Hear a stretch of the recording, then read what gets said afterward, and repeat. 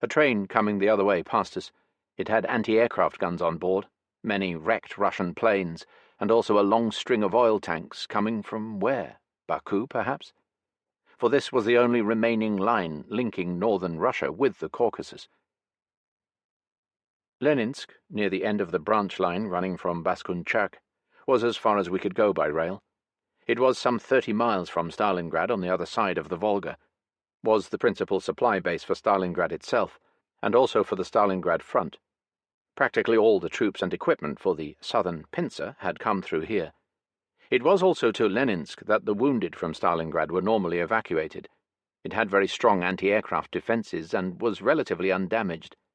It still had the appearance of an old-time district town.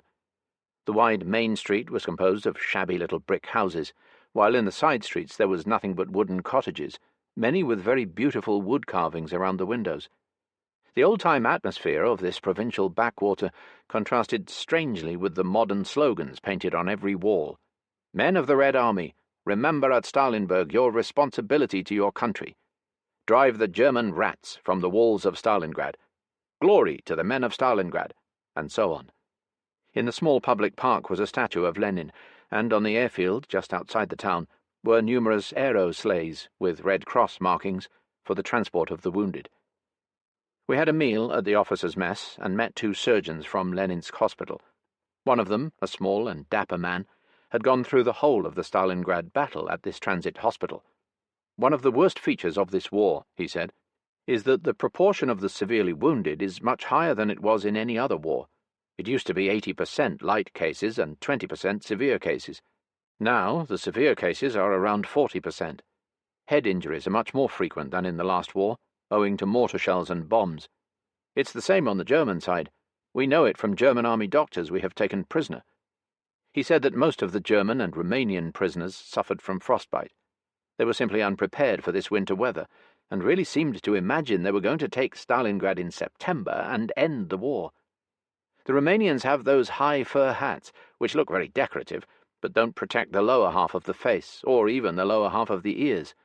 And instead of felt valinki, the Germans now have some ridiculous ersatz valinki made of straw and with wooden soles. The things are so clumsy that they can't even walk in them.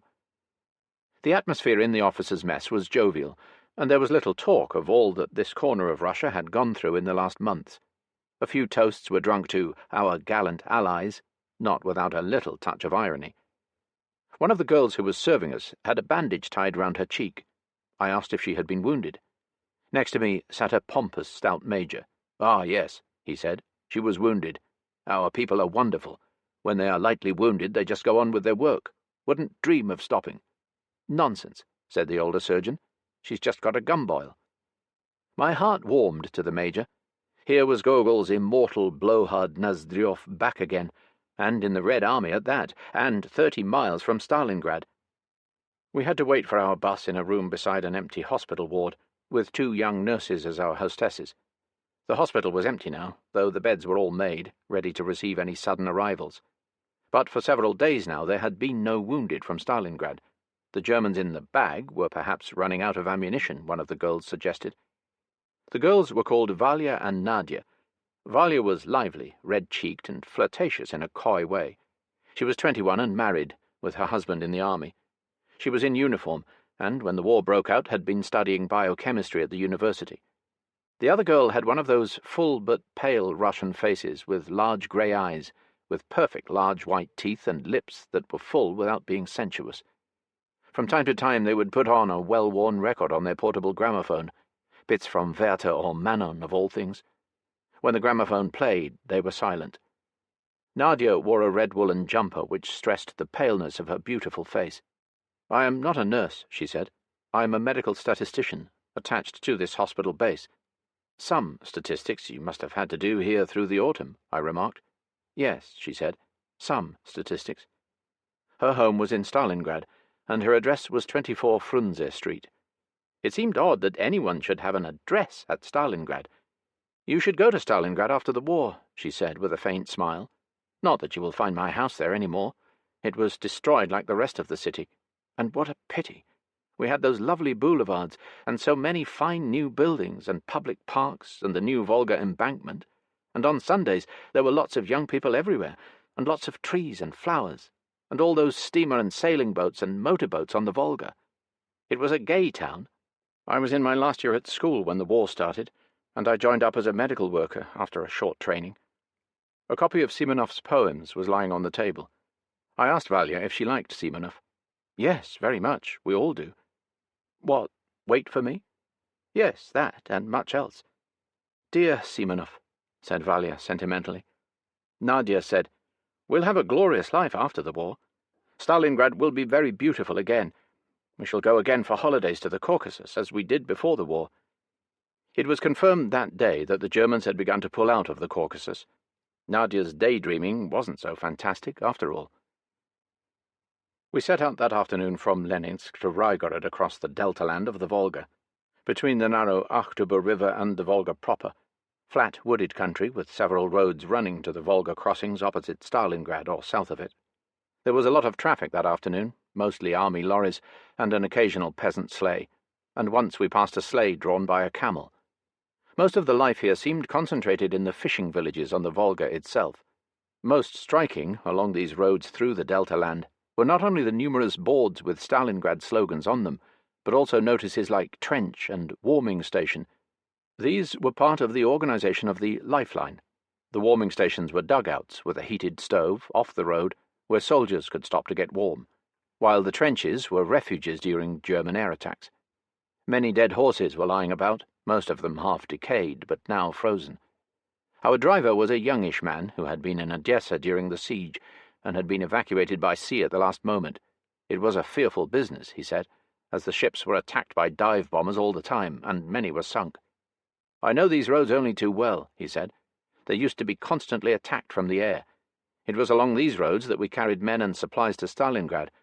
Machine gunning was the Fritz's favourite sport. They killed lots of people and horses, but especially after August we had fighters in the air, and hundreds of lorries got through daily. My worst experience was on August 23rd, during the big raid on Stalingrad. You can't imagine what it was like.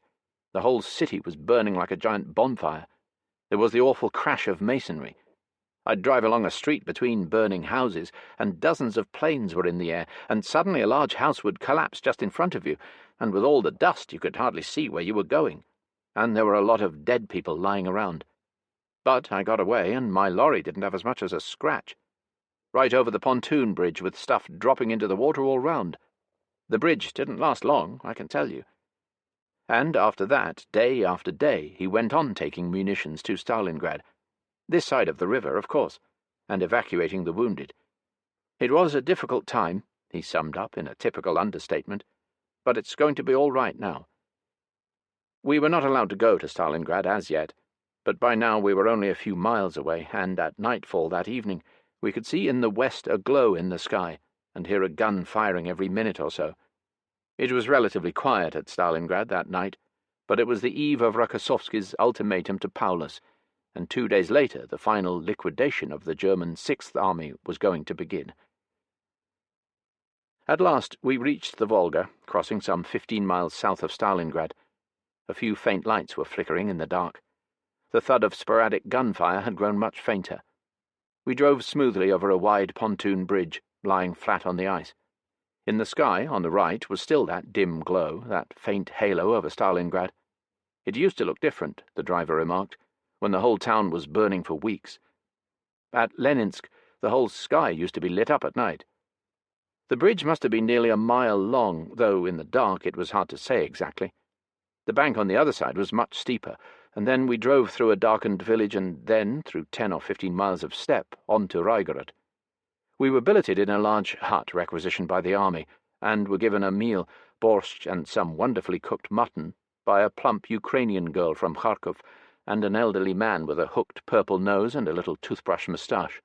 He was a Jew who had been a miner in the Donbass. He was talkative, but very gloomy, since his family had been left behind. As he plaintively pleaded for the Second Front, one felt he was pleading for his wife and children. After supper we received a visit from Major General Popov, our first contact with the command of the Stalingrad front. He had a typical Volga Russian face, with high cheekbones, lively dark eyes, and a brisk, businesslike manner. He was one of the men who had organized the transport across the Volga of a large part of Yeryomenko's army, which had struck out from here towards Kalach on November 20th. These bridges played a great part in our offensive, though not at the very beginning, for, before the river froze, most of the stuff had to be taken across in boats. In fact, our most difficult problem was to supply Stalingrad itself. It couldn't be done from here. It had to be done direct from the opposite bank. For 2 weeks before the Volga was properly icebound, hundreds of soldiers would crawl on their bellies across the thin layer of ice, dragging behind them little sleighs with a couple of ammunition boxes, as much as the ice was likely to hold. The Germans continued to shell the river. All the same, most of them got across. Now the ice on the Volga is thick enough to be used for lorries and horse vehicles, though not strong enough for tanks, but we've got plenty of bridges now. General Popov said it took 3 to 5 days to lay a pontoon bridge. In spite of all their bombing raids and reconnaissance flights, the Germans had no idea until it was too late what a large number of troops had been brought over. Most of the work was done at night, and during the day the troops were scattered in small groups over large areas. The Russians, he said, now had some American Dodges and Jeeps, but not many. They also used many trophy trucks made in practically every country in Europe. The French Renault trucks were particularly numerous. He hoped the production of these had been greatly reduced since the great RAF raids on the Paris works. Close up, too. The scene of the Manstein rout, a Cossack town under the Germans, meeting General Malinovsky. The next day, January 7th, 1943, we travelled in a blizzard across the completely flat and uninhabited Kalmuk steppes. Though it snowed heavily, it was not very cold, between -5 and -10 centigrade. We were no longer in cars, but in a dilapidated old bus, used until recently as an ambulance for taking the wounded to Leninsk. In the middle stood a small metal stove, a borzhvika, which was being conscientiously stoked with small bits of wood by Gavrila, an elderly North Russian mujik, with a kindly, rough-hewn face and a stubbly chin. He looked like a good-natured bear. Occasionally the borzhvika smoked ferociously, and the smoke mingled with the fumes of the exhaust pipe seeping into the bus through the half-broken back door. This strange-looking dismantled ambulance was typical, in a way, of the shortage of proper motor transport from which the Red Army was still suffering. Gavrila had 2 sons in the army, and had no news of one of them almost since the beginning of the war.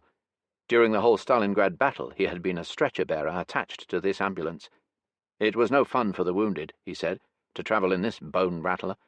But our men can stand a lot. It's true that before being sent off on their journey they always got a shot of morphine.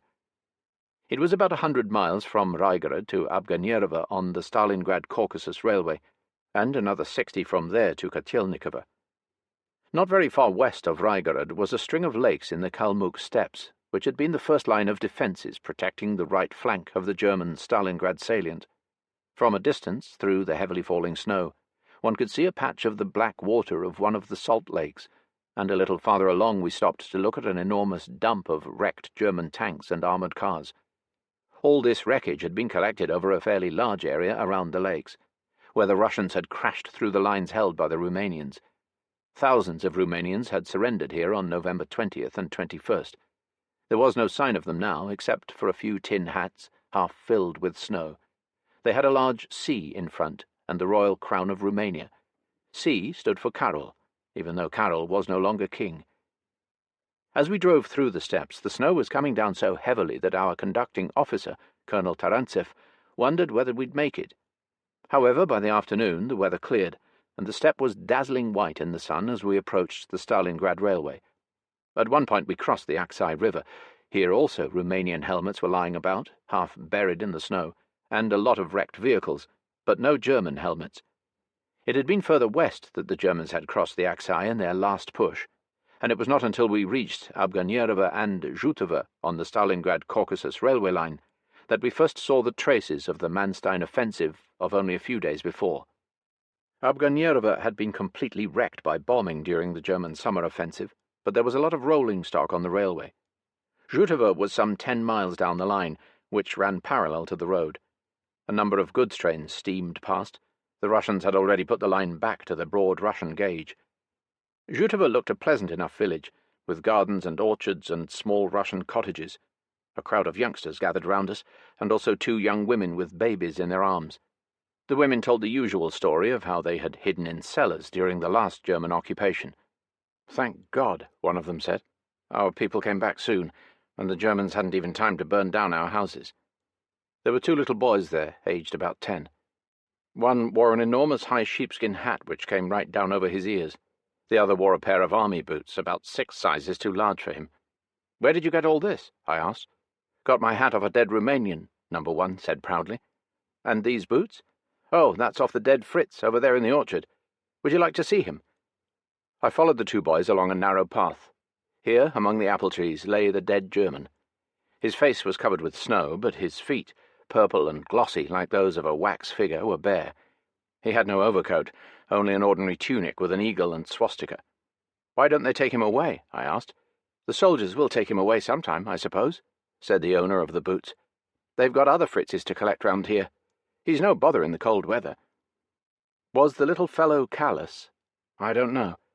The Germans had brought war so deeply into his life, had made him live so intimately in the company of death, that one could hardly blame him.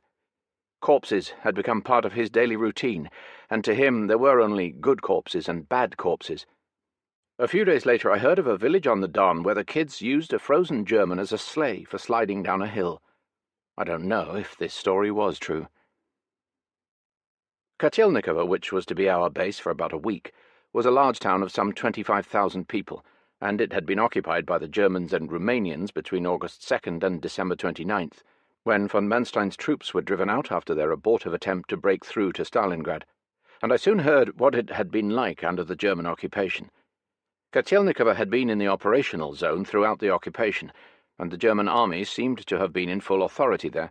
Moreover, it was considered Cossack country, and the Germans refrained here from large-scale savagery. Edgar Snow and I were billeted in a small wooden cottage belonging to an elementary teacher who was living there with her very decrepit old mother and her only child, a 15-year-old boy called Guy. Her husband was a railwayman, but had not been heard of since last June. Kotelnikovo was not a story of great German atrocities. It was simply a story of German contempt and of Russian bitterness and humiliation, as told by the 40-year-old Russian schoolteacher and her 15-year-old son. Just that, nothing more, but quite enough. It was a sprawling town, with an administrative and shopping centre, and an important railway depot. The rest of the town consisted of many long streets of wooden cottages and gardens. All round was the flat steppe of the Trans-Don country. Our house had 2 small rooms, the kitchen and the bedroom. Between the 2 was a large Russian stove, and it was very warm. Yelena Nikolaevna was exuberant, plump, with fat arms and 2 golden front teeth that glittered in the light of her one and only kerosene lamp. After presenting us to Babushka, a tiny shriveled creature who sat huddled in a corner of the kitchen near the blacked-out window, she took the kerosene lamp and showed us into the bedroom, leaving Babushka in the dark. "Babushka will be all right," she said. "She is used to peeling potatoes in the dark." In the bedroom were 2 large beds, a table and a bookcase. "What a life we've had these last 5 months," she exclaimed. "First we had some Romanians here, and then the Germans, a tank crew of 5 men. Rough, hard people. But then, I suppose, they looked upon us as enemies. Don't know what they would have been like in peacetime." A plane was zooming overhead. "That's a German plane. I know it by the sound. Makes me a bit nervous when they fly about at night. It's these transport planes that still try to take food to the Germans encircled at Stalingrad." Suddenly we heard a stick of bombs go off with a whine, and somewhere, a long distance away, there was the sound of 2 not very loud explosions. At the end of July, the secretary of the Raikom told Yelena Nikolaevna that she and her family would be evacuated, but the Germans bombed the railway station to blazes and occupied the town on August 2nd before anything could be done. So all the teachers were left behind. One of them went to see the German commandant to ask when the schools would open, but was told not yet. So the teachers were left without any jobs. The population was summoned to a meeting to elect a starosta, or mayor, but the first 2 were invalidated by the Germans, and in the end they virtually appointed a railwayman called Palyev to be starosta. He seemed a good man, but later he must have sold himself to the Germans. There were also some railwaymen who formed the local police. They would bully the local people, make them carry bricks and dig, and build fortifications for the Germans. But how did you live? One can hardly call it living. We were very short of food, 9 ounces of flour a day per person, and nothing else. I used to do some work for the Romanian officer when he lived here, but all he would give me for a whole day's washing was half a loaf. It was a shame. But then I suppose the Romanians didn't have much. Some of the soldiers, far from giving us anything, asked for food. I'd give them a slice of bread. It was better that way. They would have taken it anyway. The Germans are a proud people, very different from the Romanians. Occasionally they'd give me something, a tin of fish or a few cigarettes. All the time they were here they gave me 2 tins of fish. It wasn't much, was it? I used to wash and scrub for them all day, and they'd send me out for water to the well. It was a slave's life. And Guy, my boy, and Babushka and I had to live in the little kitchen, all huddled together, and the 5 Germans lived here in this room, some sleeping on the bed and the others on the floor. They had a lot of drink and food, and thought at first they were staying here indefinitely. In the morning they'd shout, "Matka, Wasser zum Waschen." They used to call everybody Matka, damned cheek. In the middle of December, one of the men said, "Russ nicht zurück. We've chased them 50 miles away." It's quite true, the firing could no longer be heard. But on December 28th, one of the men said, "Russ kommt zurück." You see, one wants to live, especially when you've got a young boy to look after, so I expressed no joy. 4 of them went away without a word. Only the 5th one said, "Auf Wiedersehen, Matka." They were very gloomy. They weren't so bad, those 5 Germans, but they thought we were just their slaves. In other houses they behaved much worse, and the Romanians were terrible, wouldn't leave the women alone. There was a lot of rape in the town. I didn't hear of anybody being shot, but 30 or maybe 50 people were taken away by the Germans, or perhaps they followed them voluntarily, people like the Polizei. They were going to mobilize all the young people for work in Germany, and they sent out leaflets, but I don't think they had time to do anything much. And then she described how, on the last night, the Germans set fire to all the public buildings in Kotelnikovo, but they hadn't time to burn down the whole town. There was much firing going on, and in the middle of the night the streets were empty. The Germans had gone, and the Russians had not yet come in. So this was the room where the German tank crew had lived. The house was intact, partly no doubt because it was hardly worth looting. Here was a bookcase with school texts of physics and chemistry and Russian literature, and a lot of family photographs on the wall, and the Germans had left behind, how odd to find it here in the wilds of the Transdon steppes, a map and index of the Paris metro, and a copy of the Wittgensteiner Zeitung of December 4th, with an editorial, "50, Geburtstag Francos, der Ehrete Spaniens." The next morning we met Guy, Elena Nikolaevna's 15-year-old son. He was fairly tall, but extraordinarily thin. He had a bright, intelligent, slightly monkey-like face, and spoke beautiful Russian in a clear, silvery voice. "Is that what the Germans have reduced you to?" I said. "No, I was always rather thin. But it was, of course, upsetting to live under the Germans. They got on one's nerves, and also we didn't have enough food. But when I went with Mother last year to Stalingrad to see a well-known specialist, he said I was quite all right, just a little anemic. I'm sorry I wasn't here last night, but when the Germans were here I never went out at night, and very seldom even during the day. One just didn't feel like it. Now I go out to see my comrades, the ones I used to go to school with." "Yes, it's a blessing," said Elena Nikolaevna. "Guy will now be able to go to school again.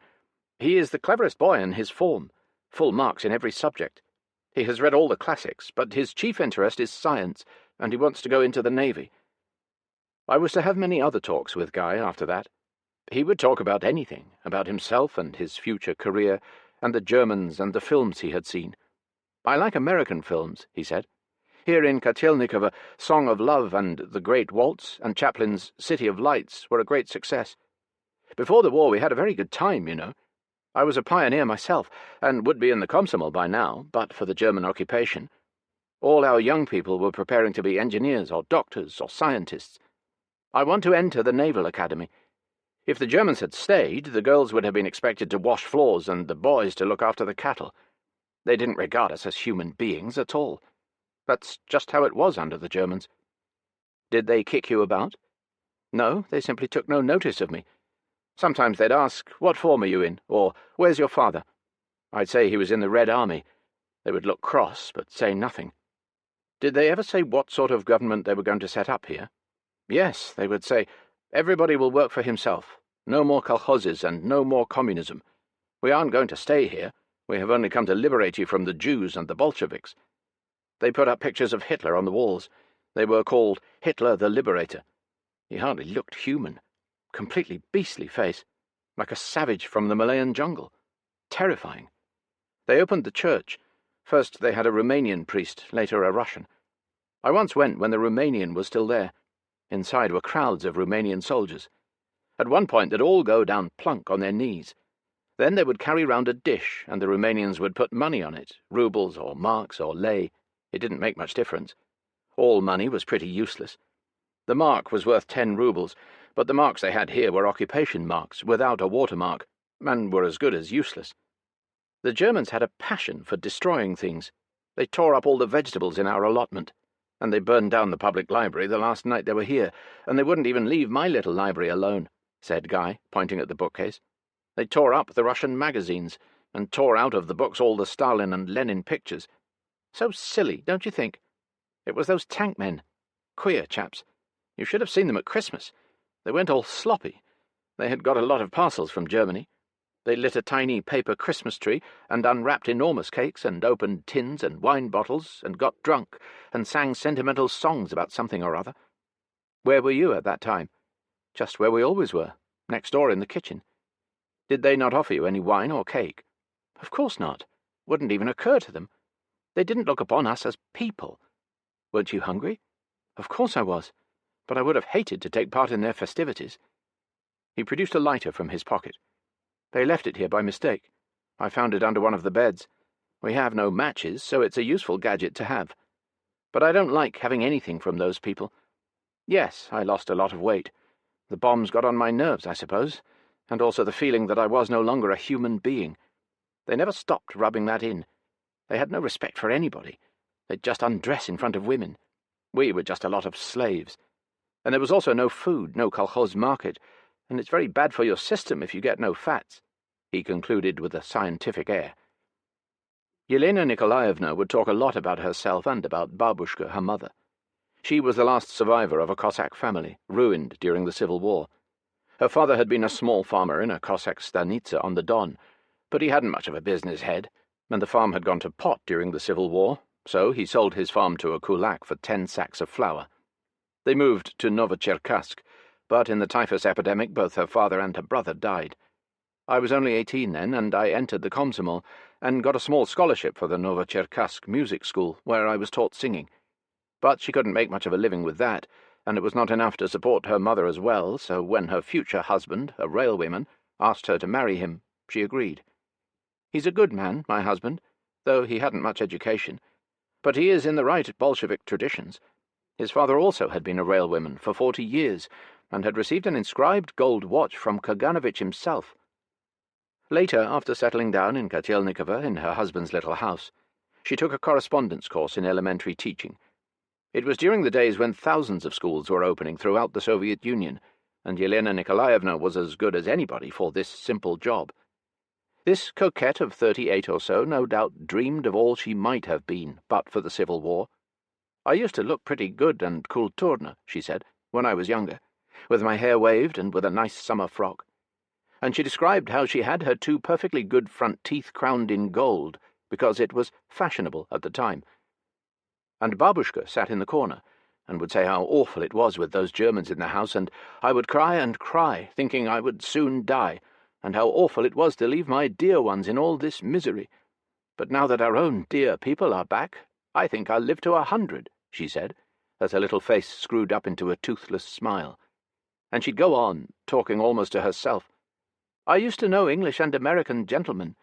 My husband used to be an izvozchik, had a fine phaeton on springs. He used to drive English and American gentlemen across the Don. They were engineers. That was a long time ago, still under the Tsar. And Yelena Nikolaevna's husband, the railwayman? They had last heard of him in June 1942. He was at Voronezh then. Now that the postal service had been restored at Kotelnikovo, they might hear from him soon. They might, or they might not. You can say what you like, Yelena Nikolaevna said one day. Not that anybody had said anything. But our Soviet regime is a good regime. Even Babushka, to whom it was all very strange at first, has now become very fond of it. And look at this little house of ours. 5 rubles rent a month is all I pay. You wouldn't get a house so cheap in any other country. Here was, indeed, a strangely mixed family.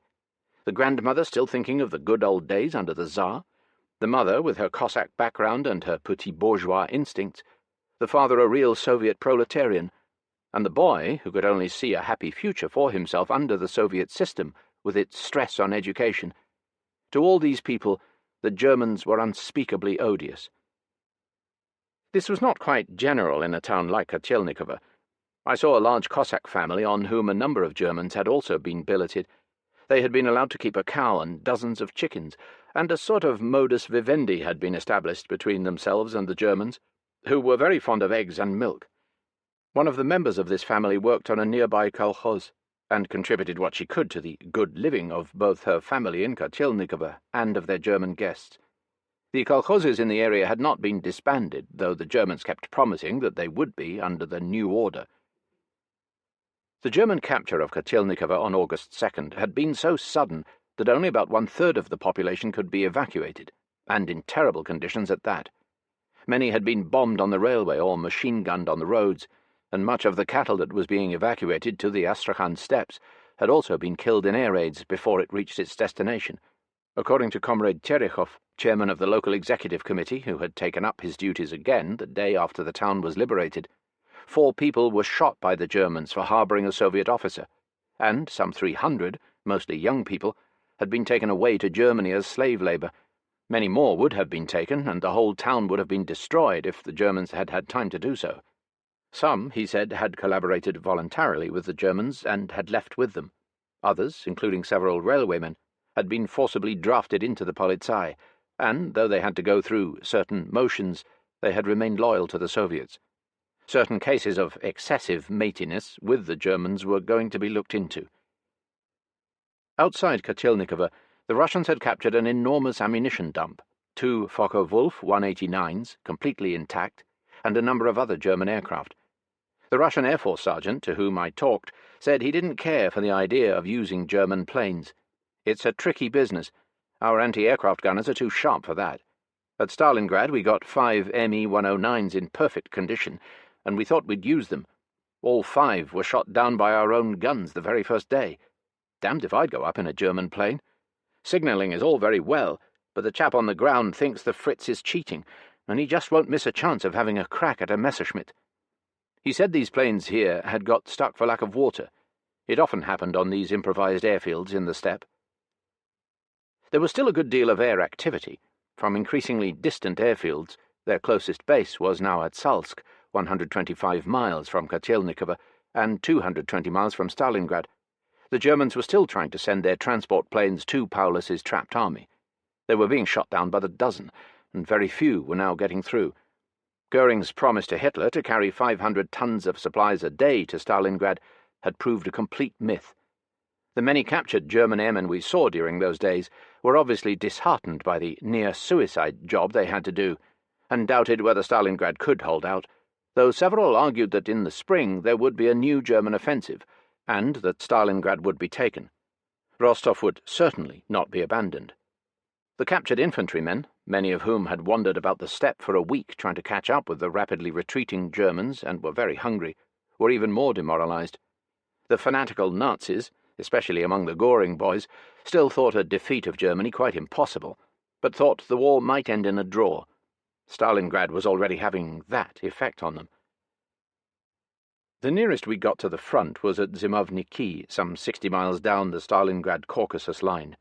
The Germans had cleared out of the town only 2 days before, and were now fighting a stiff rearguard action some 5 miles south of it. There was intense air activity. As we approached Zimovniki across miles and miles of completely flat, snow-covered steppe, we passed another enormous ammunition dump the Germans had abandoned in a hurry. Russian fighters zoomed overhead every minute. Dogfights were going on not far away, and the fighters were also pursuing the retreating Germans. But they were now retreating more slowly. The remnants of their 2 tank divisions, which had tried to break through to Stalingrad, had been reinforced by the SS Viking division, brought up from the Caucasus. Gunfire could be heard very clearly, and once a shell landed a short distance away, a cloud of yellow smoke rising from it. Now and then there came from the south a loud booming noise. That was the famous Russian Katyusha mortar in action.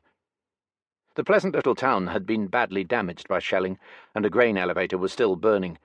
The local inhabitants told much the same story as in other liberated towns. During the 4 days' fighting at WWII, they had hidden in cellars with very little food and only snow to suck instead of water. The street signs were still in Romanian or German, and on the pedestal of the Lenin statue there was only half a leg still standing. The big clubhouse had been used as a barracks by the Germans. The whole floor was covered with bundles of straw on which they had slept.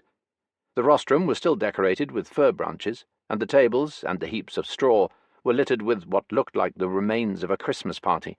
Dozens of empty wine and brandy bottles, mostly French, empty tins and German cigarette and biscuit cartons. Here also lay a pile of magazines, one of them showing German soldiers basking in deck chairs on a veranda overlooking the Black Sea. Was this Anapa? And carrying a touristy article on Der herrliche Kaukasus und die Schwarzseeküste. So they had already been making themselves at home in the Caucasus. The magazine was only 3 weeks old. Now they were beating it from the Caucasus as fast as their legs would carry them. Much grimmer was the sight in the little park behind the clubhouse. Russian soldiers were digging a common grave for the Russians who had been killed at WWII only 2 or 3 days before. There, in the park, 70 or 80 Russian corpses were placed in rows, in horrible frozen attitudes, some sitting up, some with their arms wide apart, some with their heads blown off. Also some elderly, bearded men and young boys of 18 or 19 with open eyes. How many common graves like this were being dug every day along the 2,000-mile front. Marshal Malinovsky, Mr. Khrushchev's Minister of Defence, now very heavy, stout, and seemingly humourless, and well over 60, was a very different man in 1943.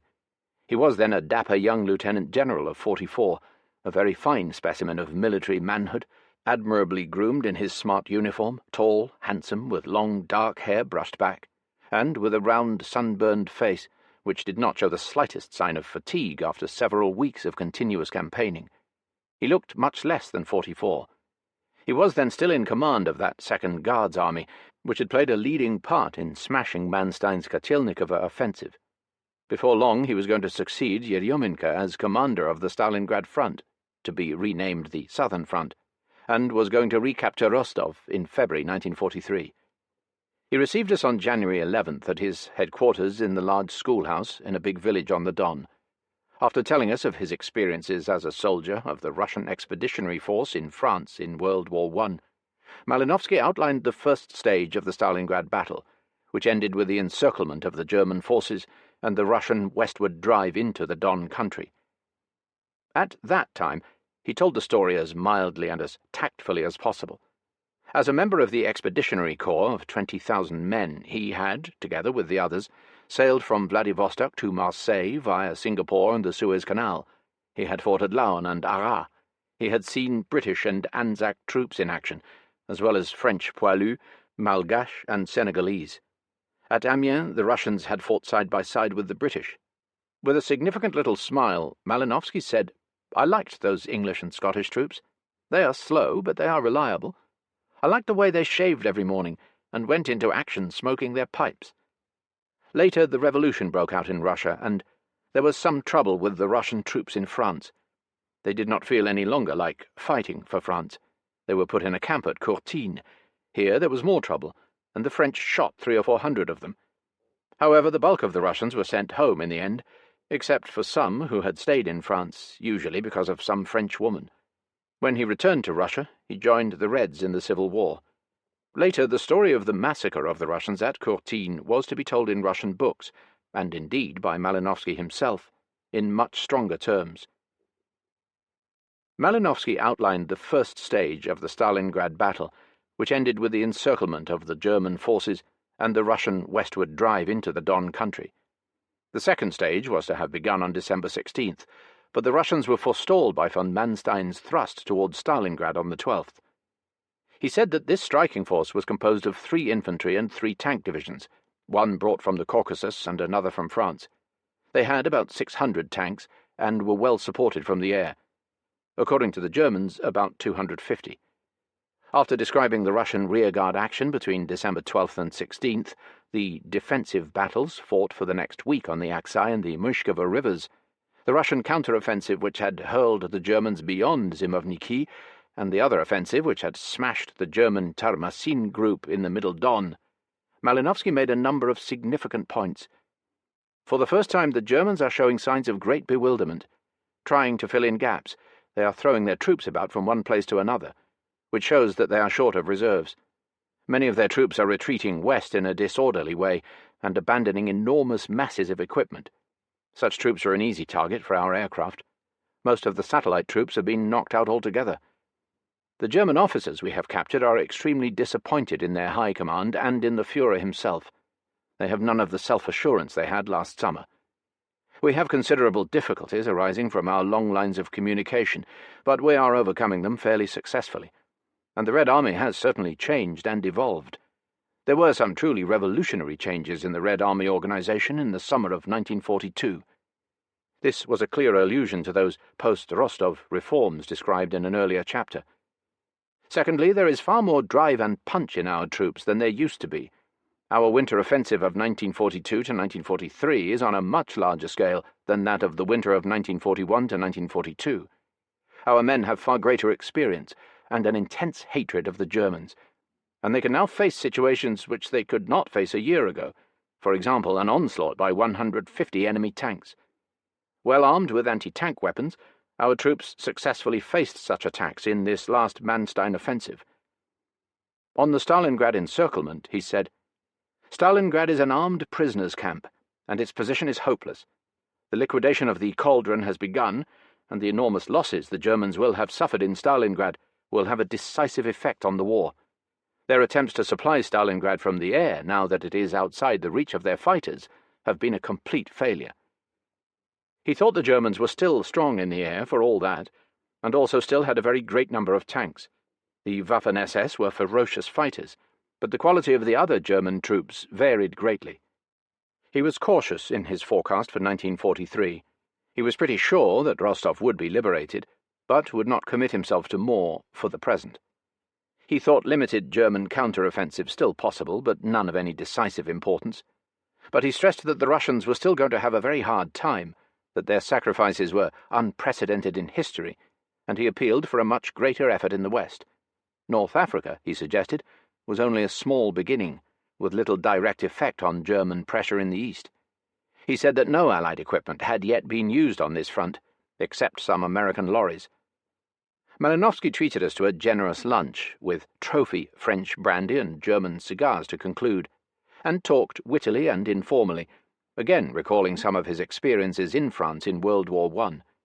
His toast was uttered with great warmth and friendliness. "Victory," he said, "is the sweetest moment in the life of every soldier, and I am sparing no effort to achieve it. We Soviet people realize the technical difficulties of a second front in Europe.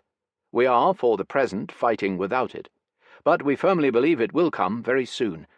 Show your people how pure and clear our aims and motives are. We want freedom, and let us not quibble over certain differences in our conception of freedom. These are a secondary matter, and we want victory so that there may be no war again." That evening, after seeing some more German airmen who had just been brought down, we travelled through a blizzard back to our Kotelnikovo base. There were many heavy snowfalls throughout the first half of January, but the weather was relatively mild, usually between -5° and -10° centigrade. It was not till towards the end of the Stalingrad mopping up, that is, the second half of January and the early days of February, that the frost became truly ferocious, -30° and -40° centigrade. I was, indeed, going to find this out for myself, for a fortnight later I was to return to the Stalingrad area, and this time to Stalingrad itself. Chapter 5. Stalingrad. The Agony. On January 1st, Sovinform published a very long special communiqué on the results of the first 6 weeks of the Russian offensive in the Stalingrad and Don areas. Not only, it said, had 22 enemy divisions been surrounded, but 36 had been smashed in the 6 weeks' fighting. We need not quote here the figures of the enemy tanks, planes, guns, etc., captured or destroyed. They were obviously exaggerated. For instance, 3,250 tanks and 1,800 aircraft. In an interview on the 20th anniversary of the Battle of Stalingrad, published in Pravda on February 10, 1963, Marshal Malinowski gave the following figures for German losses, including all that was finally captured or destroyed in the Stalingrad bag during that battle, that is, up to February 2nd. 2,000 tanks, 2,000 planes, over 10,000 guns and mortars, and 70,000 motor vehicles. Except for the last, these figures are less than the Sovinform Bureau statement claimed on January 1, 1943, a statement which did not cover what was to be captured later in the Cauldron. What was interesting, in the light of subsequent attempts to minimize Zhukov's role in the planning and execution of the Battle of Stalingrad, was the concluding statement. These operations took place under the command of Colonel General Vatutin, commander of the Southwest Front, Colonel General Yeryomenko, commander of the Stalingrad Front, Lieutenant General Rokossovsky, commander of the Don Front, Lieutenant General Golikov, commander of the Voronezh Front, and under the general leadership of Army General Zhukov, Colonel General Vasilievsky, and Colonel General of Artillery Voronov. There now remained the job of liquidating the German Stalingrad cauldron. The trapped Germans had nothing more to hope for. Not that the troops in the Stalingrad trap were yet fully aware of the whole ghastly truth. The officers kept telling them not to be unduly disturbed by the rapidly diminishing food rations. The Führer would see to it that everything turned out all right, despite von Manstein's failure to break through. And in any case, they were told, their presence in Stalingrad was a great embarrassment to the Russians, and, in the general scheme of things, a great service to the Führer and the fatherland. Paulus's forces had been encircled since November 23rd, and their supplies were running down. Goering's promises to fly 500 tons of food, fuel, and ammunition a day to Stalingrad had proved a mirage. Before long, the Luftwaffe was only bringing in 100 tons a day, and, towards the end of December, even less. The number of planes lost was growing daily. By the middle of December, the troops began to eat what was left of the Romanian Cavalry Division's horses. The Germans' growing shortage of ammunition made an enormous difference to the troops of the Russian 62nd Army, still holding the Stalingrad bridgeheads. It was now almost safe to carry large dishes of hot food to the front-line troops in broad daylight, barely 40 yards away from the German lines. It was equally safe, according to Stalingrad standards of safety, for whole convoys of horse sleighs to cross the Volga during the day. At the end of December, Grossman wrote in Red Star, "Those Germans who, in September, broke into houses and danced to the loud music of mouth organs, and who drove about at night with their headlights full on, and who, in broad daylight, would bring up their shells in lorries, these Germans are now hiding among the stone ruins. Now there is no sun for them. They are rationed to 25 or 30 rounds a day, and they are to fire only when attacked. Their food ration is 4 ounces of bread and a little horseflesh. There, like savages grown over with wool, they sit in their stone caves, gnawing at a horse's bone. Fearful days and nights have come to them. Here, in the dark, cold ruins of the city they have destroyed, they will meet with vengeance. They will meet it under the cruel stars of the Russian winter night." Such was the outlook inside Stalingrad itself. It was no better in the open steppes, nearer the centre of the Ring, at Gumrak, or the airfield of Pitomnik, which so few of the Junker 52s were now succeeding in reaching. The Germans in the west had been driven far away, into the Salsk steppes and beyond the Donets, and the Germans at Stalingrad were hopelessly isolated. During the first week of January, the troops of the Don front under Rokossovsky and Voronov were preparing, in the steppes between the Don and the Volga, for the final onslaught. Knowing, however, that the Germans still had much equipment inside the Ring, and in order to avoid unnecessary bloodshed, General Voronov, representative of the General Headquarters of the Supreme Command of the Red Army, and General Rokossovsky, commander of the Don front, sent an ultimatum to Colonel General Paulus on January 8th. The German 6th Army, formations of the 4th Panzer Army, and units sent to them as reinforcements, have been completely surrounded since November 23rd. The German troops rushed to your assistance have been routed, and their remnants are now retreating towards Rostov. The German air transport force, which kept you supplied with starvation rations of food, ammunition, and fuel, is frequently compelled to shift its bases, and to fly long distances to reach you. It is suffering tremendous losses in planes and crews, and its help is becoming ineffective. Your troops are suffering from hunger, disease, and cold. The severe Russian winter is only beginning. You have no chance of breaking through the ring surrounding you. Your position is hopeless, and further resistance is useless. Voronov and Rokossovsky therefore offered a termination of hostilities and a capitulation on the usual terms. Arms, equipment, and munitions to be turned over to the Russians in an organized manner and in good condition. Life and safety guaranteed to all soldiers and officers who cease hostilities, and upon the termination of the war their return to Germany, or to any country the prisoners of war may choose. All prisoners may retain their uniforms, insignia, decorations, and personal belongings, and in the case of high officers their sidearms. All prisoners will be provided with normal food, and all in need of medical treatment will be given it. The ultimatum finally stated where Paulus's representative, travelling in a passenger car flying a white flag, was to appear at 10 a.m. on the following morning, January 9th. The ultimatum ended with the warning that if it was rejected, the Red Army and Air Force will be compelled to wipe out the surrounded German troops, and that you will be responsible for their annihilation. The ultimatum was rejected, but not quite offhand. The German generals must have taken time to consult Hitler and to think it over. Afterwards, Russian officers at Stalingrad told me that after the presentation of the ultimatum there was a short, uncanny truce, when no guns were fired on either side. Not only the official Russian envoys, but also some other Russians, including a staff officer I knew, ventured right across the no-man's land and actually talked to some Germans, urging them to lay down their arms. But Hitler would not hear of any capitulation, and von Manstein too now thought it in his own interests to sacrifice the German and Romanian troops in the Stalingrad bag, and failed to inform Paulus of the real situation, thus leaving him to grope in the dark. At 8 a.m. on January 10th, the Russian attack was begun with a barrage from 7,000 guns and mortars along the southern and western side of the pocket, the density of the barrage reaching in some places 170 guns or mortars per kilometre. Russian planes were meantime bombing the German positions farther inland. After an hour, Russian tanks and infantry were thrown in. Despite some desperate resistance from the Germans, who had strongly fortified the whole area, the Russians advanced in some places during the first day between 3 and 5 miles. As a Russian writer wrote, "The enemy suffered enormous casualties from our barrage.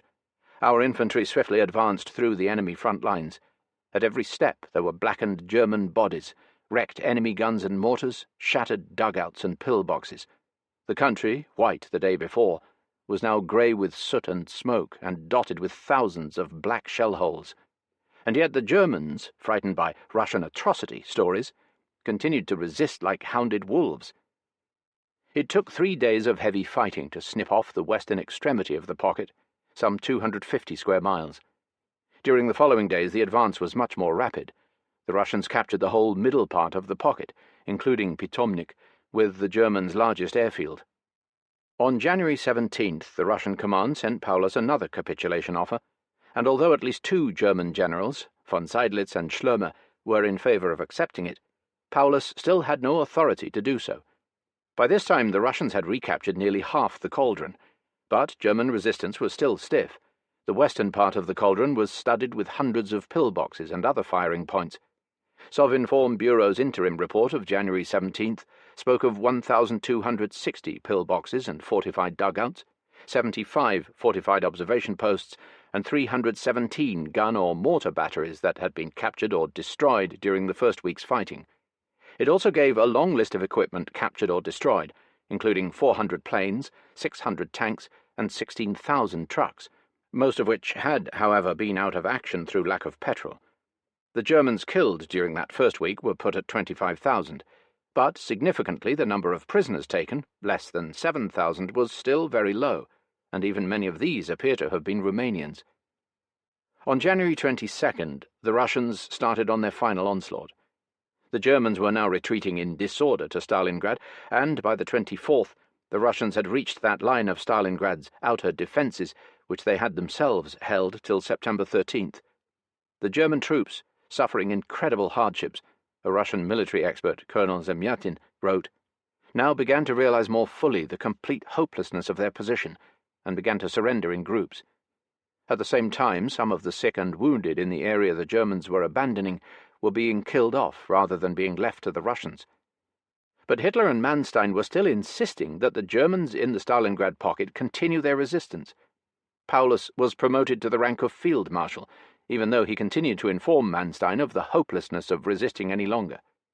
According to some German accounts, the demoralization among both soldiers and officers was now rapidly growing, and there were ugly scrambles at Gumrak, the last German airfield, where officers paid large bribes to airmen for a seat on the last departing planes.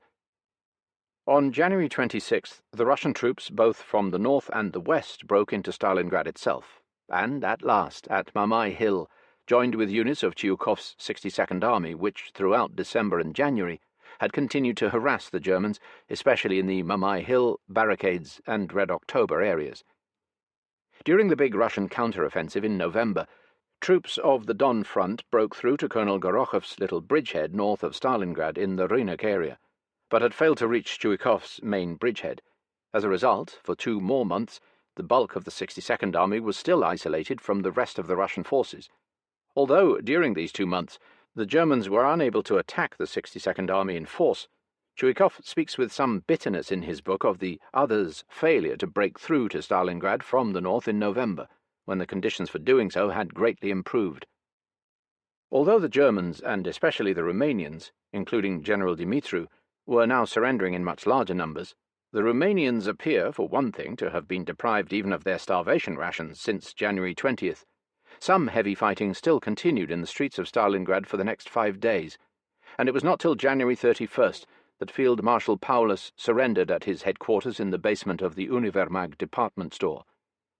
Later, when I got to Stalingrad, I heard the story from the man who had captured Paulus, a youngster with a turned-up nose, fair hair, and a laughing face, Lieutenant Fyodor Mikhailovich Yelchenko, whom one could not imagine being called anything but Fyodor.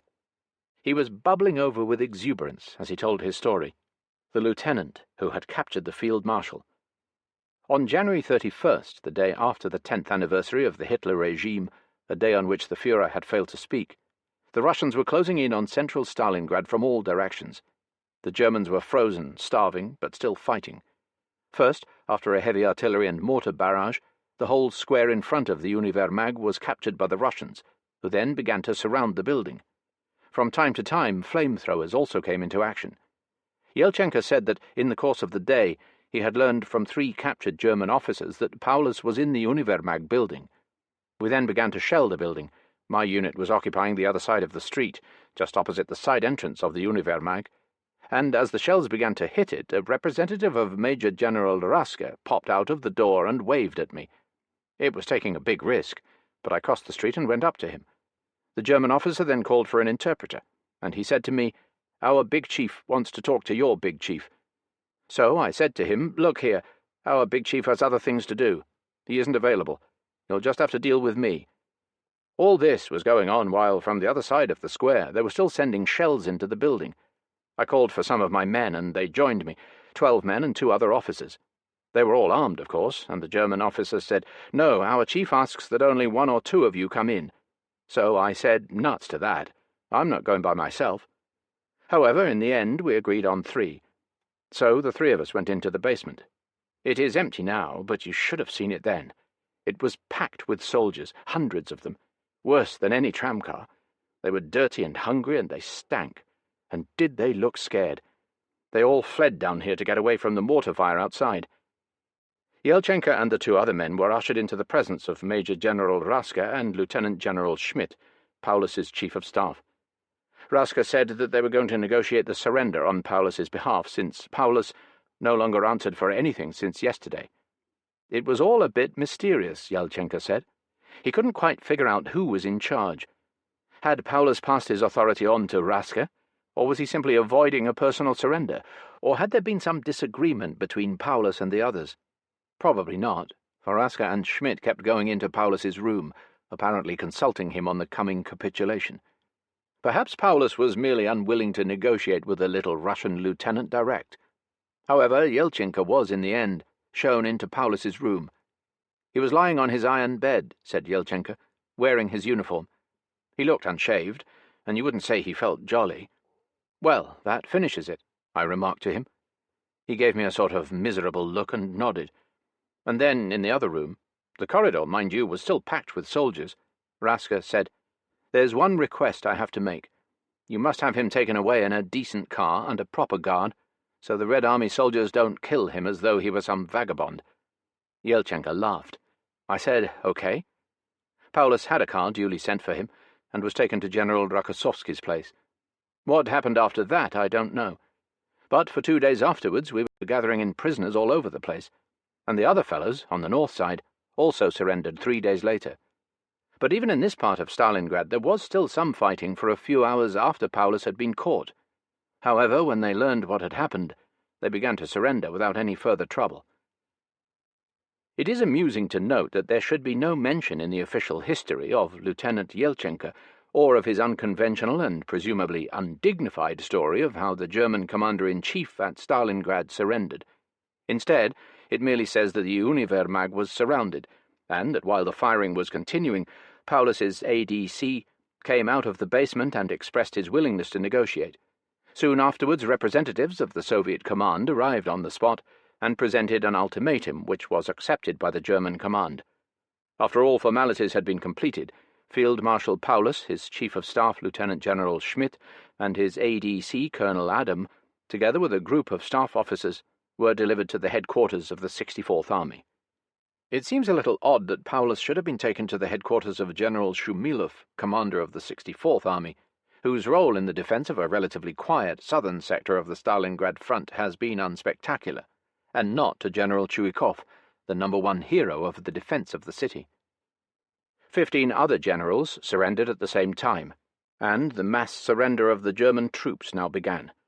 A last pocket in the northern part of Stalingrad was, however, still holding out. Russian planes showered leaflets on this last group. To these were attached real photographs of Paulus being questioned by a Russian general. Perhaps there were no facilities for manufacturing a block in a hurry, or perhaps a real photograph seemed more convincing. In the end, the Russians had to use heavy artillery before this last group of Germans finally surrendered on February 2nd. Among these were 8 more generals, including some of the more fanatical Nazis, such as Lieutenant General von Arnim, a cousin of the other von Arnim of North African fame. Over 40,000 German soldiers and officers now surrendered. According to the official Russian announcement made on February 2nd, 330,000 men had been encircled in November, but between November 23rd and January 10th, when the liquidation of the Stalingrad pocket began, 140,000 men had died in the fighting, or from hunger and disease. By January 10th, according to Colonel von Kolovsky, the general quartermaster of the 6th Army, there were 195,000 men to be supplied, including police and TOT personnel. The TOT organization, often using foreign labor, was concerned with the building of roads, fortifications, etc. 24 generals, including a field marshal, had been captured, besides 2,500 other officers. The final number of prisoners was now put at 91,000, which meant that about 100,000 men had been killed or died between January 10th and February 2nd, and over 200,000 since the November encirclement. The booty enumerated in this final report on the entire operation since January 10th mentioned 750 planes, 1,550 tanks, 480 armoured cars, 8,000 guns and mortars, 61,000 trucks, 235 munitions dumps, and vast quantities of other equipment. In their final report to Stalin, Lieutenant General Rokossovsky and his Chief of Staff, Lieutenant General Malinin, wrote, "Carrying out your order, the troops of the Don Front at 4 p.m. on February 2nd, 1943, completed the rout and destruction of the encircled group of enemy forces in Stalingrad. 22 divisions have been destroyed or taken prisoner. The military operations in the city and area of Stalingrad have ceased." Russia was not noisily exultant, but happy, truly happy for the first time since the war had begun. Now everybody knew that victory would come. There was a feeling of deep but not vociferous national pride. It was clear at last that all the sufferings and hardships and loss of life had not been in vain. And it was 1,000 times right that the Germans should now proclaim their 3 days of national mourning, a humiliation the Nazi government and the German people had so amply deserved. No one doubted that this was the turning point in World War II. On the next day, the Russian papers published the first photographs of the surrender, long black serpents of German war prisoners winding their way across the ice of the Volga. Paulus, with a very strained look, seated at a table in a small room and being questioned by Generals Rokossovsky and Voronov, and a young man, Major Djatlinka, interpreting, and a picture of a number of captured generals standing on a snowy field. Standing to one side and frowning and almost turning his back on the Germans stood General Dimitriu, wearing a tall sheepskin hat. He had obviously a grudge, for had not the Germans deprived the Romanians of even their starvation ration 12 days before? The papers also printed histories of the Sixth Army, which, under von Reichenau, had invaded Belgium and had entered Paris, and had then taken part in the invasion of Yugoslavia and Greece. In 1942 it had broken through from Kharkov to Stalingrad. Hitler was particularly proud of this army and of its enormous striking power. There were also biographies of Paulus, who had fought in World War I, and more recently in Poland and France. The Germans had started the rumour that Paulus had committed suicide. 2 days later I was to see him and the other Stalingrad generals in the flesh. Chapter 6. Close-up. Stalingrad at the time of the capitulation. Our 2 planes landed in the early afternoon of February 3rd in the middle of a vast snow-covered steppe. It was sunny and very cold, with a fierce wind blowing from the east. There was a village at the edge of the airfield and a few administrative buildings. Tufts of white smoke were rising from the chimneys. There was no bomb damage. We were somewhere northwest of Stalingrad. This was the largest party of foreign correspondents, about 20, taken anywhere since the beginning of the war. Only 6 or 7 were taken on the Kotelnikovo trip described in Chapter 4. The night before I had listened to the German radio. They were playing lugubrious Wagnerian music, the Siegfried funeral march over and over again, and Ich hatte einen Kameraden. Götterdämmerung, a nice word which must have given Hitler the creeps. Ich hatte einen Kameraden. Yes, and not just one, but 330,000 of them. At the Air Force canteen, where we had to wait for a long time, there were 3 Soviet correspondents in army uniform, Allende of Red Star, Rasovsky of Izvestia, and another man whose name I forget. They had been to Stalingrad off and on. Allende talked about Gumrak, just west of Stalingrad, where he had witnessed the biggest slaughter of Germans ever. The place is just littered with thousands of them. We got them well encircled, and our Katyushas let fly. God, what a massacre! And there are thousands and thousands of lorries and cars, most of them dumped in the ravines. They had neither the time nor the means to destroy them, and thousands of guns. 60 or 70% of the lorries and guns can be repaired and used again, and we actually captured a food dump 4 or 5 days before the end. How they must have kicked themselves for having lost that. They are uncanny and terrifying, one of the others said. Some of those surviving villages in the pocket, for some of them did survive. A few peasants are still there. Fortunately, most of the others had been driven beyond the Don long before the encirclement. Even in that tiny area there was a brand of partisans. Well, not exactly partisans, but desperate people who were hiding, waiting for our troops to come up. There was a half-demented old man who, taking advantage of the general bewilderment among the Germans, that was an hour before we arrived, hid in a hole in the ground and managed to shoot 12 Fritzes. He had a score to settle with them. Somebody said they had raped his daughters or something, but I never found out exactly. Then a gruff captain with a drooping moustache who had just come in joined in the conversation. He talked about the tremendous amount of equipment the Germans had abandoned at Pitomnik and its airfield, where the fighting had been very stiff. The Germans had an enormous concentration of pillboxes, which, in the end, had had to be smashed by a powerful barrage of guns and Katyushas. The place is now littered with thousands of dead, frozen Fritzes. Our guns also smashed nearly all the planes on Pitomnik airfield, several Ju-52s among them. Before the war, Pitomnik was a wonderful fruit tree nursery. The finest apple, pear, and cherry trees were grown there. Now everything is destroyed. Close by, he went on, we found an open-air camp for Russian prisoners. Yes, open air, with barbed wire round it. It was dreadful. There were originally 1,400 men there, whom the Germans forced to work on fortifications. Only 102 survived. You might say the Germans had nothing to eat themselves, but the starvation of the prisoners began long before the encirclement. Unfortunately, finding a few half-dead people lying there among the many frozen corpses, our men started there and then to feed them on bread and sausage, and several died as a result. A couple of young soldiers then joined us. One was an Ukrainian who talked of his parents and wife who were in Kiev. He had had no news from them. "But the way things are going," he said, "we may soon be there." And he grinned. "Yesterday," he said, "I went down to the Volga hoping to catch some fish through a hole in the ice, and there I saw thousands of German prisoners being taken across the river. God, they looked a mess. Dirty, long shaggy beards some of them had. All of them were unshaven. A lot of them had ulcers and boils, and their clothes were terrible. 3 of them just collapsed and died of cold there and then. We try to feed them and give them what clothes we can spare," one of the Russian correspondents said with a look of distaste. "But many of them are far gone, and there just isn't any hospital accommodation for them at Stalingrad. So they have to be marched to a sorting-out camp first. I shouldn't worry about them too much," said the Ukrainian. "Think what they've done to our people. And how do I know they haven't killed or starved to death my wife or my father and mother?"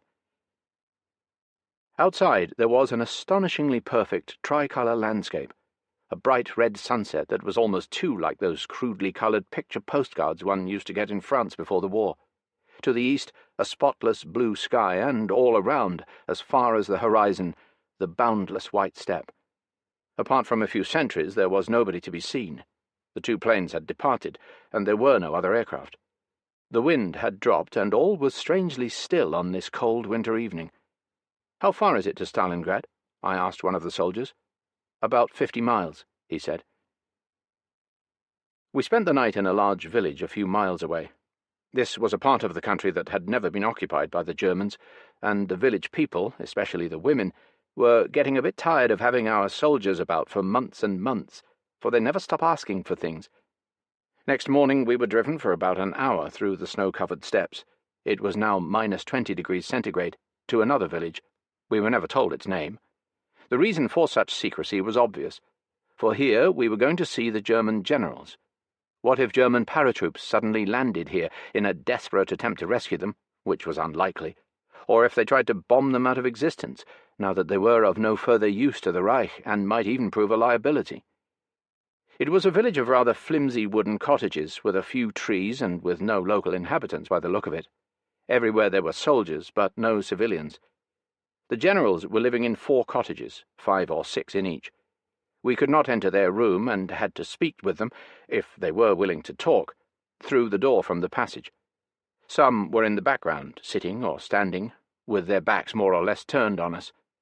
It was rather like being in the zoo, where some animals showed interest in the public, and the others sulked. Some of those in the background turned to the door from time to time, and glared. The first thing that hit you in the eye were their orders, medals, crosses, some of them almost like mantelpiece ornaments, pinned to their uniforms. Some were wearing monocles, looking like caricatures of Erich von Stroheim, almost too good to be true. But they varied a lot. Some tried to make the best of it. General von Seydlitz, who was before long to play an important part in the Free Germany set-up, tried to see the funny side of it all. So did General Dubois, who grinned and said, as if asking us not to be frightened, that he was an Austrian, and General von Schlömer, who also grinned and said, come on, now what do you want to know?" and familiarly patted one of our conducting officers on the shoulder, and, pointing to his new epaulets, said, "Was? Neu?" with a comic look of surprise, and an almost approving nod, as much as to say, "Well, I suppose you are a real army by now." The most unpleasant of them was General von Arnim. He was enormously tall, with a long twisted nose, and a look of fury in his long horse-like face with its popping eyes. He had a stupendous display of crosses and medals. When somebody asked why the Germans had allowed themselves to be trapped at Stalingrad, he snarled, "The question is badly put. You should have asked how we held out so long against such overwhelming numerical superiority." One of the sulking ones in the background then said something about hunger and cold. When somebody suggested that the Russian army was perhaps better than the German army, and certainly better led, von Arnim snorted and went almost purple with rage. I then asked how he was being treated. Again he snorted. "The officers," he said reluctantly, "are correct. But the Russian soldiers, das sind Diebe, das sind Halunken, so eine Schweinerei," he fumed. "Impudent thieves! They stole all my things. Eine Schweinerei! 4 Koffer! 4 suitcases, and they stole them all. The soldiers, I mean," he added as a concession. "Not the Russian officers. Die Offiziere sind ganz korrekt." These people had looted the whole of Europe, but what was that compared with his 4 suitcases? When a Chinese correspondent asked about Japan, he said stiffly, with another devastating glare, "We immensely admire our gallant Japanese allies for their brilliant victories over the English and the Americans, and wish them many more victories." Then he was asked what all those crosses and mantelpiece ornaments were, and he rattled them off, one after another. The golden frame with the black spider of a swastika was, he said, the Deutsche Kreuz in Gold, and the Führer himself had designed it. "One would have thought that you'd have a slight grudge against the Führer," somebody suggested. He glared and merely said, "The Führer is a very great man, and if you have any doubts, you will soon have occasion to put them aside." The man was one of the few German generals who was to keep completely aloof during the rest of the war from the Free German Committee. One thing was astonishing about these generals. They had been captured only a couple of days before, and yet they looked healthy and not at all undernourished. Clearly, throughout the agony of Stalingrad, when their soldiers were dying of hunger, they had continued to have more or less regular meals. There could be no other explanation for their normal, or almost normal, weight and appearance. The only man who looked in poor shape was Paulus himself. We weren't allowed to speak to him. He was only shown to us so that we could testify that he was alive and had not committed suicide. I later learned that he had firmly refused to make any statement. He stepped out of a large cottage, it was more like a villa, gave us one look, then stared at the horizon, and stood on the steps for a minute or two in a rather awkward silence, with 2 other officers, one of whom was General Schmidt, his chief of staff. Paulus looked pale and sick, and had a nervous twitch in his left cheek. He had a more natural dignity than the others, and wore only 1 or 2 decorations. The cameras clicked, and a Russian officer politely dismissed him, and he went back into the cottage. The others followed, and the door closed behind him. It was over. In the village, the soldiers were joking about some of the German generals. "They're damn lucky," one of them said, "living in decent houses and getting 3 big meals a day. And some of them have still got plenty of cheek. I must tell you a funny story. It's a fact. They have a girl barber, a Russian army girl, to go and shave them every morning. One of them got fresh with her the very first day and pinched her bottom. She resented it and slapped his face. He's now so scared of having his throat cut that he won't shave any more, and is growing a beard." We were driven to another village where we were received by General Malinin, General Rokossovsky's chief of staff. Malinin had a strong, typically North Russian face. He was a native of Yaroslavl, and was now 43.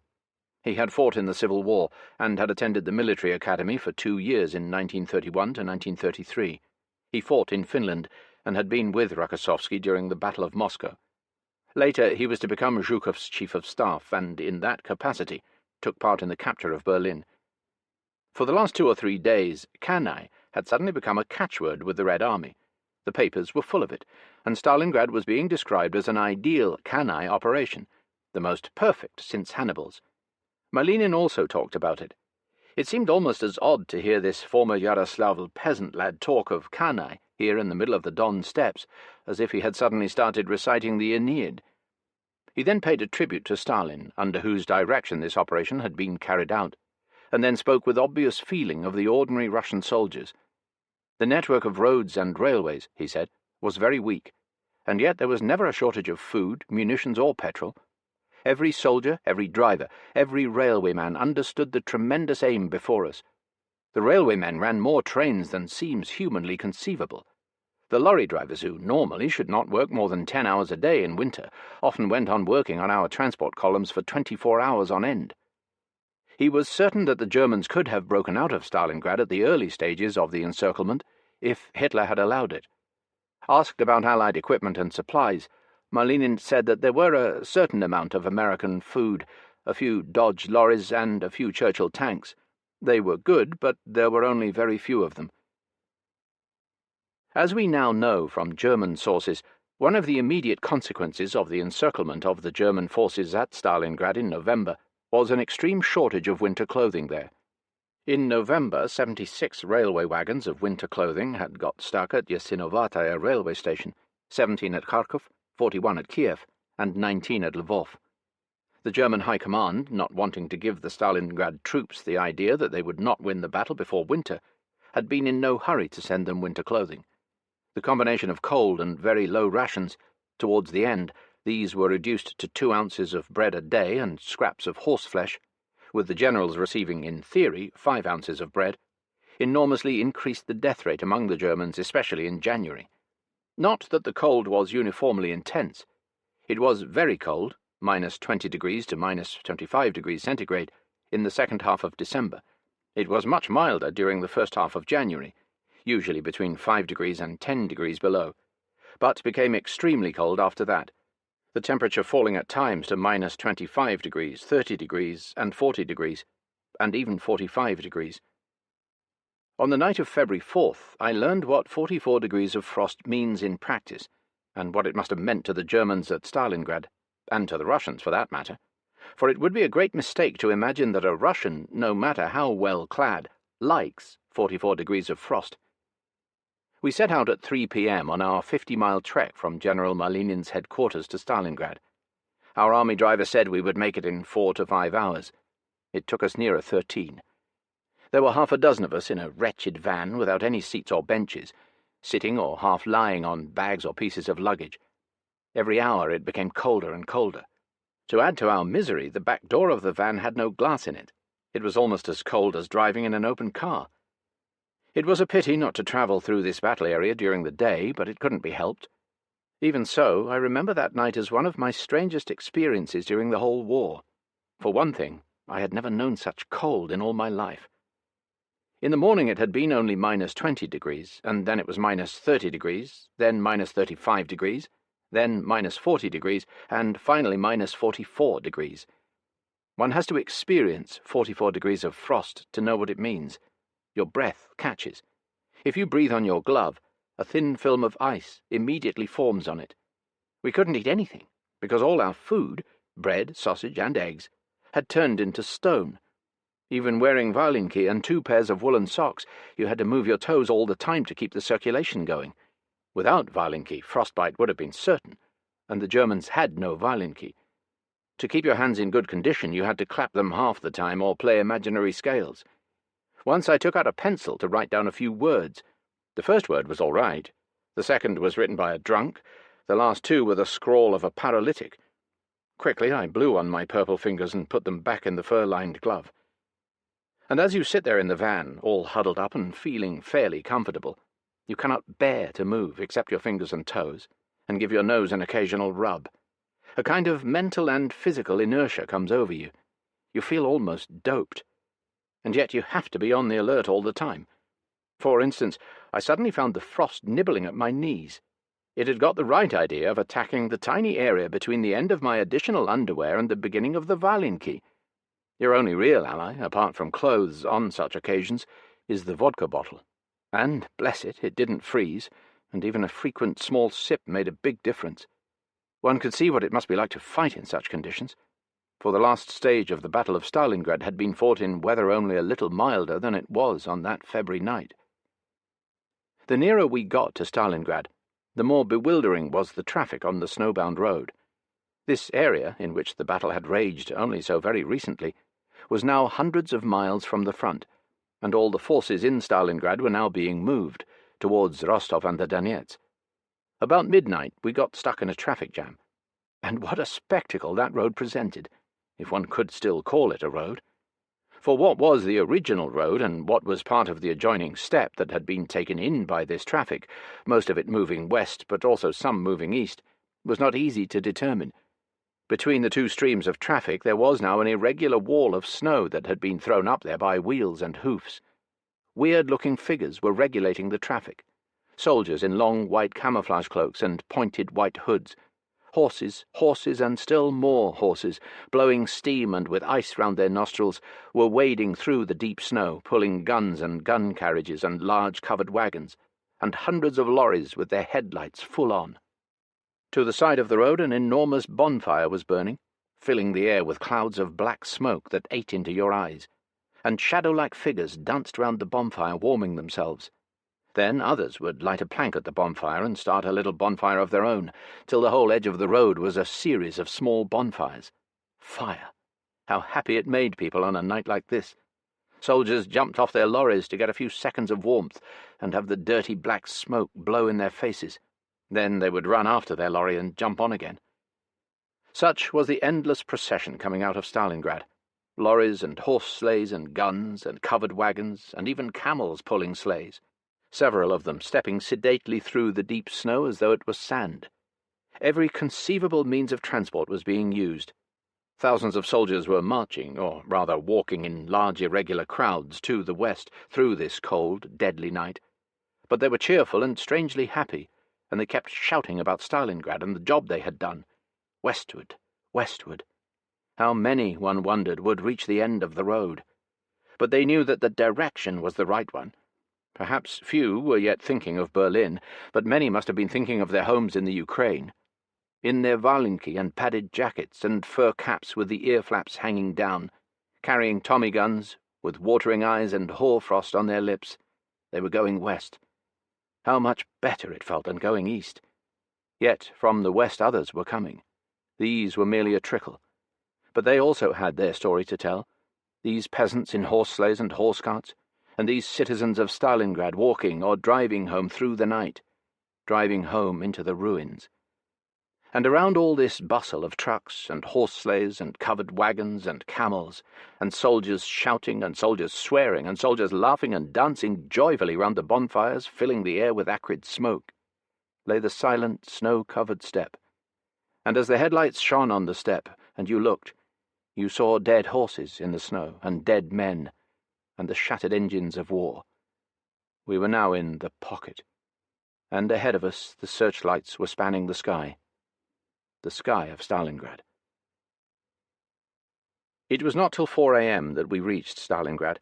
It was terribly cold, and the night was pitch black except for a few dim lights here and there. Dazed with cold, we stepped out of our van. Somebody shouted a few yards away. Somebody else waved a lantern. 2 here, the man with the lantern said. 2 more farther along. He lit up a hole in the ground. Go down there and get warm. The hole was little wider than a man's body.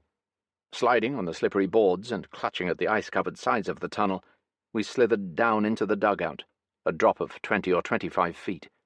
Warmth! How cosy the miserable hole looked, and how sweet the fumes of the mazurka smelled. There were 4 men down there, 2 of them sleeping on bunks, the other 2 crouching by the small iron stove. Both of these were young fellows, one almost a boy, with a little fair down on his chin. The other one, Nikolai, was a tougher soldier, though scarcely more than 23. The other 2 yawned and fell asleep again. We were offered 2 of the bunks, covered with thick brown army blankets, but the dugout, lit by a kerosene lamp made of a shell case, with its top flattened to catch the wick, was crowded, and we sat up most of the time. Nikolai treated us to hot tea out of old cans, and, once we had thawed, we vaguely began to take things in. These men belonged to one of the Guards regiments that had just completed the liquidation of the German 6th Army, and were now having a few quiet days before being sent on to the front. "When it gets light," said Nikolai, "you'll be able to see the barricades and the tractor plant over there. It looks as if they were standing, but they're gone. There's nothing left of Stalingrad, not a thing. If I had any say in the matter, I'd rebuild Stalingrad somewhere else. It would save a lot of trouble. And I'd leave this place as a museum." "It's funny," said the younger boy, "to think how quiet it is now. Only 3 days ago there was still fighting going on. This is a lousy dugout. It's one our people built. The German dugouts are much better. In these last weeks they hated coming into the open. They can't stand the cold. Filthy, dirty, you wouldn't believe in what filth they lived there. Scared of the cold and scared of our snipers, and of Katyusha, of course." The lad shook his head and gave a boyish giggle. "Funny blokes, really. Coming to conquer Stalingrad wearing patent leather shoes. Thought it would be a joyride. Just go and have a look at them at Pitomnik. Parasites," he concluded with that favourite Red Army man's word, a word coined back in 41. "Katyusha," said Nikolai, "has done a wonderful job. We got an enormous crowd of them encircled at Gumrak, and they wouldn't surrender. So we got 50 or 60 Katyushas round them and let fly. My God, you should have seen the result. Or else we gunners would go up to their pillboxes and smash them up at 30 yards. It was really the guns that did the main job in this liquidation. We had complete superiority in artillery. But they can be tough for all that. No, they don't like surrendering, not they. On the last day we go to a house where there were 50 officers. They kept firing and firing. It was only when 4 of our tanks came right up to the house that they put up their arms. "Oh, well," he said, sipping hot tea out of the can. "Just one more Stalingrad, and they'll be finished." "They were in a bad way, all right," said the third man, who now woke up, a dark Armenian with a hooked nose, dark, beady eyes, and a funny accent. "Down at Karpovka, the Germans were eating cats. They were hungry and very cold, and many died of the cold. The local people somehow managed to survive. They had hidden chunks of frozen horseflesh, and had to manage on that. It was better than cats, anyway. An old woman who lived in a dugout there said the Germans took her dog away and ate it. Yet the German commandant kept a cow, and he wouldn't allow it to be slaughtered. It made the Fritzes very angry. In the end, he had to give way, though. There was also an old priest there, and back in August the Germans opened a church for him. He used to pray for the victory of the Christ-beloved hosts, which might have meant anything. Some of the people thought it was a great joke."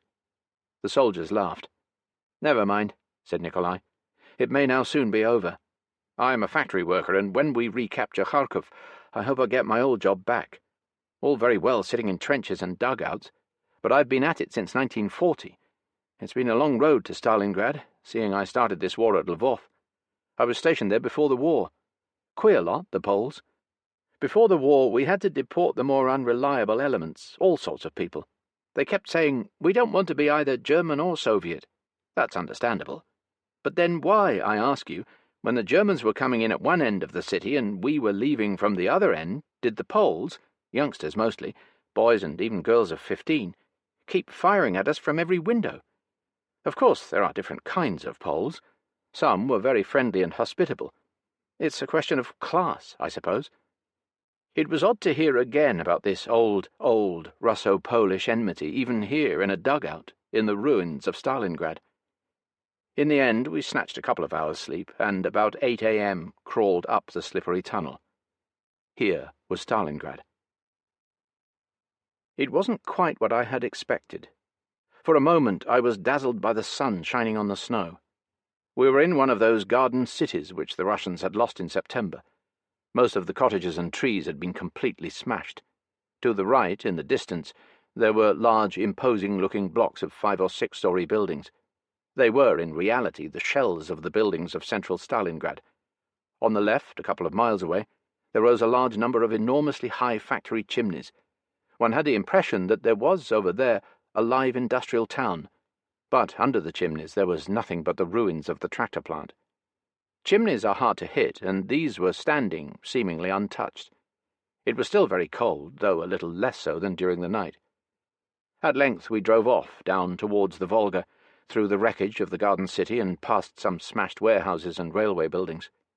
The wind from across the Volga had swept much of the country bare, and the earth was deadly frozen with patches of snow here and there, and a pale blue sky above. A few frozen dead Germans were still lying by the roadside. We crossed the railway line. Here were railway carriages and engines piled on top of each other in an inextricable tangle of metal. High cylindrical oil tanks standing alongside the battered railway line were crumpled up like discarded old cartons and riddled with shell holes, and some had fallen down completely. On the other side of the road was a honeycomb of trenches and dugouts and shell holes and bomb craters, and then, beyond the railway, the road made a sharp hairpin bend, and before us was the white, ice-bound Volga, with the misty, bare trees of the Delta-land on the other side, and beyond it, the white steppes stretching far into Asia. The Volga. Here was the scene of one of the grimmest episodes of the war, the Stalingrad lifeline. The remnants of it were still there. Those barges and steamers, most of them smashed, frozen into the ice. Now a thin trickle of traffic was calmly driving across the ice. Cars and horse-sleighs, and some soldiers on foot. The Volga was frozen over, but not entirely, not even after the fierce frost of the past fortnight. There were still a few shining blue patches of water, from which women were carrying pails.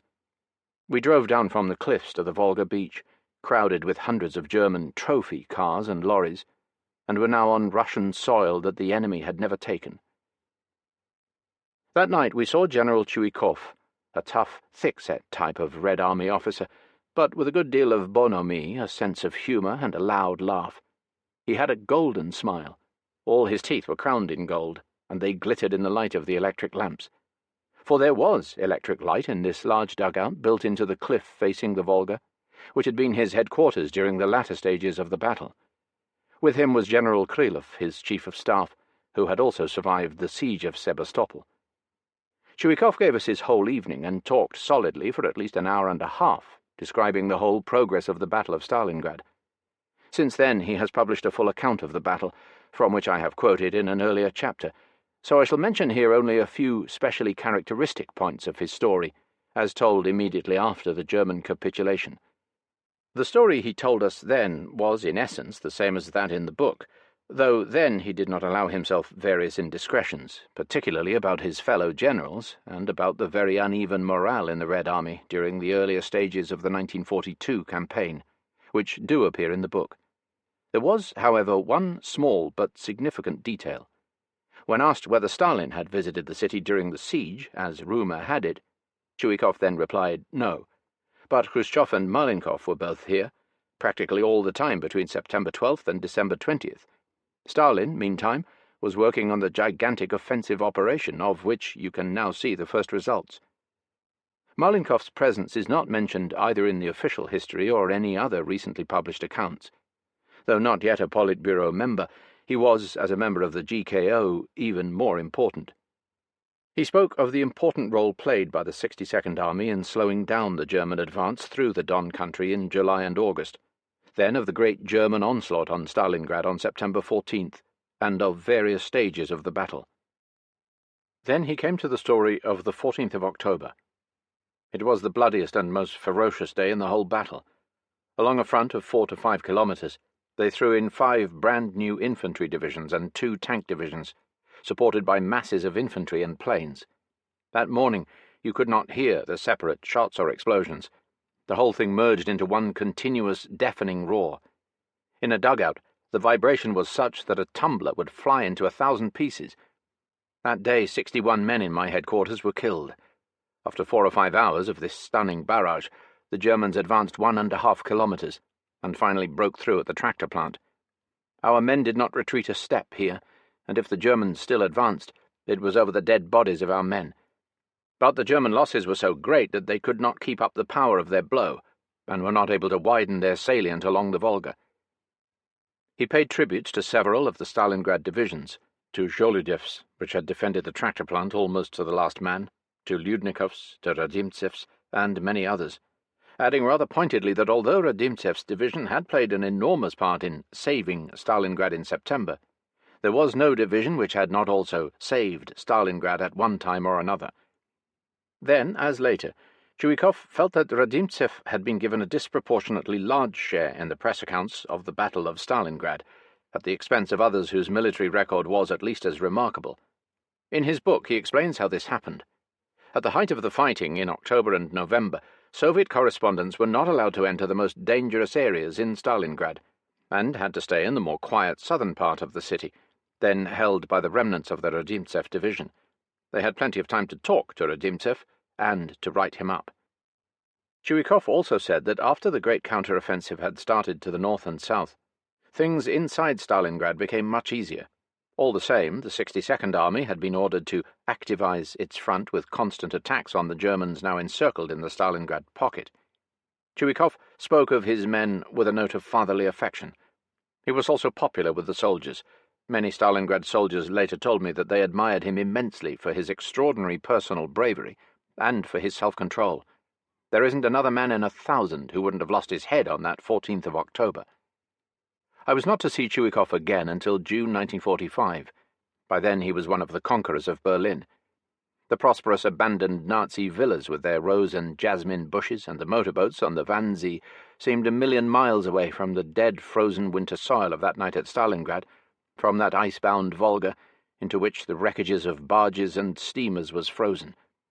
"It's been a long and a hard way," said Chuikov that day in Berlin. "But, mind you," he added, flashing his gold teeth, "speaking of those barges and steamers, it wasn't as bad as you think. It was a devil of a job getting the stuff to Stalingrad, But we got 90% across for all that. The morning after our evening with Chuikov, I climbed up to the little war memorial they were putting up on top of the cliff. A Russian soldier and 2 German prisoners were working on it. One had a growth of black beard, the other of reddish beard. A little Bashkir soldier with a strong, humorous Mongol face and deep, laughing, slanting eyes came up to me and started telling me in broken Russian how he had fought at the Red October plant during the worst of the Stalingrad battle. Then he said, pointing at the 2 Fritzes digging the frozen earth round the memorial, "Can you talk their language?" "Yes." "Then come and talk to them." "Na, wie geht's?" Cheerfully, with a look of surprise, but emphatically, the dark German said, "Ganz gut." "So you haven't been murdered by the Russians after all?" "No," he said, cheerfully again. I translated to the Bashkir. "To think what they've done. During the evacuation they sank a steamer on the Volga with 3,000 women and kids. Nearly all killed or drowned," he said, "and now they're wearing our valinki." True enough, both of them were wearing valinki. One was wearing a dirty German grey-green overcoat, but below it were all sorts of bits of clothing, and the other wore a padded Russian army jacket, and they both had fur caps of sorts. "Yes," said Black Stubble, "the Russians gave us these valinki. Die sind prima." They were both from Berlin. I asked if they still thought Hitler the greatest man in the world. They protested vigorously. Red Stubble said he had once been a young communist, and Black Stubble said he had been a social democrat. "Ach, all the misery that Hitler has brought to the world and to Germany," Red Stubble said sententiously. "Stalingrad, yes, but in Germany it's just as bad. Cologne and Dusseldorf and parts of Berlin, and it's going from bad to worse." They were both on the skinny side, but looked reasonably fit, and said they were getting plenty of food now, and were surprised at being so well treated. The Russian sergeant, who was in charge of the 2 Germans, had been listening to our conversation with a touch of tolerant amusement. Now he called them back to get on with the job. "How are they?" I said to him. "They're all right, nichevo. Люди как люди." Like any other people. In and around the Red October plant, fighting had gone on for weeks. Trenches ran through the factory yards and through the workshops themselves, and now at the bottom of the trenches there still lay frozen green Germans, and frozen grey Russians, and frozen fragments of human shapes, and there were helmets, Russian and German, lying among the brick debris, and now half filled with snow. There was barbed wire here, and half-uncovered mines, and shell cases, and tortuous tangles of twisted steel girders.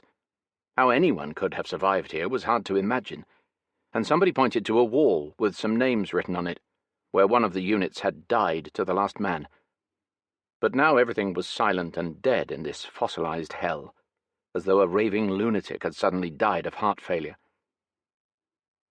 It was still 30 degrees below zero. That afternoon we also went up the deadly slopes of Mamai Hill along a narrow path about 100 yards long. Already on the summit the Russians had erected a rough wooden obelisk painted bright blue, with a red star on top. Among the fractured stumps of fruit trees lay more helmets and shell cases and shell splinters and other metal junk. There were patches of snow on the ploughed-up frozen ground, but no dead, except for a solitary large head, completely blackened with time and its white teeth grinning. Had he been a Russian or a German? A major said that the Russians had been buried, but that 1,500 Germans were still stacked up on the other side of the hill. How many thousands of shells had pierced this ground, where only 6 months before the watermelons were ripening? A Russian tank was standing there, halfway up the hill, facing the summit, and burned out. I remember we then drove into central Stalingrad, along a long, long avenue with shattered trees on either side, running parallel to the Volga. We passed tramcars, many of them, all blasted, smashed, and burned out. Had they been standing here since the great bombing of August 23rd? One could see it now. Stalingrad was one of the modern cities of Russia. Its entire centre, like its factories, had been built in the last 10 or 12 years. Here were large blocks of flats, all burned out, of course, and public buildings in the main square, with the wrecked railway station at one end. This, too, had changed hands several times in deadly fighting in September. In the centre of the square there was a frozen fountain, with the half-shattered statues of children still dancing round it. We got out here. There was an enormous heap of litter piled up in one corner of the square.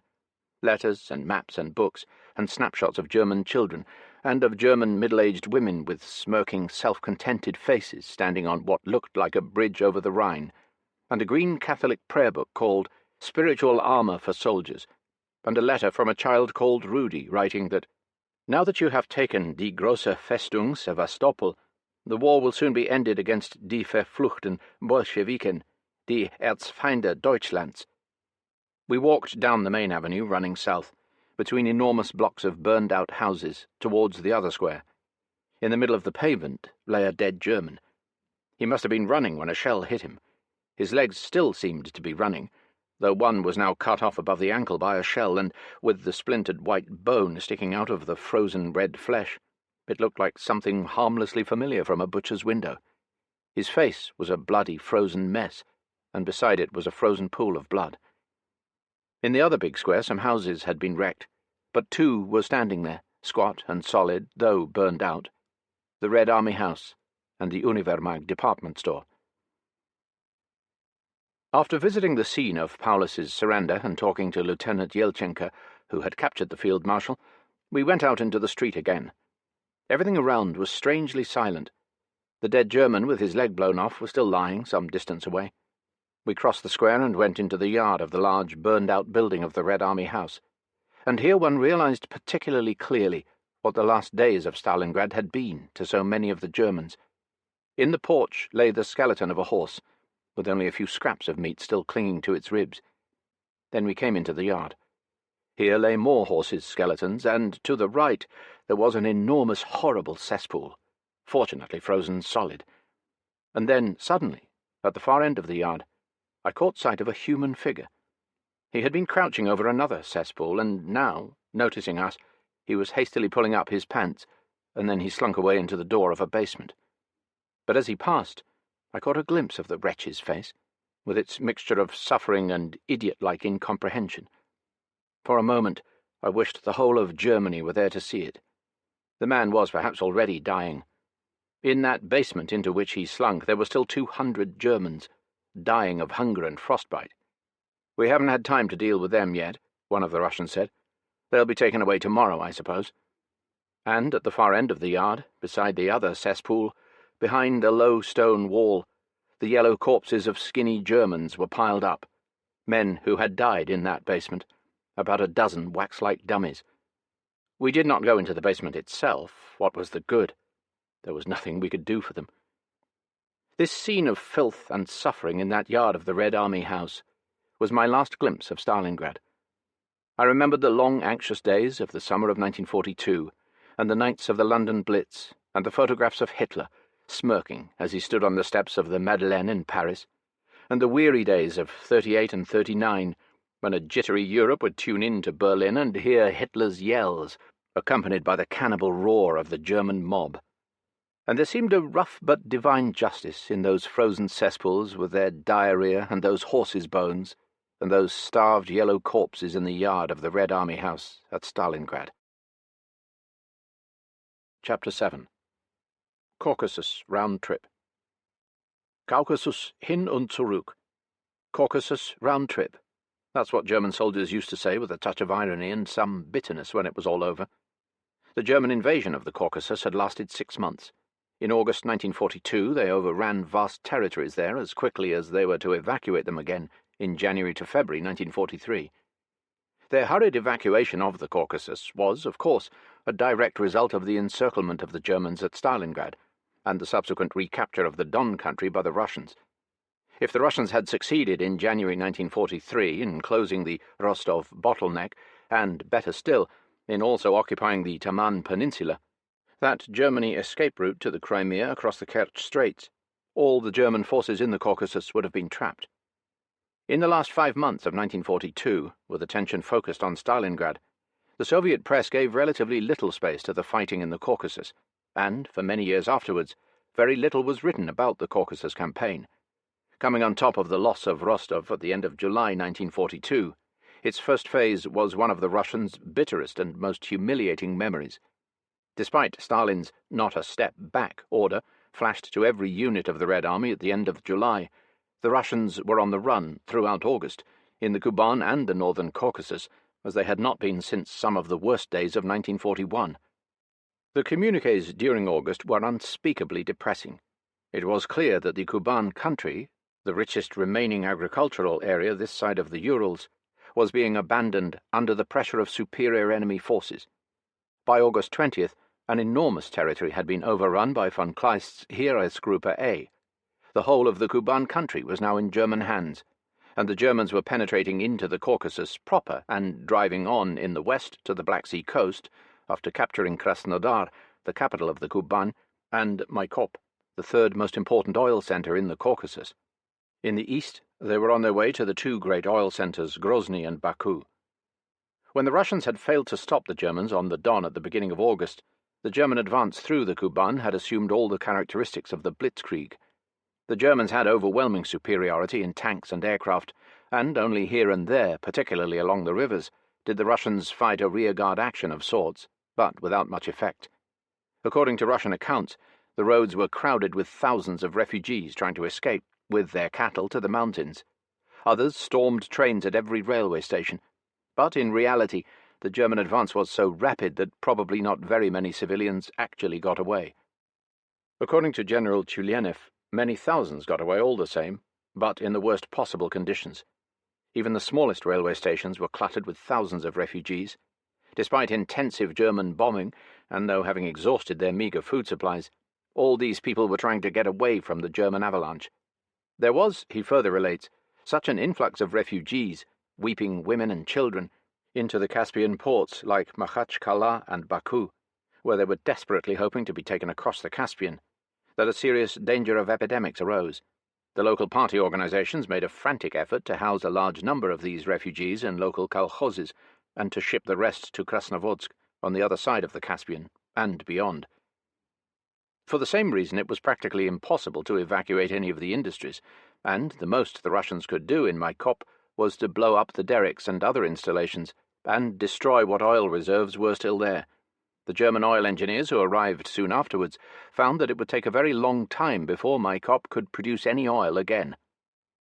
To the Russians, the abandonment of the Kuban and the northern fringes of the Caucasus proper were, sentimentally, a particularly painful and shameful memory.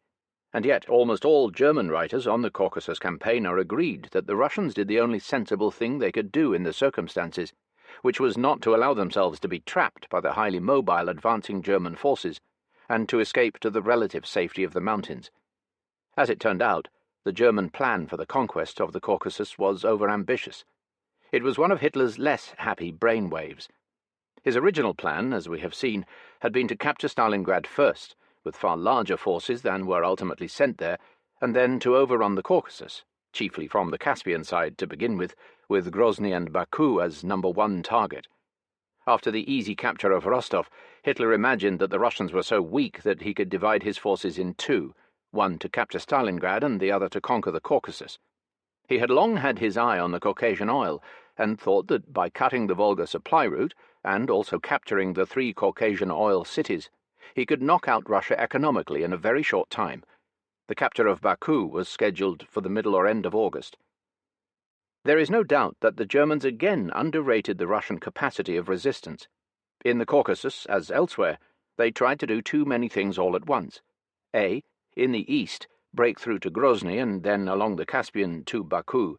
B. In the middle, break through to Vladikavkaz, Orjonikidze, and cross the great Caucasus mountain range along the Georgian military highway into Transcaucasia, and, perhaps simultaneously, along the parallel Assetine military highway, as well as further west across the mountain passes of Kluchor, Maruch, and Sancharo, a straight cut to the Black Sea coast between Sochi and Sukhumi, whence the Germans could then overrun Transcaucasia from the west and reach the Turkish border. C. In the west, to break through to the Black Sea at Novorossiysk, and farther south, which was much more important, at Tuapse, whence they could follow the Black Sea coast all the way to Batumi. General Chulianev, the commander of the Transcaucasian front, has since then written that if, instead of trying to do too many things all at once, the Germans had concentrated the bulk of their forces in the east, they might have broken through to Grozny and even to Baku. Instead, Chulianev argues, they were determined to grab the Black Sea coast as well, partly in order to eliminate the Russian Black Sea Navy, which would have had to scuttle itself, and partly in order to get Turkey into the war on the German side. Turgenev actually refers to certain units in the German armies invading the Caucasus, which were held in reserve for operations in the Middle East and for joining up with Rommel's forces in Egypt. It is scarcely surprising that Churchill was extremely worried about the German advance into the Caucasus, and offered Stalin a large Anglo-American air force which would defend the Caucasus. And, as we have seen, Stalin did not reject the proposal offhand. The Russian command obviously felt that the danger of a German breakthrough to Grozny and Baku was very real. Throughout August and September, 90,000 civilians were mobilized for day and night work on fortifications, gun emplacements, anti-tank ditches, etc. at Grozny, Makhachkala and the Debrent Gate on the Caspian, as well as at Baku itself, round which 10 defence lines were built. In fact, however, the Germans were stopped at Mozdok, about 65 miles west of Grozny, and were prevented, during weeks and months of intense fighting, from enlarging the bridgehead they had seized on the south side of the Terek River, and so driving on to Grozny. It came as a complete surprise to the Germans that the Russians had, in addition to the armies that had escaped them, sufficient reserves in the Caucasus to stop them at Mozdok, a place name which, like Stalingrad, first appeared in the communique on August 25th, and continued to figure in subsequent communiques right up to January. The Russian troops at Mozdok belonged to the so-called Northern Group of General Turgenev's Transcaucasian Front. The troops that had retreated from north to south belonged to two fronts, the Southern Front, under the luckless Marshal Budyonny, and the North Caucasian Front, under General Malinovsky. Malinovsky was to play a very active part in the subsequent Caucasus fighting, but Budyonny appears again to have soon faded out of the picture, since the troops of the Southern Front were merged on August 11th with Malinovsky's armies, or with the Black Sea Group under General Petrov, of Sebastopol fame, which formed part of the Transcaucasian Front. This Black Sea Group held the coast and the adjoining mountains between Novorossiysk and Sochi. Not only did the Russians have considerable reserves in the Caucasus, which stopped the Germans at the most crucial points, after everything, or nearly everything, that was strategically expendable had been expended, but from September right on to the end of the campaign, they succeeded in bringing very substantial reinforcements to the Caucasus, despite enormous transport difficulties. Men and a great deal of heavy equipment, guns, tanks, etc., came across the Caspian from Krasnovodsk to Baku, and thence by train or road. The Russian troops in the west were supplied broadly the same way. Mortars, small arms, ammunition, and much else came from more or less improvised factories and workshops in Transcaucasia. Transcaucasia also provided the Russian armies of the Caucasus Front with much of their food. Both men and supplies were also brought by sea from Batumi to Tuapse. No doubt the German advance had been spectacular throughout August, and in September the Germans scored a further success in the northwest by capturing the whole Taman Peninsula, as well as the naval base of Novorossiysk. Not that they could use the port effectively, since the opposite side of the bay was still held by the Russians, who kept it under shell fire. But the Germans' desperate attempts to break through to Tuapse, further south, which was the real key to the Black Sea coast all the way to the Turkish border, failed completely. This failure is attributed by General Turgenev to several factors: the extreme toughness of the Russian troops and sailors, the natural obstacles on the way to Tuapse, mountains and forests, but above all, perhaps, the stupendous amount of plain spade work done by both soldiers and civilians in building gun emplacements, digging anti-trench ditches, and in some cases felling century-old trees over threatened roads. This work was done not only on the road to Tuapse, but along mountain passes, on the road to Baku, and all along the Georgian and Assetine military highways crossing the main mountain range. Within a few weeks the entire Caucasian theatre of war became a network of defences. People worked till they nearly collapsed, with bloody rags round their blistered hands. Sometimes they had little or nothing to eat for days, but they still went on with the work even at night, and despite enemy air raids. By the beginning of autumn, about 100,000 defence works were built, including 70,000 pillboxes and other firing points. Over 500 miles of anti-tank ditches were dug, 200 miles of anti-infantry obstacles were built, as well as 1,000 miles of trenches. 9,150,000 working days were expended on this work. Turgenev pays a special tribute to General Babin, head of the engineering troops of the Transcaucasian Front, who succeeded in sealing up the Caucasus against the enemy's infantry and tanks. He succeeded in this despite the extremely difficult conditions arising from the shortage of implements and explosives. When, in 1946, I travelled along the Georgian military highway in an army truck from Vladikavkaz to Tbilisi, I was indeed amazed at the number of pillboxes that had been dug into the mountainside back in 1942. Thus, the Germans failed to break through both to Grozny in the east and to Tuapse in the west. In the middle, they tried to cross the Caucasus Range along three famous mountain passes, but although from the top of these 9,000-foot-high mountains they could see the Black Sea in the distance, they were held up there too. Turgenev describes some particularly ferocious fighting high up in the mountains throughout September, and the enormous difficulties of bringing up supplies to the troops there with little U-2 planes or with mules and donkeys. A still more difficult problem was evacuating the wounded. The blizzards that began to sweep the mountains at the beginning of October forced the Germans to abandon their attempt to break through to the Black Sea across the high mountain passes. At the beginning of November, the Germans made one final bid to break through to both Grozny and Tbilisi by another route, and to outflank the Russian forces at Mozdok from the south. On November 2nd they captured Nalchik, the capital of Kabarda, and pushed on to Vladikavkaz, Orjonikidze, the capital of northern Ossetia at the northern end of the Georgian military highway, and also on the way to Grozny from the southwest. But the Russians had time to regroup, and only a few miles to the west of Vladikavkaz, they delivered a smashing blow at the advancing German armoured columns and finally hurled them back to Nalchik. 3 well-manned defence lines had been built outside Vladikavkaz, and Russian tanks and artillery, operating from here, inflicted a heavy defeat on the Germans. The Russians put the German losses during the 5 days' fighting at 140 tanks, 2,500 motor vehicles and much other equipment, and the German casualties at 5,000 dead. In any case, the Germans undertook no further offensives after that, and went over to the defensive at both Mozdok and Nalchik. They were hoping to resume their conquest of the Caucasus with renewed strength in the spring, if all went well at Stalingrad. As we have seen, it did not. By the beginning of January, the troops of the Stalingrad Front, shortly to be renamed Southern Front and to be placed under the command of Malinovsky instead of Yeryomenko, were advancing beyond Katilnikova towards Selsk and Tikharetsk, with the ultimate object of capturing Rostov and of closing the Rostov Gap to the German forces in the Caucasus. General Petrov's task was to strike east from the Black Sea coast towards Krasnodar and Tikharetsk, and join up there with the troops of the Southern Front, thus not only closing the Rostov Gap, but also cutting off the German forces in the Caucasus from the Taman Peninsula, their escape route to the Crimea. For a large number of reasons, this Russian plan failed. The Germans rapidly transferred strong armoured forces from the Caucasus to the Zimovniki-Salsk-Tikharetsk area to slow down the Russian advance on both Rostov and Tikharetsk.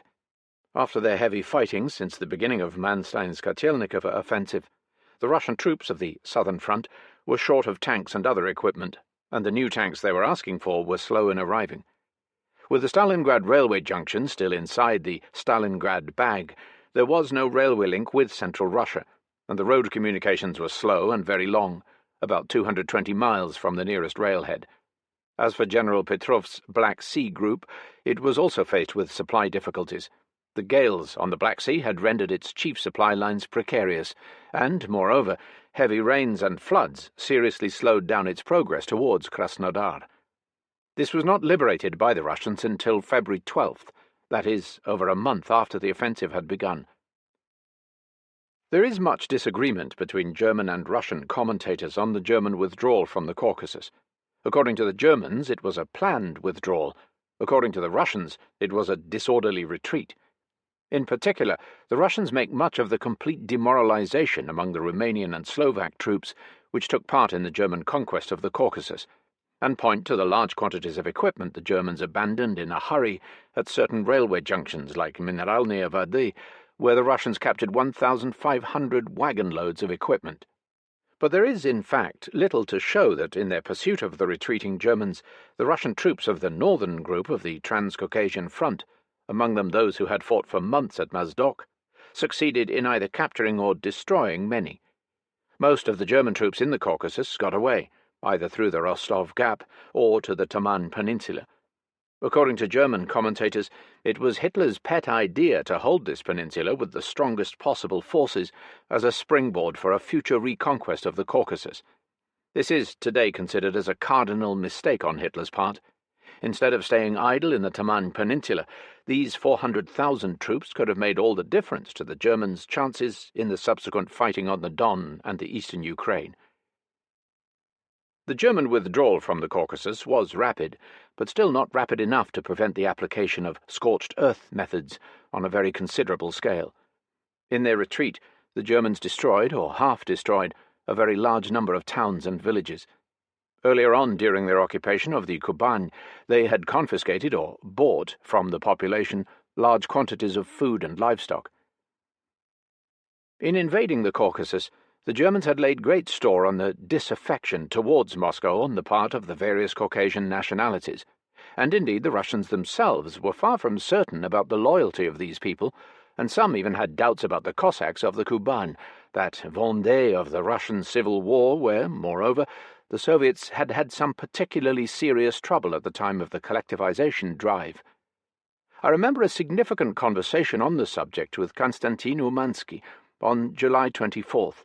That is, on one of the blackest days of the Black Summer of 1942. I must say I am a little worried about the Caucasus. Even when a Russian or an Ukrainian is not particularly pro-Soviet, he still remains patriotic. He will fight for a united Russia, or the Soviet Union, or whatever you like to call it. But the Tatars in the Crimea are, to a large extent, disloyal. They were economically privileged by the wealthy tourist traffic before the revolution, and now they have not been so well off. But they never liked us. It is well known that during the Crimean War they gladly collaborated, as we'd now say, with the English and the French. And above all, there are religious factors which the Germans have not failed to exploit. Nor do I trust the mountain peoples of the Caucasus. Like the Crimean Tatars, they are Muslims, and they still remember the Russian conquest of the Caucasus, which ended not so very long ago, in 1863. The only fully pro-Soviet and pro-Russian nation in the Caucasus are, for obvious historical reasons, the Armenians. The Georgians are not so hot. What, even with Stalin a Georgian?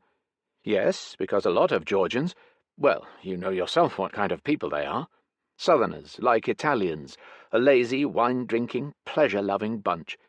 No doubt we have several excellent Georgian generals in the Red Army, and some fine Georgian soldiers, but they are not altogether typical of the Georgians as a whole. And the Cossacks? They have their grievances against us, but they are Russian, so they'll be all right. Maybe a few will rat on us, but certainly not many. The Soviet authorities were indeed rather worried about the Caucasus, and particularly about the Muslim nationalities there. This uneasiness extended, to some extent, also to certain Muslim nations of Central Asia, particularly the Uzbeks, though not to the Kazakhs, who had much weaker historical and religious traditions of their own than the Uzbeks, and had proved the most assimilable of the Central Asian peoples, and had provided some of the toughest soldiers to the Red Army. Altogether, the Kazakhs' military record throughout the war was to prove outstandingly good, and in Stalingrad itself some of the finest soldiers were Central Asians, Bashkirs, Kirgizes, and above all, Kazakhs. The Tatars, that is, the Volga Tatars, not the Crimean Tatars, also had an excellent record. During the first year of the war, military decorations were distributed much less lavishly than later. Up to October 5th, 1942, 185,000 persons had been decorated. By nationalities, the list was headed by Russians, 128,000, followed by Ukrainians, 33,000, Belarusians, 5,400, Jews, 5,100, Tatars, 2,900, Mordvinians, 1,100, Kazakhs, 1,000, Georgians and Armenians, 900 each, Latvians, Uzbeks, Bashkirs, Karelians, 400 each, Ossetins, Azerbaijanis, Chuvashis, 300 each. There followed a dust of various small or tiny nationalities of Siberia, the Caucasus, and Central Asia, besides 14 Gypsies, 7 Assyrians, 230 Poles, 98 Greeks, 37 Bulgars, 10 Czechs, and 9 Spaniards. Since the rapid loss during the first weeks of the invasion in 1941 of non-Russian areas like the Baltic republics, the war had been fought on Russian and Ukrainian territory, whose populations could, except in the western Ukraine, be considered wholly or almost wholly loyal. But with the Germans breaking into the Caucasus and approaching the borders of Asia, the Soviet authorities were faced with a number of new problems. Their experience of the Crimean Tatars had been an unhappy one, and the question arose how the Caucasus would behave. There also seemed, at this stage, some need to preach loyalty to the Uzbeks, among whom Muslim traditions were still strong. The propaganda among the Uzbeks took on some extravagant forms. Thus, on October 31, 1942, the whole second page of Pravda was printed in Uzbek, with a Russian translation opposite. This missive, from the Uzbek people to the Uzbek soldiers, and signed by leading personalities in Uzbekistan on behalf of over 2 million Uzbeks, was an extraordinary piece of florid Oriental prose. Beloved sons of the people, children of our heart, remember your ancestors preferred to gnaw through the chains with their teeth rather than live as slaves. Remember, Hitler is not only the sworn enemy of all the European nations, and above all the Slav nations, but he is also the sworn enemy of the peoples of the East. Behold the fate of the Muslim peoples of the Crimea and the Caucasus. Their peaceful villages are being burned and looted by the Germans. Quickly destroy the enemy, or these beasts will slay your grey-haired grandfathers, and your fathers and mothers, and violate your wives and brides, and crush your innocent babes underfoot, and destroy your canals, and turn flourishing Uzbekistan into a sun-scorched desert.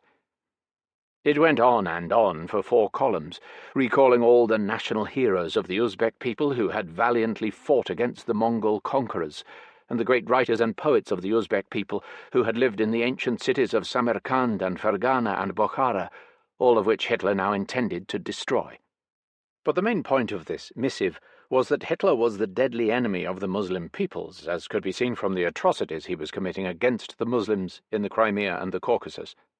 Had some German propaganda, one could only wonder, reached Uzbekistan to show that the Germans were favouring the Muslims in both the Crimea and the Caucasus? Needless to say, this kind of Soviet propaganda among the peoples of the Caucasus had started even earlier, immediately after the German invasion of the Kuban.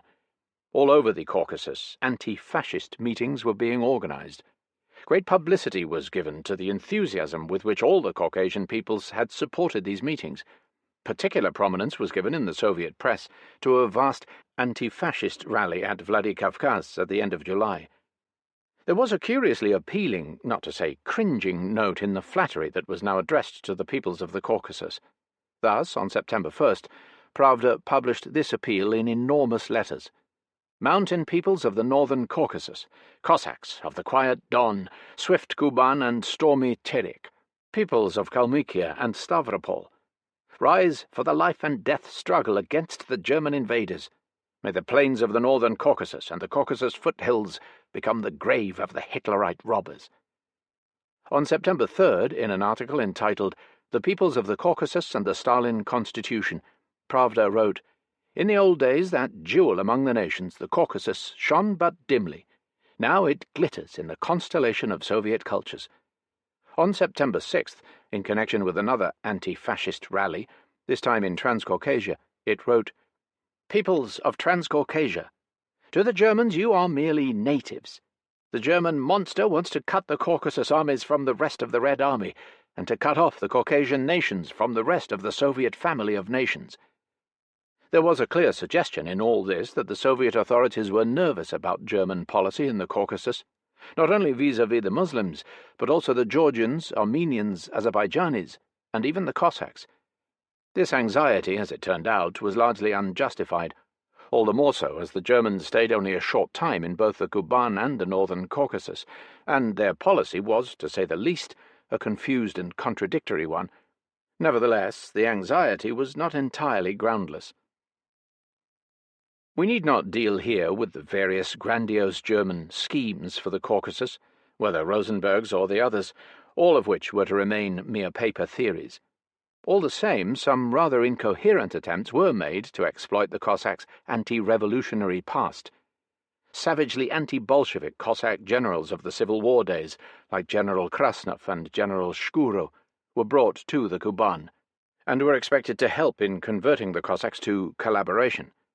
Whereas Rosenberg had expressed the view that the Cossacks were essentially Russians and should therefore be treated more harshly than the Ukrainians, whom, unlike Erich Koch, the Reichskommissar for the Ukraine, he chose not to regard as Untermenschen, the German army adopted the policy that the Cossacks were potential friends who should be exempted from the Untermensch status.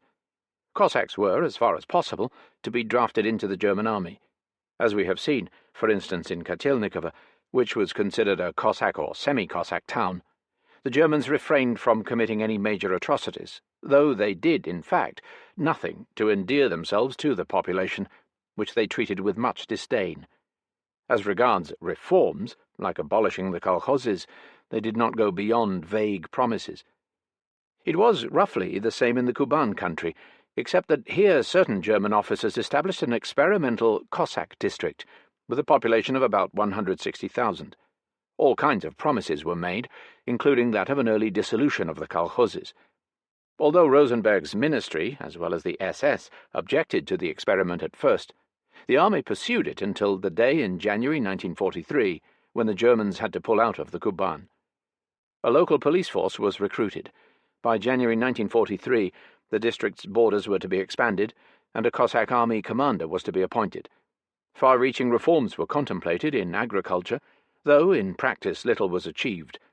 Other plans called for the recruitment of 25,000 Cossack volunteers to fight with the German army, but again there was no time to implement them. The purpose of this realistic army policy was, as Alexander Dalin says, to secure as much cannon fodder for the German army as possible. He also argues that the experiment was intended to show that once the Soviet population was given a chance to work out its own problems, it was generally inclined to work more wholeheartedly with the Germans. He also notes that when Kleist's army withdrew from the Kuban, considerable numbers of Cossack refugees joined in the exodus, and by late 1943 more than 20,000 Cossacks, or rather men claiming to be Cossacks, were fighting in various German-sponsored formations. Even so, it is fairly clear from Mr. Dalin's account that the great majority of the Cossack population on the Don, Kuban, and Terek did not collaborate, and that many, indeed, offered passive and often active resistance to the Germans. Cossack partisan units were operating in many areas, and some took an active part in the liberation of Krasnodar in February. And even if the Germans succeeded in collecting 20,000 Cossacks, or pseudo-Cossacks, in a vast area of a few million people, the achievement can only be regarded as a relative failure. The very fact that many of these Cossacks only claimed to be Cossacks suggests that the number of real Cossacks of the Don, Kuban, and Terek who joined the Germans was not large. Over 100,000 Cossacks had been in the Red Army since the beginning of the war, and some, like the famous Dovator Corps, which had harassed the Germans for weeks in the Battle of Moscow, had acquired almost legendary fame. Many thousands, among them most of the Dovator Corps, had died fighting the Germans. No doubt many Cossacks had mental reservations about the Soviet regime, but in the patriotic atmosphere of 1942 it would have been absurd of the Germans to expect much cooperation from the Cossacks, with their nationalist Russian traditions. To expect a sinister émigré adventurer like General Krasnov, head of the Central Cossack Office in Berlin, to win over the Cossacks, and in the words of another Cossack adventurer in German pay, Vasily Glazkov, to recognize the Führer Adolf Hitler as the supreme dictator of the Cossack nation, was naive, to say the least. The few Cossack bands the Germans did scrape together for the German army were later to become notorious, especially in the Ukraine, for their acts of banditry, which in itself was not, of course, entirely alien to certain Cossack traditions either. The German courting of the Muslims in the Caucasus was part of Hitler's lunatic schemes for bringing Turkey into the war, and for advancing from the Caucasus into the Middle East. Muslim fighting units were to be formed in the Caucasus, and these were to take part in bringing the whole Middle East into the German orbit. On the other hand, Hitler appears to have treated with great skepticism Rosenberg's ideas about a Berlin-Tbilisi axis. In December 1942 he said, "I don't know about the Georgians. They do not belong to the Turkic peoples. I consider only the Muslims to be reliable. I consider the formation of these battalions of purely Caucasian peoples as very risky, But I see no danger in the establishment of purely Muslim units. In spite of the declarations of Rosenberg and the military, I don't trust the Armenians either. The question whether the Georgians, Armenians, and Azerbaijanis would have cooperated with the Germans never came to the test. All we know is that several divisions composed of these nationalities were formed in the autumn of 1942 to fight on the Russian side, though there were, of course, a number of émigrés, mostly Georgians, who had come to the Caucasus with the German army and were waiting for the entry of the German troops into Baku, Tbilisi, and Yerevan. But the Germans did make contact with some of the Muslim nationalities in the northern Caucasus, as well as with the more or less Buddhist Kalmuks to the east of the Kuban. Their capital of Elistah, in the sparsely inhabited Kalmuk steppes, was occupied by the Germans for about 5 months, and émigrés like the notorious Prince Tundutov were busy knocking together Kalmuk military units of sorts for the German army.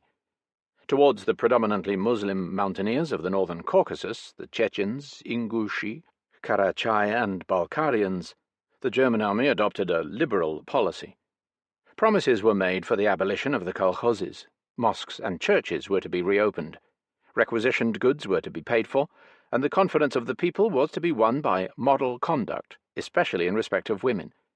In the Karachay region, a Karachay National Committee was set up.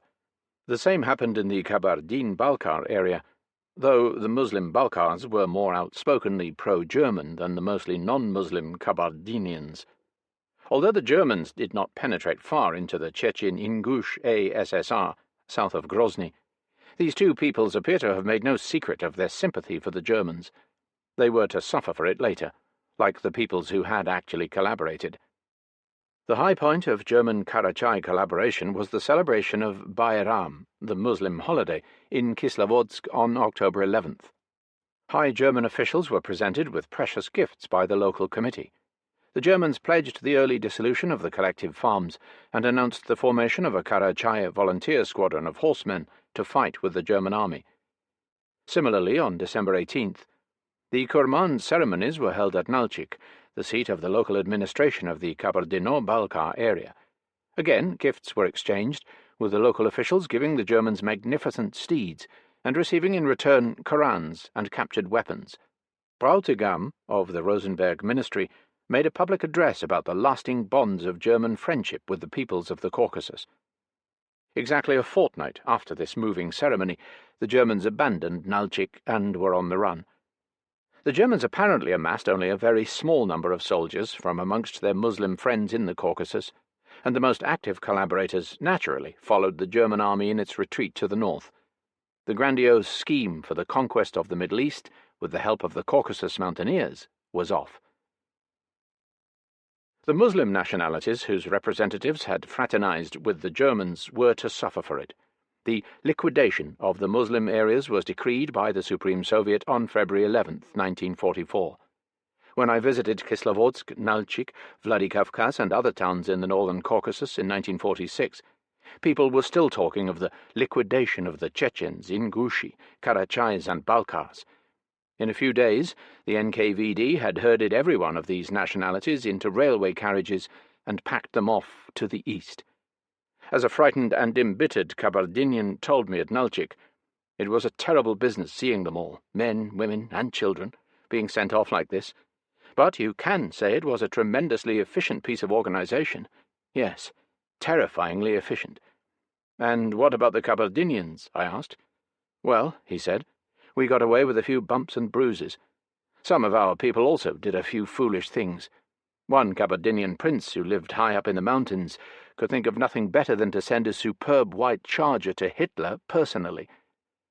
In his secret report at the 20th Congress, Khrushchev was to refer to these mass deportations in the following terms. At the end of 1943, a decision was taken to deport all the Karachay. The same lot befell in December 1943 the population of the autonomous Kalmuk Republic.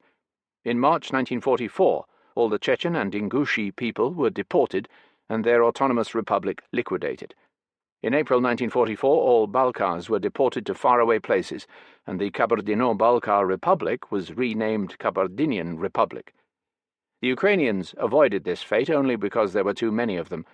Otherwise he, Stalin, would have deported them also. Not only no Marxist-Leninist, but also no man of common sense can grasp how one can make whole nations responsible, including women, children, old people, communists and komsomols, and expose them to misery and suffering for the hostile acts of individual persons, or groups of persons. These 5 nationalities, or what was left of them, were indeed allowed to return to their homes after Stalin's death. Khrushchev's indignation would perhaps have been more convincing if he had extended it to the fate of 2 other nationalities, the Crimean Tatars and the Volga Germans, for these were not allowed to return to their homes, either then or later. Perhaps there is something in the argument that the German boasts in 1943 of having left a 5th column behind in the Caucasus in the shape of Germany's Muslim friends convinced the Kremlin that something drastic should be done about the disloyal nationalities.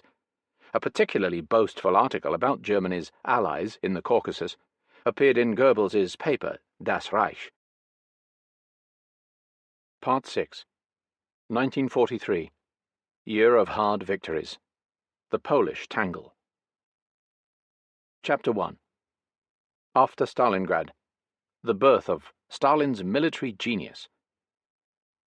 With the victory of Stalingrad, the Soviet Union had won her battle of survival, and now the war entered an entirely new phase.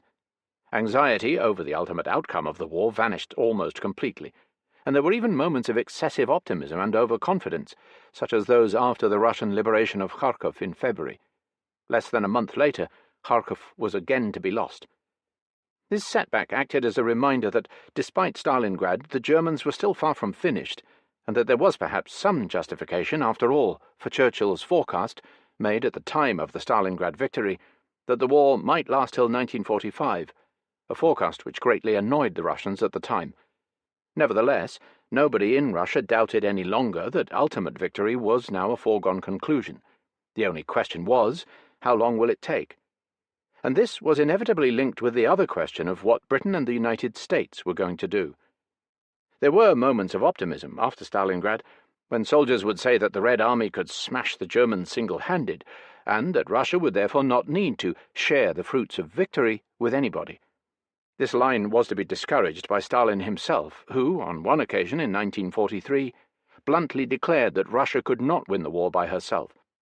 In 1943, the official Russian attitude to Britain and America was much better than it had been in 1942, when nervousness over the ultimate outcome of the Battle of Stalingrad tended to produce outbursts of bad temper like the whole Hesse affair. In 1943, victory, though still distant, was already in sight, and it was important to start making plans with Britain and America for a peace settlement. Discussions, which were, in the end, to lead to the Tehran Conference, had already begun. The Allied victories in North Africa were being given considerable publicity in the Soviet press. Although this was not the Second Front yet, it was very far from negligible, especially as it was certainly drawing away from the Russian front at least part of the Luftwaffe, as was also the bombing of Germany. But there were still to be many ups and downs in the Russian appreciation of the Western war effort. The landing on the island of Sicily was deliberately to be played down, though later in the year maximum publicity was to be given to the fall of Mussolini. Another factor which greatly contributed to a more friendly attitude to the Allies was the very considerable increase in the course of 1943 of Lend-Lease supplies. If there was still very little Allied equipment in the Red Army at the time of Stalingrad, this was no longer true. Not only were there many Western bomber and fighter planes in the Russian Air Force, but everywhere in the Red Army there were now hundreds of Dodges and Studebakers and Jeeps, and a considerable proportion of army rations was American food. It gave rise to some wisecracks. Thus, Spam was invariably referred to as Second Front, and egg powder used to be called Roosevelt's eggs, Yaitse being the Russian word both for eggs and testicles. But they were pleased to have it, all the same. After Stalingrad, too, Soviet foreign policy became much more active than it had been. In 1942, except for the Second Front and Hesse campaigns, the Soviet government had avoided any major unpleasantness with the world at large. There were occasional criticisms of Turkey and Sweden, but these never assumed the proportions of a campaign. The handling of Japan, then at war with Britain and the United States, was exceedingly tactful and cautious, as, at least up to October, the possibility of a Japanese stab in the back could not be entirely ruled out.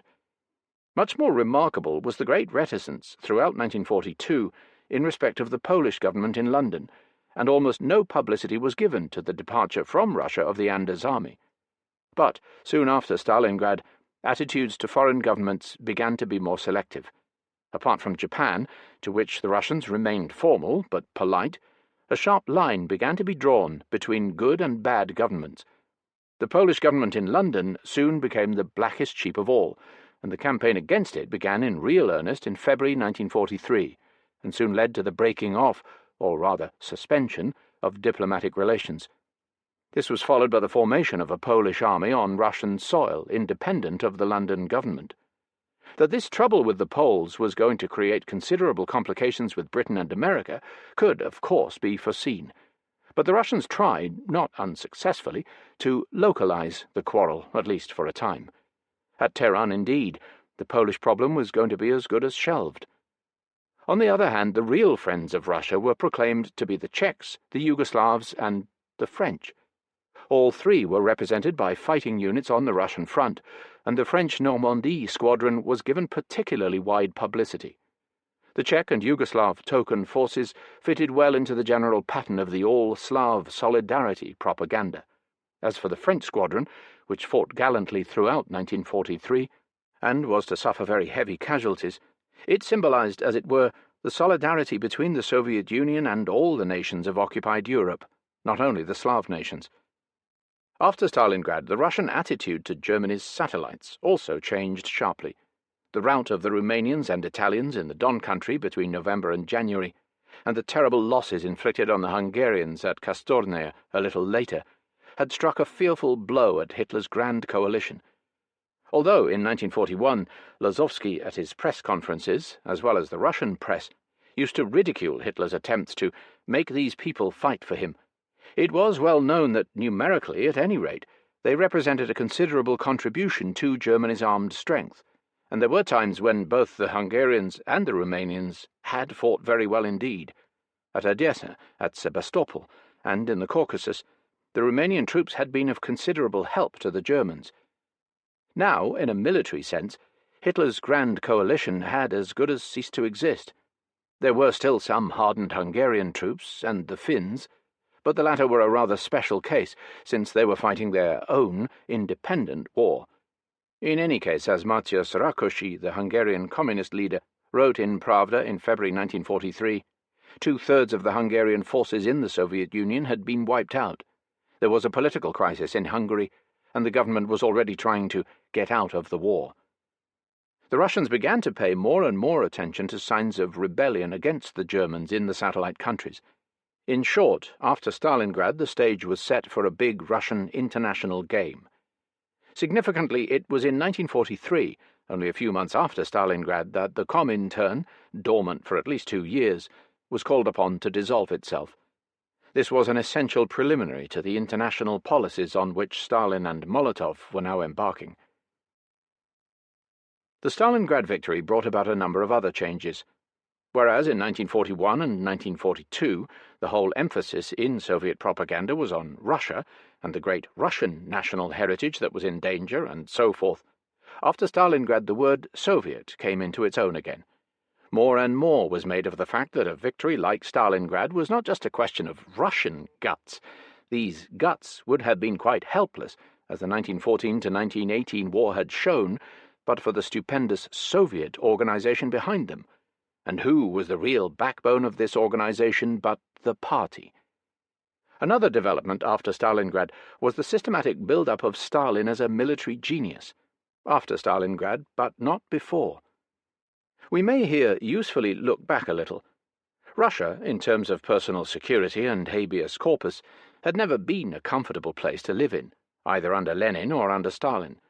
The ruthless collectivization drive had brought about fearful hardships, but by 1936, the year of the Stalin Constitution, «Жить стало легче, жить стало веселье». Life had become easier and more cheerful. Stalin was taking the credit for it, and the vast propaganda machine of the party had by now embarked on the personality cult in earnest. And there was a 5-year plan mystique in the country. Then came the purges, in the party, in the army, among the intelligentsia. There were hundreds of thousands, perhaps millions, who were directly affected. Many thousands of officers in the Red Army alone, Khrushchev said, and millions more who had lost relatives and friends in the purges. 37, the height of the purges, became a fearful memory. And yet Stalin's personal prestige had been surprisingly little affected. There was a kind of obsession with capitalist encirclement, and above all with Nazi Germany, and it seems that countless people believed, or half-believed, that there could be no smoke without fire, and that there must have been some reason for the great public purge trials of Kamenev, Zinoviev, Rykov, Pietakov, Bukharin, Radek, and the rest. In many minds, Trotsky had been built up into a diabolical figure with countless accomplices inside Russia.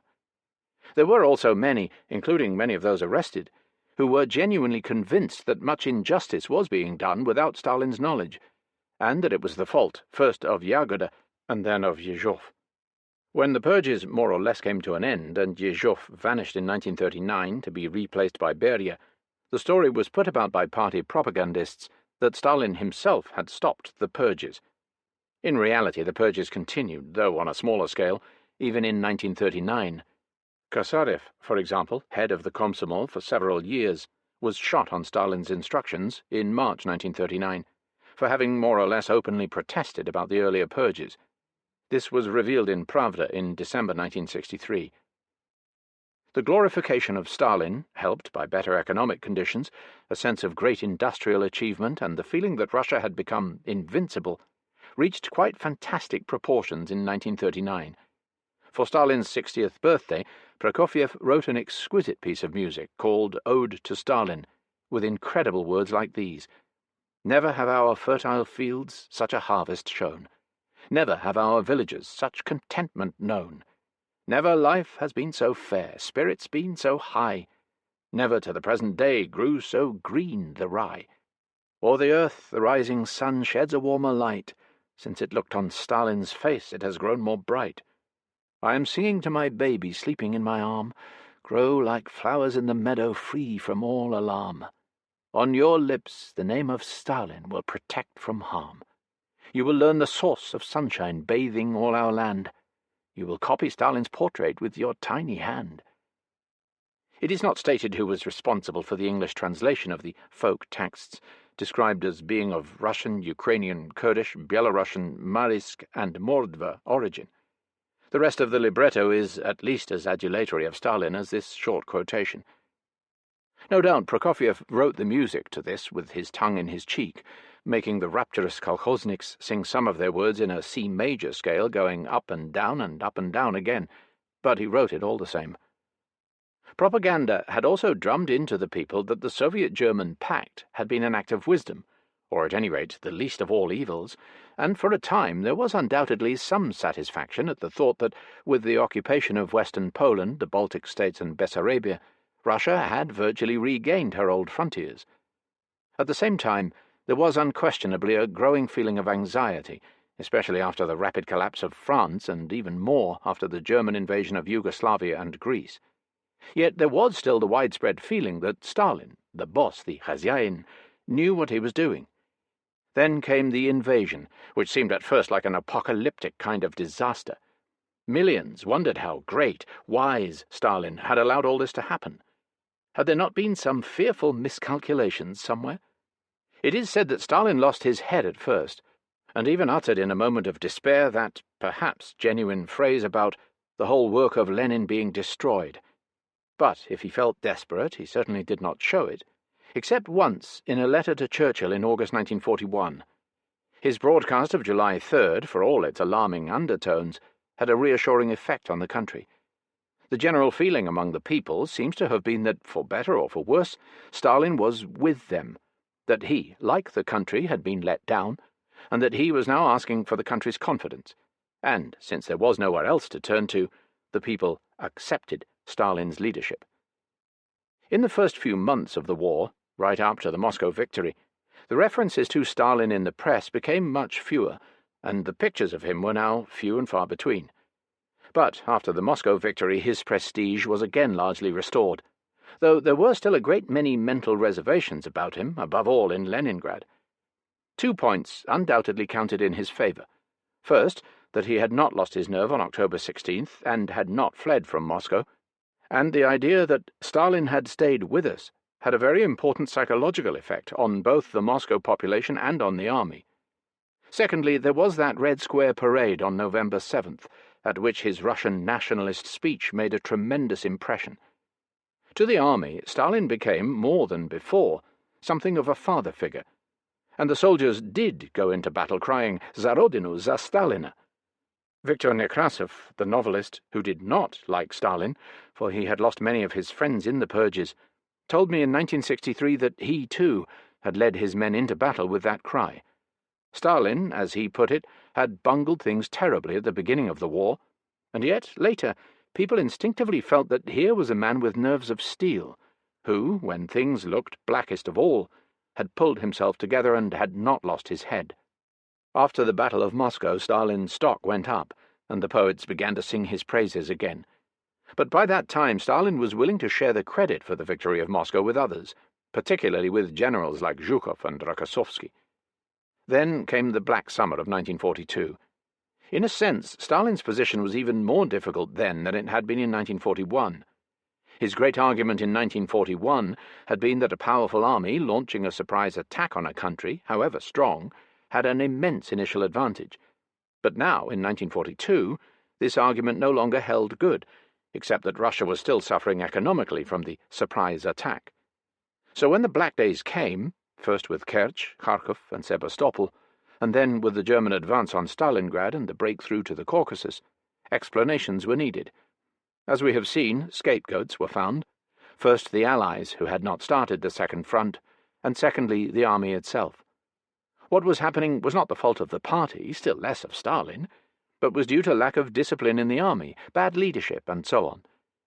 There may well be very good reasons to suppose that the post-Rostov army reforms, which began to work wonders, were in reality much more the work of Zhukov and Vasilevsky than of Stalin, and that things had come to such a pass that he had to agree to them whether he liked them or not. But the credit for them was given to Stalin. This, with his not-a-step-back order, was built up into the idea that all would be well, now that Stalin had taken things in hand. In view of Khrushchev's allegations in his secret report to the 20th Congress that Stalin was a military ignoramus, and of the comments of foreign observers that though he was polite to foreigners, he was extremely rude to Russians of whatever rank, it is interesting to have Marshal Yeryominka's account of a Defense Committee meeting in the first week of August 1942, just before Stalingrad. Yeryominka had been in hospital, recovering from a leg wound, when he was summoned to the Kremlin. Leaving my stick in the hall, I carefully but briskly entered the study of the Commander-in-Chief and head of the State Defense Committee. Standing at his desk, Joseph Vissarionovich had just finished a telephone conversation. Several other members of the Defense Committee were in the room. J.V. Stalin came up to me, shook hands, and, closely looking at me, said, "So you consider you are fit again?" "Yes, I have fully recovered," I replied. One of those present then said, "Looks as if his wound was still bothering him. He's limping badly." "Please don't worry," I said. "I'm quite all right." "That's fine," said Stalin. "Let's consider that Comrade Yeryominka has fully recovered, and let's get down to business. We need you very badly." The Defense Committee was working on the measures to be taken for straightening things out in the Stalingrad area. The problem under discussion was the appointment of the commander to a new front. Summing up the discussions, J.V. Stalin turned to me. "The situation at Stalingrad calls for urgent measures. The Defense Committee has decided to divide the Stalingrad front into two distinct fronts, and to appoint you commander of one of them." Yeryominka accepted the post, and Stalin then told him to go to the General Staff and study there all the necessary operational and organizational details, and to return in the evening with Vasilevsky, the Chief of Staff. The final decisions would be taken then. Saying goodbye, Stalin then said, "Will you work out a schedule so as to be able to leave for Stalingrad the day after tomorrow?" Yeryominka then relates how he spent the day at the General Staff and what he learned there about the very threatening outlook in the Stalingrad area. In the evening I returned to the Commander-in-Chief. Here were also the Chief of Staff, General Vasilevsky, Major General Ivanov, also of the General Staff, and General Golikov. After the usual welcome, J.V. Stalin ordered Comrade Vasilevsky to report on the draft decision about the new rearrangement of the army groups. While Comrades Vasilevsky and Ivanov were spreading out the maps, J.V. Stalin came up to me and, feeling the 2 gold wound stripes on my tunic, remarked, "It was quite right to introduce these wound stripes. People should know those who have been shedding their blood fighting for the country." After Vasilevsky's clear and laconic report, there was a long discussion, in the course of which Yeryomenko argued against the splitting of the Stalingrad front in 2, since the border between 2 fronts always tended to be vulnerable. Having said my piece, I stopped, waiting for observations, if any. Rather to my surprise, and apparently to that of the others, Stalin reacted rather nervously to my suggestion.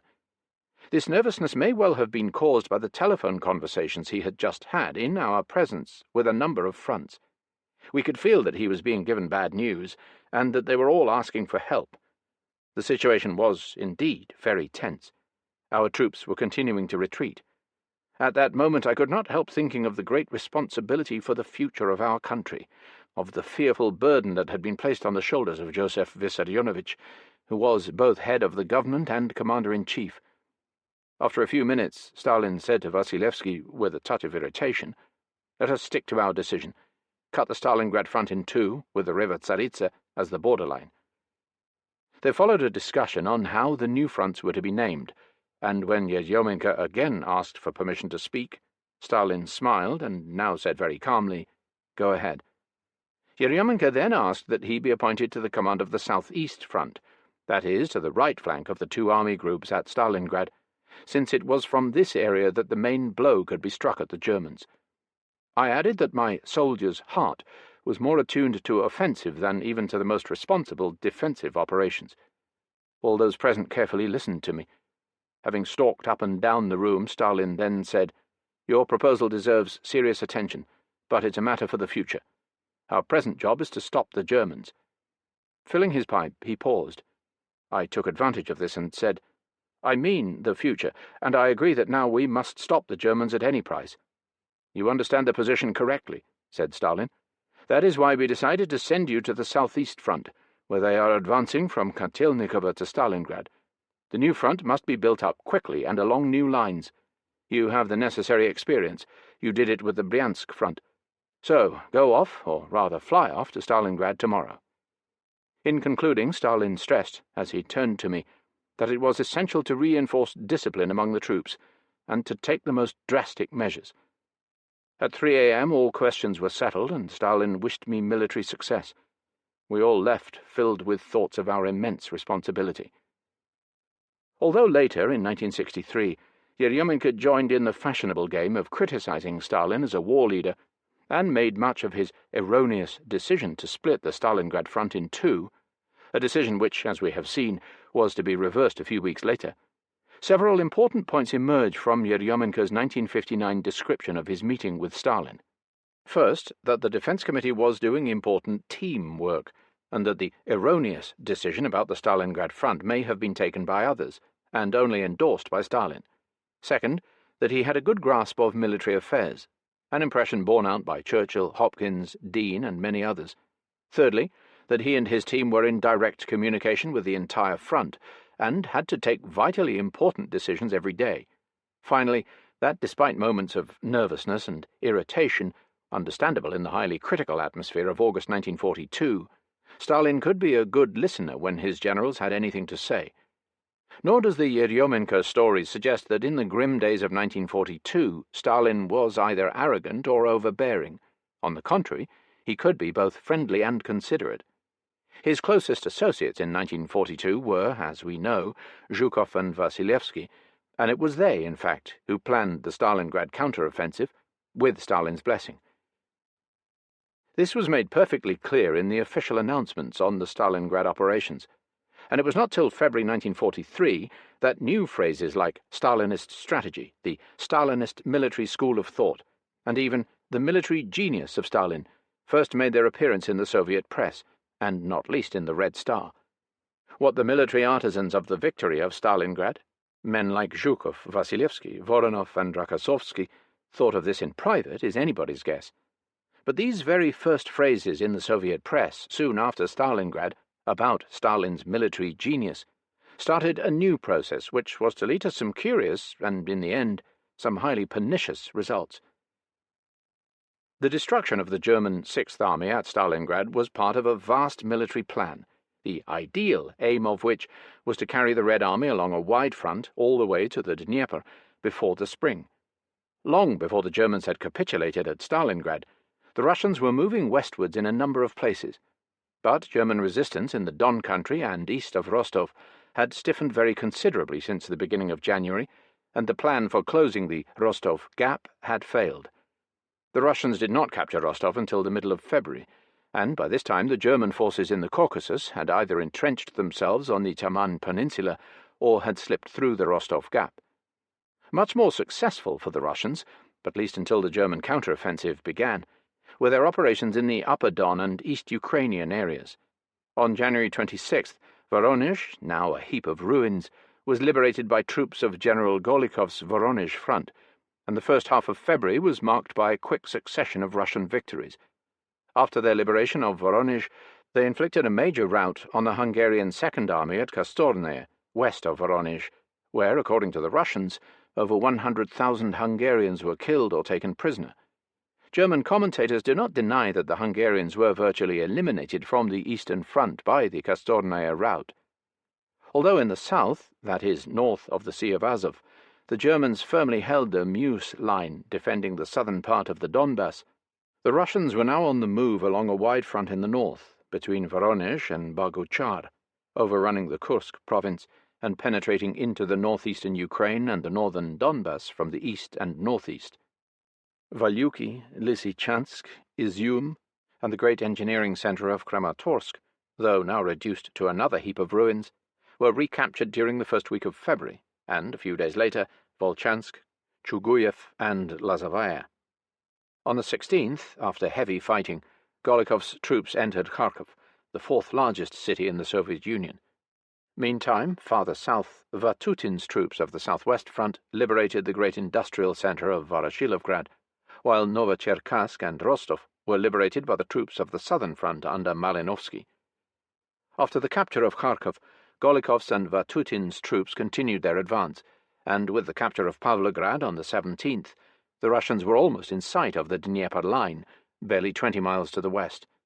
It was at this stage that the Germans began preparing their counter-offensive, their revenge for Stalingrad. In March, caught on the hop, the Russians were indeed going to lose some of the territory gained in the winter offensive, including Kharkov. Between Stalingrad and the first indications of the coming German counter-offensive, the mood in Russia was exuberant, and it was during this period that phrases like Stalin's military genius began to be used in the press. The prospect of recapturing the whole of the Donbass and reaching the Dnieper line before the spring was alluring, and the capture of Kursk and Kharkov seemed to exceed even the rosiest hopes. The Soviet press was full of articles on the importance of recapturing the Donbass, which meant coal and steel. The tone of the press became even more exuberant after the liberation of Kharkov. Red Star wrote on February 16th, "The capture of Kharkov is another triumph of that Stalinist strategy which has already achieved so much during the past winter. Frantically, the enemy clung on to Kharkov. The Germans tried to hold us on the Donets River, but all the fortified lines were broken, one after another. Finally, the battle continued inside Kharkov itself. But here also those divisions with arrogant names like Gross Deutschland, Reich, and Adolf Hitler were smashed. And now it is we, and not the Germans, who are going to plan the future course of the war." 2 days later, the same paper exalted the skill of the Red Army. Not only had it liberated immense territories, but in doing so it had been constantly encircling and destroying the enemy. Thus, the Italians had been encircled and routed at Milyreva, and the Hungarians at Kastorne, not to mention the Germans at Stalingrad. And again it referred to Cannae, where Hannibal, with his 50,000 Carthaginians, had routed 70,000 Romans. Cannae had become part of the Red Army's strategy. Red Star went on to say that all that had happened in the last months had finally shown that the vaunted superiority of German military thought had proved a myth, even though it was a myth that had even survived the 1914 to 1918 war. Now, Stalinist strategy was triumphant. It is significant that it was soon after the capture of Kharkov that Stalin assumed the rank and title of Marshal of the Soviet Union. During these exuberant weeks of February 1943, more credit began to be given to the Communist Party than ever before. Here were the first signs of a renewal of the old tensions between party and army, although right to the end of the war the two continued to be identified with each other rather than contrasted. The party was, as it were, now living in the reflected glory of the army. Or was it vice versa, since the official propaganda now went out of its way to point out that all that was best in the army was party? Thus, at the height of the rejoicing over Kharkov, Red Star wrote on February 19th, "The party has thrown its best sons into the fray. How many times in moments of crisis, both at Moscow in 1941 and at Stalingrad in 1942, did the courage and toughness of communists save the situation. The party organization is the real backbone of the army. All the magnificent achievements of our army are due to the fact that the Red Army's military doctrine is based on the well-tested principles of the wisest doctrine in the world, that of Marx, Engels, Lenin, and Stalin. In short, innate Russian virtues were indispensable, but they were merely the raw material with which the regime was forging victory. More and more, as the war approached a victorious conclusion, did the concept of Soviet patriotism take the place of Russian patriotism of the dark days of 1941 to 1942, and Stalin was increasingly built up into the symbol of this Soviet patriotism. It is, however, significant that Stalin never quite forgot the fearful days of 1941 and 1942, when he had to depend almost exclusively on specifically Russian nationalism to save the situation, and at the end of the war he singled out the Russian people as those whose determination to win the war and defend the Soviet state had been greatest of all. Chapter 2. The Germans and the Ukraine. Now that the Red Army had begun to drive the Germans out of the Soviet Union, and in particular out of the Ukraine, we must look at German policy in the occupied areas, if it can be called a policy. For in reality, this policy was a story of almost unrelieved bestiality, occasionally mixed up with the more farcical aspects of Nazi ideology. Thus, as early as 16th July 1941, Hitler had already decided that the Crimea was to become a purely German colony, from which all foreigners were to be deported or evacuated. It was to become the German Gibraltar in the Black Sea. To WWII, chief of the German Labour Front and the Strength Through Joy movement, it was to become a gigantic spa, a favourite playground for German youth. Later, Hitler also played with the idea of settling the South Tyrolean problem with Mussolini by resettling in the Crimea the German-speaking inhabitants of the Italian part of the Tyrol. After the fall of Sebastopol in July 1942, Manstein, the hero of the Crimea, was to be presented with one of the former imperial palaces on the Crimean Riviera. One of Rosenberg's more lunatic discoveries was that the Crimea was, geopolitically, part of the Germanic heritage, since it was in the Crimea that the last Goths had survived as late as the 16th century. In December 1941, he had proposed to Hitler that the Crimea be renamed Gotenland. I told him that I had also worried about the renaming of the cities. I thought of renaming Simferopol Gothenburg and Sebastopol Theodorischhafen. In reality, whatever Hitler's post-war plans were, it was awkward, while the war was still on, to proceed with a total evacuation of all foreigners, that is, non-Germans from the Crimea, especially as the Crimean Tatars were not only gladly collaborating with the Germans, but were actually supplying the Wehrmacht with a certain number of soldiers. But the Crimea was still a minor sideshow compared with the Ukraine. This was an immense territory with nearly 40 million inhabitants before the war, a proverbial breadbasket, and a source of coal, iron ore, and steel. It would be idle to deal here in detail with all the conflicting policies that existed amongst the Nazi hierarchy in respect of the Ukraine. Rosenberg clearly tried to distinguish at first between the evil Great Russians and the Ukrainians who could be used as a bulwark against the Russians. Early in 1941, Rosenberg argued, in his usual insane way, that Kiev had been the centre of the Varangian state, which accounted for the strongly Nordic and superior racial features of the Ukrainian people. Then, in May, he drafted instructions for the future German rule in the Ukraine. Retreating slightly from his goal of immediate statehood, he now envisaged two stages: During the war, the Ukraine was to provide the Reich with goods and raw materials. After that, a free Ukrainian state in closest alliance with the German Reich would assure German influence in the East. To attain these goals, one problem must be attacked as rapidly as possible. Ukrainian writers, scholars, and politicians must be put to work to revive an Ukrainian historical consciousness, so as to overcome what Bolshevik Jewish pressure has destroyed in Ukrainian folksdom in these years. A new great university in Kiev, technical academies, extensive German lecture tours, the elimination of the Russian language, and the intense propagation of German language and culture were integral parts of this program. He spoke in terms of extending the future Ukrainian state all the way from Lvov to Saratov on the Volga. This seemingly liberal Rosenberg plan, as well as all its subsequent variants, met with no favour from Hitler, Goering, Himmler, or, for that matter, Erich Koch, Reichskommissar for the Ukraine, who pointedly set up his headquarters in the provincial town of Rovno, and not in Kiev, which was not to be given even the semblance of a capital. The various émigrés, who had been hanging round Rosenberg for years, such as the senile Skoropadsky, who had been the German-appointed hetman of the Ukraine back in 1918, were not taken seriously by any of the top Nazis, except by Rosenberg himself. Even Bandera, the ferociously anti-Polish and anti-Jewish Ukrainian nationalist leader in the western Ukraine, was arrested by the Germans at the beginning of the war and sent to Berlin, where he was interned till 1944, when the hard-pressed Germans decided that he might still have his uses. Meantime, Galicia, that is, the western Ukraine, was simply incorporated in the German-ruled Government-General of Poland.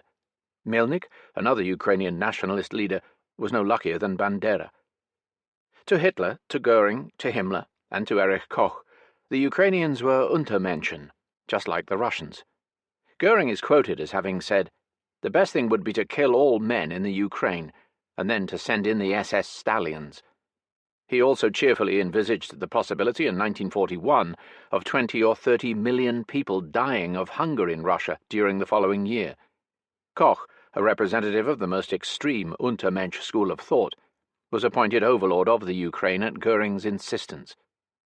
For a short time after the German occupation of the Ukraine, a small number of Ukrainian nationalists still tried to make their voice heard, especially in parts of the Ukraine, such as Kharkov, still nominally under the jurisdiction of the army and not of Koch. But they received no serious encouragement from anybody. The Ukraine was, to the Germans, first and foremost a source of food, secondly, of coal, iron, and other minerals, and thirdly, of slave labour. Yet the agricultural deliveries from the Ukraine turned out much smaller than the Germans had budgeted for, while the German attempt to revive the Donbas, Krivoy Rog, and other industrial areas was to prove a complete failure. The Germans actually had to send coal to the Ukraine from Germany. Both in agriculture and industry, they met with great passive resistance. Moreover, agriculture was short of machinery, and the Germans had to export certain quantities of such machinery to the Ukraine. The industrial plants had largely been evacuated to the east, and in those coal and iron ore mines, which had not been put out of action by the retreating Russians, there was both a shortage of skilled labour, many of the miners having been evacuated, and various kinds of passive resistance from the miners who were still there. According to German statistics, non-agricultural deliveries from the east, that is, from all the occupied Soviet territories, and not just the Ukraine, totaled 725 million marks worth. These were offset by an export of 535 million marks worth of equipment and coal to the east, thus leaving a net profit of 190 million marks. To this should be added various local deliveries to the German army, estimated at 500 million marks. But even so, the total balance remains unimpressive. According to Dahlin's calculations, based on the available German statistics, and even including the East's agricultural deliveries, the contributions of the occupied East to the Reich amounted to only 1/7 of what the Reich obtained during the war from France.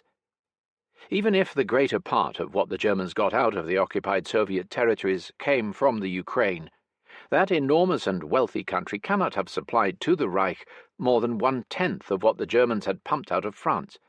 The desire for even plain economic collaboration was lacking. For two things characterized the German occupation of the Ukraine: the massacre of the Jews and the deportation of millions of young Ukrainians to Germany as slave labor.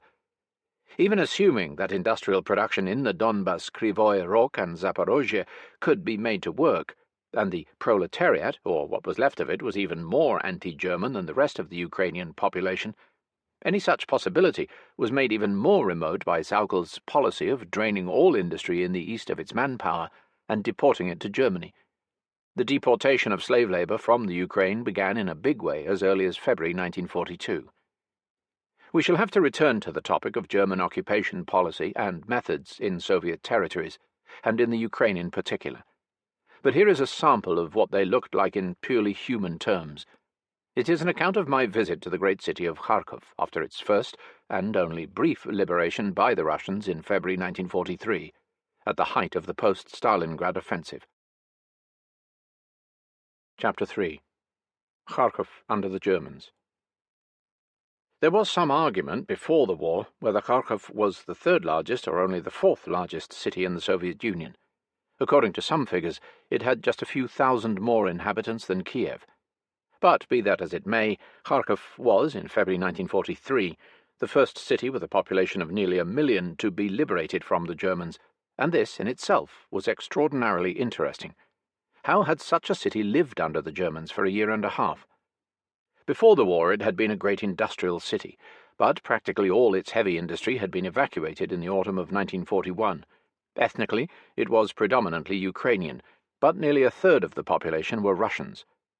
When I went there in February 1943, the Russian liberation of Kharkov was still highly precarious. The Red Army's communication lines were long and very bad, and the danger of a German counter-offensive could not be ruled out. The high spirits among the Russian soldiers noticeably declined even during the 3 days I was there. The German occupation of Kharkov, which was in the military zone and not under the authority of Erich Koch, was marked by the following features: acute hunger among civilians, especially during the first winter of the occupation; terror, especially against suspected Soviet sympathizers; extermination of the Jews; the toleration of a black market, in which the German soldiers played a very active part; no encouragement given by the German authorities to any Ukrainian nationalist movements, but at the same time a readiness to sow discord between Ukrainians and Russians; the stamping out of Russian and Ukrainian cultural life, and the abolition of all education except some elementary schools; a certain encouragement to the artisans and to shopkeepers, but only the most half-hearted attempt by German big business to revive Kharkov as a great industrial centre; a readiness on the part of some of the Ukrainian petite bourgeoisie, artisan and shopkeeper types, to adapt themselves as best they could to a difficult situation, and, above all, to survive; acute resentment against the Germans because of the deportation of so many of the younger people as slave labour to Germany; the existence of a Soviet underground, and a widespread anti-German feeling in the city, above all among children and adolescents deprived of their education. What local government there was, the Ukrainian burgomaster and his town council, was completely under the thumb of the German military authorities. The burgomaster, Alexander Semyonenko, who followed the Germans when they left, and then returned with them in March 1943, was later, in 1944, to play a minor part in Berlin in the various attempts to set up an Ukrainian National Committee. That evening, a few days after the Russians had entered Kharkov, the front was still only a very short distance away, and for half an hour before landing our plane had been flying under fighter escort. It was thawing. The large blocks of houses near the airfield had all been burned out. A wrecked Heinkel was lying on the airfield, but here also were half a dozen Russian fighter planes, not wrecked, but very much alive. 2 of them had just escorted us here. But the airfield was in a mess, all hangars gone and all the other buildings gone. A young Air Force sergeant, shaking his head, remarked, "We're in a real jam here.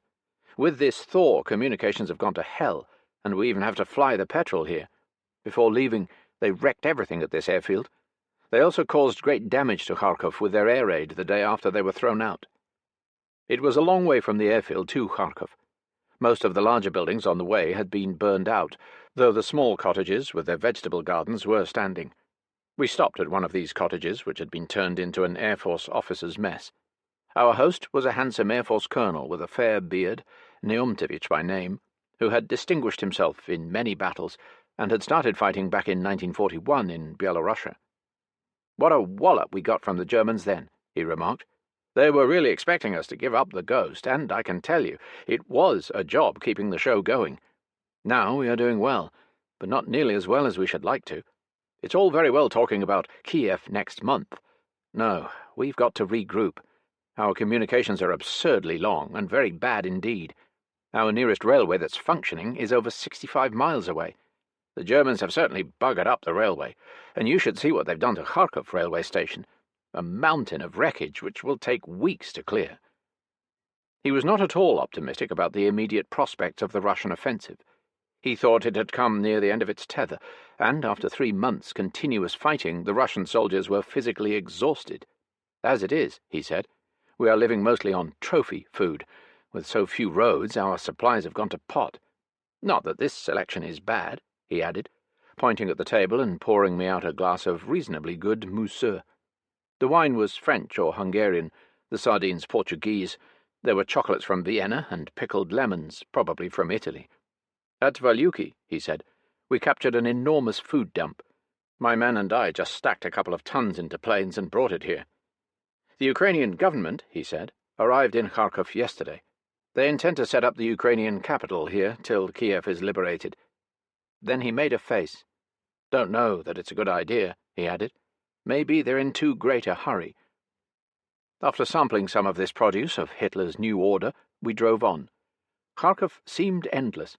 We drove for miles through suburban and town areas before we reached the centre of the city, marked by the high tower of an onion-domed church, and further to the left, high up on the hill, by an agglomeration of 14 or 16-storey skyscrapers, built during a brief constructivist period in the late 20s.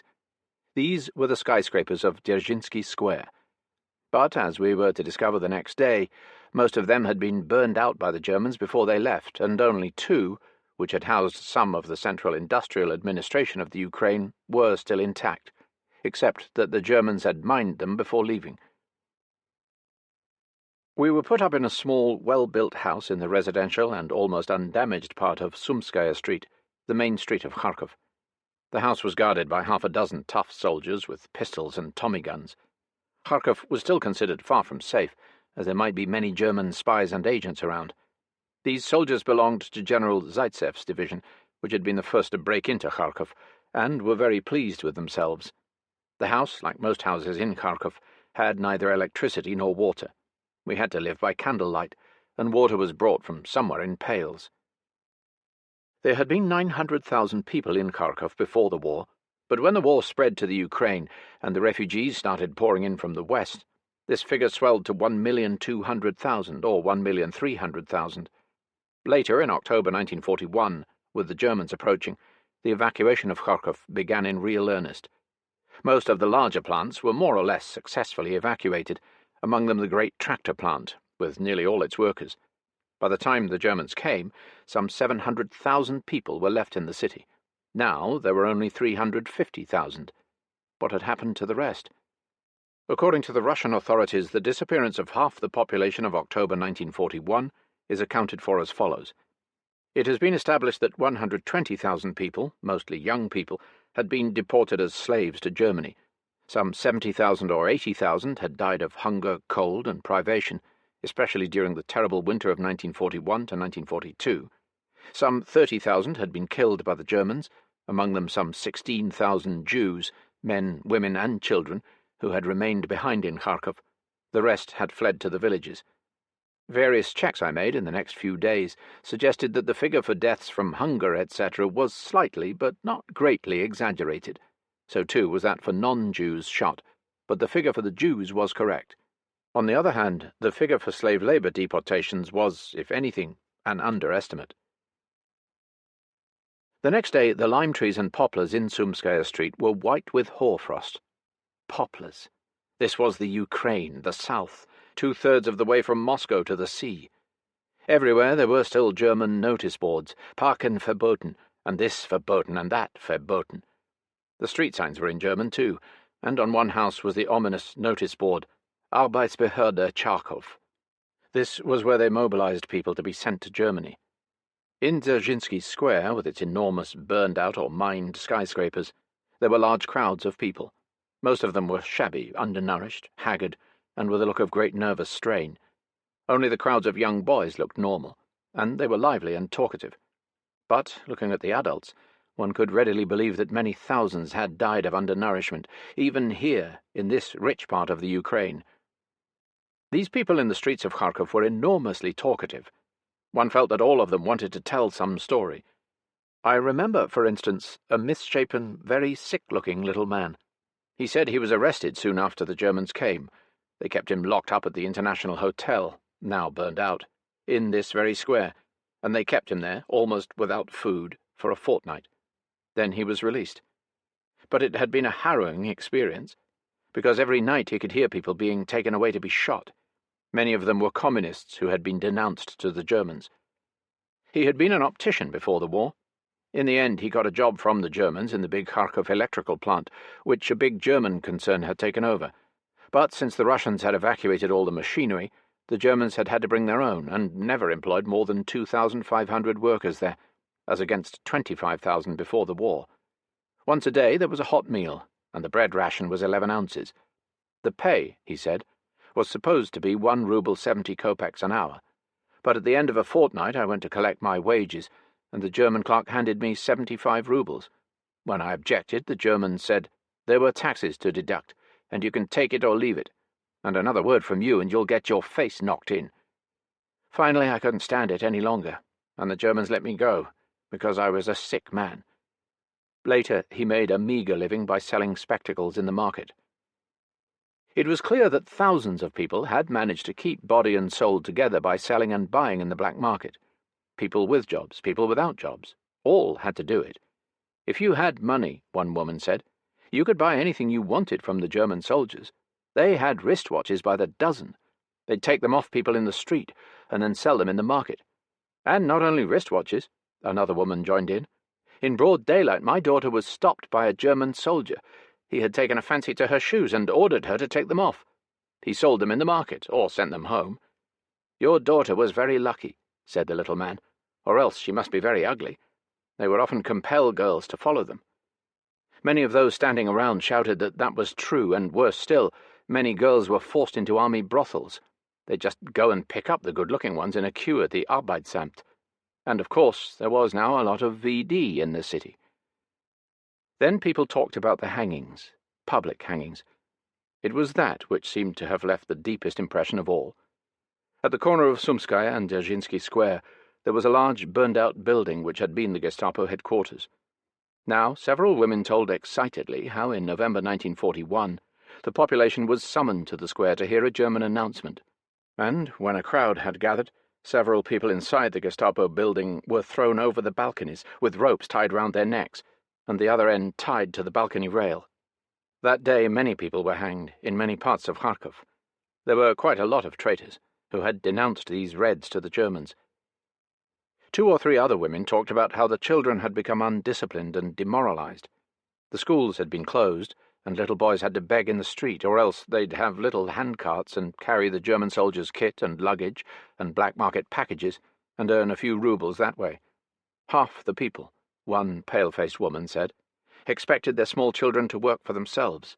Small children, hungry, having to fend for themselves. Have you heard anything like it? Under Stalin, children get the best of everything, but not under these German swine. And now a lot of them will be good-for-nothings, thieves and little hooligans.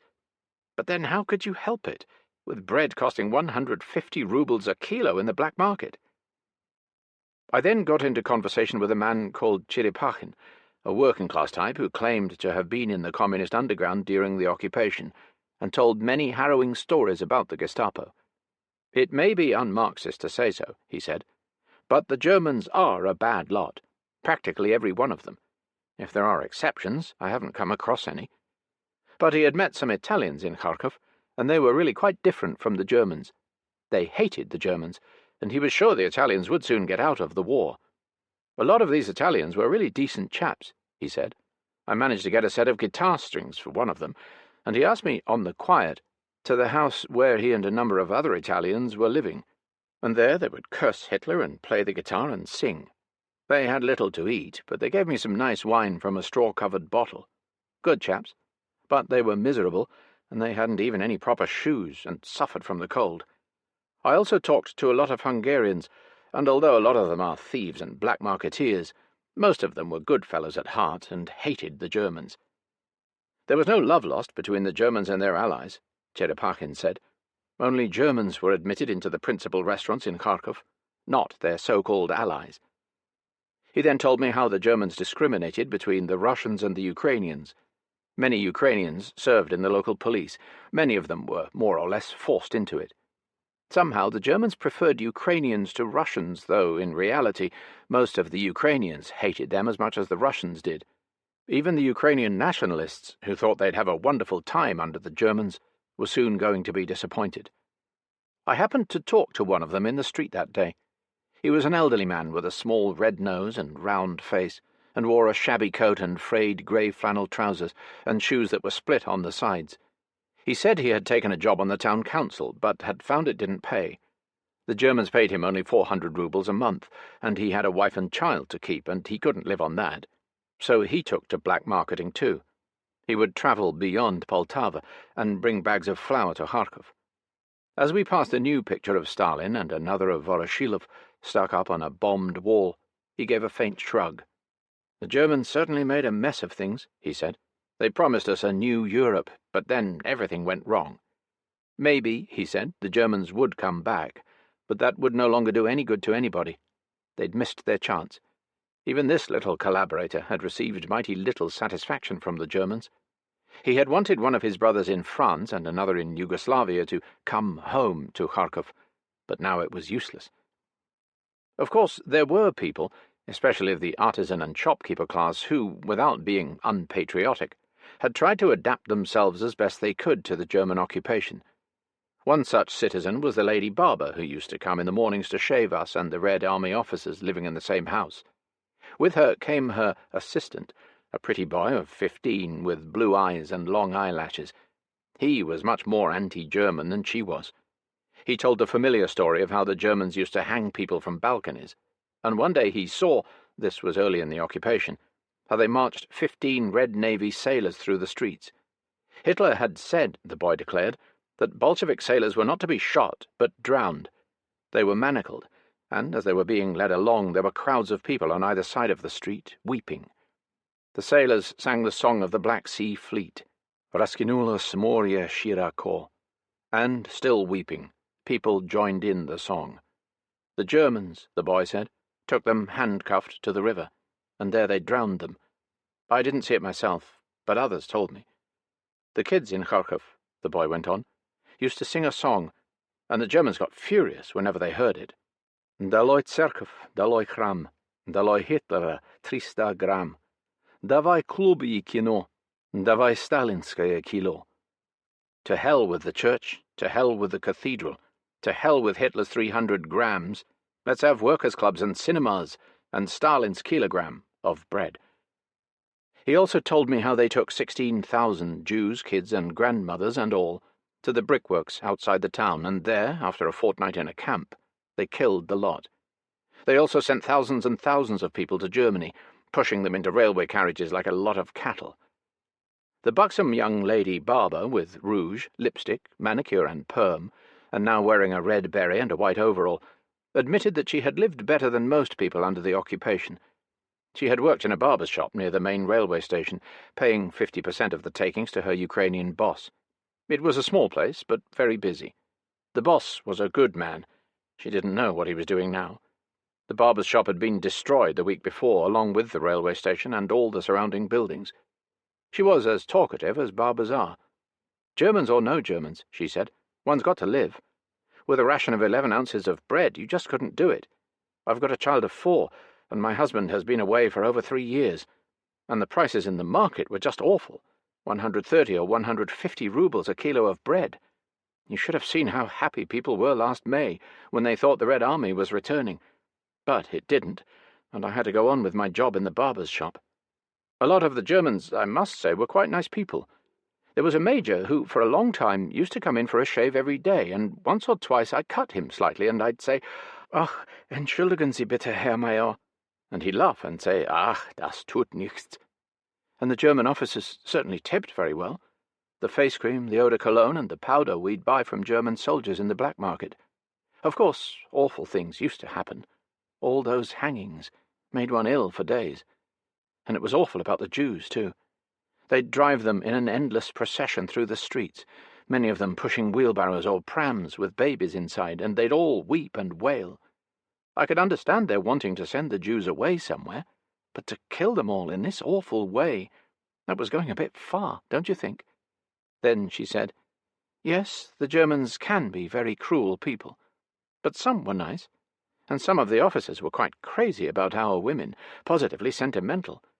But then our women are so much more attractive than German women, and these German women were certainly bitches. They behaved as if the place belonged to them. There were hundreds of them here. The best flats were commandeered for German families, and they and some Ukrainians would open shops and restaurants. If any Russian had a decent flat, he was sure to be thrown out." I also heard something of the tragi-comedy of the Ukrainian nationalists. When the Germans first came to Kharkov, a bunch of Ukrainian nationalists started a newspaper called WWII. On the face of it, there wasn't a single known person among the contributors. They wrote under pseudonyms. The principal writer signed Petro Saigadashny, the name of an old Ukrainian hero. He was head of a self-appointed Ukrainian propaganda department, and for a short time the Germans patronized these people. But 2 months later, several of the ringleaders were shot by the Germans themselves. To the survivors, the Germans made it quite clear that they were the bosses. This was rubbed in 1,000 different ways.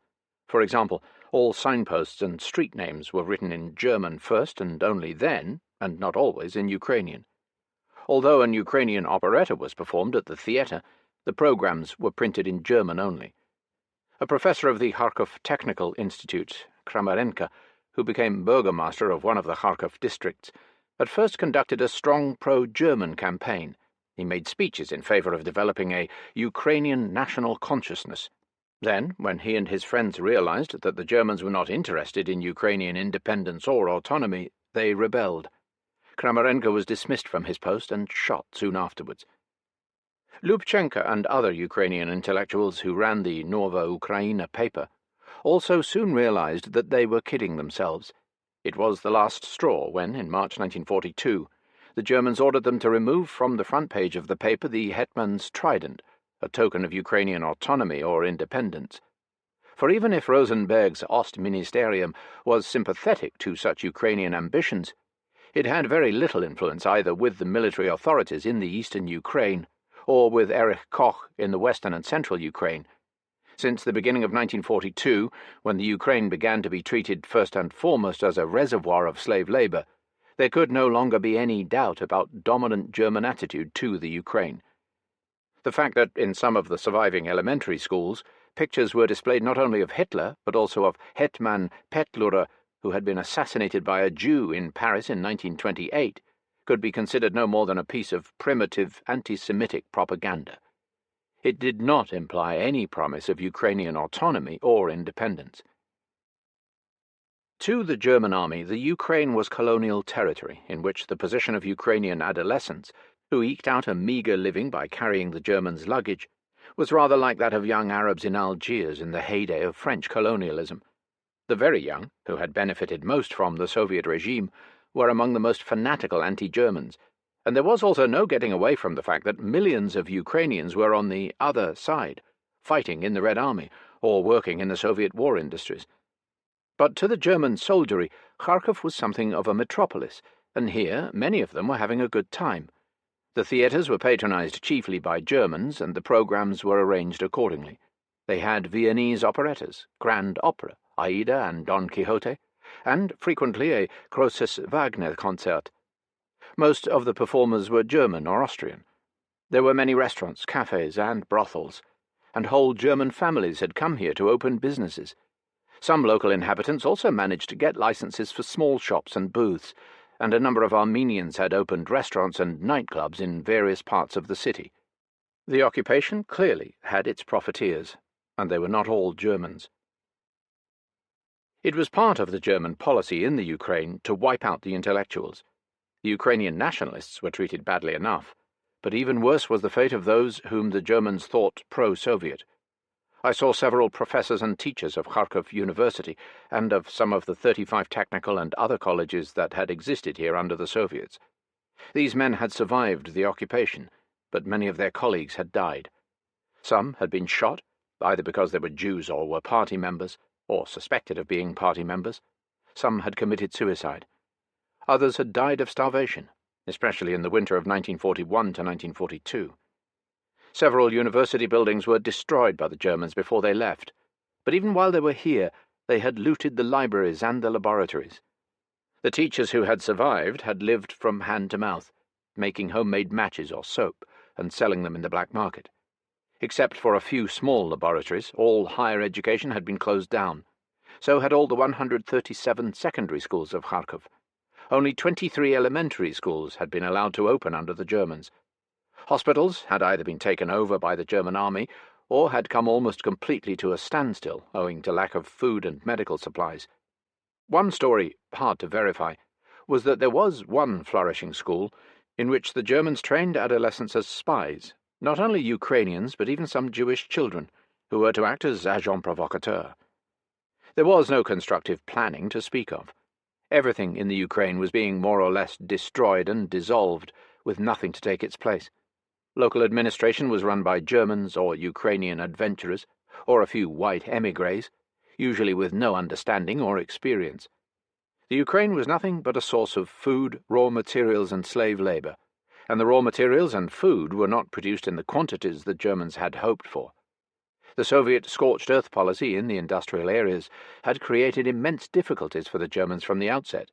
Labor willing to work for them was short, and in the Donbass in 1943 they were reduced to turning tens of thousands of Soviet war prisoners into improvised miners.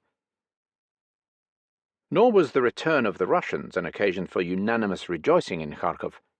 I saw 2 large letterboxes marked UNKVD, the Ukrainian Security Police, into which people were invited to drop denunciations and other relevant information. Here was scope for some ugly vendettas. And at the former Gestapo prison, now burned out, I could see civilian prisoners being escorted into the basement for questioning by the NKVD. Scared relatives were hanging about the prison, some of them with parcels of food. The atmosphere in Kharkov was becoming more and more depressing during those 3 days. There was no further mention of the Ukrainian government being there. Had they already left? For there were more and more rumours of a great German counter-offensive having started, and this was soon to be officially confirmed. The railway to Kharkov had not been restored, and an early thaw had set in, which made the Russian soldiers shake their heads. Kharkov was as good as cut off from the Russian rear. True, the Russians were reopening schools and hospitals in a small way, and tearing down German street signs, but with every hour the feeling of uneasiness grew. It was a harrowing experience to go to the main market on my 3rd afternoon. Most of the trading was over, but at one stall they were still selling little glasses of millet or sunflower seed, and at another battered tubes of German toothpaste or tins of shoe polish, and primitive lighters made of aluminium scrap, and selling at 60 rubles apiece. All the same, there were still large crowds in the market, dismally eyeing this junk. Among them were many soldiers. The women behind the stalls looked shabby, worried, underfed. Then I noticed 2 weird, ghost-like figures in terrible rags. I remember one of them particularly. He had a long face that was nothing but bone and a dirty white skin, and long red stubble grew from his chin. His eyes were blue and enormous, and in them was a look of helpless suffering. His lips were parched and cracked, and his breath smelled of death. The rags he was wearing were the remains of a discarded Italian uniform. He was a Smolensk peasant, and had been captured by the Germans at Milerovo in the summer of 1942. He and the other man had come from a war prisoners' camp in a place called Sabachy Pitomnik, or Dog Farm. For months they had lived there on starvation rations, and most of their pals had died. Now, when the Russians had come, they had been let out, but had to go back to the camp every night. Nobody was taking care of them, and they had wandered about Kharkov looking for food. No one in the market had given them anything, and the military were treating them with suspicion. This widespread callousness was another product of the German occupation, plus the NKVD. For to the Russian authorities they had surrendered to the Germans, and could not be treated as deserving cases before closer investigation. One Russian soldier remarked, "Don't you get het up about them. For all we know, they may have been left here by the Germans as spies or diversionists." "They don't look like it, do they?"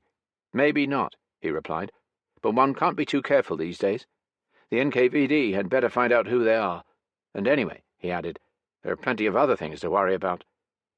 These Russian war prisoners could still have been saved by their own people, but they weren't.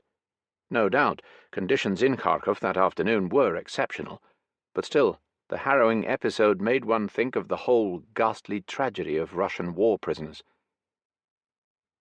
The soldiers in our house that night were no longer as cheerful as they had been. The Germans, they said, were attacking strongly at Kramatorsk and elsewhere west of Kharkov, and large numbers of wounded had started pouring into the town. These wounded were saying that the SS Panzer divisions were attacking in great strength. We left Kharkov the next day, with a feeling of foreboding. The Germans returned, not at once, but over a fortnight later, on March 15th. One of the first things the SS did was to butcher 200 wounded in a hospital and set fire to the building. This recapture of Kharkov was their revenge for Stalingrad, but it was only a relatively small revenge. The early thaw, which had caught the Russians on the hop and had forced the Soviet High Command to abandon Kharkov, was now beginning to work in the Russians' favour. The ice on the Donets had become so thin that the German tanks could no longer cross it, and the Russians had by now dug in along the Donets line. Here the front became more or less stabilized till July. Chapter 4. The economic effort of 1942 to 1943. The Red Army's new look. Lend-Lease. The Red Army of 1943 was very unlike the Red Army of 1941 or even 1942. We have already described the post-Rostov reforms to smarten up the officer corps, to increase its authority through the abolition of dual command, and to heighten the discipline among the troops. In 1942 there had been many heroic episodes in the Red Army, but also many cases of demoralization and even panic.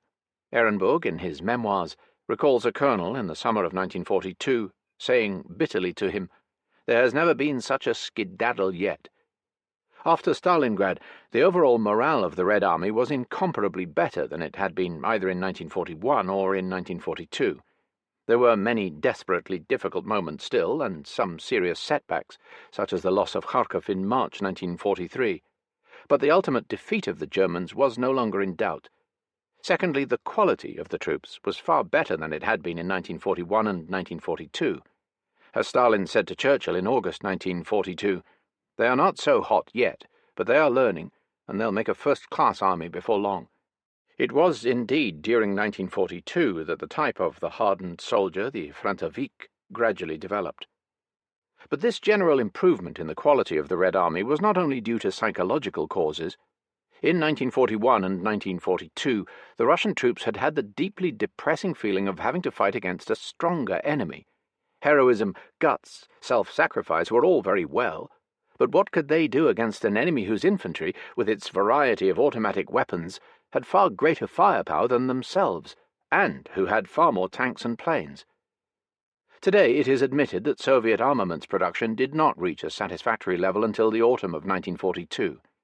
The evacuation of hundreds of plants from west to east in the autumn and winter of 1941 had resulted in an almost catastrophic drop in arms production, which largely accounted for the disappointing results of the Russian Moscow counteroffensive in the winter of 1941 to 1942, and for the disasters of the summer of 1942. After the loss of the Krivoy Rog iron ore, the Donbas coal and the Ukrainian electric power stations, there was a serious shortage in the east, where most of the armaments industry was now concentrated, of both power and metals. The total fuel resources were only half of what they had been before the war. The engineering works of Siberia and the Urals could not work at full capacity, and during most of 1942, the output of tanks, planes, guns, and ammunition was well below the Red Army's requirements. Draconian measures had to be taken to increase output. New coal mines had to be speedily sunk. New power plants had to be built. The People's Commissariat for Coal had some 200,000, more or less, improvised new miners placed at its disposal, and a special food reserve had to be constituted to keep them going. Tens of thousands of new miners were sent from various parts of the country to the Karaganda coal area in Kazakhstan, nearly all of them women and very young people who had to be trained in the shortest possible time. The morale of the Russian women, conscious of working for their husbands or sons or brothers in the army, was particularly admirable. Though less spectacular than the Battle of Stalingrad, the stupendous mass effort made by the women of Russia during the war, whether in industry or agriculture, had nothing to equal it. Despite these efforts, the shortage of coal, metals, and electric power was still serious even in 1943. Though coal production in the East increased substantially in 1943, the total produced was still nowhere near the 166 million tons produced in 1941. In 1943, the principal coal areas in the East produced the following amounts: Karaganda, 9.7 million tons, an increase by 2.5 million tons over 1942, Kuzbass, 25 million tons, 4 million tons more than in 1942, Urals, 21 million tons, 5 million more than in 1942, and 9 million more than in 1940. Finally, the Moscow coal basin, with its very inferior coal, produced in 1943 14 million tons. After the liberation of the Donbass, its badly wrecked mines were producing only 35,000 tons a day at the end of 1943, that is, at the rate of 11 million tons a year. In 1943, oil resources were very low too. Maikop had been put out of action by the retreating Russians. Grozny, with its refineries, had suffered severely from German bombing, and during the temporary breakdown of communications in the Stalingrad period, many of the Baku wells had to be temporarily closed down. Instead, a special effort was made to develop the second Baku in the east at top speed. The coal shortage had to be met, particularly for transport and urban needs, by the substitution of peat and timber. In Moscow, thousands of students, office and factory workers were made to spend their summer holidays in improvised timber camps. New industrial giants had to be speedily built. Thus, an enormous new power station was built in 1942 at Chelyabinsk to supply dozens of armaments works over a large area, and a gigantic new blast furnace, the famous No. 6, was completed during the year at the Magnitogorsk Metallurgical Combine. Altogether, although the Soviet engineering industry had lost half its potential through the German occupation of the Ukraine and other areas, it had, in the main, overcome its difficulties by 1943. All this had a decisive effect on Soviet arms production. A tremendous effort was put into creating an air force superior to the Luftwaffe. Gone were the grim days of 1941, when most of the Russian planes were suicidally obsolete. The principal planes that began to be produced in quantity in 1942 were the Ilyushin-II Sturmovik, low-flying attack plane, and the PE-2 operational dive bomber, and the La-5 fighter, which was better than the Messerschmitt 109, but not as good as the Messerschmitt 109F or 109G. In 1943, the La-5FN, which proved better than any German fighter, including the Focke-Wulf 190, went into mass production, and in May so did the Yak-9, with a 37mm gun which was superior to German fighters with their 20mm guns. The Tu-2 dive bomber went into mass production in September, and the Ilyushin-II Sturmovik was steadily improved and was developed by the end of the year into a two-seater plane, with increased firepower. The average monthly production of planes rose from 2,100 in 1942 to 2,900 in 1943, of which 2,500 were combat planes. Altogether, in 1943, 35,000 planes were produced, 37% more than in 1942, and including 86% of combat planes. The proportion of Sturmoviks and fighters was particularly high. At the height of the summer battles of 1943, more than 1,000 Ilyushin-IIs were produced every month, over one-third of the total of aircraft produced. A little grudgingly, the present-day history adds that there were also some Western planes in the Red Army, but the Hurricanes and Tomahawks were obsolete, and much inferior to both Russian and German fighters. The Aero Cobras and Kitty Hawks, which began to be used on the Russian front in the autumn of 1943, were excellent, but there weren't enough of them. The output of tanks had also been seriously slowed down by the evacuation of industry to the east. Nevertheless, great progress was made in tank construction throughout 1942. Two-thirds of all Soviet tanks were made by three giant plants in the east: the Ural Mashzavod, the Kirov plant at Chelyabinsk, and plant number 183. Some spectacular improvements were made in 1942 for speeding up the production of tanks. Thus, the turrets of the T-34 medium tank were stamped instead of being cast.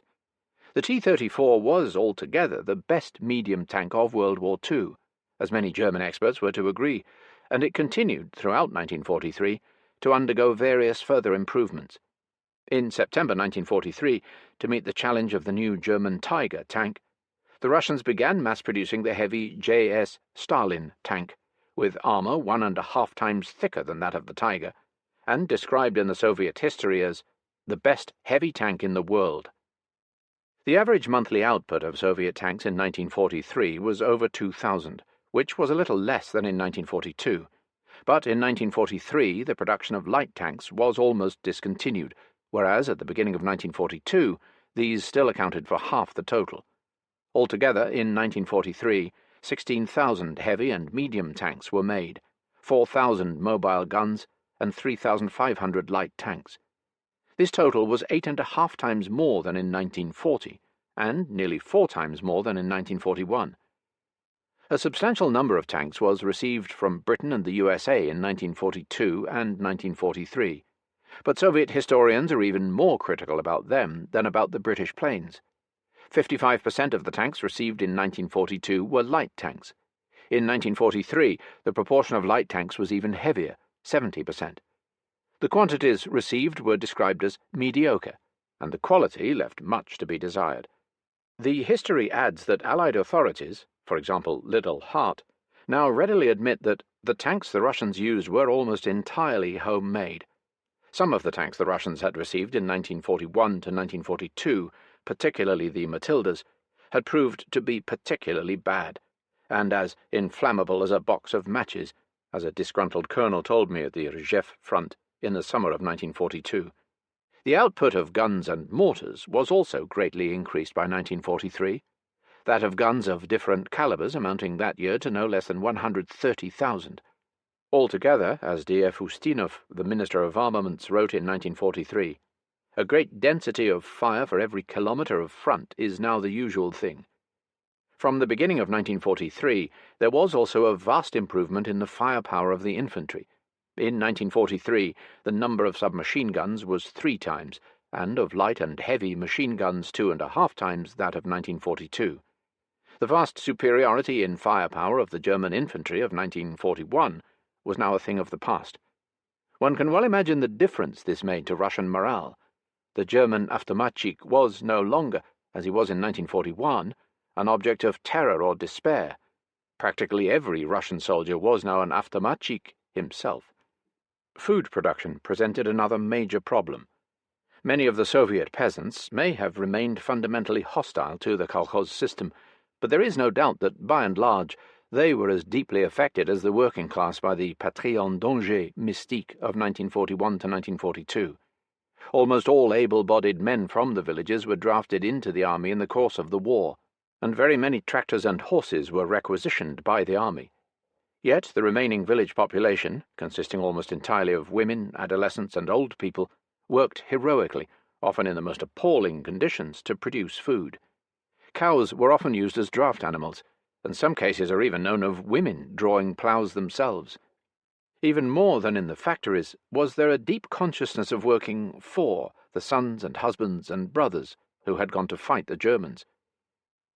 The scale of the food problem can be seen from the fact that in 1942 only 58% of the pre-war area under cultivation was in Soviet hands.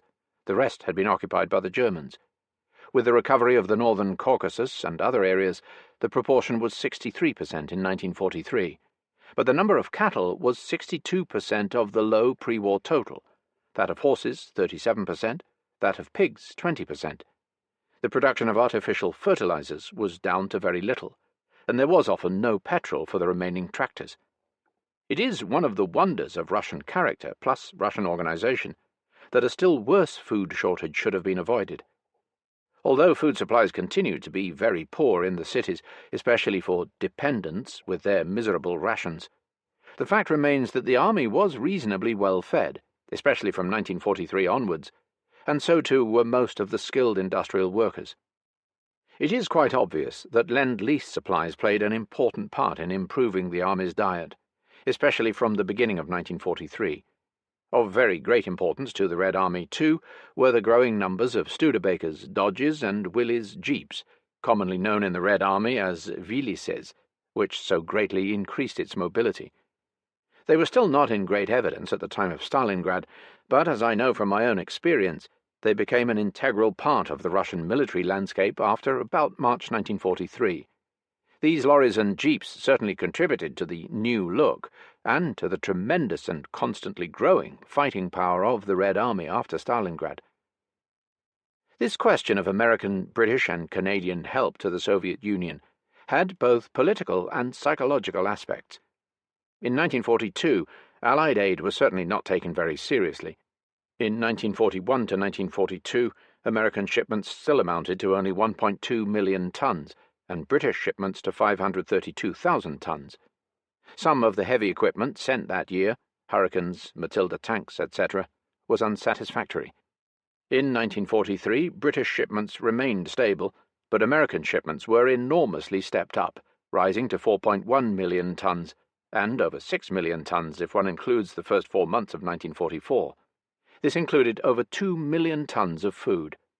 Besides this, the USA sent the Soviet Union between 22nd June 1941 and 30th April 1944 6,430 planes, 3,734 tanks, 10 minesweepers, 12 gunboats, 82 smaller craft, 210,000 automobiles, 3,000 anti-aircraft guns, 1,111 oerlikons, 23 million yards of army cloth, 2 million tires, 476,000 tons of high-octane petrol, 99,000 tons of aluminium and duraluminium, 184,000 tons of copper and copper products, 42,000 tons of zinc, 6,500 tons of nickel, 1.2 million tons of steel and steel products, 20,000 machine tools, 17,000 motorcycles, 991 million cartridges, 22 million shells, 88,000 tons of gunpowder, 130,000 tons of TNT, 1.2 million kilometers of telephone wire, 245,000 field telephones, 5.5 million pairs of army boots. Other industrial equipment, $257 million worth, including oil refinery equipment, electrical equipment, excavators, cranes, locomotives, etc. Between June 22, 1941, and April 30, 1944, Britain dispatched 1,150,000 tons, of which 1,041,000 tons arrived.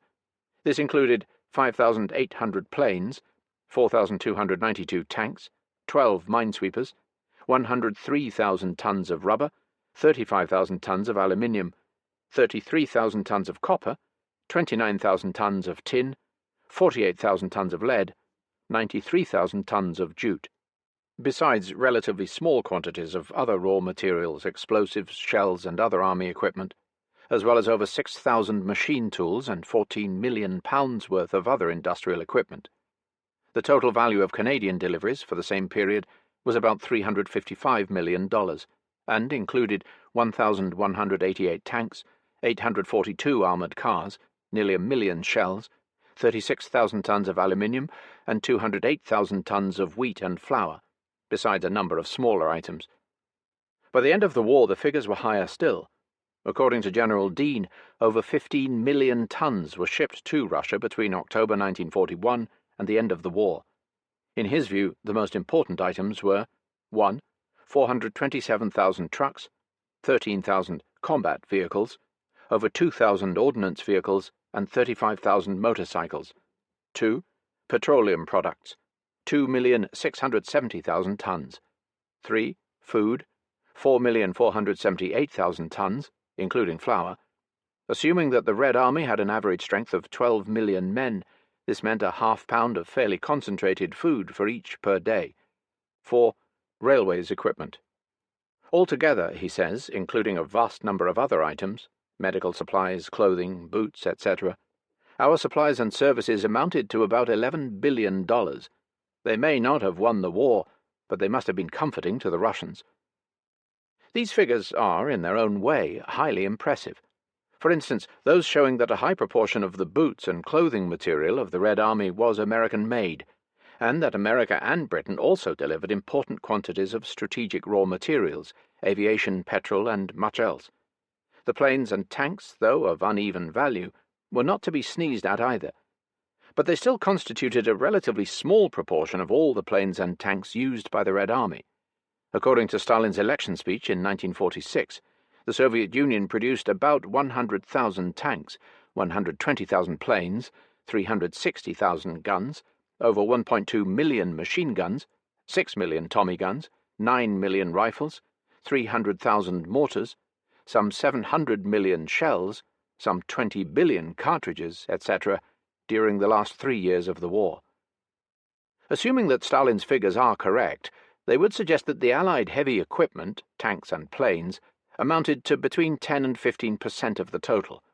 N. Voznesensky, the head of the Gosplan, argues in his book, The War Economy of the Soviet Union, published in 1948, that the Allied deliveries in 1941, 1942, and 1943 amounted to only 4% of the Soviet Union's total production. This purely quantitative statement was misleading, since 1941 could not be considered a Lend-Lease year at all, and 1944, a peak year in Allied deliveries, was omitted altogether. From my personal observation, I can say that from 1943 on, the Red Army unquestionably appreciated the help from the West, whether in the form of Aero-Cobras, Kitty Hawks, Dodges, Jeeps, Spam, army boots, or medicines. The motor vehicles were particularly admired and valued, and the fact remains that the Allied raw materials enormously helped the Soviet war industries. But this still does not dispose of the profound emotional problem created by the simple fact that the Russians were losing millions of men, while the British and Americans were losing much fewer people. An important exception were the Russian airmen, who warmly appreciated the Allied bombings of Germany, and the fact that many German fighter planes were immobilized in Germany. It was partly because of this feeling in the country that the Soviet government liked to say as little as possible about Western deliveries, nor did it probably particularly like to advertise its dependence on the capitalist West for certain forms of equipment. This attitude was, understandably, resented in the West, and the first major incident over Russian ingratitude occurred in March 1943, when the U.S. ambassador, Admiral Stanley, complained at a press conference of the ungracious Soviet attitude to both private aid to Russia donations and American help generally. The Russians were extremely annoyed by this protest. Nevertheless, a few days later the press published a very full account of a statement by Stettinius showing just how much had been sent to the Soviet Union since the beginning of the war. For one thing, as Stanley had pointed out, it was essential to appease Congress, where much was being made of these charges of Russian ingratitude. In my diary entry for March 9, 1943, I find the following. The Russian censorship, after 5 hours high-power telephoning, passed the text of the Stanley statement. The people at the press department looked furious. Kozhemyaka, the chief censor, was white with rage as he put his name to the cable. His mother had died of starvation in Leningrad. Another Russian remarked tonight, "We've lost millions of people, and they want us to crawl on our knees because they send us spam. And has the warm-hearted Congress ever done anything that wasn't in its interests? Don't tell me that Lend-Lease is charity."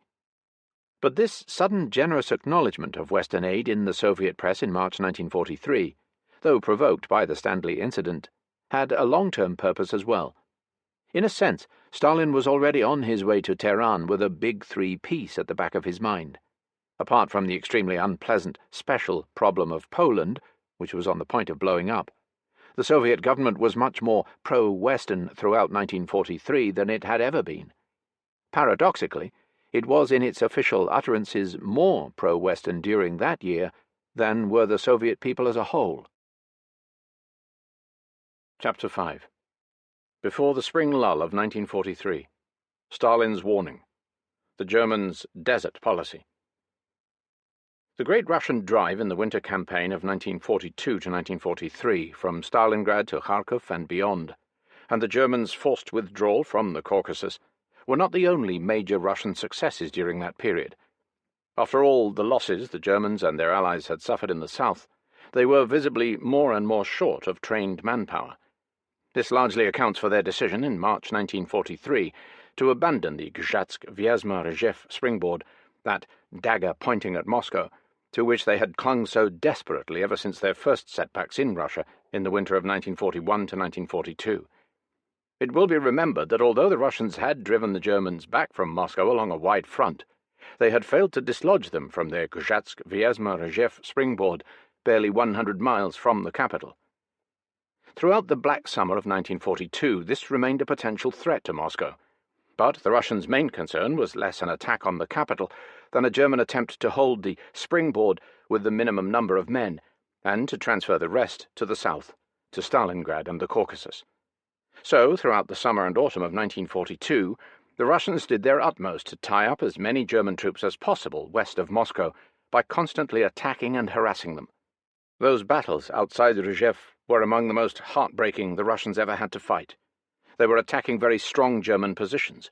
Russian losses were much higher than the Germans, and so bitter was the fighting that very few prisoners were taken. I visited the Rzhev sector during the rainy autumn of 1942, after the Russians had recaptured a few villages at fearful cost, but had each time been repelled from the outskirts of Rzhev. I was struck by the intense bitterness with which the officers and men spoke of their thankless task. The roads that autumn were like rivers of mud, and countless ambulances had to travel over a carpet of felled tree trunks covering the road, an agonizing, bone-rattling and wound-tearing experience for the wounded. That autumn I saw something of the German desert policy in a few of the villages recaptured by the Red Army. Thus, in the village of Pogorelye Gorodishche, a large part of the population had died of hunger, many had been shot, others had been deported as slave labour, and the village had been almost completely destroyed. Now, in March 1943, fearing to be outflanked by the Russians from the south, and eventually of being trapped in that great twixt Moscow and Smolensk encirclement which the Russians had failed to carry through in February 1942, the Germans simply pulled out of the Moscow springboard, though with some heavy rearguard actions, notably at Vyazma, and destroying as much as time would permit them. The official Soviet report, published on April 7, 1943, on the effects of the new desert policy the Germans had systematically carried out in the newly liberated areas west of Moscow, was a harrowing catalogue of mass shootings, murders and hangings, rape, the killing or starving to death of Russian war prisoners, and the deportation of thousands as slave labour to Germany. Kharkov was almost mild in comparison. The report noted that most of the shootings of civilians had been done by the German army, not by the Gestapo or the SD. The towns were almost totally obliterated, as I could indeed see for myself soon afterwards. At Vyazma, out of 5,500 buildings, only 51 small houses had survived. At Gzhatsk, 300 out of 1,600. In the ancient city of Rzhev, 495 out of 5,443. All the famous churches had been destroyed. The population was being deliberately starved. 15,000 people had been deported from these 3 towns alone. The rural areas were not much better off. In the Sychevka area, 137 villages out of 248 had been burned down by the Germans. The list of war criminals appended to the report was headed by Colonel General Model, commander of the German Ninth Army, and other army leaders who had personally ordered all this. The report noted that the destruction was not accidental, but part of a deliberate extermination policy, which was being carried out even more thoroughly in these purely Russian areas than elsewhere. It is scarcely surprising that as the Red Army moved farther and farther west, it became increasingly angry at the sight of all this bestiality and destruction. The Russians scored 2 other important military successes at the beginning of 1943. They captured the strategically important Demyansk salient north of Smolensk, and, more spectacular, after several days' extremely heavy fighting, with the troops of the Leningrad front striking east and those of the Volkhov front striking west across the German Lake Ladoga salient, the Russians cut a 7-mile-wide gap in the Leningrad land blockade. It was through this gap, which included the town of Schlüsselburg, that a railway line was built within a few weeks, and so linked Leningrad with the mainland. The trains had to travel through a corridor constantly exposed to German shellfire, and the journey called for the greatest bravery on the part of the railwaymen. But, though frequently shelled, this railway came through what came to be known as the Corridor of Death, carried on, and the thought of no longer being entirely cut off by land from the mainland had a very heartening effect on the 600,000 people still living in Leningrad. The city was, nevertheless, to remain under German shell fire for another year. All this was satisfactory. Nevertheless, the violent German counter-offensive, which started at the end of February and led to the Russian loss of Kharkov, Belgorod, and a large part of the northern Donbass, was a disappointing conclusion to the glorious winter of Stalingrad. In his Red Army Day order of February 23rd, Stalin spoke in glowing terms of the winter offensive, saying that the mass expulsion of the enemy from the Soviet Union had begun. But he warned the army and the country against excessive optimism, no doubt foreseeing some major setbacks. The figures he gave for total enemy losses were, as usual, improbably high. In 3 months, he said, the Germans and their allies had lost 7,000 tanks, 4,000 planes, and 17,000 guns. 700,000 enemy soldiers had been killed, and 300,000 taken prisoner. Since the beginning of the war, the enemy casualties had amounted to 9 million men, among them 4 million killed. In the Soviet Union, things were going much better, both in the army and in industry, whose output of armaments had enormously increased. If, Stalin said, the German army was more experienced at first than the Red Army, the opposite was now true. The Red Army had now become a cadres army, and the quality and skill of the Soviet soldier had greatly increased. The German losses, on the other hand, were compelling the German High Command to draw low-quality soldiers into the army. Also, Russian officers and generals were now superior to their German opposite numbers. The Germans' tactics were banal, and when the situation no longer corresponded to one outlined in his field regulations, the German officer lost his head. Yet this did not mean that the German army was finished. The German army has suffered a defeat, but it has not yet been smashed. It is now going through a crisis, but it does not follow that it cannot pull itself together. The real struggle is only beginning. It would be stupid to imagine that the Germans will abandon even 1 kilometre of our country without a fight. Stalin's statement was remarkable in 2 respects. It was a warning to the Red Army that very heavy fighting was still in store, and, as events were to prove before long, the Germans were already on the point of launching their counter-offensive. Russian reconnaissance must have shown by February 23rd that it was coming. Secondly, of all Stalin's wartime statements, this one was by far the least pro-Ally. Without mentioning North Africa, where the Allies' progress was admittedly slow at the time, Stalin said that the Soviet Union was bearing the whole brunt of the war. The compliments he had paid the Allies in November 1942 on their North Africa landing were not followed up. What they were doing was small stuff compared with Stalingrad and the rest. What nettled the British and Americans even more was that, after paying a warm tribute to Soviet industry, Stalin should have made no mention at all of Lend-Lease and other Western supplies, which were now beginning to arrive in very substantial quantities, partly along the newly reorganized Persian route. It was this Stalin order of February 23rd which was really at the root of the Standley incident described in the last chapter. A strange dual phenomenon was to characterize Soviet foreign policy during the rest of 1943, an almost constantly growing cordiality towards the United States and Britain, all, as it were, in preparation for Tehran at the end of the year, but at the same time an extremely anti-Western stand on the Polish issue. It already looked as though Stalin, while anxious to cultivate the best possible relations with the Western Allies, had made up his mind that Poland was an issue which the Soviet Union was going to settle her own way. It was the biggest test case of all, and one, as de Gaulle was to observe during his visit to Moscow at the end of 1944, which was the principal object of his, Stalin's, passion, and the centre of his policy. From the end of March until early July there was a relative lull on the Soviet-German front, in fact the longest lull from then until the end of the war. But both sides were preparing feverishly for the summer campaign which was to begin on July 5th with the stupendous Battle of Kursk, the last major battle that most, though not all, Germans were still confidently expecting to win, thanks largely to their new Panther and Tiger tanks and Ferdinand mobile guns. Yet, within 5 days, the Germans had lost the battle, and the Russians then were able to fight their way to the Dnieper and beyond. But this long 3 months lull was marked by political events of far-reaching importance, among them a further rapprochement with Britain and the United States, characterized by such gestures of goodwill as the dissolution of the Comintern, and, on the other hand, the breach with the Polish government in London and the laying of the foundations for an entirely new Polish regime. Chapter 6. The technique of building a new Poland. The breach with the London Poles. Poland occupies the central place in the diplomatic battle between Russia and her Western allies, a battle which began long before the war was over. Despite all official attempts to play it down or to localize it, it was the problem which had, since the early part of 1943, and even before, tended to poison East-West relations. Throughout the Soviet Union's battle of survival of 1941 to 1942, from the invasion to the Stalingrad victory, the Soviet government had been on its best behavior, at least most of the time, in its relations with the outside world. There had been a strident outcry, largely for home consumption, for a second front during the agonizing summer of 1942, but apart from that and the snarling about Hesse, the Soviet Union was, in the main, being thoroughly conciliatory in her relations with the West.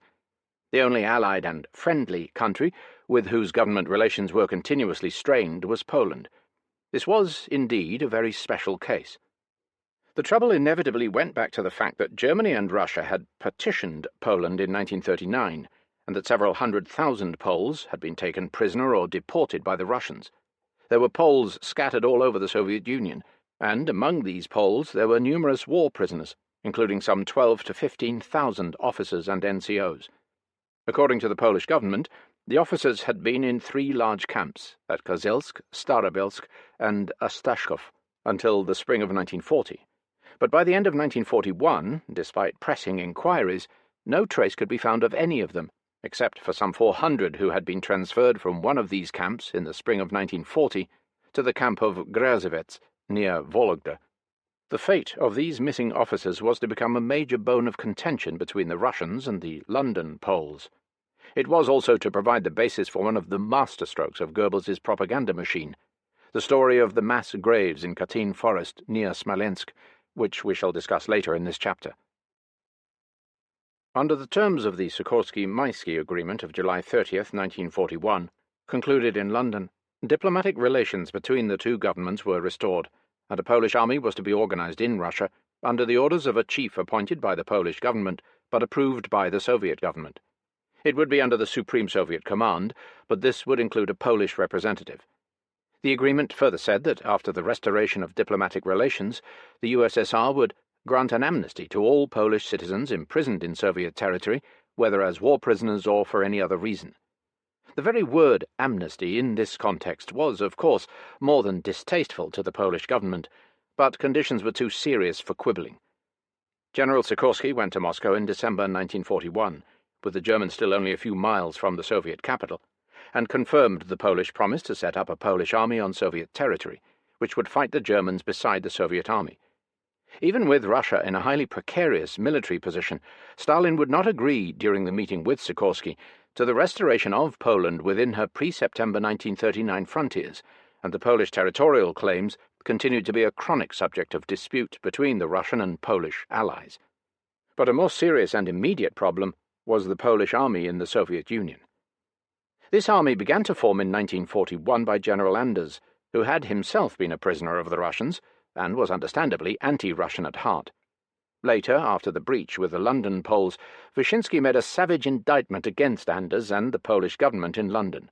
He began by recalling that the Polish-Soviet agreements of 1941 provided for a Polish army to be formed on Soviet soil, the number being fixed at 30,000 men. General Anders himself had proposed that when a division was ready for action, it should be immediately sent to the front. The supplies given to the Polish army were the same as those given to Soviet army units in process of formation. Moreover, the Soviet government had granted the Polish government an interest-free loan of 65 million rubles, which, on January 1st, 1942, was increased to 300 millions, plus a free gift of equipment to Polish officers, amounting to 15 millions. Wyszynski said that by October 25th, 1941, the Polish army already counted 41,561 men, including 2,630 officers. In December, Sikorsky proposed that this figure be increased to 96,000 men, representing 6 divisions. Despite great difficulties, there were already divisions with 73,415 men in the Polish army in December 1941.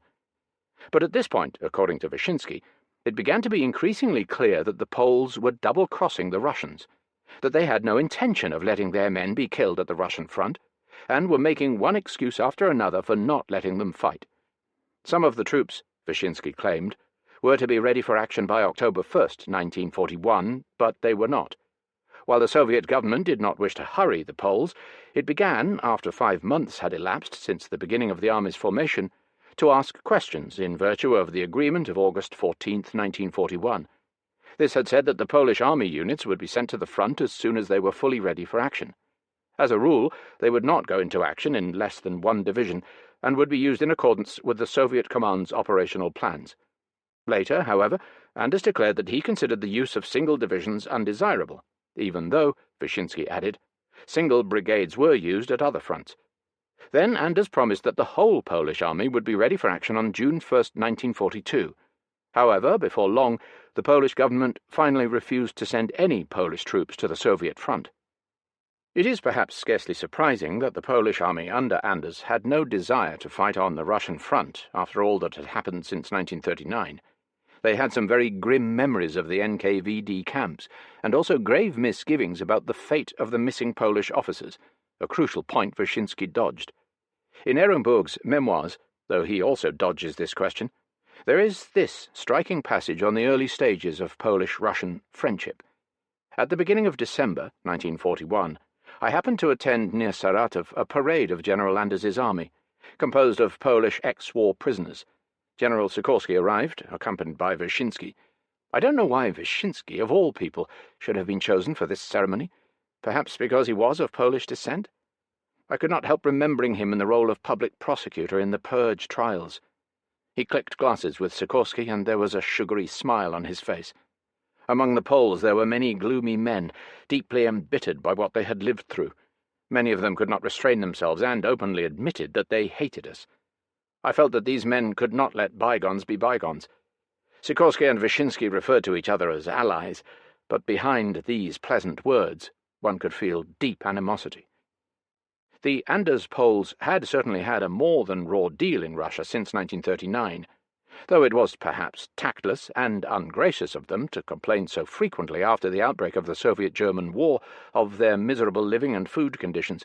After all, the Russian people as a whole were also suffering terrible hardships during that winter. Nor is it surprising that the Russians were not especially anxious to have on Russian soil a reactionary Polish army, commanded by virulently anti-Russian officers, particularly if it was being of no help in fighting the Germans, and that Stalin agreed to Churchill's proposal that the Anders Poles should leave Russia via Iran. Many Russians regarded their departure as a good riddance, but it so happened that the Anders army left Russia on the eve of the Battle of Stalingrad. To the Russian people, this looked like rats leaving a ship they thought was sinking.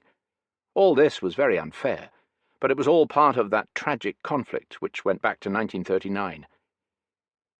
In any case, the Poles held a rather special place in the Russian scheme of things.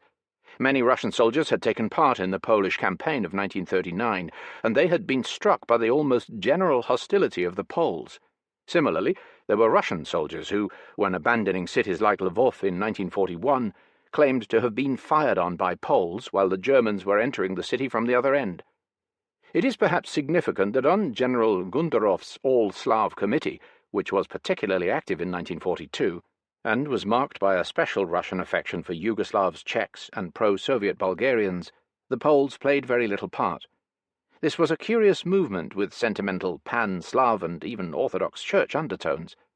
In short, the Russians had many mental reservations in respect of the Poles, and no doubt a very bad conscience as a result of the 1939 deportations. And among the top-ranking Russians there was great uneasiness about the missing officers, about whom the London government never ceased asking questions. But in any case, Stalin had some definite ideas about the future of Poland. He was not going to subscribe to the Riga frontiers of 1921, nor was he going to tolerate a Poland run by anti-Russian elements. Of one thing he was profoundly convinced, and that was the deep-seated hostility existing between Poles and Russians.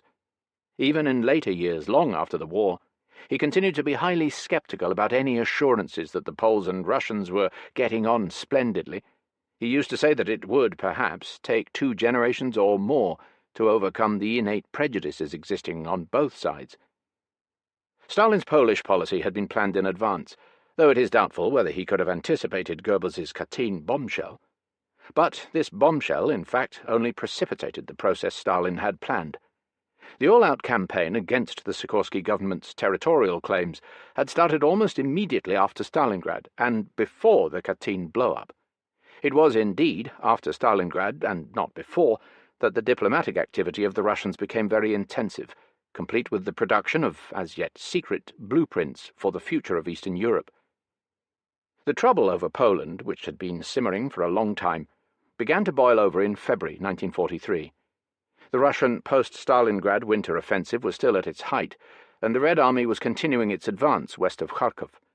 The Ukrainian government arrived in Kharkov, only to leave again a few days later, it is true, and in the official Ukrainian government newspaper, Radyanska Ukraina, Soviet Ukraine, printed in Kharkov on February 19th, there appeared an article by Alexander Korneychuk, the well-known Ukrainian playwright, who had written The Front in 1942, and in this article, reprinted on the following day in Pravda, the Soviet-Ukrainian point of view was clearly stated.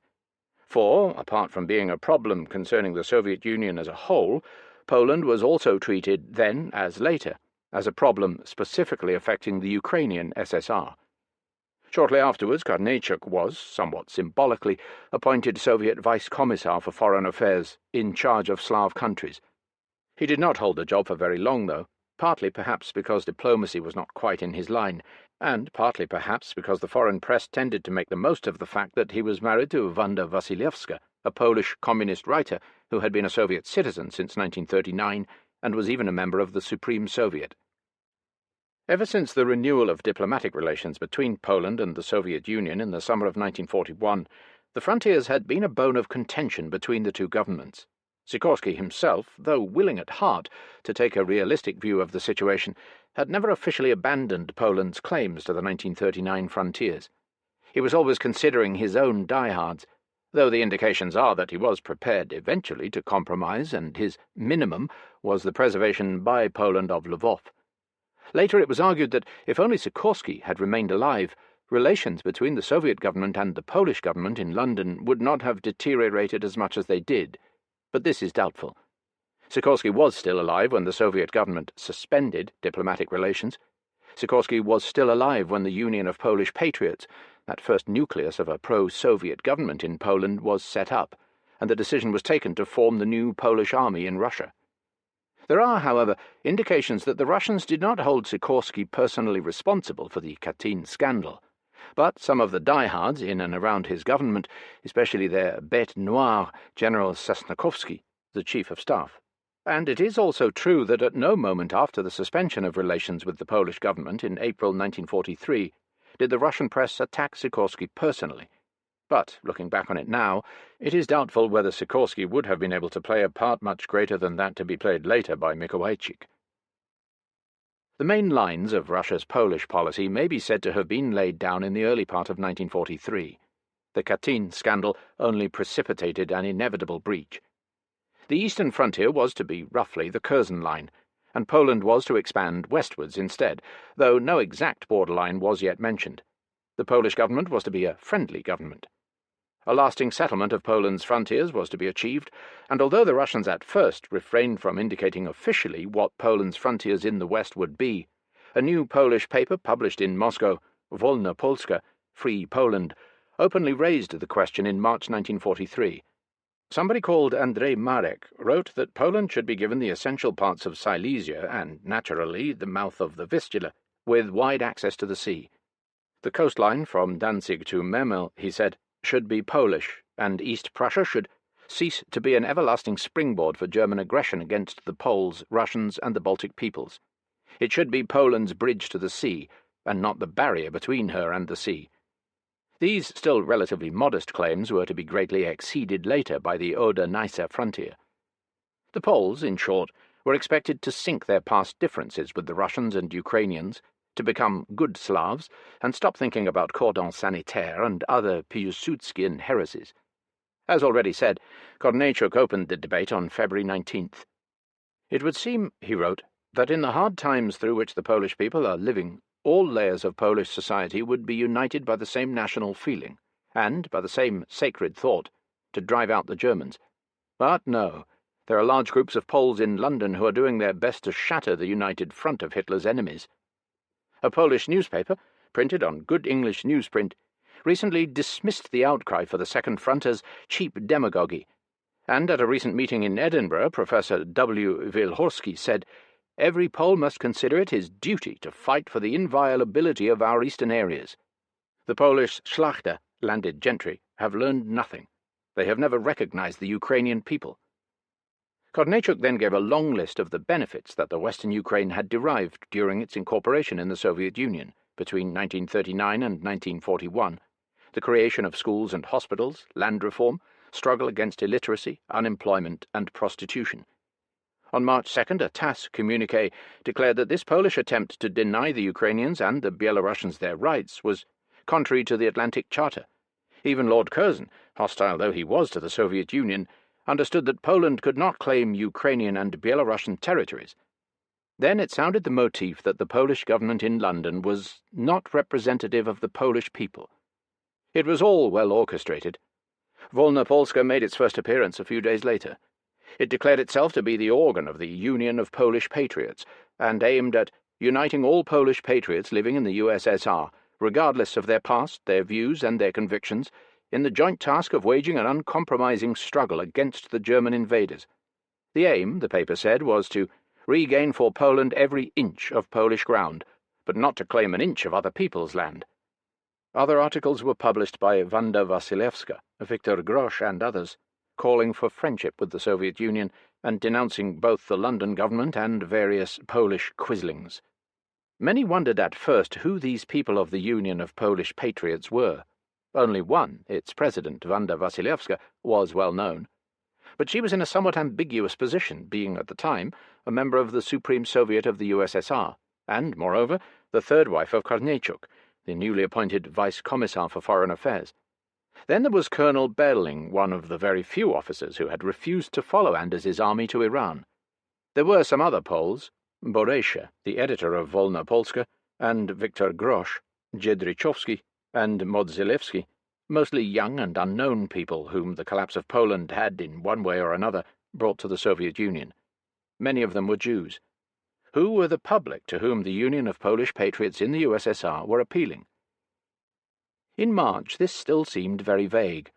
There were hundreds of thousands of Poles and Polish Jews scattered over large parts of the Soviet Union, mostly people who had been deported by the Russians in 1939 to 1940 from Western Ukraine and Belarus, including some ex-war prisoners who had not had time to be incorporated in the Anders army. There were others who had come voluntarily to escape from the Germans in 1941, but how many of these could be called real Poles, rather than Ukrainians, Belarusians, or Jews, was in some doubt, and altogether it seemed doubtful whether many of these people were Polish patriots in the Moscow sense. Even a well-known Russian said to me, when he heard of the decision to form a Polish division on Russian soil, that he did not quite see how it could be done, for it was not much use putting nothing but Ukrainians or Jews into the Polish division, and as for real Poles, the only ones who would be willing to enter such a division would be Polish communists, and these were a rara avis. Yet neither the Union of Polish Patriots, nor still less the Polish division, later followed by 3 more divisions formed on Soviet soil, turned out to be a joke, as not only the enemies of the whole scheme, but also many friendly skeptics seemed to expect at the time. It was not until the Kosciuszko division made its appearance in July 1943 that most of the skeptics recognized that the Russians had somehow pulled it off. As for the Union of Polish Patriots, nondescript though it may outwardly have been, it had created the ideological basis for that new Poland, of which the Kosciuszko division was to be the first important manifestation. It was certainly not accidental that throughout April all the loyal friends of the Soviet Union should have been built up in the Soviet press. It was as if their activities were being compared with the reprehensible and short-sighted conduct of the London Poles. Thus, great publicity was given to the Czechoslovak unit that fought its first great action, a very costly but successful action, on the Soviet front. Great prominence was also given to the resistance movements in France, Belgium, and Norway, and more particularly to the French Normandy squadron, already fighting on the Russian front on de Gaulle's initiative. The Czechoslovak unit fighting on the Russian front won the greatest fame of all during those days. It was not a large unit, 2,000 or 3,000 men under the command of General Svoboda, who was later to become Minister of War in the Czechoslovak government in Prague. In March it went into action, and on April 2nd the Russian communique told the story of its first great engagement. Two things were, politically, of the greatest importance. First, that unlike the Anders army, the Czechoslovak unit was fighting on the Soviet front. Secondly, that it was doing so with the blessing of the Czechoslovak Commander-in-Chief, President Beneš, and of the Czechoslovak government in London. The unit was, of course, under the operational command of the Russians. On April 8th, Alexander Fadeev wrote a glowing account of the Czechs' heroism, and 2 days later, warm congratulations were sent to Colonel Svoboda by President Beneš, by the Minister of Defence, also in London, and by the Czechoslovak communist deputies who were then in Moscow, Gottwald, Kopetzky, and others. Captain Jarosz, who was in command of one of the companies during the heavy fighting in the Kharkov area, and had been fatally wounded, was posthumously awarded the title of Hero of the Soviet Union. Svoboda received the Order of Lenin, and 82 other men of the Czechoslovak unit were decorated by the Russians. Such relations with the Czechs contrasted strangely with the first-class row with the London Poles, which was on the point of reaching its climax. From the beginning, the Polish government's principal worry had been the fate of the Polish officers who had been in the Soviet Union since the debacle in 1939. Where were they? In their many conversations with Stalin, Molotov, and Wyszynski during the winter of 1941 to 1942, General Sikorsky, General Anders, who had himself been in Russian prisons for many months, Ambassador Kot, and other Polish representatives kept on raising this question. The Russians, according to the Poles, never gave a definite answer, saying that these prisoners would eventually turn up, or that they had perhaps escaped to Poland or Romania or Manchuria, or, finally, a very belated afterthought of Stalin's, that some of them might have been trapped by the Germans during the invasion of the Soviet Union. The announcement by Goebbels's propaganda machine in the middle of April 1943 that the Germans had found several mass graves in the Katyn forest near Smolensk, containing the bodies of thousands of Polish officers, was therefore well timed to exacerbate further the strained relations between Moscow and the London Poles. The Germans had set up a much-publicized committee of inquiry which had proved that these Polish officers had been shot by the Russians in 1940. The news was sprung on a startled Russian public in an official communique on April 16th. Goebbels's gang of liars have, in the last 2 or 3 days, been spreading revolting and slanderous fabrications about the alleged mass shootings by Soviet organs of authority in the Smolensk area, in the spring of 1940. The German statement leaves no doubt about the tragic fate of the former Polish war prisoners, who, in 1941, were in areas west of Smolensk, engaged on building, and who, together with many Soviet people, inhabitants of the Smolensk province, fell into the hands of the German hangmen after the withdrawal of Soviet troops from Smolensk. In this clumsy fabrication about numerous graves, which the Germans are supposed to have discovered near Smolensk, Goebbels's liars mention the village of WWII, but they deliberately omit to mention the fact that it was precisely here, near WWII, that archaeological excavations were in progress on the so-called Gniazdowski tumulus. With this faking of facts, and these stories of Soviet atrocities in the spring of 1940, the Germans are trying to shift on to the Russians the blame for their own monstrous crime. These professional German murderers, who have butchered hundreds of thousands of Polish citizens in Poland, will deceive no one with such lies and slander. All this was a little mystifying, for it seemed to suggest that, although the Poles had no doubt been murdered, the Germans had invented the story about the mass graves at Smolensk. It was not at all clear what the Gniazdowski tumulus had to do with it all.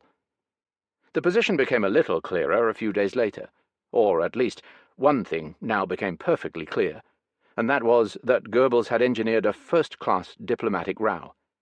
On the 19th, the Pravda editorial indignantly wrote, "Goebbels's fabrication has been taken up not only by his German scribes, but, to everybody's amazement, by the ministerial circles of General Sikorsky. The Polish Ministry of Information knows perfectly well the purpose of this German provocation, for it says itself, 'We are used to the lies of German propaganda, and can understand the purpose of its latest revelations.' Yet, in spite of this, the Ministry of Information can think of nothing better than to appeal to the International Red Cross with the request to investigate something that never existed, or rather had been fabricated by the hangmen of Berlin, who are now trying to attribute their crime to the Soviet organs, that is, the NKVD. They have been caught by this German bait. It is not surprising that Hitler should also have appealed to the International Red Cross. Yet this is not the first case of its kind. Already in Lvov in 1941, they staged The Victims of Bolshevik Terror. Hundreds of witnesses then showed up the German liars. The article then referred to Sovinformbureau's statement on the subject of August 8, 1941. Feeling the indignation of the whole of progressive humanity over their massacres of peaceful citizens, and particularly of Jews, the Germans are now trying to rouse the anger of gullible people against the Jews. For this reason they invented a whole collection of mythical Jewish commissars who, they say, took part in the murder of the 10,000 Polish officers. For such experienced fakers it was not difficult to invent a few names of people who never existed: Lev Rybak, Avram Borisovich, Paul Bradninsky, Chaim Finberg. No such persons ever existed either in the Smolensk section of the OGPU or in any other department of the NKVD. In the light of these facts, the request made by the Polish Ministry of National Defence to the International Red Cross can be regarded only as a demonstration of their desire to give direct aid to Hitler's forgers and provocateurs. And then, 2 days later, a TASS statement said that this Pravda editorial fully reflects the attitude of Soviet leading circles. The statement made by the Sikorsky government on April 18th makes matters worse, since it identifies itself with the provocative statement of the Polish Ministry of Defence. The fact that the anti-Soviet campaign started simultaneously in the German and the Polish press, and is being conducted on the same plane, this amazing fact allows one to suppose that this campaign is being conducted as a result of an agreement between the German occupants in Poland and the pro-Hitlerite elements of the ministerial circles of Mr. Sikorsky. The Polish government statement shows that the pro-Hitlerite elements have great influence in the Polish government, and that they are taking new steps to worsen relations between Poland and the USSR. The Soviet case was not at all well presented. Detailed facts and figures were missing. Something of the secretiveness that had surrounded the whole affair of the missing Polish officers was still maintained. To the Russians the allegations were beneath contempt. They would say what there was to say once the Red Army got to Smolensk. Now there was only one thing to do: draw the political conclusions. On the evening of April 27th, it was announced that the Soviet government had suspended diplomatic relations with the Polish government. The announcement was contained in a letter from Molotov to Romer, the Polish ambassador in the USSR. The word used was prervat, suspend, not porvat, break off, and those who believed that the breach was only temporary at first attached some importance to this fine point of Russian grammar. The Polish ambassador himself suggested at first that the quarrel might be patched up, and that he would soon be back in Moscow. He was clearly upset at what had happened, but made a point of being very correct about the Russians at the press conference he gave to the British and American correspondents the night the suspension was announced. He said he had refused to accept the Russian note because the motives were unacceptable. He argued that an article in the official Polish paper in London, the Dziennik Polski, had, on April 15th, rejected the German proposal to appeal to the International Red Cross, but he did not know when and how exactly this appeal had finally been made, and on whose authority. Instead, speaking studiously more in sorrow than in anger, he made a few general complaints about the Russians. According to the lists of the Polish embassy, he said, there had been 400,000 Poles in the Soviet Union. Since then, 95,000 soldiers and 40,000 civilians had gone to the Middle East. The Polish soldiers had been demobilized in 1939, but the officers and NCOs were kept in camps. The Polish government had asked the Russians in vain to give them lists of these officers and NCOs, and, unlike Kozelsk, the camps of Starobelsk and Ustashkova had not been occupied by the Germans.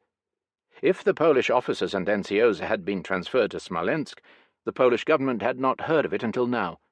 It was apparent that if the Russians had left the Poles behind to fall into German hands, the Russians did not wish to admit it, and were therefore humming and hawing. It was most unfortunate, and had played into the hands of German propaganda. Je ne crois pas au crime russe. I don't believe in a Russian crime, he said. Only why could they not be franker with us? He said the 3 camps in question had been closed between April and June 1940, and it had been believed that the officers had been scattered through the Soviet Union in small groups. The news that they had been left behind near Smolensk was something quite new. In these camps, he said, there had been 12,500 officers and NCOs, and when the Polish army began to be formed, it was found that only a handful of officers were available. He then talked about the 570 children's homes, schools, canteens, old people's homes, and other Polish institutions which had been set up in the Soviet Union, and had mostly been run on Lend-Lease stuff by 420 personnes de confiance, appointed by the Polish embassy at Kubyshev, but had latterly been taken over by the Russians. After that, all these centres had lost contact with the embassy. He had heard of Madame Wasilewska, but did not know what she was doing or was proposing to do. And then, on January 16th, the Soviet government went back on its former decision to allow certain categories of people from eastern Poland to rank as Polish citizens. I, Roma, had been discussing this question with the Russians for some time, and it is most disappointing to me that these negotiations should now have had to be suspended. He ended, however, on a note of confidence, saying he thought the quarrel would yet be patched up. I have quoted Roma's statement because a few days later Wyszynski was to answer him, though not on the crucial point of the missing officers. Roma's suggestion that it would blow over was not justified. The Russians, having in effect broken off relations with the London government, were now going to get tough. Roma was not to forestall Wyszynski. From the Russian point of view, he was no longer ambassador, and therefore had no business to give interviews. None of his statements was passed by the censorship, not even the statement that he did not believe the Russians had committed the Katyn crime.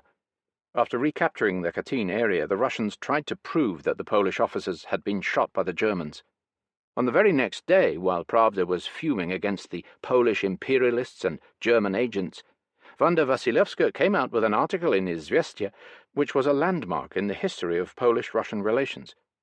After making the usual charges against the London government of preventing active resistance to the Germans in Poland, and of haggling instead over Poland's eastern frontiers, she said that this government had done everything to silence progressive Poles abroad and to undermine the Poles' confidence in their natural ally, the Soviet Union. Yet every honest Pole knows that such an alliance is a matter of life and death to his country, especially now when Europe's and Poland's fate is being settled on this front. And then she came to her main point. She said that another Polish army might shortly be constituted on Soviet soil, which would fight side by side with the Red Army, as the Czechoslovak troops and the French airmen were already doing. This Polish army would not be under the jurisdiction of the Polish government in London. What this meant was that a new Polish army, drawn from Polish citizens in the Soviet Union, and former Polish citizens, although Wasilewska did not mention this point, would shortly be formed on Soviet soil. It now seemed likely that the point about Polish nationality, which the Russians had, for a short time, stretched in favour of the Anders army, might now be stretched again for the benefit of the new Polish army, and indeed stretched much farther. The question as to who would replace the London government from the point of view of authority was left vague, but, for the present, the new Polish army would in fact owe its allegiance to the Soviet government, pending the formation of a real Polish government. Many skeptics wrongly thought that what was contemplated was merely a token force, or even only a gesture. From now on, Soviet policy had two objectives: to denounce and debunk the Polish government in London as unrepresentative, and to proclaim its intention of supporting those wishing to build a free, strong, and democratic Poland. On May 6th, Stalin answered the questions of Ralph Parker, the Times correspondent, as follows. Question. Does the government of the USSR desire to see a strong, independent Poland after the defeat of Nazi Germany? Answer. Unquestionably. Question. What, in your view, should be the basis for relations between Poland and the USSR after the war? Answer. Sound, good neighbourly relations and mutual respect, or, if the Polish people desire it, a basis of mutual aid against the Germans, the principal enemies of both the Soviet Union and Poland. On the same day, Wyszynski called a press conference and produced his long indictment against the London government. He spoke in a particularly harsh and snarling manner, reminiscent of his manner as public prosecutor in the notorious purge trials of 1936 to 1938. He began by giving his account, quoted above, of the formation of the Anders army, and then went on to deal with the charges that it had been undernourished. He argued that, owing to the Pacific War and other causes, there was a food shortage in Russia in 1942. Non-combat troops could, clearly, not be as well fed as combat troops. As the Polish command persisted in not wishing them to fight, they had to be regarded as such. Finally, on April 1st, it was decided that the rations would be cut down to 44,000, and that those over and above that figure could leave the Soviet Union. In March 1942, 31,488 soldiers and 12,455 members of their families were evacuated. But while refusing to fight, said Wyszynski, the Polish government desired to go on mobilizing new units. However, in reply to the Polish note of June 10, 1942 on the subject, the Russians refused to allow any further mobilizations. It was then that the question of total evacuation was raised, and in August 1942 a further 44,000 soldiers and 20,000 to 25,000 dependents left the country. Thus, already in 1942, 75,491 soldiers and 37,756 members of their families left the Soviet Union. All the assertions, he said, that the Soviet authorities prevented Polish citizens in the Soviet Union, who were not numerous, or members of Polish soldiers' families from leaving the country, were a lie. Here, of course, was a sticky point. There were believed to be some 300,000 or 400,000 Polish citizens, including Jews, still in the Soviet Union. But A, had they expressed the wish to leave for Iran rather than wait for Poland to open, and B, even if they did, and there was no means of transport, could it be said that they had been prevented from leaving? Further, very many of those whom the Polish government considered Polish citizens were no longer Polish citizens in the eyes of the Russians, at least not as far as joining the Anders army was concerned, though points were, in fact, going later to be stretched in the case of the Kosciuszka and other Russian-formed divisions. Wyszynski partly explained the problem when he said that in the early stages of Polish-Soviet relations in 1941, it was agreed by the Russians that Polish nationality could be regained by the Poles of Western Ukraine and Byelorussia, this with a view to their joining the Anders army. The Polish government did not, however, consider itself satisfied, and pressed for the cancellation of Soviet nationality for other inhabitants of Western Ukraine and Byelorussia.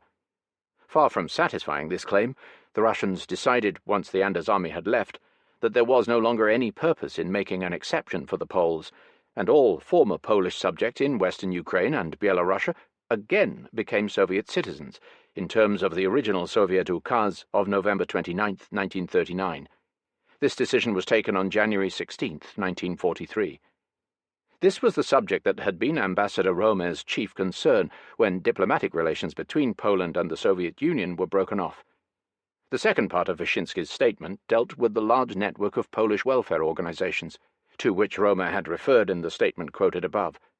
After referring to the 20 agencies the Polish embassy had set up in the Soviet Union, ostensibly for the purpose of dealing with these welfare organizations, and quoting numerous cases of more than incorrect Polish behavior, Wyszynski said that the Polish embassy people, including Ambassador Kot, instead of busying themselves with the welfare of their fellow citizens, were, in reality, engaged in espionage. Many, he said, were arrested, some expelled from the Soviet Union, and others sentenced to a number of years' imprisonment. It all savoured a bit of 1937. Soon afterwards it was learned that the Union of Polish Patriots had largely been put in charge of these schools, hospitals, etc. Decision to form Polish Army in the Soviet Union.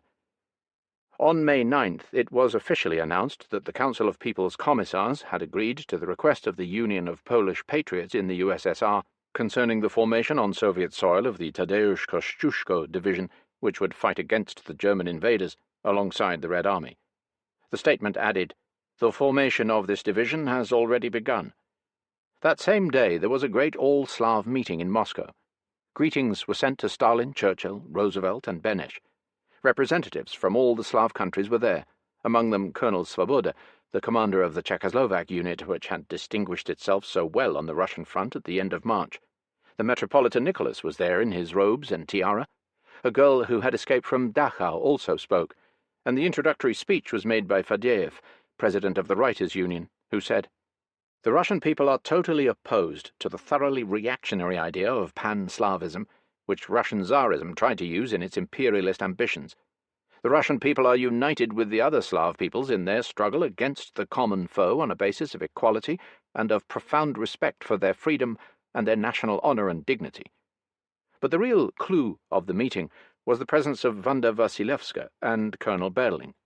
Wasilewska, tall, dark, more highly strung than ever, exclaimed, "From here, from the Eastern Front, we shall break through to Poland, a great, strong, and just Poland. Polish brethren, Listen to the shots fired on the Eastern Front, and shame on those who are urging you to follow a policy of disastrous inactivity." Colonel Berling, an ugly, burly man with cropped hair and looking older than his age, said, "The road to our homeland lies across the battlefield, and we, Poles in the Soviet Union, are now taking this road." In the next 2 months there were to be many more discussions around the Polish problem, violent editorials about the London Poles, meetings by the Union of Polish Patriots, etc. Wolna Polska published more revelations about the high officers of the Anders army and about Anders himself, who, according to Zygmunt Berling, now commander of the Kościuszko division, had said that he was glad the Polish army was being trained on the Middle Volga, because, with the collapse of the Red Army, the Poles could get away to Iran along the Caspian, and then they could do what they liked. Berling also said, "What an opportunity Anders missed when he could have thrown one Polish division into the Battle of Moscow, and failed to do so." He also referred to General Akulicki, Anders's chief of staff, and later in 1945, the chief defendant in the Moscow trial of the Polish right-wing underground, who was sabotaging the supply base on the Caspian through which British arms and food were to come to the Anders army from Iran.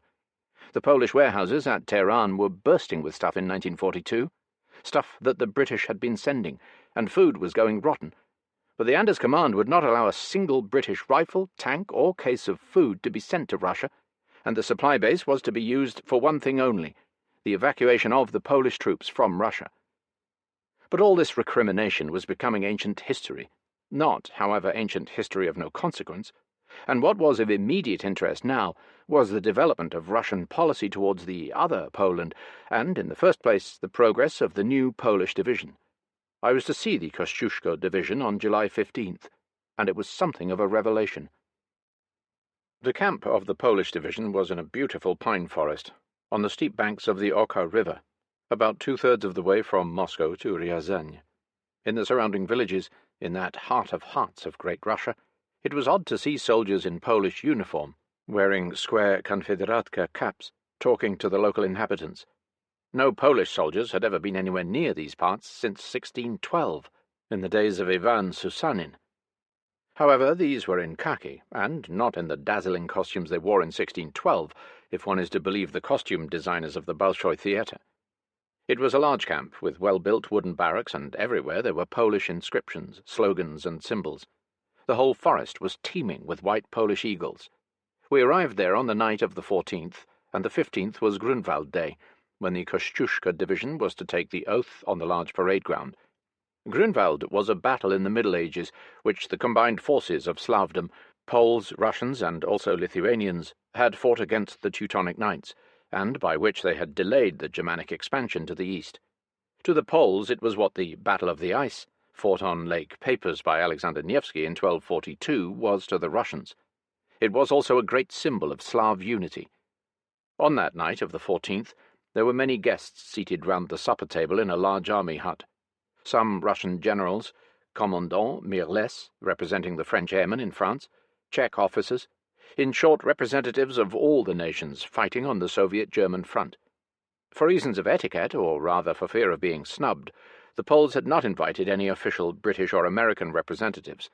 A Russian general, called Zhukov, only a namesake of the marshals, and, according to the London Poles, an NKVD general, was the principal Russian attached to the Polish division, and had played a leading part in its training, organization, and equipment. Many Poles who were later to become familiar figures I saw there for the first time. Major Grosz, later General Grosz, who was to become one of the chief political advisers of the Polish General Staff. Captain Modzelewski, a seemingly modest and quiet little man, who was later to become Polish ambassador to Moscow and then foreign minister. Captain Borosha, who was later to become dictator of the Polish press. And there was a priest there, Father Kupsch, who was said to have been a Polish partisan, and who had recently smuggled himself into Russia. Father Kupsch was a young man with mousy hair and very cagey. The proceedings on the night of the 14th were presided over by Wanda Wasilewska and by Colonel Berling. The next day started with an open-air mass. This was totally unlike the Red Army. An open-air Catholic altar had been erected in an open space in the forest, and Father Kupsch officiated. The altar was decorated with 3 large panels, one with a symbolic picture of the Christian faith protected by a Polish soldier. The middle panel showed a Polish eagle, and below it a crown of thorns surrounding the figures 1939, 1940, 1941, 1942, and 1943, and with enough room left for one or at most two more dates. The third panel represented a scene of the Nazi terror in Poland. The altar was decorated with flowers and fir branches, and an orchestra of 2 violins and several brass instruments took the place of the organ. Hundreds of soldiers were kneeling down as they prayed, and later many of them, and scores of auxiliary service girls in khaki, received the Holy Sacrament. All this, in the middle of the pine forest, made a memorable picture. The most important event of the day was the long march-past of the Kościuszko division, preceded by their taking the oath, and the presentation to the division of its banner with the white Polish eagle on a red and white background, inscribed "For Country and Honour" on one side, and a portrait of Kościuszko on the other.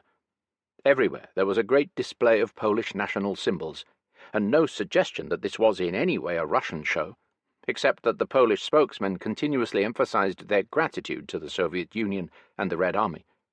In the oath, which, phrase after phrase, thousands of Polish soldiers repeated in chorus, standing there on the parade ground, they swore not only that they would fight to the last drop of blood to liberate Poland from the Germans, but they also swore fidelity to their Russian allies, who had put the weapons of war into their hands. And then the march-past began. It went on for nearly 2 hours. On the grandstand, decorated with Polish, Russian, British, American, Czech, and French flags, stood Wanda Wasylewska, Berling, and other Polish and Russian officers and Allied representatives. The men were mostly between 25 and 35 and were in good trim. The officers wore spruce khaki uniforms and square caps with the Polish eagle. The soldiers wore dark khaki summer tunics as they marched past, the band playing military marches. The formation of the division had started in April, but the intensive training had not begun till early June. They were not a fully trained division yet, but what had been done was described by French and other Allied representatives as very remarkable. No secret was made of the fact that the division had been trained almost exclusively by Russian officers. But the most notable feature was the equipment. 80% of the equipment was automatic or semi-automatic. Several of the companies also had long, stovepipe anti-tank rifles. There were several machine gun units and artillery units, a number of mortar units, and finally some 30 T-34 tanks. All the equipment, except for a few American trucks and jeeps, was Russian. This equipment was particularly interesting to see, as it was the equivalent of that of a regular Russian Guards infantry division, and the wealth of anti-tank weapons made one realize why, in the previous 10 days' fighting, the Germans had failed so completely in their Kursk offensive. A Polish officer remarked, and this was later confirmed by General Zhukov, that the firepower of this division was 7 times greater than that of a regular division of the Polish army in 1939. It was stated that by October the Kościuszko division would be ready for action. This was to prove correct, and the division fought with distinction and heavy casualties in its very first engagements. What of the human material?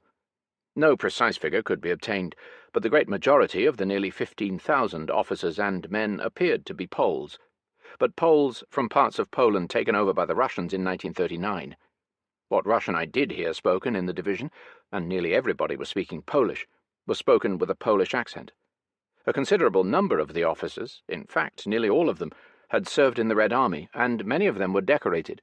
One had the Stalingrad Medal, but he was unmistakably a Pole, a native of Lvov, who had been mobilized into the Red Army at the beginning of the war. The problem of nationality was now solved in a curious and non-committal way. The principle on which people were drafted into the Polish division was whether they felt Polish. Anyone from the Western Ukraine or Bielorussia who felt Polish could enter the division. In fact, I talked to a few soldiers who, while calling themselves Poles, said that, in a way, they were sorry to have moved from the Red Army into this Polish division. Very few of the officers and men had served in the Anders army, but there were many who had been about to join it when it left for Iran. The soldiers were told that those whose nationality was in doubt could later opt for Polish or Soviet citizenship. This applied to both Poles and persons holding Soviet passports now. There were said to be 6% of Jews, 2% of Ukrainians, and 3% of Belarusians in the division. Many of the men were ex-Polish war prisoners, who had come from strange and remote places in the Soviet Union, to which many had been deported as long ago as 1939. Others were deported civilians. In the course of the day I saw a crowd of these. They looked ragged, verminous, and demoralized. They had lived in shocking conditions for a long time, and had also had a very hard and long journey from Siberia or Central Asia. One officer remarked, as I was talking to them, "A lot of our soldiers looked just like that when they first arrived, and now look how spick and span they are." It was true enough, and while no one could deny that many of the Poles in the east had had a very raw deal, this division at last provided a solution for them, and most of them apparently welcomed it.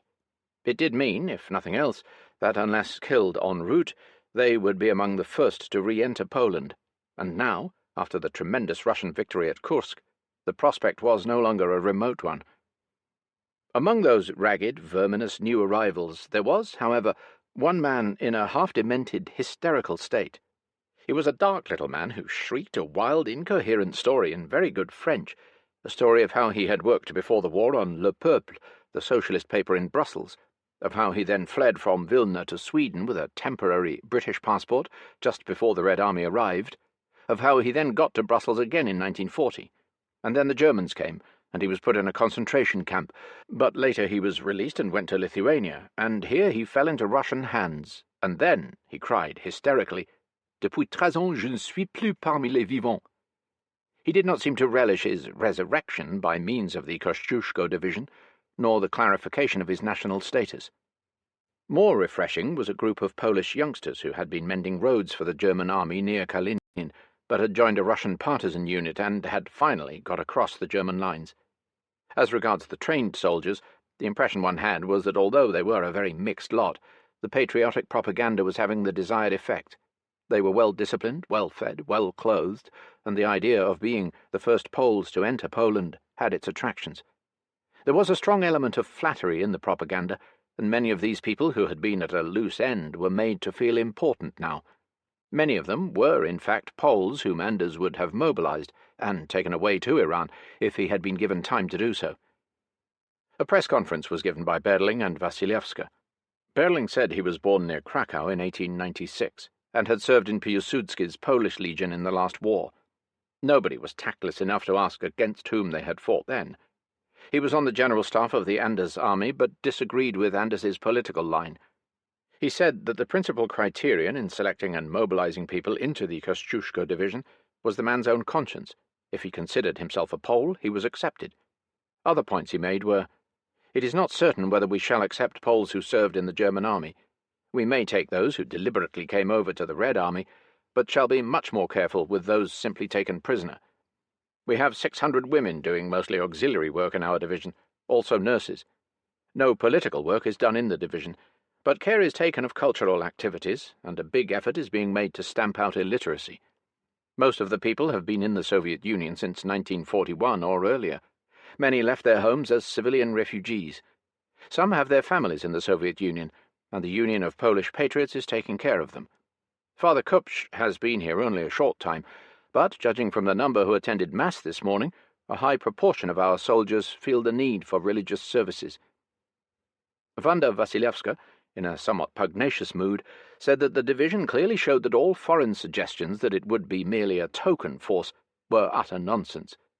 She said she was born in Krakow in 1905, had graduated at the University of Krakow, was a member of the National Committee of the Polish Socialist Party until the collapse of Poland.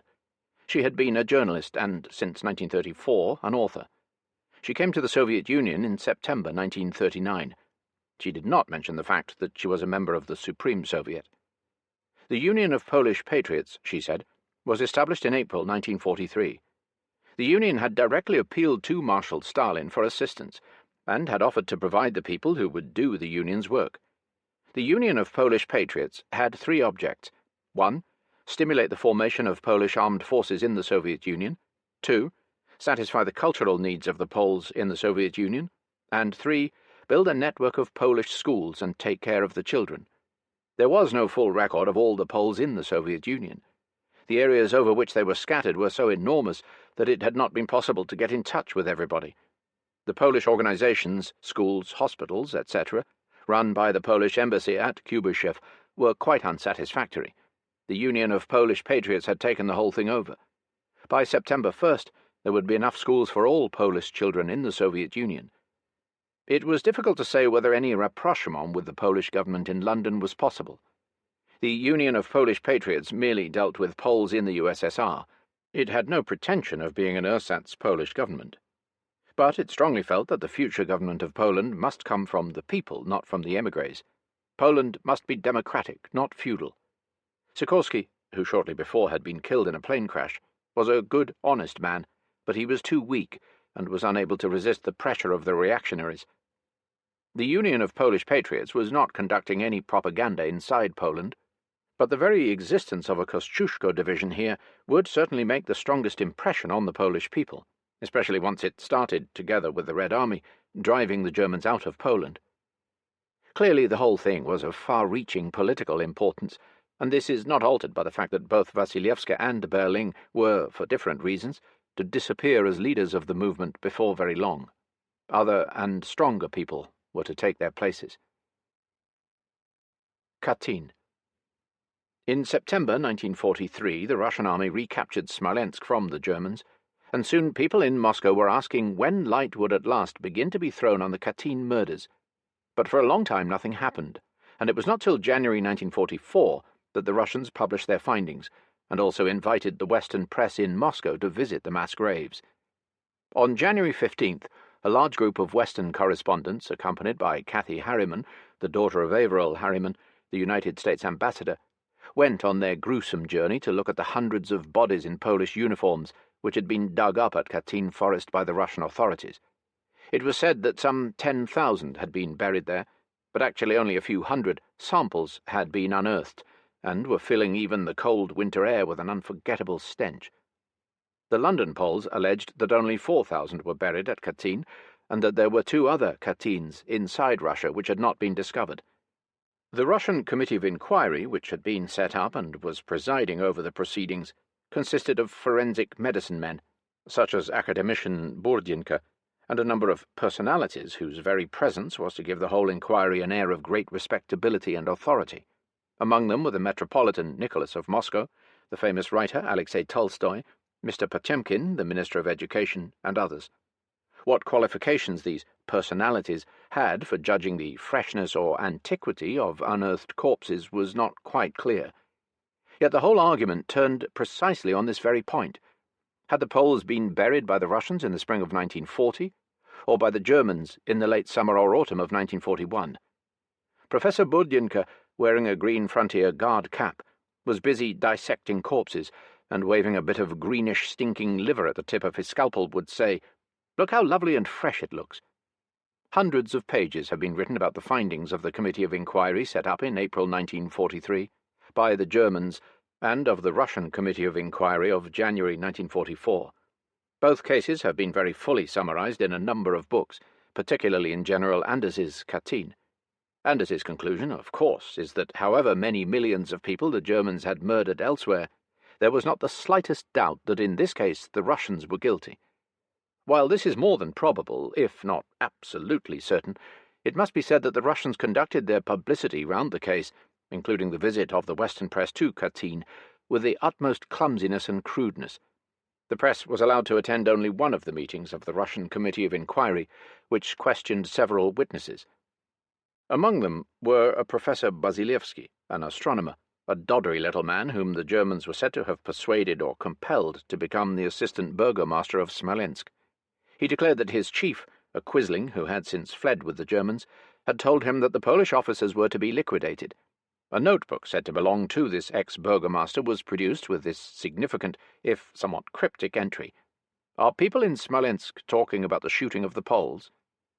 Among other witnesses was a girl who had been a servant at the former NKVD villa, taken over by the Gestapo, where the German killers lived. Why was there such a villa near Katyn Forest? One might well have wondered. She related how lorries used to drive into the forest, and how, soon afterwards, with her employers absent from the villa, she could hear shots being fired some distance away. There was also a railwayman who explained how it was impossible to evacuate the Poles from the camps near Smolensk in July 1941 during the German advance. The railways were in a state of grave disorganization, with the Red Army in full retreat. Another witness declared that on the roads leading to Katyn Forest he had met large lorries covered with tarpaulins, from which came a terrible stench of corpses. the inference being that not all the killing had been done at Katyn, and that many bodies had been brought by the Germans from elsewhere, indeed old 1940 corpses, which would help to confirm their story about these Poles having been killed in 1940. One very scared peasant admitted that he had been bullied by the Germans into testifying as they wanted him to during their inquiry into the Katyn murders. All this was very thin. One strange peculiarity of the one and only session of the Committee of Inquiry which the foreign press was allowed to attend was that it was not permitted to put any questions to the witnesses. The whole procedure had a distinctly prefabricated appearance. Altogether, the Russian starting point in this whole inquiry was that the very suggestion that the Russians might have murdered the Poles had to be ruled out right away. The whole idea was insulting and outrageous, and there was, therefore, no need to dwell on any facts which might have led to the Russians' acquittal. It was essential to accuse the Germans. To acquit the Russians was wholly irrelevant. The circumstances of the captivity and the exact number and whereabouts of the Polish officers and NCOs, in fact, continued to be treated as a state secret, which concerned the Russian authorities only. No outsider was ever shown the 3 camps near Smolensk, at which the Poles were supposed to have been trapped by the Germans. It must be said that the Russians did not do much to destroy the London Polish arguments for disbelieving the Russian version. For one thing, they did not even trouble to deal with the circumstantial evidence which, on the face of it, was favourable to them. First, whatever the Germans said to the contrary, the technique of these mass murders was German rather than Russian. In countless other places, exactly the same technique had been used by the Gestapo in their mass murders. The record of the NKVD, on the other hand, rather suggested that people in their care did frequently die in large numbers, but through neglect, overwork, bad food, and exposure to cold, rather than in any kind of mass murders. Secondly, why kill them in 1940 when Russia was at peace, and there could be no urgency for exterminating even these class enemies? Then there was the question of the bullets. The Poles had been murdered with German bullets, a fact which, judging from his diary, had greatly perturbed Goebbels. Anders quotes a witness as suggesting that these Gecko bullets had been sold in large numbers by Germany to the Baltic states, and that the Russians had helped themselves to them there. But this argument is not perfect. The Russians were supposed to have murdered the Poles in March 1940, and they did not fully occupy the Baltic states until 3 months later. We now know the London Polish story about the proposed Russo-German exchange of these officers for 30,000 Ukrainians held by the Germans, the subsequent refusal of the Germans to accept them, and the mistake made by the NKVD in misinterpreting Stalin's alleged order to liquidate the camps. But this story still needs a lot of clarification. A not wholly convincing pro-Russian argument was that Katyn Forest used to be the favourite excursion place for the people of Smolensk, which had not been surrounded by barbed wire until after the Germans had come in July 1941. It was very hard to say whether this was true or not.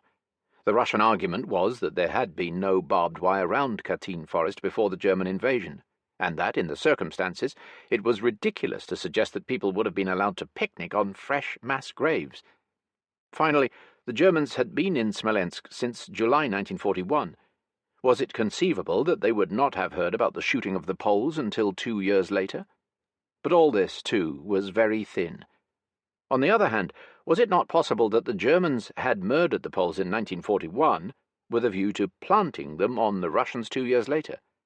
Since there might well have been serious doubts about the exact age of the corpses, this was just conceivable, except for the extreme obscurity surrounding the 3 camps near Smolensk, at which the Poles were supposed to have been kept after being transferred there from the 3 original camps. Then there was another version, which was put forward by some members of the British Embassy in Moscow at the time, and that is that the Russians did not murder the Poles in 1940, which made no sense, but in 1941, during their stampede, when they lost their heads and decided that it was impossible to evacuate the Poles, but also most undesirable to leave this bunch of fascists in German hands.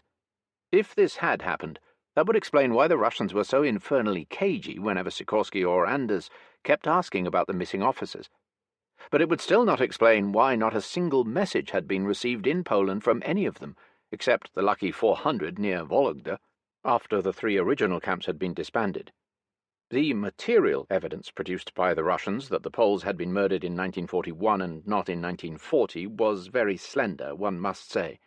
Correspondents who looked at it were not impressed.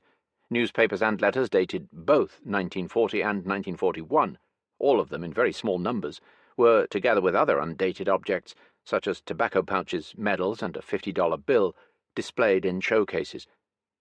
Skeptics inevitably wondered whether those few 1941 newspapers, or one or two unmailed postcards, could not have been slipped into the dead men's pockets at some time between September 1943 and January 1944. In 1943, the Germans had certainly put on show many thousands of 1940 objects supposedly found on dead Poles. The Russians, in presenting their case to the outside world, had certainly taken no notice at all of what would, in Western terms, be regarded as evidence. The idea that foreign experts should have been invited to take part in the inquiry was dismissed by the Russians as insulting. The answer to such a suggestion would have been, "Are you suggesting that Professor Burdenko or Alexei Tolstoy or the Metropolitan Nicholas could tell a lie?" True, even a benevolent foreigner might say, well, if he thinks it in the interest of his country that he should tell a lie, wouldn't Tolstoy or the Metropolitan do it? But then such an argument would also have been dismissed by the Russians as hostile. Also, there was the perennial element of distrust. Even if the Russians were 100% sure of their case, what certainty was there that a foreign expert might not prove either ignorant or malevolent in expressing the view that the corpses, for all their freshness, were 3.5 and not 2.5 years old? The freshness of the corpses is attributed by Anders to the fact that the Russians made a bad mistake in burying them in sandy soil, in which they tended to become mummified. In damp soil, nothing but unidentifiable skeletons would have been found by the Germans. There was always a risk of Western bad faith. The Western correspondents who had been allowed to visit Katyn in such peculiar circumstances were put in an extremely difficult, indeed impossible position. They could do little more than say what they had been shown, and even any implied criticism of the Russian handling of the whole case, however mild, was deleted by the Soviet censorship. Also, to suggest that the Russian case was as bad as Goebbels's case, or even worse, was something one couldn't do in wartime. It was imperative not to play into the Germans' hands. Might it not also have been this consideration which prompted Miss Harriman to state in January 1944 that she was satisfied that the Russian version was correct? Looking back on it now, with all the evidence accumulated by the London Poles, which broadly tallies with the German version, one can only wish the Russians would open up their secret archives on the whole Katyn case. They must know far more than could be revealed in the days when Beria was head of the NKVD. It was surely also Beria who was culprit number one in either case, whether the Poles were murdered in 1940 or whether they were left behind in 1941 for the Germans to murder. But it would, even now, no doubt be too much to expect Moscow to make a clean breast of it merely for the sake of historical truth. Katyn, to the Russians, as well as to the Poles, is still so explosive a word that there is a kind of tacit agreement to say nothing about it. To the Russians it has, one feels, remained an embarrassing subject, whatever their true beliefs as to what really happened. All the same, the Russians might help to clear up the mystery in their own favour, if only they would produce documentary evidence to show that the murdered Poles had really been in camps number 1 ON, number 2 ON, and number 3 ON, 24 to 45 kilometres west of Smolensk, in the summer of 1941.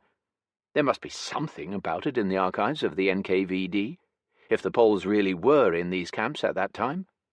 But were they? In Poland, to this day, very, very few, if any, believe in the NKVD's innocence. And it is, of course, well known that at the Nuremberg trial, where the same old Basilewski repeated the same old story, the tribunal found the evidence on Katyn much too thin to take account of it in the final indictment of the Germans. For years, Katyn Forest was going to cast a shadow on Russo-Polish relations. It almost seemed as if there was a kind of curse on the relations between the two Slav peoples. For even if, despite Katyn, the Red Army entering Poland, together with the Moscow-made Polish army, was at first welcomed by the Polish population, more bitter feeling was, before long, to be created by what came to be known in London as the monstrous crime against Warsaw. But in reality, as we shall see, the two cases are not identical, or even comparable. Chapter 7. The dissolution of the Comintern and other curious events in the spring of 1943. Living and working conditions were still very hard for most of the civilian population in 1943. In essential industries, people worked overtime, 11, 12 hours. The labour shortage was such that, for simpler operations, children were employed in some plants for periods ranging from 4 to 6 hours a day. Rations, especially for dependents and non-working children, were miserably poor. Everything in the kolkhoz markets was scarce and very expensive. In the cities there was a black market of sorts, with sugar, for instance, fetching as much as 3,000 rubles a kilo, about £30 per pound. In 1943 a deep war, in Ehrenburg's phrase, had set in. Peace had become a distant memory, and victory was still a long way ahead, in a dim future. There was still no real Second Front, and though between March and June there was an extraordinary display of official cordiality towards the Western Allies, this contrasted strangely with a much more morose attitude towards them on the part of the general public. The feeling that the Allies were not pulling their weight, despite North Africa and the bombing of Germany, was very widespread. It is usually assumed that the good Russian people are much more pro-Western than their government, but this time the opposite was the case. The official cordiality was no doubt tactical rather than genuine. First of all, soon after the uncomplimentary Stalin order of February 23rd, the Soviet authorities, swallowing their pride, hastened to react to the Stanley incident in a manner most agreeable to Roosevelt. Then there was the breach with the London Poles, which was likely to generate strong anti-Soviet sentiment in Britain and the United States, and it was essential, therefore, for the Russians to try to localize the Polish problem, and not allow it to affect Soviet Anglo-American relations unduly. Hence, perhaps, the record warmth vis-à-vis Britain and America in May and June 1943. Although the loss of Kharkov was keenly felt, the winter campaign had still, on balance, been a magnificent success. Whether, as the Russians said, the Germans and their allies had lost 800,000 men, or only the 470,000 which the Germans admitted, the replacement of even this lower figure in time for the summer offensive was well nigh impossible, all the more so since the satellites had not the capacity, and still less the desire, to waste more of their men on Hitler's war, which was now more than unlikely to be won. In spite of this, the Russians awaited the summer campaign with a touch of nervousness, for the memories of the terrible last two summers, 1941 and 1942, were still fresh. On the eve of this decisive military showdown of July 1943, rumours became more frequent than at any other time in the war of separate peace offers by the Germans to both Russia and the West. In his May Day order, Stalin actually referred to these peace feelers, and it is reasonable to suppose that the great display of official Russian cordiality towards the West was at least partly determined by nervousness at the possibility of a deal between Germany and the Western powers. Similar suspicions existed on the other side, too, for we know that Allied soldiers in the Mediterranean area were told that the war there would have to be pursued with the greatest possible vigour, in case the Russians packed up. Some suspicion was also aroused in the West by the curious and unexpected Russian move of setting up a Free German Committee, with the Wilhelmian black, white, red as its colours, which were still believed to be cherished by a great part of the officer corps. Unlike his Red Army Day order of February 23rd, Stalin's May Day order of 1943 was full of friendly words for the Western Allies.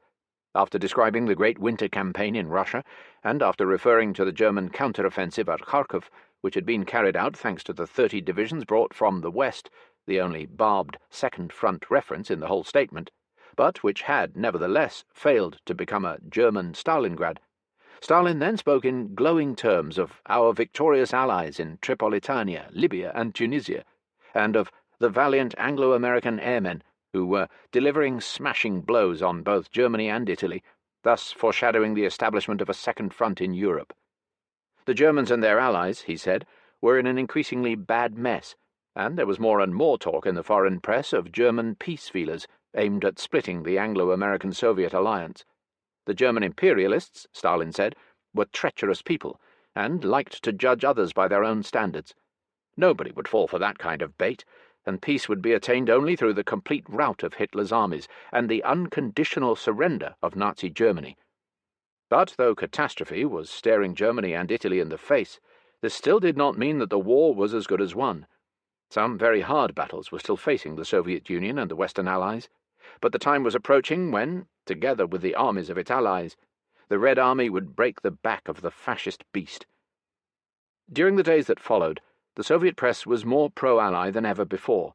On May 9th, Stalin warmly congratulated Roosevelt and Churchill on the great victory in North Africa, and all over the country coloured posters were displayed of 3 equal-sized bolts of lightning, bearing the British, American, and Russian colours, breaking the beast's back. It was a mangy, hyena-like beast, with a Hitler head. The end of the Tunisian campaign had raised high hopes, perhaps excessively high hopes, in Russia. In any case, the space allotted in Pravda to the Allies was unusually large.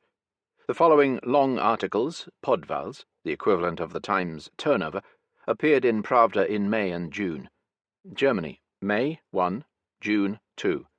Germany's satellites, 1, 2. Britain and USA, 4, 6. Occupied Slav countries, 7, 2. France and Belgium, 1, 2. Neutrals, 1, 0.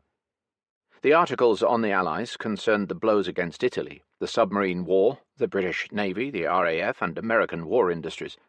Moreover, the principal Western statesmen were generously reported. May 21st. Columns: Churchill, 5. May 22nd, Eden, 1. May 26th, Stettinius, 2. May 28th, Roosevelt, 3. June 2nd, Sumner Wells, columns 1.5. June 8th, Churchill, 4. June 8th, Eden, 1. June 22nd, Cripps, 1. What impressed Soviet military commentators most was that in Tunisia, the English and Americans had won their first major land battle. This was represented as the prelude to much bigger land operations in Europe. The air forces were preparing the way for them. On May 22nd, largely as a gesture to impress Britain and America, the dissolution of the Comintern was announced. This took the form of a resolution by the Presidium of the Executive Committee of the Communist International. It declared the whole organization to be out of date, and that it was even becoming an obstacle in the way of the further strengthening of the national working parties. It then explained that the war had demonstrated a very important fact. Whereas in the Axis countries it is important for the working class to strive to overthrow the government, in the United Nations countries it is, on the contrary, the duty of the working class to support the government's war effort. This strange document concluded, "The Executive Committee calls upon its supporters to concentrate on the smashing of German fascism and its vassals."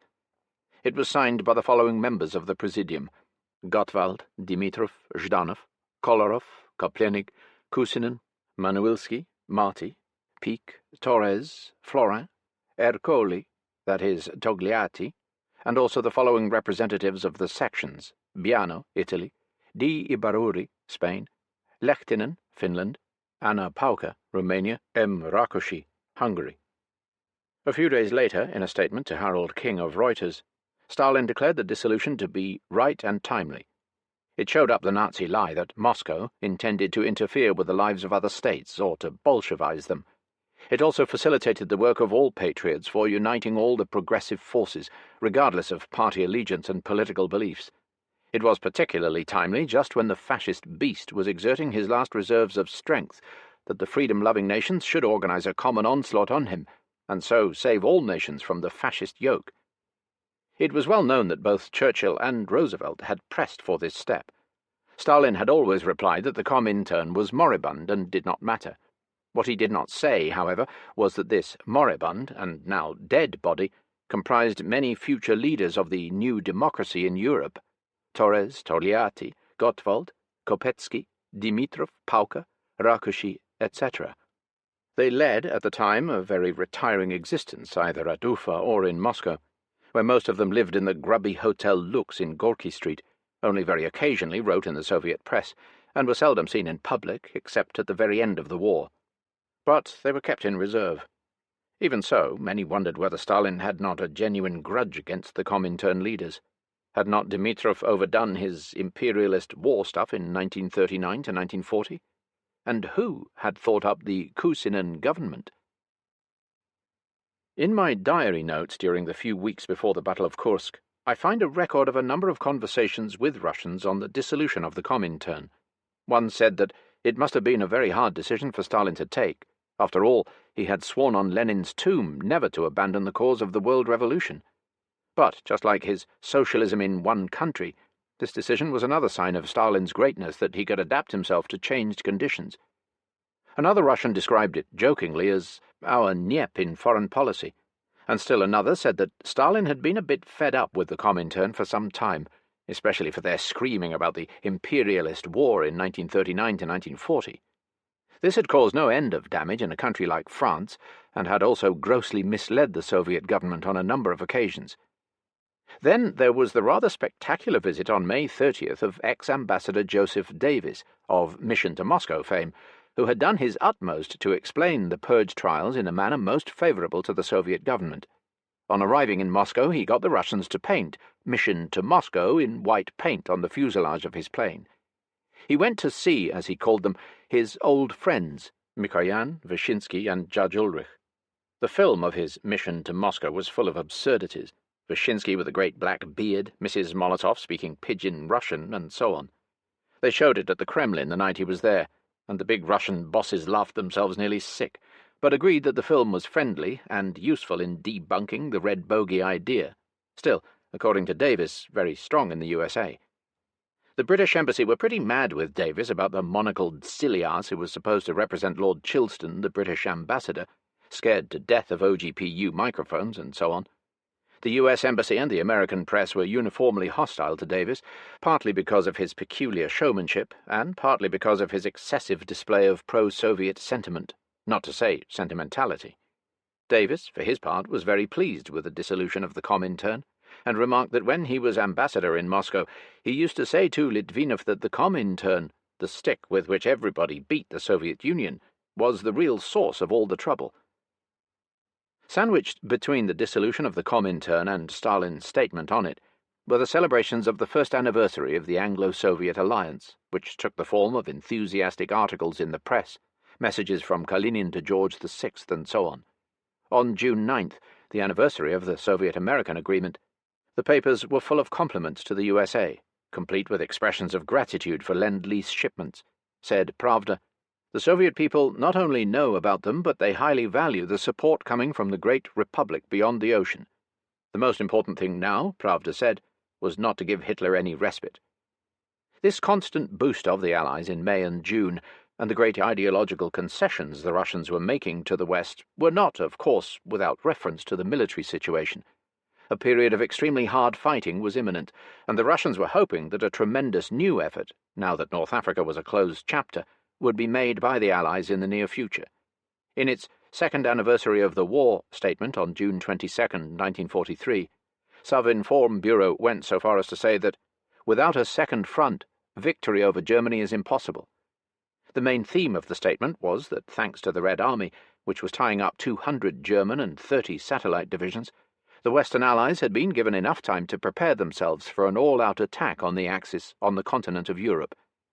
This statement said that in 2 years, Germany and her allies had lost 6.4 million men in killed and prisoners, 56,000 guns, 42,000 tanks, 43,000 planes.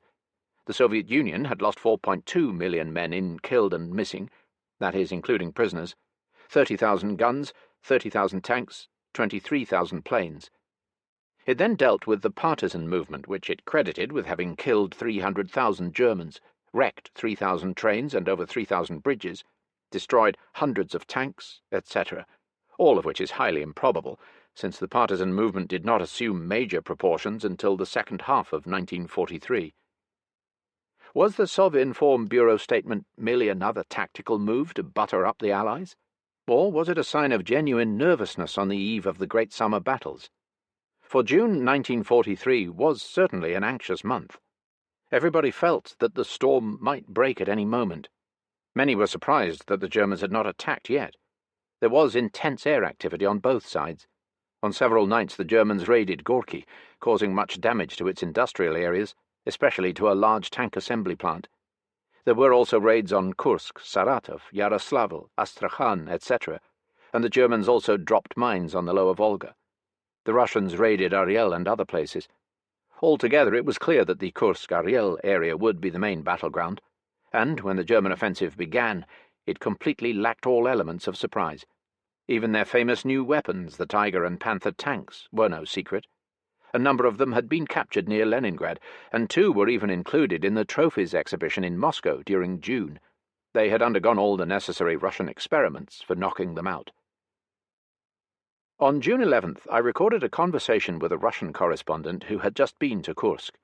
He said the Russian equipment there was truly stupendous. He had never seen anything like it. What was also going to make a big difference this summer was the enormous number of American trucks. These were going to increase Russian mobility to a fantastic degree. The Russian soldiers were finding them excellent.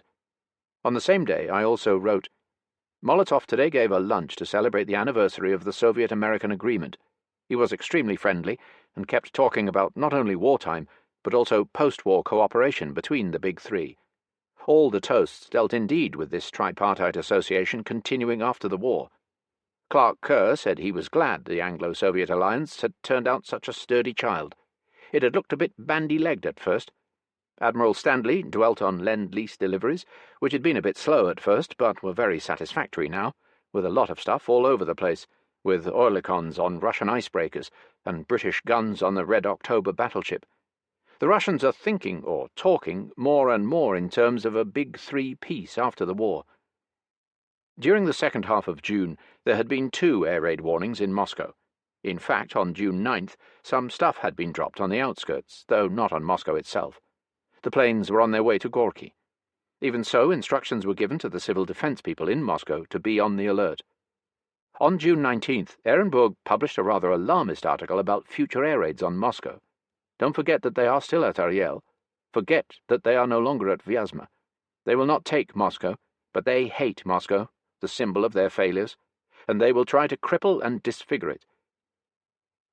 In June, I saw a great deal of the airmen of the French Normandie squadron, a mixed bunch ranging from Paris communist workers talking with a delightful Faubourg accent to the gingerhead Vicomte de la Poype. The Russians were astonished that a Vicomte should want to fight on the side of the Bolsheviks. But the most impressive amongst this marvellous group of fellows was the commander of the squadron, Commandant Toulane, small, handsome, with something of the finesse of Alfred de Vigny's officers. The squadron was formed in Syria in 1942. For political reasons, de Gaulle had decided to send this small French force to Russia. They had been here since the end of 1942, had already been in action, and by June the squadron had shot down 15 German planes, for the loss of 3. Now, in June 1943, they were preparing for those big battles in which so many of them were going to lose their lives. They got on well with the Russian mechanics at the airbase, and also had plenty of fun with the girls in the nearby village. They flew Yak-1s, which they said they liked.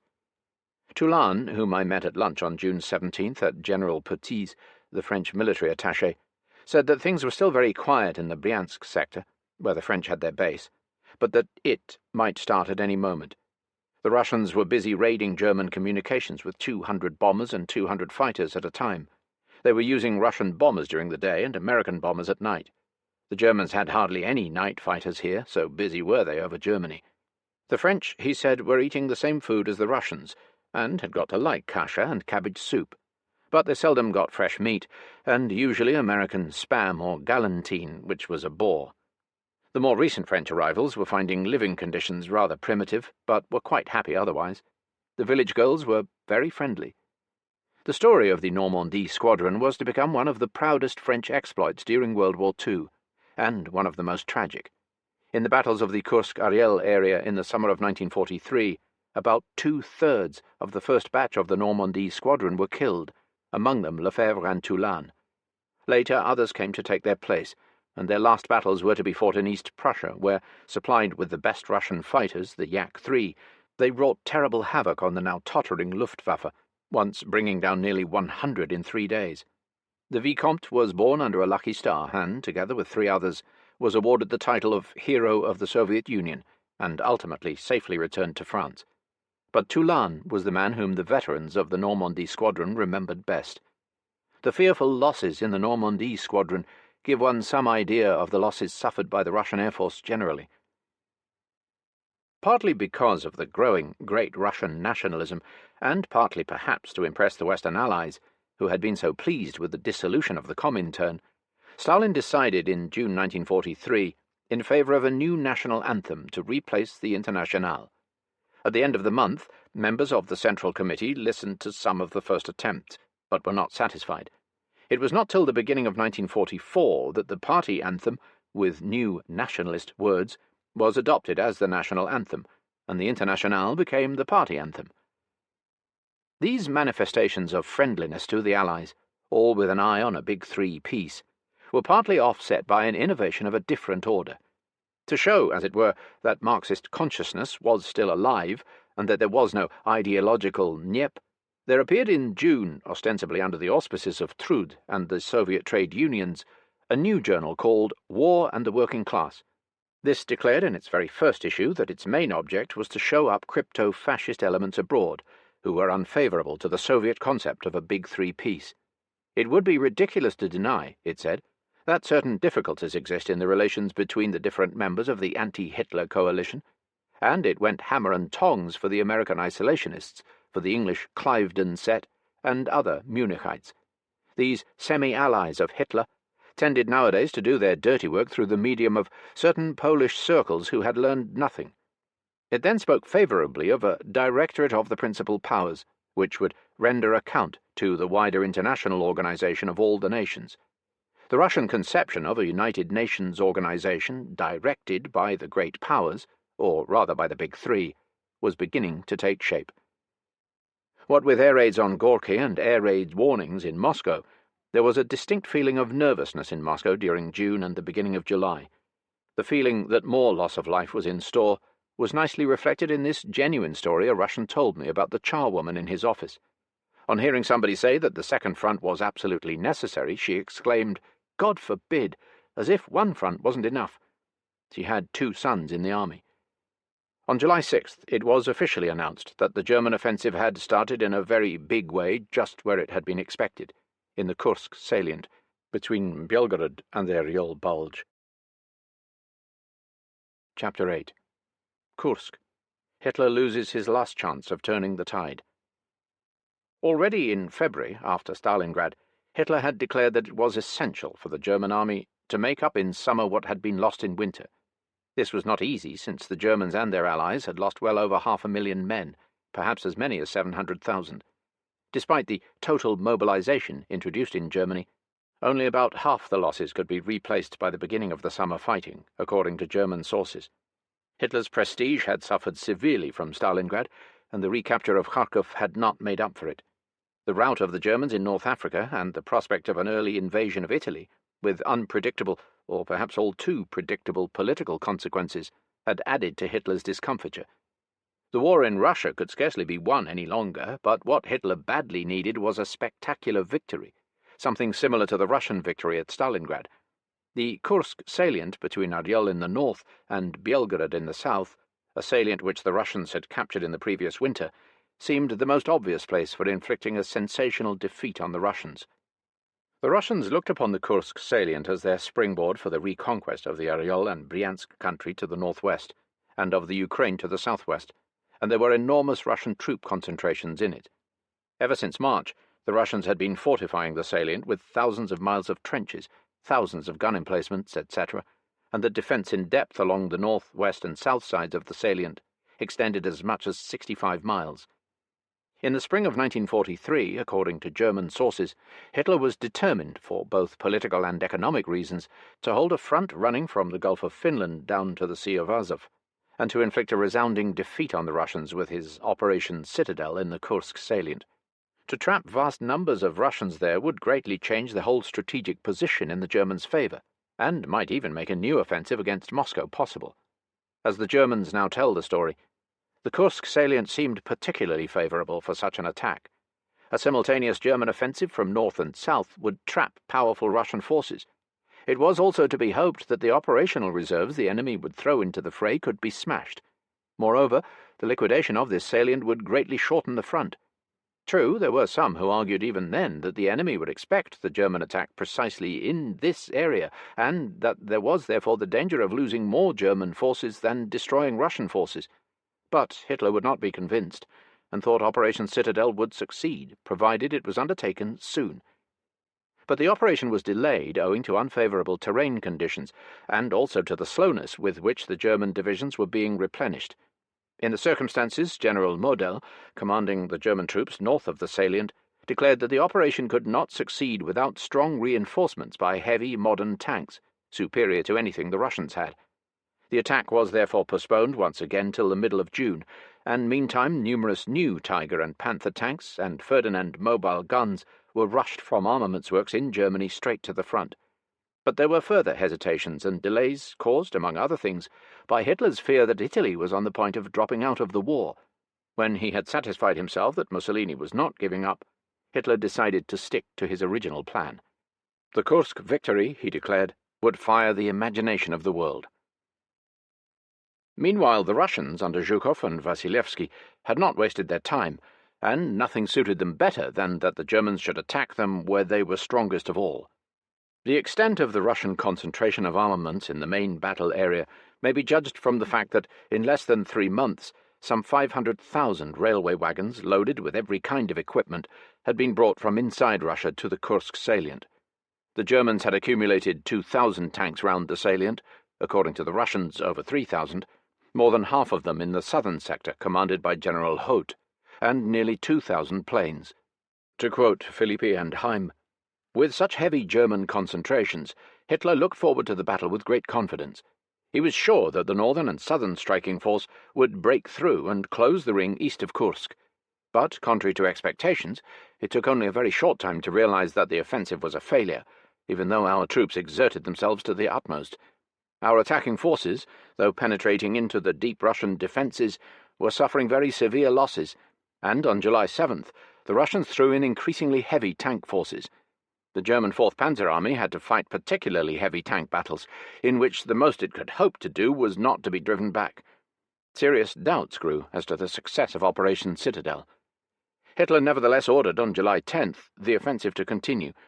That was the day on which the Western Allies landed in Sicily, and he needed his Kursk victory more than ever.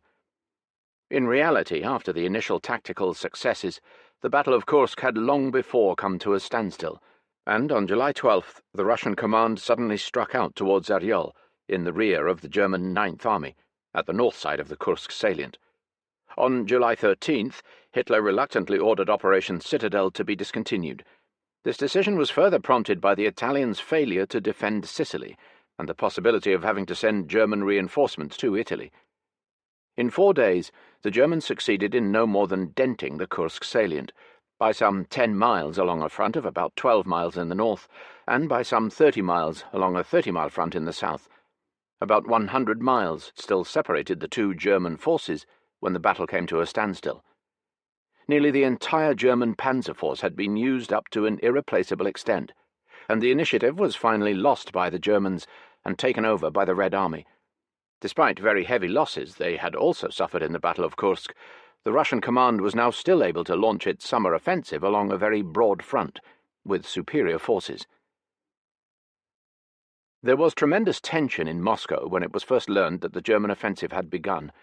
The news was contained in an article redolent of nationalism in Red Star. "Our fathers and our forebears made every sacrifice to save their Russia, their homeland. Our people will never forget Minin and Pozharsky, Suvorov and Kutuzov, and the Russian partisans of 1812. We are proud to think that the blood of our glorious ancestors is flowing in our veins, and we shall be worthy of them." What was being fought in the very heart of Russia, in Turgenev country, was a modern kind of Battle of Kulikovo, on the outcome of which so much depended, in which Prince Dmitry Donskoy routed the Tatars in 1380. On the very first day of the battle 2 things were clear: that Germany had thrown tremendous forces into the battle, and that they were suffering losses on an unprecedented scale, and were not getting much in return. The communiqué of the first day's fighting read, "Since this morning our troops have been fighting stubborn battles against the large advancing forces of enemy infantry and tanks in the Oryol, Kursk, and Belgorod sectors. The enemy forces are supported by large numbers of aircraft. All the attacks are repelled with heavy losses to the enemy, and only in some places did small German units succeed in penetrating slightly into our defence lines. Preliminary reports show that our troops have crippled or destroyed 586 enemy tanks. 203 enemy planes have been shot down. The fighting is continuing." It was the 586 tanks which captured the country's imagination. There had never been anything like it in one day. The feeling it produced was like that in London at the height of the Battle of Britain, when it was announced that 280 German planes had been shot down in one day. On July 6th, the communiqué again spoke of a slight Russian withdrawal, and the number of tanks was now 433, and of planes 111. On the 7th, it was 520 tanks, and again 111 planes. On the 8th, the Russians were already counter-attacking, and the German losses for the day were put at 304 tanks and 161 planes. By the 9th, the 4 days of anxiety came to an end. Not that the anxiety was ever acute after those first 586 tanks. "The Tigers are burning," was the title of a report from the front, and there appeared statements by bewildered German prisoners on the carnage among the German troops, the like of which they had never seen. Our medical staff were unable to cope with all the wounded. One medical orderly told me that the dressing station was like a slaughterhouse to look at. A German corporal in the Belgorod area was quoted as saying. On July 15th, the Russian communiqué announced that the Russian counter-offensive against Oryol had begun, and that in 3 days since the breakthrough in several parts of the Oryol salient, the Soviet troops had advanced between 15 and 30 miles.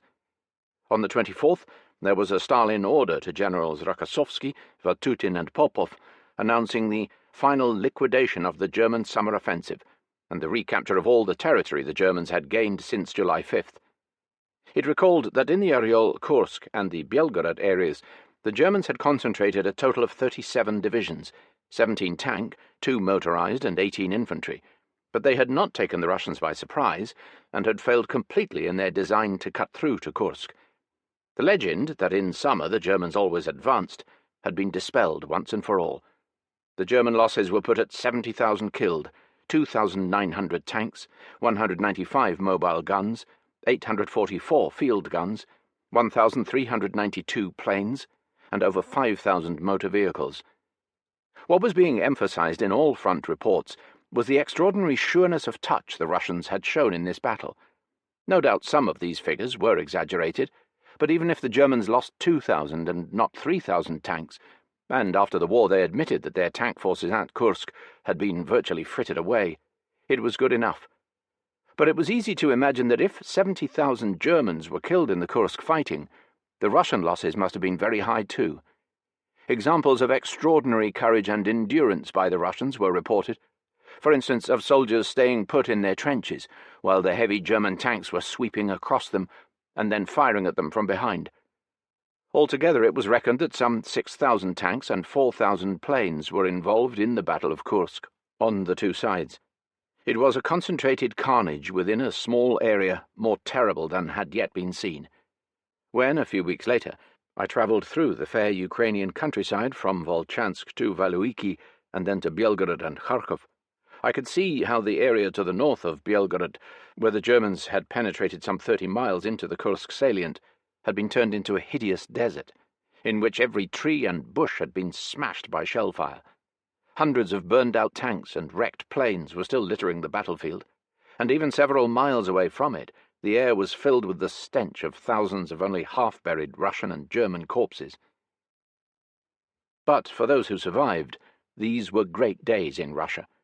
What might be called the era of the victory salutes opened on August 5th, 1943, following the special Stalin announcement that Oryol and Belgorod had been liberated. The deep voice of Levitan, Moscow radio's star announcer, now uttered for the first time phrases which were to become like sweet and familiar music during the next 2 years.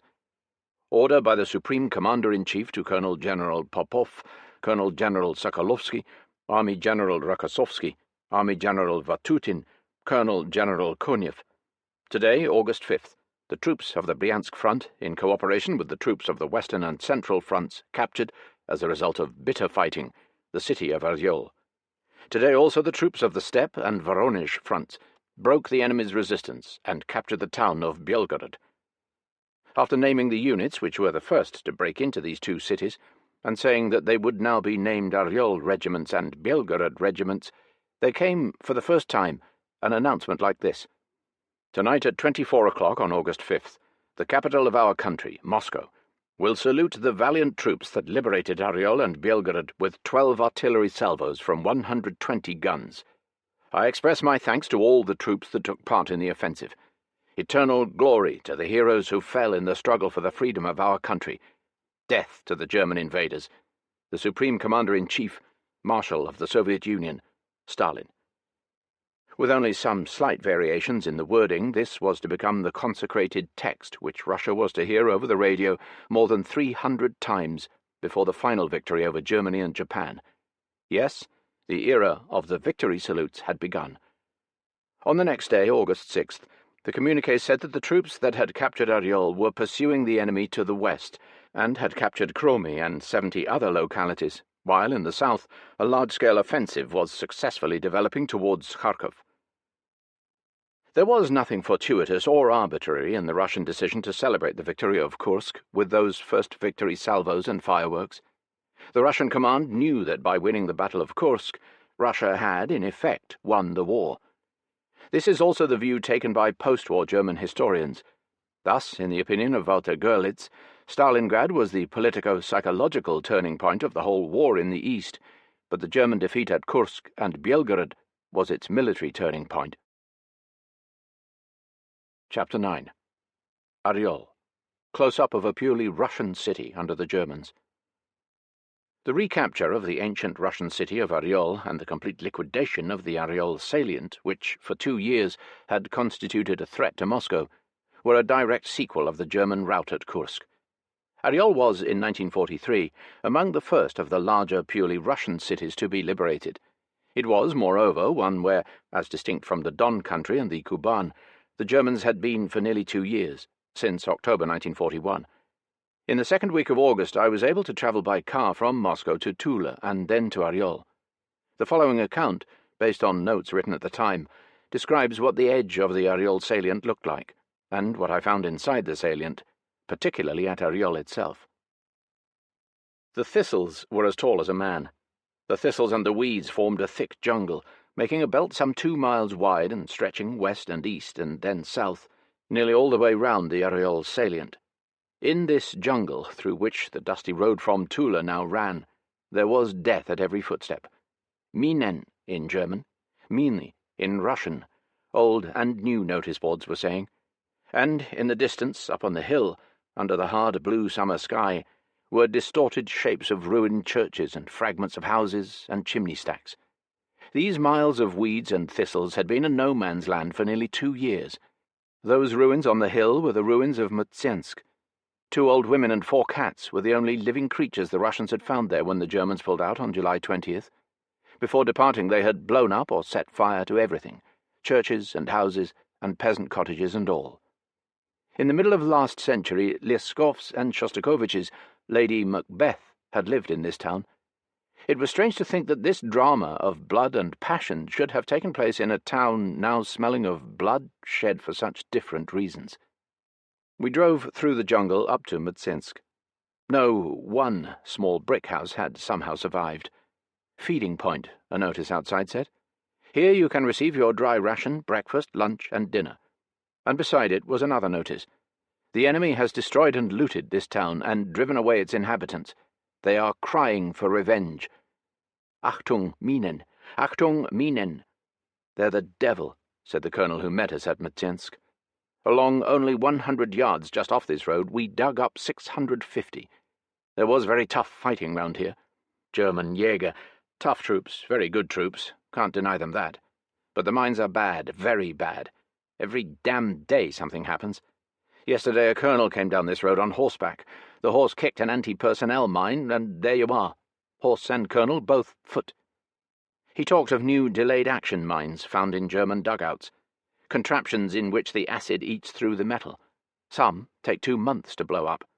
And there were also booby traps, plenty of them.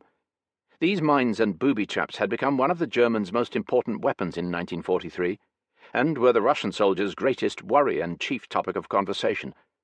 Many mines, both Russian and German, made in 1943, were cased in wood and so were particularly hard to detect. Mines had caused terrible casualties to the Russians in the Ariol fighting, and were going to cause many more at Kharkov and elsewhere. As we talked to the colonel, a horse cart drove past, and in it were 2 moaning soldiers, with blood streaming from their heads. They had just been blown up on a mine. In the last few days, only about 200 people had come back to Mtsensk, out of its original population of 20,000. These 200 had been hiding somewhere in the countryside. Along the road to Ariol, with fields and beautiful woods on either side, There were no villages anywhere, and only notice boards among the rubble giving the name the village had had. The German desert zone had now spread all the way from Rzeszów and Vyazma to Aryol. Aryol, not so long ago a pleasant provincial backwater, still full of Turgenev memories and associations, was badly shattered. More than half the town was destroyed, and some of the ruins were still smoking. The bridges over the Oka had been blown up, but a temporary wooden bridge had already been built, and army lorries were driving west, and ambulances were coming in from Karachev, 30 miles further west, where there was heavy fighting. How had Aryol lived through nearly 2 years of German occupation? Of 114,000 people, now only 30,000 were there. Many had been murdered. Many had been hanged in the public square, that very square where there were now new graves of the first Russian tank crew that had broken into Aryol, and also of General Gurchev of Stalingrad fame, who was killed here the morning the Russians fought their way into the city. Altogether, 12,000 people were said to have been murdered, and about twice as many deported to Germany. But there were also many thousands who had joined the partisans in the forests round Aryol and Bryansk, for this, especially the Bryansk area, was active partisan country. The Germans had appointed a Russian burgomaster, who had now fled with them, and they had brought to the Aryol countryside some former Russian landowners, or landowners' sons, White Guardists they called them. But whether they got their former estates back was not quite clear. In most places the kolkhozes had not been dissolved. A little private enterprise was encouraged, but goods were so short that it never came to anything. True, I found in a pile of junk in a street a broken bottle, and on it a label saying, first in Russian and then in German, Fruchtwasserfabrik, Nostdrunau und Co., Aryol, Moskauer Strasse 6. It would have been interesting to talk to Nostdrunau, the Mr. Schweppes of German Aryol, but he was not to be found. The winter of 1941 to 1942 had been the hardest of all. People had died by the hundred of starvation. Later, they began to receive 7 ounces of bread a day if they worked for the Germans in one way or another. And then there was all the horror of the Russian war prisoners' camp. And here I first learned at first hand of the German policy towards Russian war prisoners, as it changed after Stalingrad. Until then, they were allowed to die like flies. After that, they were being blackmailed or flattered into joining the Vlasov army. Stiff, pop-eyed, blue-eyed General Sabienikov, now chief of the garrison of Aryol, had taken part in the Great July offensive and now talked about it. By July 15th, after 3 days' heavy fighting, the Russians had broken through the main lines of the German defences round the Aryol salient. There had never been, he said, such a heavy concentration of Russian guns as against these defences. In many places the firepower was 10 times heavier than at Verdun. The German minefields were so thick and widespread that as many mines as possible had to be blown up by the super barrage in order to reduce Russian casualties in the subsequent breakthrough. By July 20th, the Germans tried to stop the Russian advance by throwing in hundreds of planes, and it was a job for the Russian anti-aircraft guns and fighters to deal with them. In the countless air battles there were very heavy casualties on both sides. Many French airmen were killed too during those days. How important it was for the Germans to hold Aryol, he said, could be seen from the order of General von Schmidt, since replaced by General Model, saying that Aryol must be held to the bitter end. And it certainly was, said the general. The German troops were tough. Nearly all held out, and only very few surrendered. None of the prisoners we took were older than 30, picked troops, healthy, good troops. When Comrade Ehrenburg now talks about the German army being composed of gouty old men suffering from piles, he is talking through his hat. Yes, good troops, though morally damaged all the same. Kursk and the rest has had a demoralizing effect on them. Prisoners also told us that the fall of Mussolini had made a deep impression on the German soldiers, though some continued to believe their officers' stories that Mussolini was a very sick man. Then he told the complicated story of how Aryol has been almost completely surrounded by August 3rd, and how, finally, in the early hours of August 5th, the Russians broke into Aryol. Our broadcasting armoured car playing the Internationale and the Holy War and the Little Blue Scarf was among the first to break into the city. It had a tremendous effect on the population, who poured into the streets even though the fighting was still going on. The Germans were still using mobile guns and tanks against us, and their Tommy gunners in the attics also bothered us a great deal. General Gurchev was killed by one of them. Delayed action mines were still exploding, and in the midst of all this din the loudspeaker was bellowing its patriotic songs. It was not till the next day that the Tommy gunners were all wiped out, though a few may still be in hiding, and there may still be hundreds of delayed action mines at Ariol, though we've already picked up 80,000 in the area. That's why no troops are stationed in Ariol yet. Yes, I drove into Ariol on the morning of the 5th. You can imagine the dawn and the houses around still blazing, and our guns and tanks driving into town, covered with flowers, and the loudspeaker bellowing the holy war, and old women and children running among the soldiers, and pressing flowers into their hands, and kissing them. There was still some firing going on, but I remember how an old woman stood at the corner of Pushkin Street, and she was making the sign of the cross, and tears were rolling down her wrinkled face, and another elderly woman, well educated, judging by her speech, ran towards me and gave me flowers and threw her arms round my neck and talked and talked and talked. Through the din I couldn't hear what she was saying, except that it was about her son who was in the Red Army. Now there's heavy fighting going on at Karachov. We have some British and American tanks there, but not many. The German Air Force is again very active, making 1,000 sorties a day. What they are fighting is much more than a rearguard action, now that we are pushing on to the Dnieper. Ariol had been liberated only 5 days before, but already the Soviet authorities were fully established here. Most public buildings had been destroyed, but in a small house in a side street, Comrade M.P. Romashov, partisan chief of the area and hero of the Soviet Union, was installed as president of the Provincial Executive Committee. He had many stories to tell of partisan warfare, of battles with punitive expeditions, and of partisan raids on columns of civilians who were being driven west. The partisans would kill the German escort, and the civilians would then scatter through the forests. A check-up was going on among civilians at Ariol, and party members especially had to account for their behaviour during the 20 months of occupation. Ariol had been captured on October 2nd, 1941, by Guderian's tanks, with such suddenness that many people had been trapped. On Romashov's desk I saw a note, written in an illiterate hand by a woman who said that she, a member of the Communist Party, and her 2 children had been trapped here on October 2nd, and that to keep herself and her children alive, she had had to take a job as a cleaner at a German office. They looked, from a distance, like soft greenish-brown rag dolls lying over the parapet of a trench from which they had been exhumed. 2 Russian officials were sorting out skulls, some with bullet holes at the back, others without. From the trench came a pungent, mouldy stench. The rag dolls were bodies dug from trenches outside the large brick building of Ariol prison. 200 had been exhumed, but judging from the length and depth of the trenches, there were at least 5,000 more. Some of these samples were women, but most were men. Half of them were Russian war prisoners who had died of starvation or various diseases. The rest were soldiers and civilians who had been shot through the back of the skull. Many of them had been killed at 10 a.m. on Tuesdays or at 10 a.m. on Fridays. Methodically, the Gestapo firing squads would visit the prison twice a week. Besides these, many others had been murdered at Ariol. Some had been publicly hanged as partisans in the main square.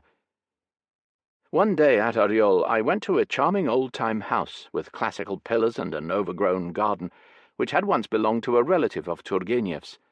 Turgenev himself had often lived here, and this was obviously, in his mind, the scene of the nest of gentlefolk.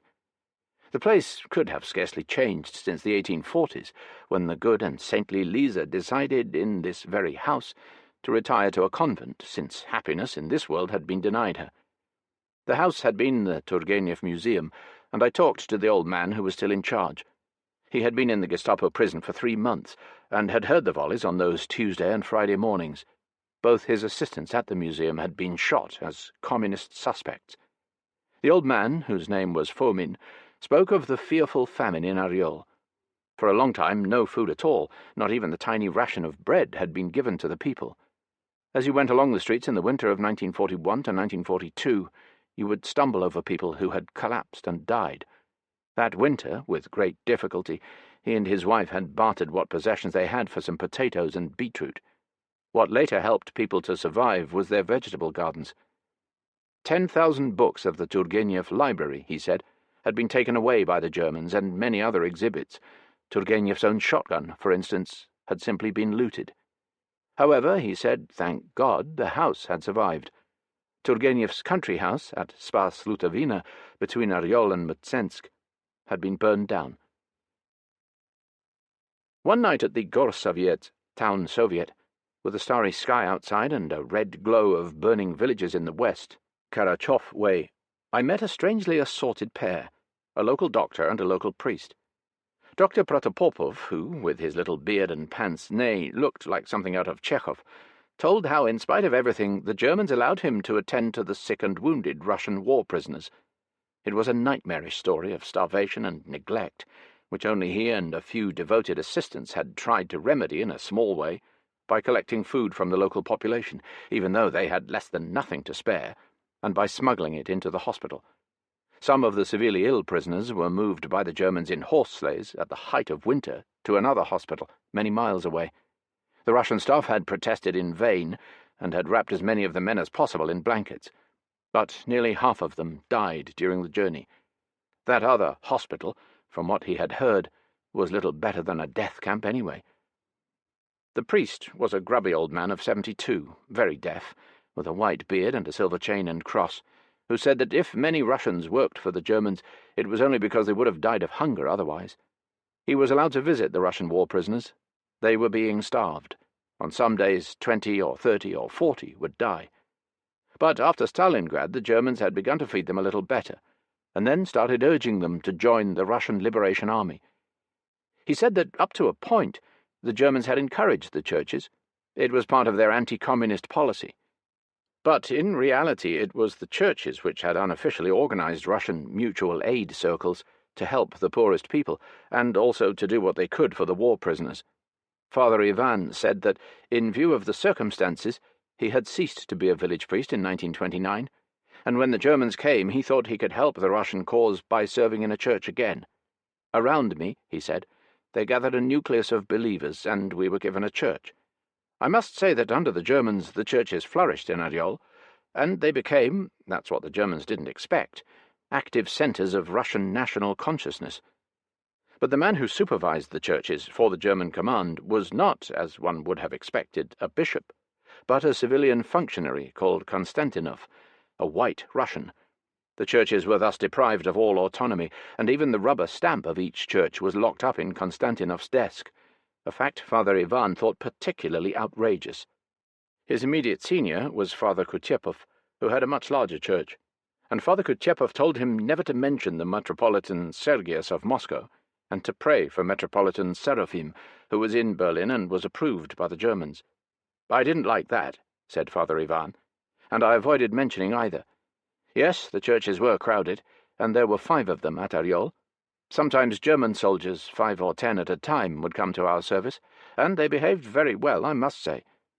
Then the old man told the strange story of how on Easter night in 1942, and again in 1943, a few hundred war prisoners were allowed to come to church. When our people were told that the war prisoners would attend service, there was great rejoicing, and they swarmed to the church bringing the prisoners gifts. It was so wonderful to see our poor war prisoners come to church on Holy Easter night. They were very sad, but there was great happiness shining in their eyes as they saw all the love and affection the people of Oryol were showing them. The doctor, who had been listening to the old priest, was becoming more and more irritated. If they were all that happy, he said, how was it that thousands of them died of starvation? Wasn't it a case of allowing a few prisoners, specially picked ones, to go to your Easter service? Just for effect. And your dates are all wrong. I can swear to it that no prisoners were allowed to go to church in 1942. It was only afterwards, after Stalingrad, that the Germans started on all those tricks to get the surviving war prisoners to join the Vlasov army. The priest had, of course, been taken in by the Germans, especially by the fact that they were opening churches that had been closed for 15 years or more. But what was the purpose of this German church policy amongst people whom they were determined to starve out anyway? Was it not a case of trying to create as much mental confusion as possible among the Russians? The curious thing was that the churches did become centres of Russianism, despite the clear anti-Soviet stand taken, at least at first, by some of the priests, and despite the Germans' expectation that the churches would be centres of anti-Soviet propaganda. Some Nazi officials had serious suspicions from the start about the churches exercising an undesirable nationalist influence on the Untermenschen. On the other hand, certain German generals, for example Guderian, later spoke self-righteously of the satisfaction they had in allowing the Russians in occupied towns to open their churches. Guderian is, however, careful not to say a word about the death from starvation that thousands of war prisoners and also thousands of civilians suffered in towns like Ariol, which in 1941 to 1942 were under the direct jurisdiction of his, Guderian's, own troops. Some other strange characters had been active in Ariol during the 2 years of the German occupation. The schools, except a small number of elementary schools and a school for juvenile spies, like the one I had already heard of in Kharkov, were closed.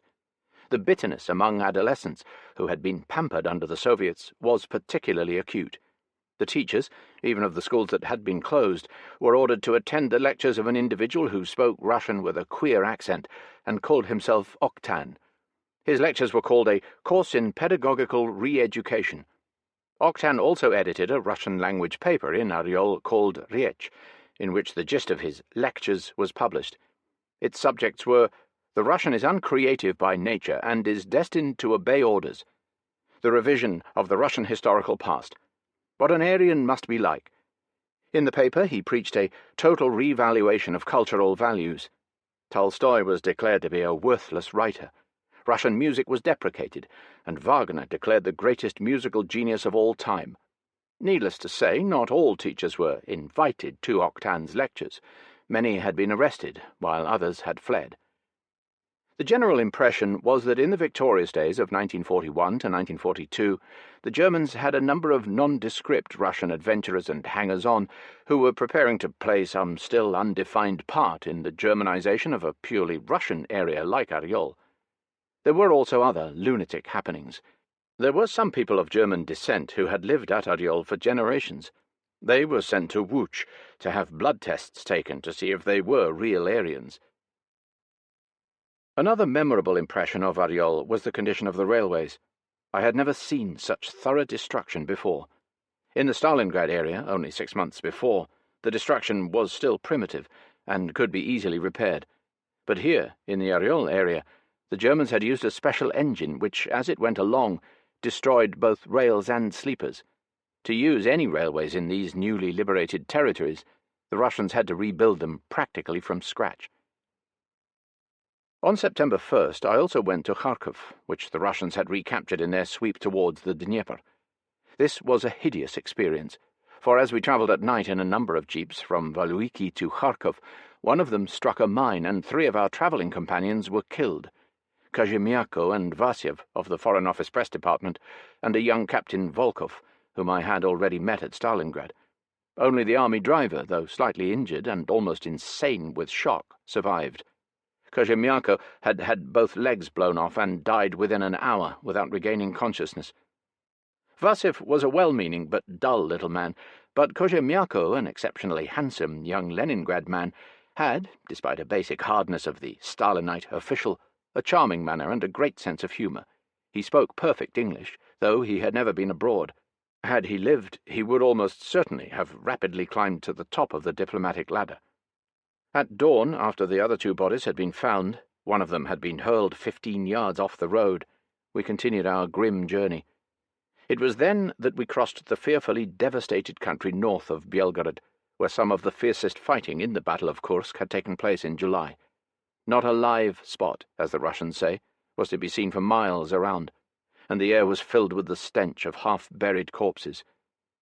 Belgorod had suffered less from shelling than one would have expected, and there were many people around.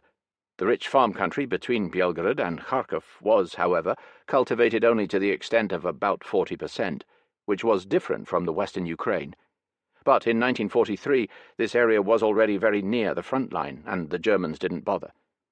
Kharkov had suffered some additional damage since I was last there in February, but apart from the massacre of 200 or 300 Russian wounded in a hospital by SS men when they recaptured Kharkov in March, the Germans had behaved with greater restraint than during the first occupation.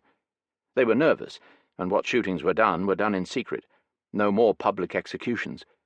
But people were still rounded up in the street and sent to Germany. From May onwards, the German manner had softened considerably, and the Ukrainian papers published on May 2nd an official order on the better treatment of Russian war prisoners. Here, too, it was part of the policy of getting them to join the Vlasov army.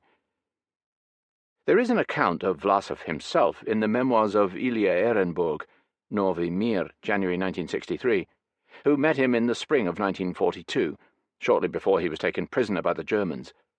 Vlasov was a man of boundless personal ambition, and one of Stalin's favourite generals. He was rapidly rising to the top of the Red Army hierarchy when the Germans captured him. His dazzling military career in Russia was at an end, and Ehrenburg believes that Vlasov was sufficiently ambitious and cynical to see a great future for himself only in the event of a German victory. The Germans formed an army, which he commanded, of volunteers from among the Soviet soldiers they had captured. It is certain that a high proportion of these were virtually conscripted by the join or starve technique. After the war, Vlasov was captured by the Americans, handed over to the Russians, and hanged. Many Vlasovites remained in Western Europe, but those who were handed over to the Russians or caught by them were, in most cases, sent to camps, and not amnestied until after Stalin's death. During the April to June lull, the Ukrainian papers under German control spoke high-mindedly of two great nations preparing. Some German soldiers were beginning to speak with regret of Germans and Russians bleeding each other white for the ultimate benefit of the British and Americans. However, during the first 3 days of the Battle of Kursk, the German-run papers sounded triumphant, but their tone soon changed. Chapter 10. A short chapter on a vast subject: German crimes in the Soviet Union. Oryol was the scene of numerous German crimes, and the wooded Oryol and Bryansk areas were notorious for their partisan activity. It therefore seems timely and appropriate at this point to deal briefly with these two aspects of the war in Russia: A. German crimes, and B. the partisans.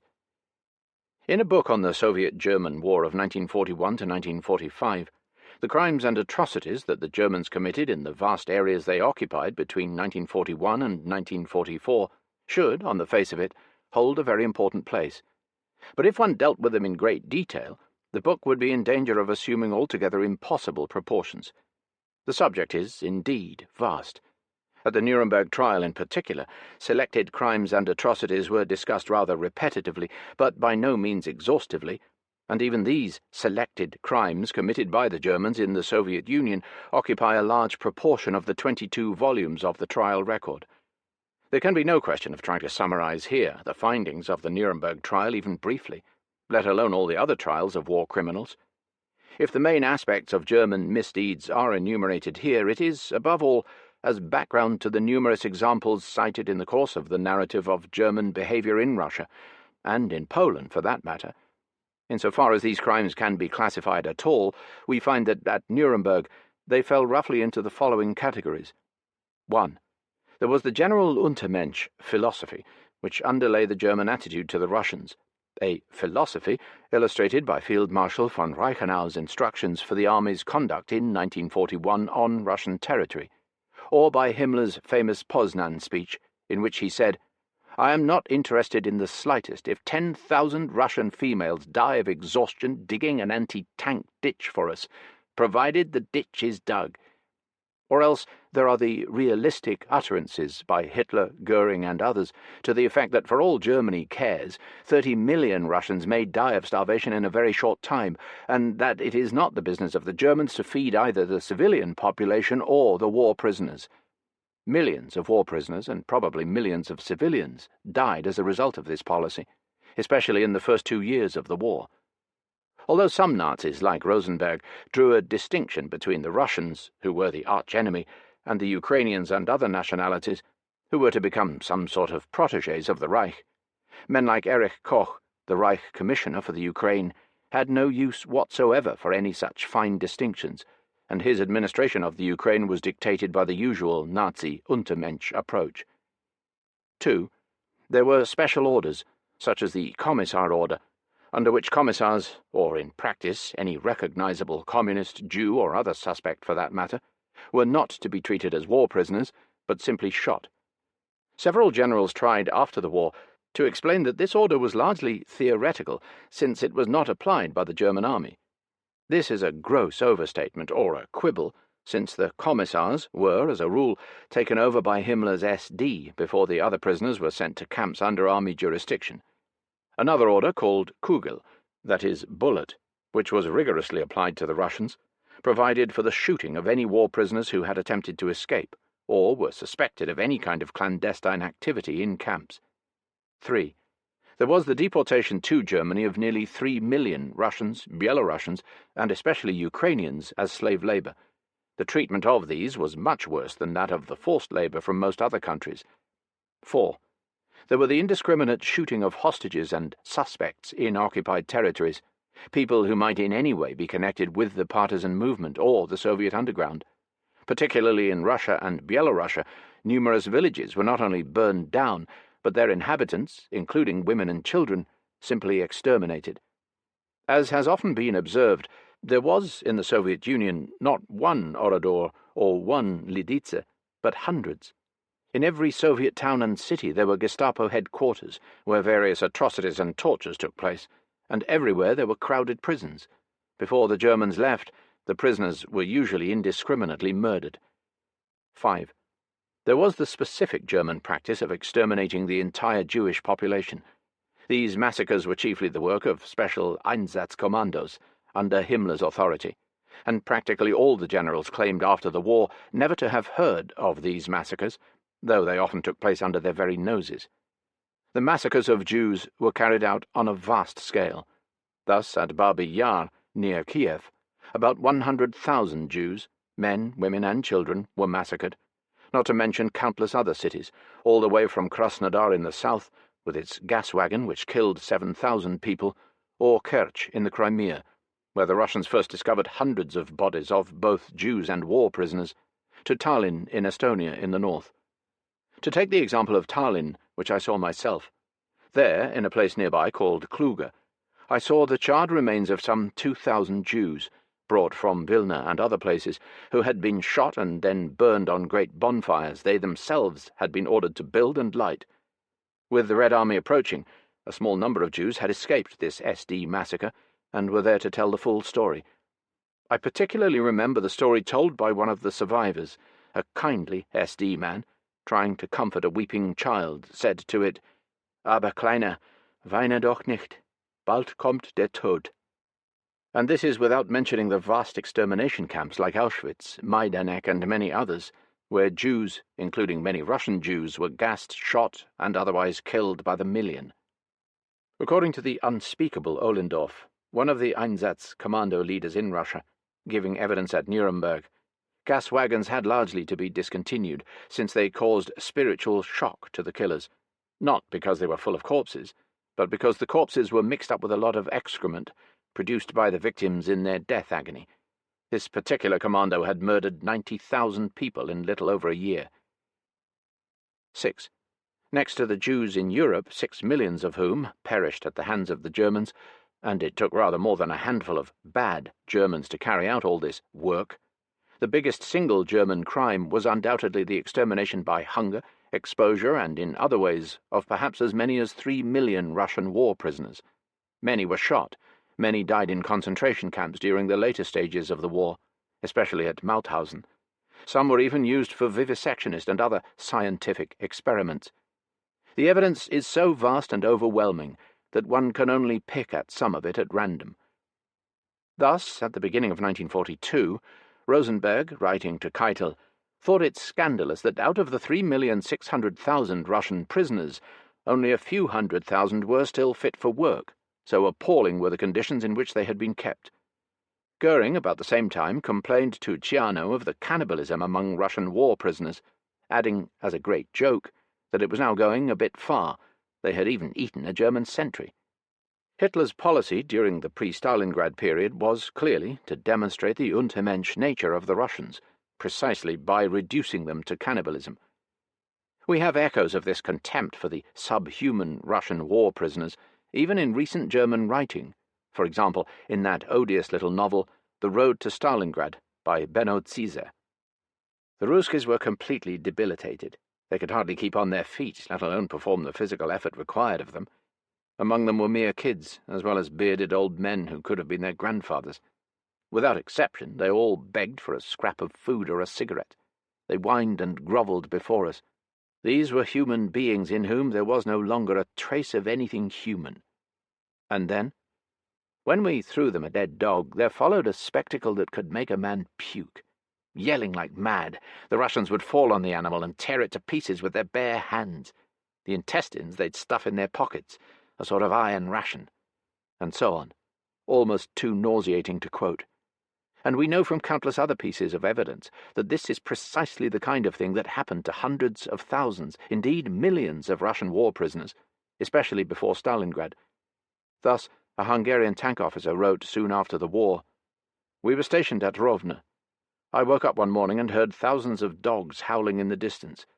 I called my orderly and said, 'Shandor, what is all this moaning and howling?' 'Not far from here,' he said. 'There's a huge mass of Russian prisoners in the open air.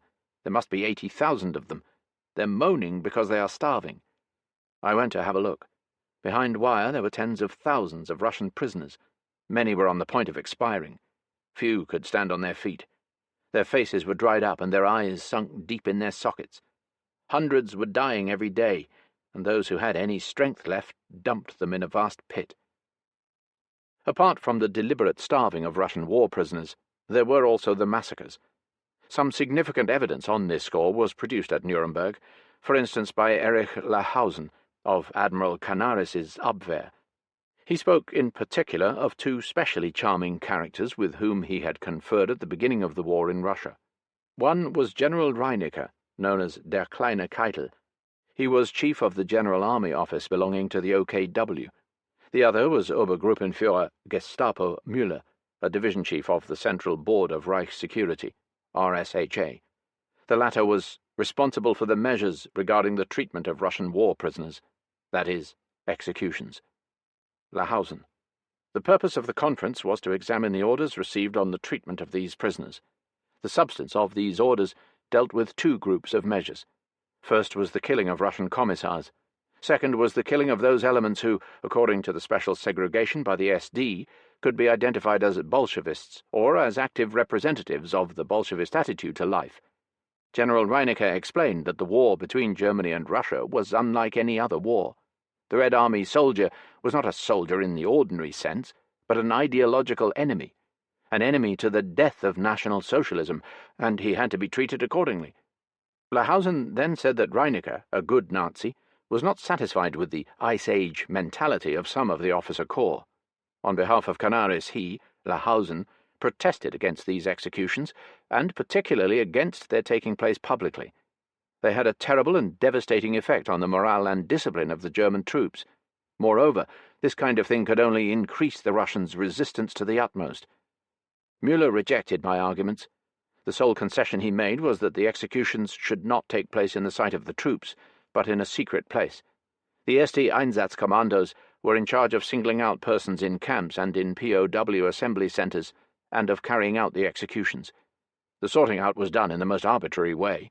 Jewish or Jewish-looking or other racially inferior types were picked for execution, or else they were picked according to their intelligence. Reinecker held that the Russians were different from others, and should be treated differently from Western POWs. The camp guards should have whips, and should have the right to resort to firearms if necessary. Lahausen then said, "The greater number of prisoners remained in the theatre of operations without proper care. Many of them died on the bare ground. Epidemics broke out, and cannibalism manifested itself. In the circumstances, he said, Hitler ordered that no Russian war prisoners were to be brought to Germany." Asked to what extent the Wehrmacht was responsible for the ill treatment of Russian war prisoners, Lahausen said, "The Wehrmacht was involved in all matters which referred to the war prisoners, except the executions, which were carried out by the commanders of the SD and the RSHA. The victims were selected before the rest were taken to army camps. Except that some generals at Nuremberg try to argue that it was difficult unexpectedly to have to feed so many POWs, there is nothing to show that the army did anything to oppose the policy of extermination of the Russian war prisoners, at least during the first 12 or 18 months of the war. More than that, some of these gentlemanly German generals were consciously starving the Russian war prisoners. At the Nuremberg trial, apart from the famous Reichenau order issued at the beginning of the Russian campaign, There was also an order from Field Marshal von Manstein containing the following: "The Jewish Bolshevist system must be exterminated. The German soldier comes as the bearer of a racial concept. He must appreciate the necessity for the harsh punishment of Jewry. The food situation at home makes it essential that the troops should be fed off the land, and that the largest possible stocks should be placed at the disposal of the homeland. In enemy cities, a large part of the population will have to go hungry. Nothing, out of a misguided sense of humanity, may be given to prisoners of war or to the population, unless they are in the service of the German Wehrmacht." It is these kind of gentlemanly orders, not from Himmler or Hitler, but also from the generals, which are responsible for the starving to death of probably over 2 million war prisoners during the first year of the war. Although, in the end, Manstein had to admit at Nuremberg that he had signed the order, he began by saying that it had escaped his memory entirely. No doubt much else had escaped his and his fellow generals' memory entirely, including the Army's frequent and very close cooperation with the Einsatzkommandos and other professional killers. It was not till well into 1942 that the surviving Russian war prisoners began to be looked upon as a source of slave labor. Thus, Field Marshal Milch thought it very amusing that 30,000 Russians should have to man the German anti-aircraft guns against British and American planes. It was towards the end of 1942 also that the Germans started a form of blackmail against the surviving Russian war prisoners, either go into the Vlasov army or starve. But there were many who would not serve Vlasov, and many of these, including high-ranking Soviet officers, were to be found towards the end of the war at Dachau and Mauthausen, alive or dead, mostly dead. It was also Russian prisoners who, more than any other nationality, were given the privilege of Aktion Kugel. This was one of the numerous methods of dealing with undesirables. A K, that is Kugel, prisoner was taken at Mauthausen to the bathroom. This bathroom, in the cellars of the prison building near the crematorium, was specially designed for both shooting and gassing. The shooting took place by means of a measuring apparatus, the prisoners being backed towards a metrical measure with an automatic contraption releasing a bullet in the neck as soon as the moving plank determining his height touched the top of his head. If the transport consisted of too many Kugel prisoners, no time was wasted on measurements, and they were exterminated by gas laid on in the bathroom instead of water. Russian prisoners were also used for freezing experiments, and a variety of other entertainments devised by Himmler and some of the scientists of the Third Reich. The whole story of the Russian war prisoners, second only in the number of people involved to that of the Jews, is so horrible that it is almost difficult to believe. The Russians themselves have never quoted any clear figures on the number of Soviet soldiers captured by the Germans, but when one considers that the total loss in human life has been put at 20 millions, the loss of some 3 or 4 million men who died in German captivity does not sound improbable. This would mean that, except for the 800,000 released and the 1 million still alive, practically all the rest must be dead, that is, over 3 millions. On the strength of other German sources, Dallin puts the figure by the end of the war even higher. The total of Soviet war prisoners is put at 5,754,000, of whom 3,335,000 were captured in 1941, 1,653,000 in 1942, 565,000 in 1943, 147,000 in 1944, and 34,000 in 1945. These last four, and especially last three figures, seem rather less probable. Where, in 1943, would the Germans have captured over 500,000 prisoners? Not to mention the figures for 1944, let alone 1945. What added to the tragedy of the Russian war prisoners was also that those who had joined the Vlasov army, most simply to save themselves from a slow death by starvation, were to be broken in mind and spirit even while the war was still in progress. Many became merely cynics and bandits, and when they returned to Russia they were treated as criminals or near-criminals. But even the homecoming of those who had never joined Vlasov was far from always being an occasion for rejoicing. As Ilya Ehrenburg wrote in his memoirs, "In March 1945, my daughter Irina went to Odessa on behalf of the Red Star. British, French, Belgian war prisoners liberated by the Red Army were being repatriated from there. There she also saw a troop transport arriving from Marseille with our own war prisoners on board, among them some who had escaped from German camps, and some who had fought together with the French Maquis. Irina told me that they were met like criminals, that they were isolated, that there was much talk of their being sent to camps. But that is a different story. Here we are concerned with German crimes in the Soviet Union. In addition to the innumerable German crimes against persons, there were also the German crimes against Soviet private and public property. The Germans had laid waste vast areas. In 3 years they had destroyed hundreds of towns and thousands of villages. If some villages and some cities like Kharkov, Odessa or Kiev were only partially but not completely destroyed, it was only because their retreating armies had not had enough time to complete the work of destruction.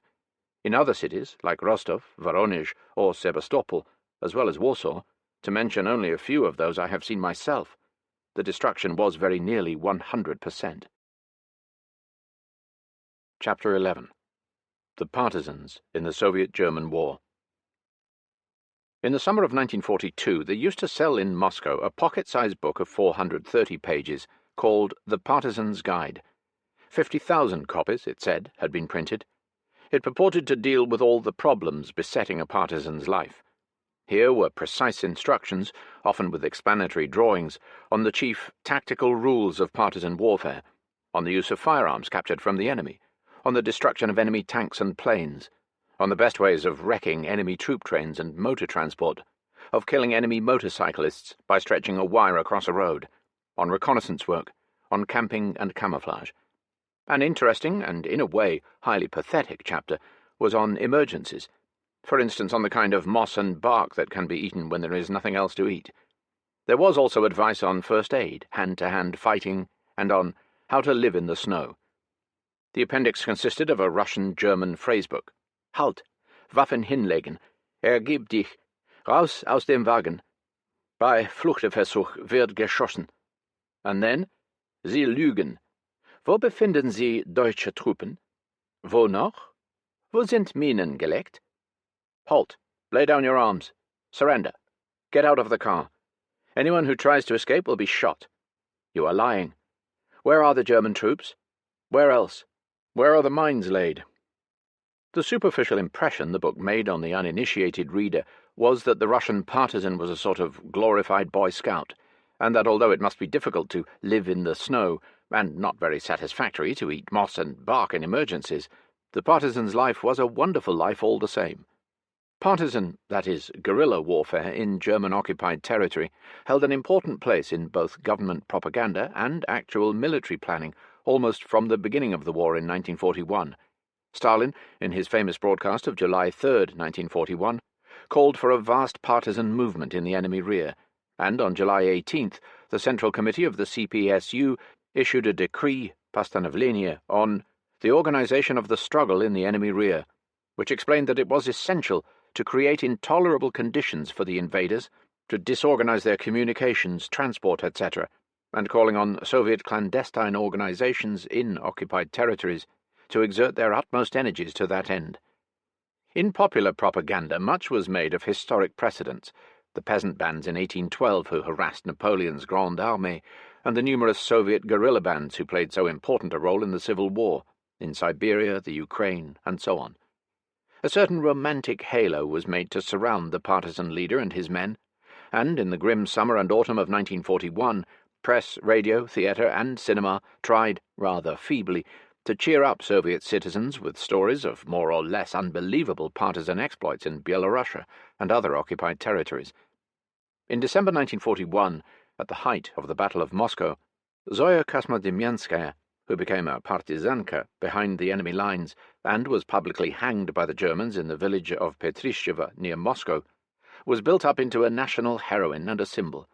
But Zoya, like many others, had been sent behind the enemy lines for some immediate diversionist purpose, and so was not typical of the proverbial partisan who, under German occupation, spontaneously rose on the spot against the oppressors of his country.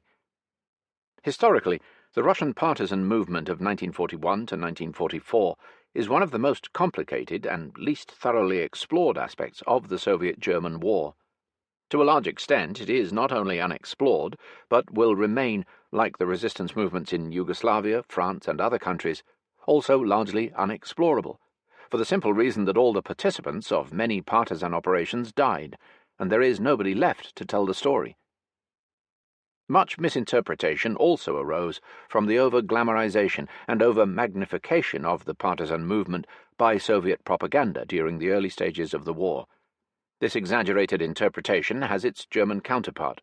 According to the current German version, partly supported by certain Americans, there was no partisan movement in the Soviet Union at first, since both in Byelorussia and the Ukraine the population was thoroughly well disposed towards the Germans, and it was only afterwards, because of German mistakes, that an anti-German partisan movement developed at all. This is, of course, also a gross oversimplification.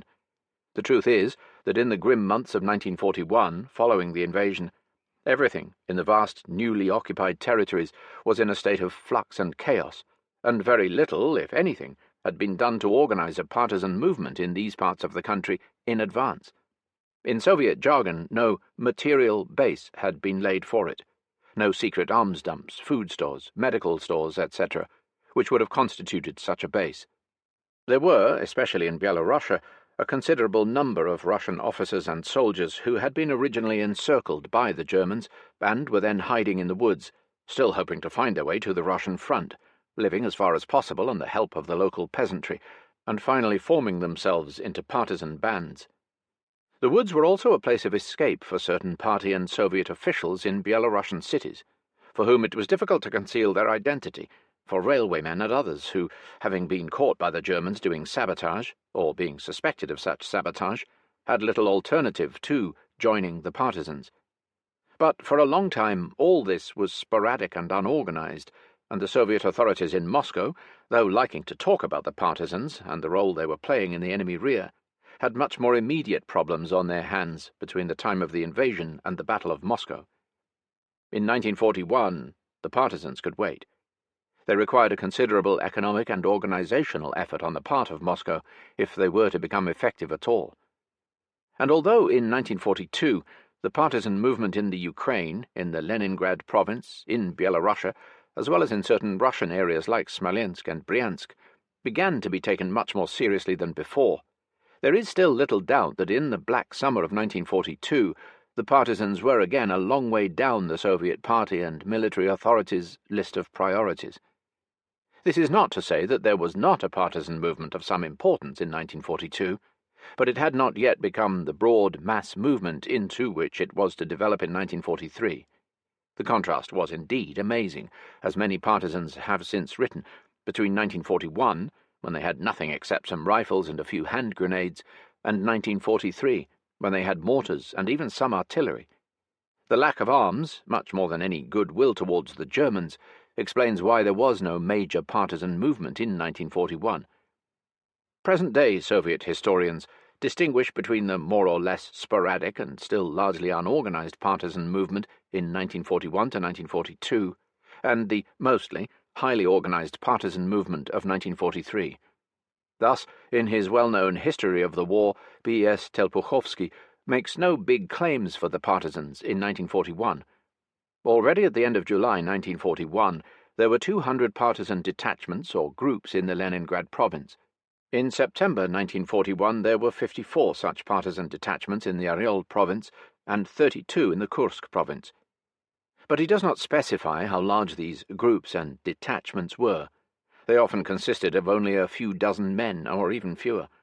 He then says, "During the first period of the war, the partisans chiefly destroyed small enemy garrisons, regimental headquarters, motorized columns, etc., which suggests that their main activity was in the nature of smash-and-grab raids. True, during the Battle of Moscow, and often as a result of substantial units having been sent behind the enemy lines, partisan activity reached bigger proportions.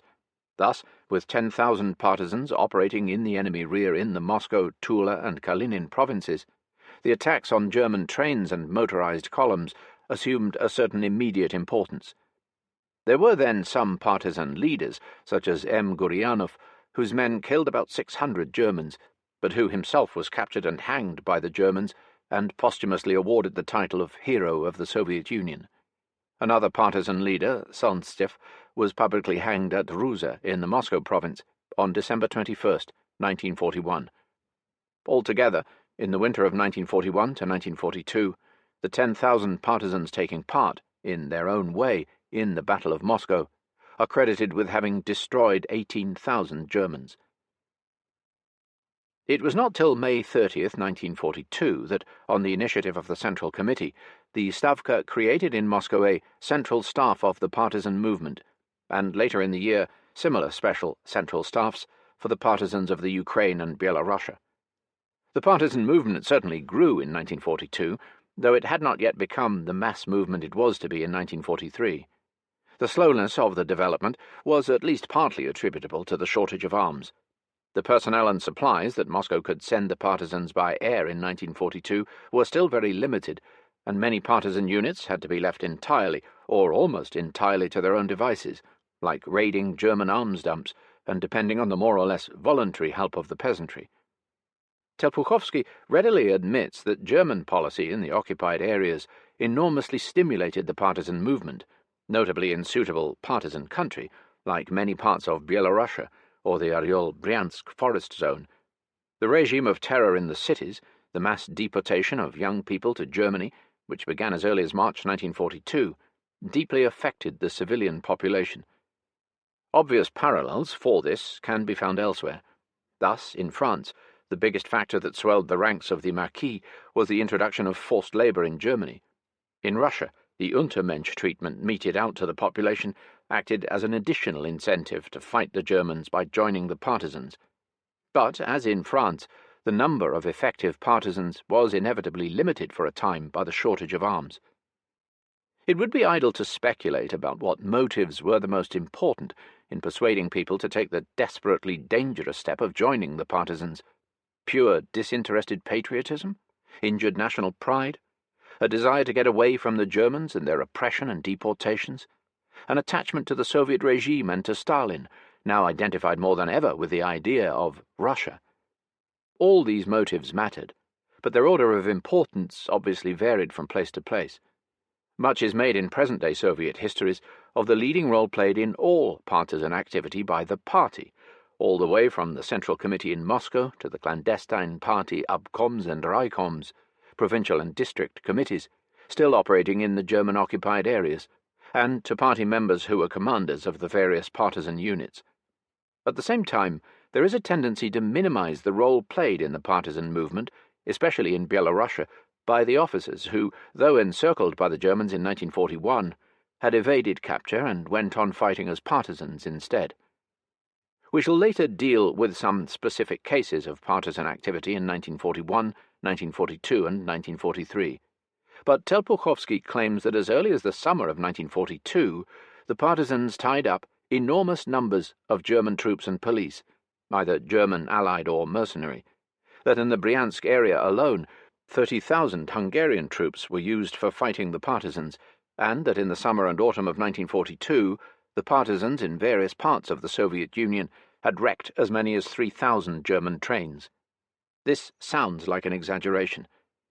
In September 1942, when things looked blackest in the south and southeast, Stalin issued a special order to the partisans, saying that, with German rail and road communications now longer and more vulnerable than ever, it was immensely important to start blowing up railways, bridges, and trains. It is probable, therefore, that these big wrecking activities began towards the end of 1942, rather than in the summer. 1942 saw the development of partisan regions, partisanskie kraya, where there were no Germans, and where the partisans had, in most cases, reintroduced the Soviet regime. Such partisan regions were to be found in the northern, wooded parts of the Ukraine, in large parts of Byelorussia, in the Bryansk forests, in the Oryol province, where 18,000 partisans, belonging to 54 detachments, controlled an area comprising 490 villages, in the Leningrad province and south of it, such as the famous partisan region round Porkhov. Substantial areas in the Smolensk province were also controlled by 22,000 partisans, belonging to 72 detachments. In the winter of 1942 to 1943, according to Telpuchovsky, the partisan regions accounted for as much as 73% of the whole area of Byelorussia, a proportion reduced to 60% by the official history. Officially, the partisan regions were the supply bases for the partisan troops, and by the middle of 1942, runways began to be built in these and was soon used by planes bringing supplies from the mainland and evacuating wounded partisans and other persons. Supplies were also amassed locally. Thus, on January 1, 1943, in the Baturinsk district in the Smolensk province, there were supply dumps amounting to 207 tons of rye, 700 tons of potatoes, and 1,000 head of cattle. There is no doubt that by the autumn and winter of 1942, the partisans played an important part in wrecking the long lines of German communication to the Stalingrad area. We know, for instance, that the Manstein offensive of December 12th had been delayed by the slowness, caused by partisan action, with which military supplies were reaching the Don country. Nevertheless, the partisans did not become an enormous mass movement until after Stalingrad. There was now an additional incentive to joining the partisans, the near certainty of fighting on the winning side and of not dying in vain. This was a motive which some partisans of older standing were later to treat with some bitterness. There was also the simple fact that in 1943 most of the partisan units were well supplied by Moscow. They now had mortars and even heavy guns, including special anti-tank guns for destroying locomotives, more adequate food supplies, and, very important, medical supplies. One of the horrors of the early days of the partisan movement was the almost total lack of medical supplies, which condemned many of the even lightly wounded to death. According to Telpuchovsky, the partisan movement began to expand enormously after the Red Army had begun its Stalingrad counter-offensive. In this connection, he quotes the following significant figures for the largest partisan area, Byelorussia. February 1943, 65,000 armed partisans. June 1943, 100,000 armed partisans. October 1943, 245,000 armed partisans. December 1943, 360,000 armed partisans. In the Ukraine, by the end of 1943, there were 220,000 armed partisans, and many tens of thousands in the parts of the RSFSR, that is, Russia proper, still in German hands. Often, he says, whole families or even entire villages would join the partisans, if only to evade ruthless German punitive expeditions. On July 14, 1943, the Soviet Supreme Command ordered the partisans to start an all-out rail war. Preparations for this had obviously already been made, for on July 20th to 21st, great coordinated blows were struck at the railways in the Bryansk, Oryol, and Gomel areas, to coincide with the Russian offensive against Oryol and Bryansk following the Kursk victory. During that night alone, 5,800 rails were blown up. Altogether, between July 21st and September 27th, the Oryol and Bryansk partisans blew up over 17,000 rails. In Byelorussia, the partisans did even better. Between January and May, even before the official rail war had begun, they had derailed 634 trains. On August 3rd, the partisans started another great wrecking operation on the Byelorussian railways, 2/3 of which were put out of action, sometimes for weeks on end. Thus the Molodechno-Minsk railway was blocked for 10 days. Altogether, between August and November 1943, in Byelorussia, 200,000 rails were blown up, 1,014 trains were wrecked or derailed, 814 locomotives were wrecked or damaged, 72 railway bridges were destroyed or damaged. The Germans became increasingly alarmed by these developments.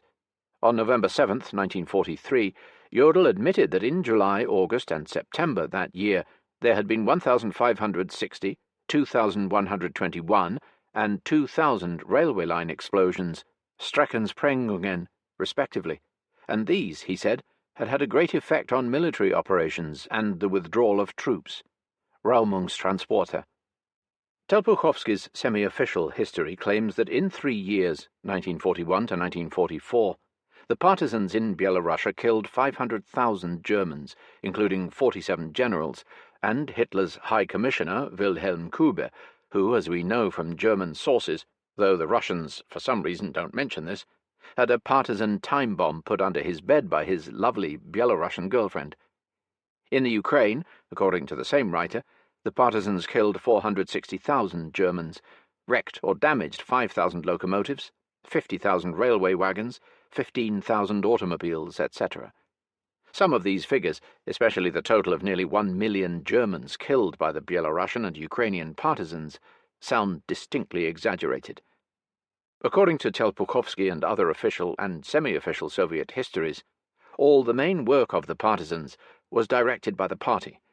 In the parts of Belorussia still occupied by the Germans in early 1944, there were 1,113 primary party organizations in partisan detachments and brigades, 184 clandestine territorial party organizations, including 9 obkoms, provincial committees, and 147 town and district committees, gorkoms and raicoms.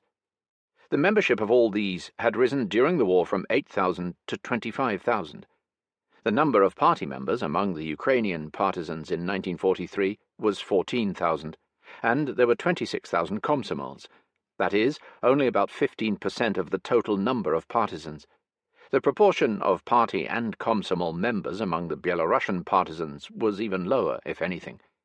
Among the Belarusian partisans, we are also told, there were 1,500 Poles, 107 Yugoslavs, 238 Czechs and Slovaks, and some Romanians and Italians, and even many Germans. The official Soviet thesis is that, especially since the autumn of 1942, there was the strictest coordination between Moscow and the Army Command on the one hand, and the partisans on the other. The latter wrecked trains, blew up railways, killed German garrisons, etc., as part of a general plan, the main lines of which were laid down by Moscow. Up to a point, this is true. The military effectiveness of the partisans grew enormously once they began to receive supplies, officers, etc., from the mainland. But this version of the partisan story, making the partisans out to be a sort of second Red Army fighting in the enemy rear, grossly oversimplifies the human aspects of the partisan drama. For it was drama. The partisans were not like an army that was methodically supplied with food, medical care, and arms, and which had an enemy in front of it and nowhere else. There are 2 recent books, one on the Kaluga and Bryansk partisans, Narodnie Mstitieli, The People's Avengers, by V. Gluchov, and another much bigger book published by the Belarusian Academy of Sciences at Minsk in 1961, called Iz Istorii Partizanskого Движения of Belarusi, 1941 to 1944, from the history of the partisan movement in Belorussia, the latter consisting of 45 memoirs written by leading participants of the partisan war in Belorussia. There are, of course, countless other books on the partisans, starting with Vershigor's famous People with a Clear Conscience on the Ukrainian partisans, published in 1948, and Ivan Kozlov's book on the partisans and the communist underground in the Crimea, V Krymskom Podpolye, 1950, but many of them are more romanticized than these 2 recent books. Both books are very badly written and put together. They are hideously repetitive, and some of the exploits described are almost worthy of the Baron von Munchausen, and yet the very repetitiveness of the themes and a variety of small details explain more fully than the much smoother official histories the constant nervous strain, the helpless suffering, and the frequent horrors of partisan warfare. One of the main obsessions of the partisans was something scarcely known to the regular Red Army, the constant lookout for traitors, and the physical and psychological need to kill them, such as starostas, burgomasters, and policemen appointed by the Germans. There are several accounts in Gluchov's book of the hanging of traitors and of raids on the police stations of the German-recruited Polizei.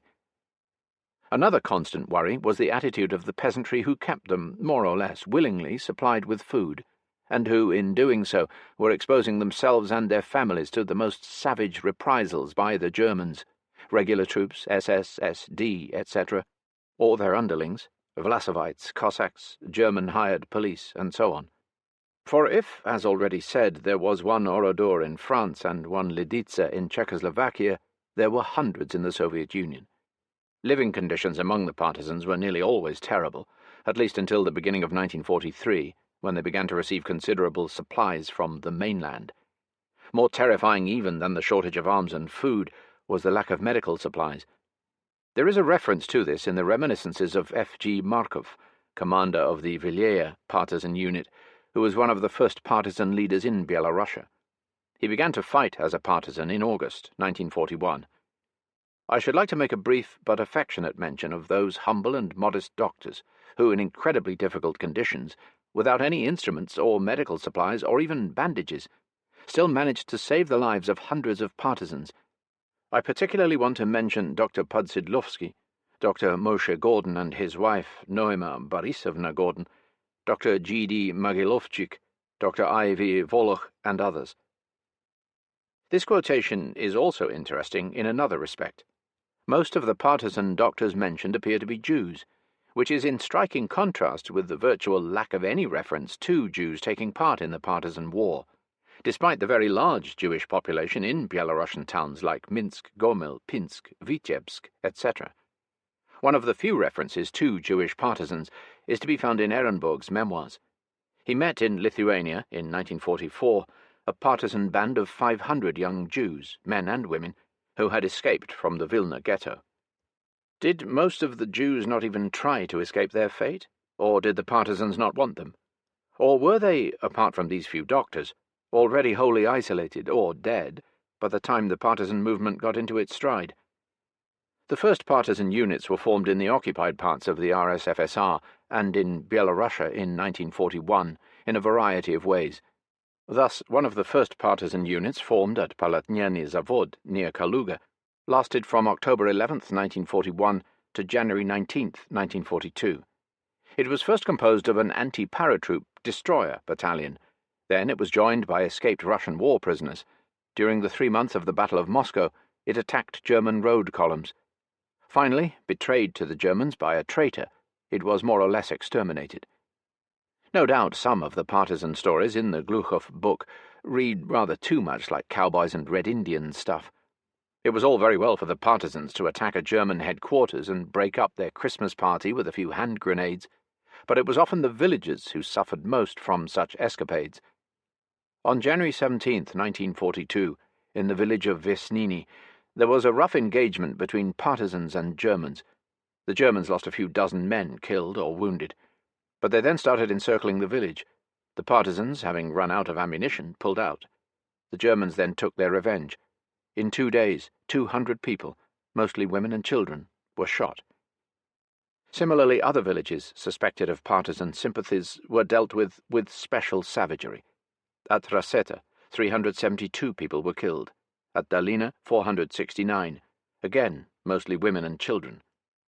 The deportation of villagers and the shooting of villagers by the Germans, ostensibly for partisan sympathies, is an ever-recurring theme. In the Kaluga province alone, 20,000 civilians were shot, according to this book. Near Bryansk, in the Ludinovo and Dyatkovo district, the Germans and Hungarians killed, up to November 1942, 2,000 civilians and burned down 500 houses. 5,000 civilians were deported as slave labor. Owing to this scorched earth policy, the Bryansk partisans had a particularly hard winter in 1942 to 1943. But with supplies coming from the mainland in the spring of 1943, things began to look up for them, and in the following summer, the Bryansk partisans were preparing for their all-out rail war. As the Red Army was approaching Ariol, they also issued last warnings to traitors. There are facsimiles of the leaflets in Gluchov's book. The starostas, burgomasters, Russian policemen and legionaries, apparently Vlasovites, giving them a last chance to turn their weapons against the Germans by joining the partisans. Some, but not very many, did. Many, not unnaturally, suspected a trap. More harrowing even than the numerous Orodors and Liditses in the Kaluga-Ariol-Bryansk provinces, described in Gluchov's book, are those destroyed in the Asveya and Rasoni districts in northern Byelorussia in March 1943. This was partisan country, and although the German punitive expedition failed to trap the partisans, they occupied for a time the Asveya district. When, after 40 days fighting, the partisans returned to their base, they found that the Germans had burned down 158 villages. All able-bodied men had been deported as slaves, and all the women, children, and old people murdered. When the partisans returned, there were corpses everywhere. Only those who had followed the partisans had survived. Many thousands had been murdered. The troops of the punitive expeditions were usually composed of German regulars or SD and SS troops, sometimes with an admixture of Cossacks, German-appointed policemen, and even Slovaks. Some of these, as well as some Cossacks, went over to the partisans in a few cases. The atrocities committed against both captured partisans and allegedly pro-partisan peasants and their families must rank among the worst atrocities committed by the Germans and their stooges, and that is saying something. Few of these partisan stories are well written, and the themes are nearly always the same. And yet the general picture that emerges is harrowing enough. It is not only one of great bravery and enterprise, for it takes a brave man to join the partisans, but also one of a world in which human life is terribly cheap. There are many boasts of hundreds of Germans being killed, even in some relatively small partisan engagement, and of dozens of trains being wrecked. There are lamentations over the exterminations of thousands of women and children in the partisan areas by Einsatzkommandos and other punitive troops. There are fewer references to the losses suffered by the partisans, but these must have been extremely heavy, especially at the beginning, when small improvised groups were either wiped out by the Germans or died of cold and hunger and illnesses and wounds in the forest camps. These early units had mostly been improvised by Russian soldiers left behind the enemy lines, and by local communists. A glimpse into the German methods of dealing with partisans and partisan regions is also provided by a number of German documents. Thus, at the Nuremberg trial, a report was read from the German General Commission for Byelorussia, dated June 5, 1943, on the results of an anti-partisan operation called Cottbus. The figures given were: enemy dead, 4,500. Dead suspected of belonging to bands, 5,000. German dead, 59. These figures, the report went on, indicate again a heavy destruction of the population. If only 492 rifles are taken from 4,500 enemy dead, this shows that among them were numerous peasants from the country. The Dirlewanger battalion, especially, has the reputation for destroying many human lives.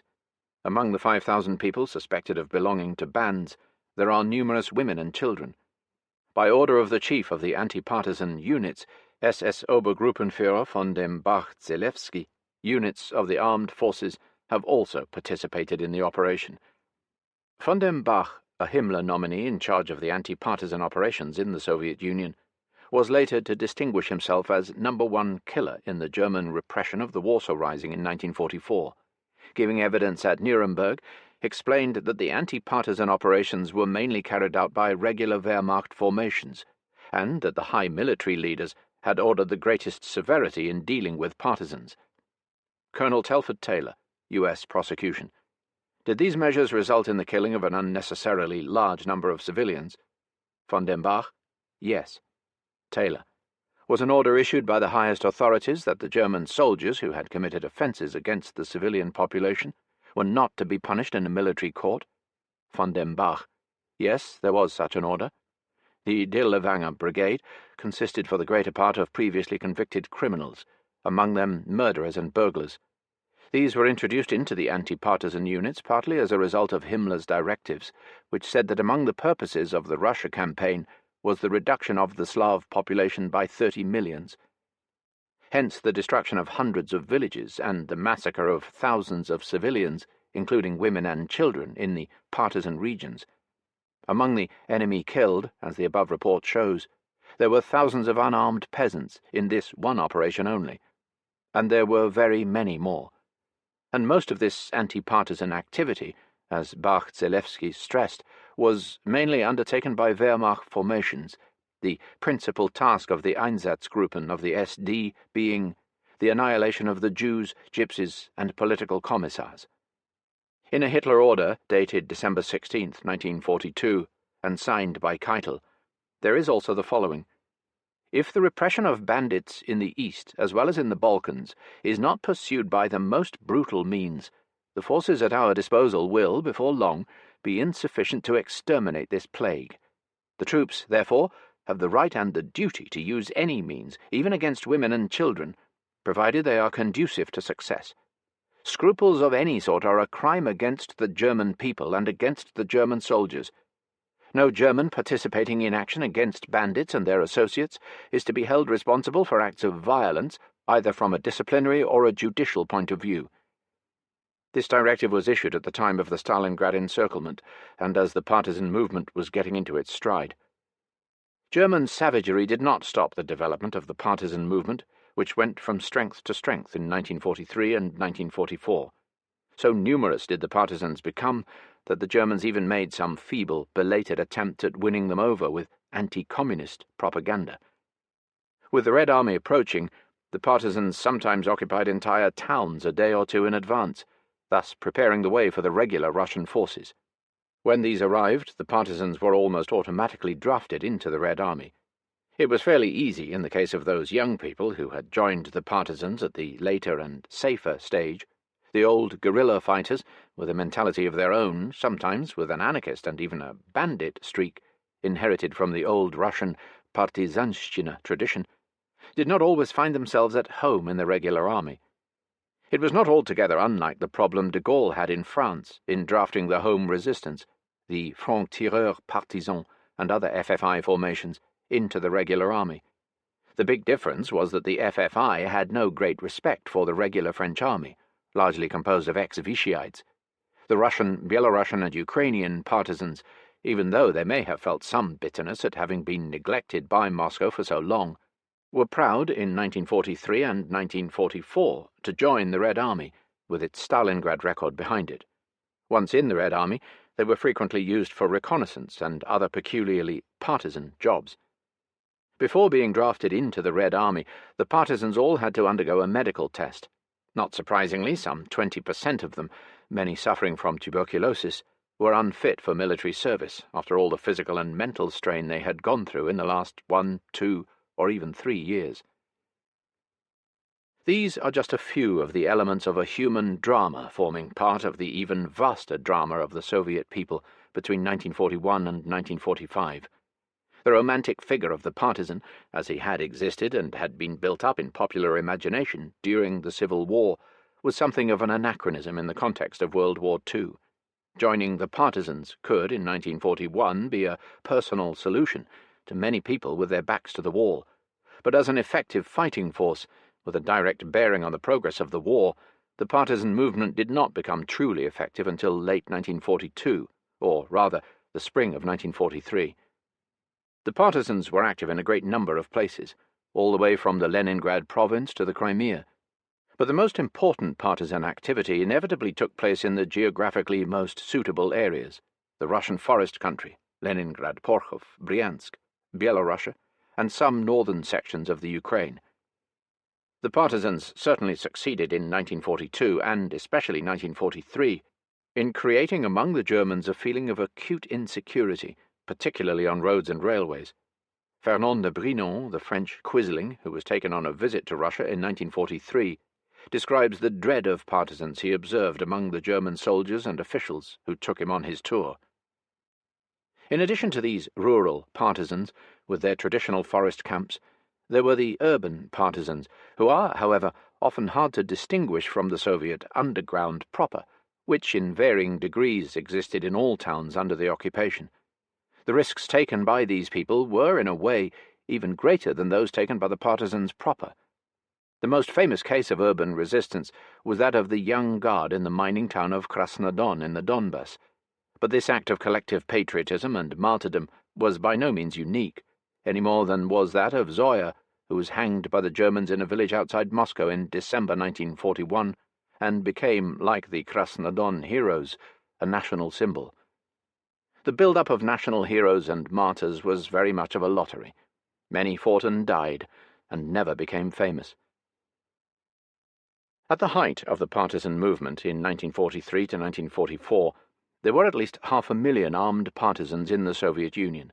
How many partisans and how many persons associated with them lost their lives in combat, or as a result of the German punitive expeditions, is very hard to say. But in Byelorussia alone, about 1 million persons are estimated to have been killed in the course of the partisan war. Chapter 12. Paradoxes of Soviet Foreign Policy in 1943. The Fall of Mussolini. The Free German Committee. On October 1943, the foreign ministers of the Big Three, Molotov, Cordell Hull, and Eden, met in Moscow. This meeting was, among other things, intended to prepare the ground for the summit at Tehran a month later. But during a great part of 1943, before clear decisions had been taken to hold these two conferences, the Soviet attitude to the Western Allies remained puzzling and full of apparent contradictions. This attitude was partly, at any rate, determined by what was happening at the time on the Russian front. At the time of Stalingrad, Stalin had been full of praise for the Anglo-American landing in North Africa. In February, with the Germans about to start their Kharkov counter-offensive, he began complaining again of the absence of a second front. Then, in March, partly in response to Admiral Stanley's complaint about Russian ingratitude, the Soviet press started playing up Western aid, and the breach with the London Poles was followed, as we have seen, by rapturous accounts of the Allied achievements in North Africa. Soon afterwards came the dissolution of the Comintern, a gesture intended to impress Western opinion. One cannot, however, escape the impression that this great cordiality shown to the Allies had something to do with the situation on the Eastern Front. On the eve of the Nazi offensive at Kursk, the Soviet public were very anxious, and for once it was apparently thought expedient to magnify rather than minimize the Western war effort. But, as we know from the Stalin-Churchill correspondence during that period, relations were in reality far from cordial. Churchill tried to cheer Stalin with stories of 400 bomber raids on Essen, March 13th. But, while not denying the value of such raids, Stalin was not satisfied. On March 15th, he complained of major operations in North Africa again being postponed, and said that Husky, the planned landing in Sicily, can't possibly replace the second front in France. The Soviet troops, he wrote, fought strenuously all winter. Hitler is taking all measures to rehabilitate and reinforce his army for the spring and summer. A great blow from the west is essential. There is grave danger in delaying the second front in France. Churchill went on sending him messages about 1,050 tons of bombs we flung on Berlin, March 28th. Stalin thanked him for the information and then graciously added, or was he being heavily ironical, "Last night with my colleagues I saw Desert Victory. It splendidly shows how Britain is fighting, and skillfully exposes those scoundrels, we have them in our country too, who allege that Britain is not fighting but merely looks on. Desert Victory will be shown to all our armies at the front." But a few days later he blew up, after Churchill had told him that there would, for the present, be no more Arctic convoys, with the Tirpitz, Scharnhorst and Lutzow around. "I consider the step as catastrophic," Stalin wrote on April 2nd. "The Pacific and the southern Iran routes can't make up for it." Again Churchill wrote, April 6th, of 348 aircraft over Essen. Stalin welcomed the intensified bombing of Germany. "It evokes the most lively echo in the hearts of many millions in our country." On April 10th, Churchill reported that 502 aircraft had attacked Frankfurt, and promised to send films of bombed Germany, which might please your soldiers who had been in many Russian towns in ruins. He also assured Stalin that the 375 Hurricanes and 285 Air Cobras and Kitty Hawks, which were to have been delivered by the Arctic route, were being sent as quickly as possible through the Mediterranean. This strange blend of pleasantness and unpleasantness was followed by the Russian breach with the London Poles, with Churchill frantically pleading with Stalin not to make the breach final. Sikorsky was a good man, he argued, and anyone replacing him would be worse. He also declared that, according to Goebbels, the Russians were now setting up a new Polish government, a story that Stalin hastened to deny as a fabrication, May 4th. On June 10th, with the German offensive in the offing, Stalin grew furious with Churchill again. Writing to Roosevelt that day, he declared, "Now, in May 1943, you and Churchill have decided to postpone the Anglo-American invasion of Western Europe till the spring of 1944. Now again, we've got to go on fighting almost single-handed." And on the 24th, in his letter to Churchill, he became really violent. The Soviet government could not have imagined that the British and US governments would revise the decision to invade Western Europe, which they had adopted earlier this year. "We were not consulted. The preservation of our confidence in the Allies is being subjected to a severe stress." On June 27th, Churchill angrily replied that Stalin's reproaches left him unmoved. recalled that England had to fight Germany single-handed till June 1941, and that anyway, you may not even be heavily attacked by the Germans this summer. That would vindicate decisively what you once called the military correctness of our Mediterranean strategy. Only a week later, the Germans struck out at Kursk. Stalin's anger and recrimination may partly be due to the nervousness he felt about the outcome of the battle. Once this had been won, he no longer worried too much about the second front. His line now was that it would come when it came, that Russia, though losing a terrible number of men, should be thankful for whatever the West contributed, Lend-Lease or the fall of Mussolini, and that she should, meantime, make preparation for a big tripartite conference. In view of the delays in the second front, Stalin was more determined than ever not to give way on a question like Poland. At the same time, he felt that, on the German question, he might take certain purely unilateral precautions. It was while the successful Russian offensive, following the rout of the Germans at Kursk, was in full swing that Mussolini fell from power.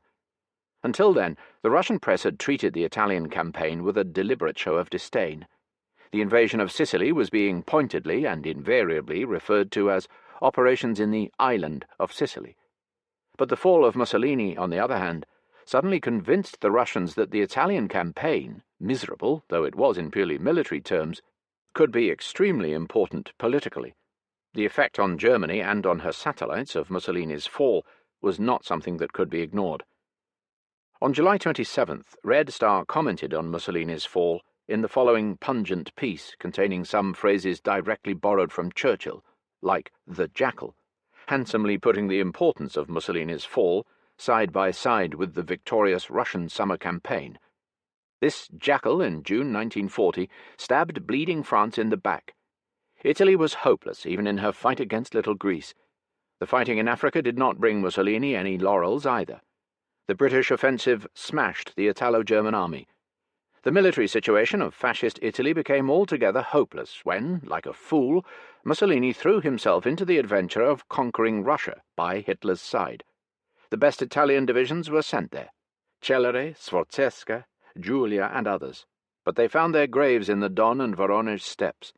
In Russia they lost 100,000 men in killed and prisoners. Then came Tunis. And now the British and Americans have, in a short time, overrun the greater part of Sicily. The jackal had boundless greed, but his teeth were rotten, and now he has been forced to abandon his post of dictator. These 21 years of Mussolini's dictatorship are the gloomiest period in the whole of Italy's history. Mussolini sold Italy to Hitler. And the article already foreshadowed a lenient Russian attitude to the Italian people. The Germans, these sworn and time-honoured enemies of the Italian people, became masters of Italy through the services of their flunky Mussolini. Mussolini, the traitor to Italy's interests, will as such go down to his grave. The liquidation of the German offensive in the East in the summer of 1943 was a mighty blow at Hitler. The collapse of his ally, Mussolini, is another mighty blow. Not that that was quite enough. The theme of much of the comment about that time was that, splendid though the political achievements of the Allies were in Italy, there was a growing danger of the Germans now trying to drag out the war. Therefore it was necessary to strike at Germany herself, that is, land in France. It is doubtful, however, whether the Russians had any serious illusions left on the possibility of such a landing in 1943. Two developments of the summer of 1943, after the victory of Kursk, concerned Russian policy vis-à-vis Germany. First, with the liberation of large areas of the Soviet Union, some terrible German atrocities had come to light, and these called for a definite policy of ruthless punishment. On the other hand, pending an agreed Anglo-American Soviet policy on Germany, it was felt that certain political precautions were called for, now that Hitler's last hope of defeating the Russians had been smashed at Kursk. So only a few days after this victory, there were these two seemingly contradictory manifestations of the Soviet attitude to Germany.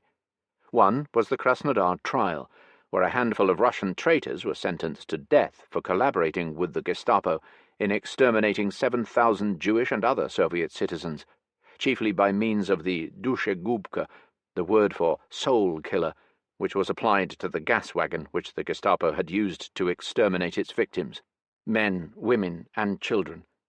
It was the first public trial in Russia in which Gestapo horrors were revealed to the world with a mass of details which at that time were still completely new. In the light of later discoveries, such as Majdanek and Auschwitz, the Krasnodar revelations were small stuff. But they were almost the first concrete example of their kind, and made a deep impression on soldiers and civilians alike. The trial was fully reported for days at the beginning of the Russian Ariel offensive. As hate propaganda, it was first-rate. But all these details of how screaming children were pushed into the gas wagon were so horrifying that not only did the press abroad tend to play down the Krasnodar trial, but even in Russia some skeptics wondered whether the whole thing hadn't been somewhat touched up for propaganda purposes, little knowing that Krasnodar, with only 7,000 victims, was merely a minor episode in the Gestapo's and the SD's activities throughout Europe. And then another startling development took place. On the very day after the Krasnodar verdict, the Russian press came out with a spectacular display of the fact that a Free German committee, composed of anti-Nazi war prisoners and a few German émigrés in Russia, had been formed. In Russia it at first caused some mental confusion, for it was certainly a curious development, coming, as it did, on top of the Krasnodar trial, at that time the high watermark of anti-German bestiality propaganda. Abroad, it aroused acute suspicion in many quarters. It was whispered that the Russians were preparing for a separate peace with Germany, perhaps even with Hitler.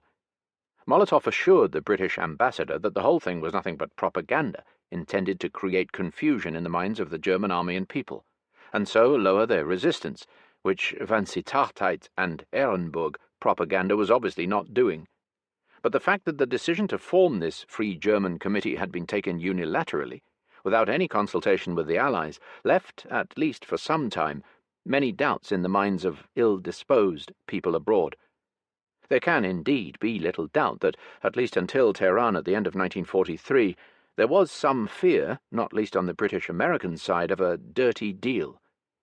It is perhaps characteristic that during the fighting in Italy, where, especially during the autumn and winter, there were many hard and heartbreaking moments, with little prospect of any early progress, the British troops at Monte Cassino and Monte Camino should, as we know, have been repeatedly told, "We've got to stick it, because if we have no foothold in Europe at all, and there won't be anything in France till next year, the Russians, tired of losing so many men, may pack up." On the very day of the opening of the Krasnodar trial, the Russian press published with great prominence a written statement by a German officer, Oberleutnant of Tanks Frankenfeld, who said that till the end he had fought with distinction, but that he considered Germany's persistence in continuing the war as senseless and suicidal. On July 8th, it became clear to us that the offensive had failed, and that the whole year's campaign was lost. Now, much as it hurts me, I am absolutely convinced of the inevitable defeat of Germany. The only questions are how soon, in 2 or 6 months, and where, in the east or in the west. What was I to do? Die in the next days or months, without doing the German people any good? And knowing that the continuation of the war would lead only to the senseless use of gas and even more fearful casualties? The future of the German people is wholly in the hands of the victors. Taking a long view of it, he decided to hasten Germany's defeat. But this was only a small prelude to what was to come 5 days later, when, under enormous headlines, the formation of the Free German Committee was announced. The announcement took a peculiar form, the reproduction in the Russian press of the first number of Freies Deutschland, Free Germany, organ of the National Committee. This paper explained that on July 12th and 13th, that is, at the very time the Russian Ariel offensive had begun, a conference had taken place in Moscow among German officers and soldiers, together with various anti-Nazi Reichstag deputies and writers who had been in Moscow since before the war. The delegates, the Soviet press said, came from all the German war prisoners' camps in the Soviet Union, men of different social classes and of different political and religious views. The committee was elected unanimously. The president was Erich Weinert, well-known German communist writer, and the vice-presidents, Major Karl Hetz and Lieutenant Graf von Einsiedel. The latter explained, at the time of his capture, that he was a grandson of Bismarck's, and said he regretted that Hitler had ignored Bismarck's golden rule not to attack Russia and the West at the same time. The committee said that Germany was now in deadly danger, and in fact used many of the arguments that were to be used a year later by those who attempted to assassinate Hitler in July 1944. Hitler is dragging Germany down the abyss. Look at what is happening at the fronts. In the last 7 months, Germany's defeats are unparalleled in history. Stalingrad, the Don, the Caucasus, Libya, Tunis. Hitler, who is responsible for all this, still stands at the head of our state and our army. British and American troops are on the threshold of Europe. Look what is happening at home. Through the Allied bombings, Germany has already become a theatre of war. Facts are inexorable. The war is lost. But the attempt to drag out the war at a fearful price can only lead to the catastrophe of the nation. But Germany must not die. If the German people continue inertly to follow Hitler, then he can be overthrown only by the armies of the coalition. But that would mean the end of our national independence and the partition of our country. If the German people have the courage to free Germany of Hitler, then Germany will have won the right to decide her own fate, and other nations will respect her. But no one will make peace with Hitler. Therefore, the formation of a genuine national government is an urgent task. Such a government can be formed only by men who have risen against Hitler and are resolved to render harmless the enemies of the people, Hitler, his patrons and companions. Such a government will recall the troops to the German frontier. Only under such a government can Germany, as a sovereign state, discuss the conditions of peace. The forces in our army, true to their fatherland, must play a decisive part in this. Our aim is a free Germany, that is, a strong democratic power totally unlike the impotent Weimar Republic. The program included the abrogation of anti-minority and racial laws, the restoration of trade unions, freedom of trade, that is, no Bolshevization, the liberation of the victims of Nazi terror, the just and merciless trial of war criminals and war culprits. German soldiers and officers, it concluded, you have the weapons in your hands. German people, organize resistance units inside the country, for people and fatherland, for immediate peace, for the salvation of the German people, for a free, independent Germany. The document was signed by Major Karl Hetz, Major Heinrich Hohmann, Major Stesslein, several captains and lieutenants, dozens of NCOs and privates, Anton Ackermann, a Chemnitz trade union official, Martha Arendsee, Reichstag deputy, Johannes Becher, writer, Willy Bredel, writer, Wilhelm Florin, Wilhelm Pieck, Walter Ulbricht, all Reichstag deputies, Gustav Sobotka, trade union leader of Ruhr miners, and 2 more writers, Erich Weinert and Friedrich Wolf. Weinert had just written a book of anti-Nazi poems called Dank für Stalingrad, which was published in Moscow. Much of it was emotional German verse with the then, in Russian eyes, somewhat unfashionable theme, My beloved German people, how low have you fallen? Naturally, all this was not, strictly speaking, committing the Soviet government in any way. It was the Free German Committee, without any authority, and not the Soviet government that was promising the Germans sovereignty if an anti-Nazi national government were set up. Obviously, the Soviet government could make no such promises to Germany without consultation with the Allies. Nevertheless, it was, both internally and internationally, a curious step to take, and during the period that followed, some odd reactions to it could be observed, both in Russia and abroad. The truth is that the Free German Committee had by this time become an important basis for Russian propaganda in Germany, and especially among the German army. Speakers from the Free German Committee talked daily and nightly to Germany from Moscow radio. Hundreds of thousands of copies of Freies Deutschland were printed weekly and showered over the German lines. It was a large, extremely well-printed and well-produced paper, with a mass of good reading matter. But in this paper the Soviet Union's benevolence to the German people seemed to be so great that every possible precaution was taken to keep copies of Freies Deutschland out of the hands of foreigners, especially of foreign diplomats and correspondents in Russia. For, without the full acceptance by such readers of the view that this was propaganda, and nothing but propaganda, calculated to undermine German morale, it might have given rise to all sorts of undesirable comments, especially in the American press, hostile to Russia. Nor were Russians allowed to read it, except for that first number. The thing was intended for Germany, and for Germany only. Whether in setting up this Free German Committee and in printing this Free German paper, whose Wilhelmian black, white, and red border particularly scandalized so many Comintern Germans in Russia, the Soviet government was also thinking in terms of just in case, will perhaps never be definitely established. But it is certainly quite conceivable that there was an element of insurance in all this, for supposing there was a palace revolution in Germany, and the generals took over from Hitler and attempted to negotiate a general peace or a separate peace with the West, the Free German Committee and its later byproduct, the Bund Deutscher Offiziere, with several of the Stalingrad generals among them, who were now calling for the overthrow of Hitler, might have become a useful diplomatic weapon in the hands of the Russians. All kinds of possibilities can indeed be envisaged if the plot against Hitler in July 1944 had succeeded, and if that had happened, the Free German Committee might have been of some value to the Soviet government. Also, one could never tell, it might come in useful even after the complete defeat of Germany, for there was not sufficient reason to suppose that complete unanimity would reign forever among the occupying powers.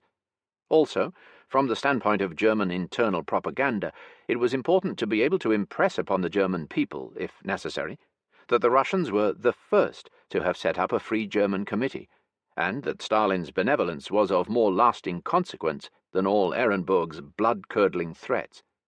As it happened, the Free German Committee proved to be of only small practical importance. But in July 1943 there were still all kinds of possibilities in the future, and perhaps the Russians thought they had better be prepared for them. It should also be remembered that this was before Tehran, and suspicions of a possible double-cross by the other fellow existed, though only faintly, on both sides. Perhaps the Russians also thought that the German defeat at Kursk might have greater immediate repercussions inside Germany than it actually had. If the Free German Committee was not to play any political part whatsoever, it was because the Nazis kept control of Germany and the German people till the very end. Later, after Germany's surrender, some of the old German communists, who had been in Russia since before the war, were sent to Germany to do some organizational work. The soldiers on the Free German Committee and on the Bund Deutscher Offiziere were not going to play any appreciable part in this sequel.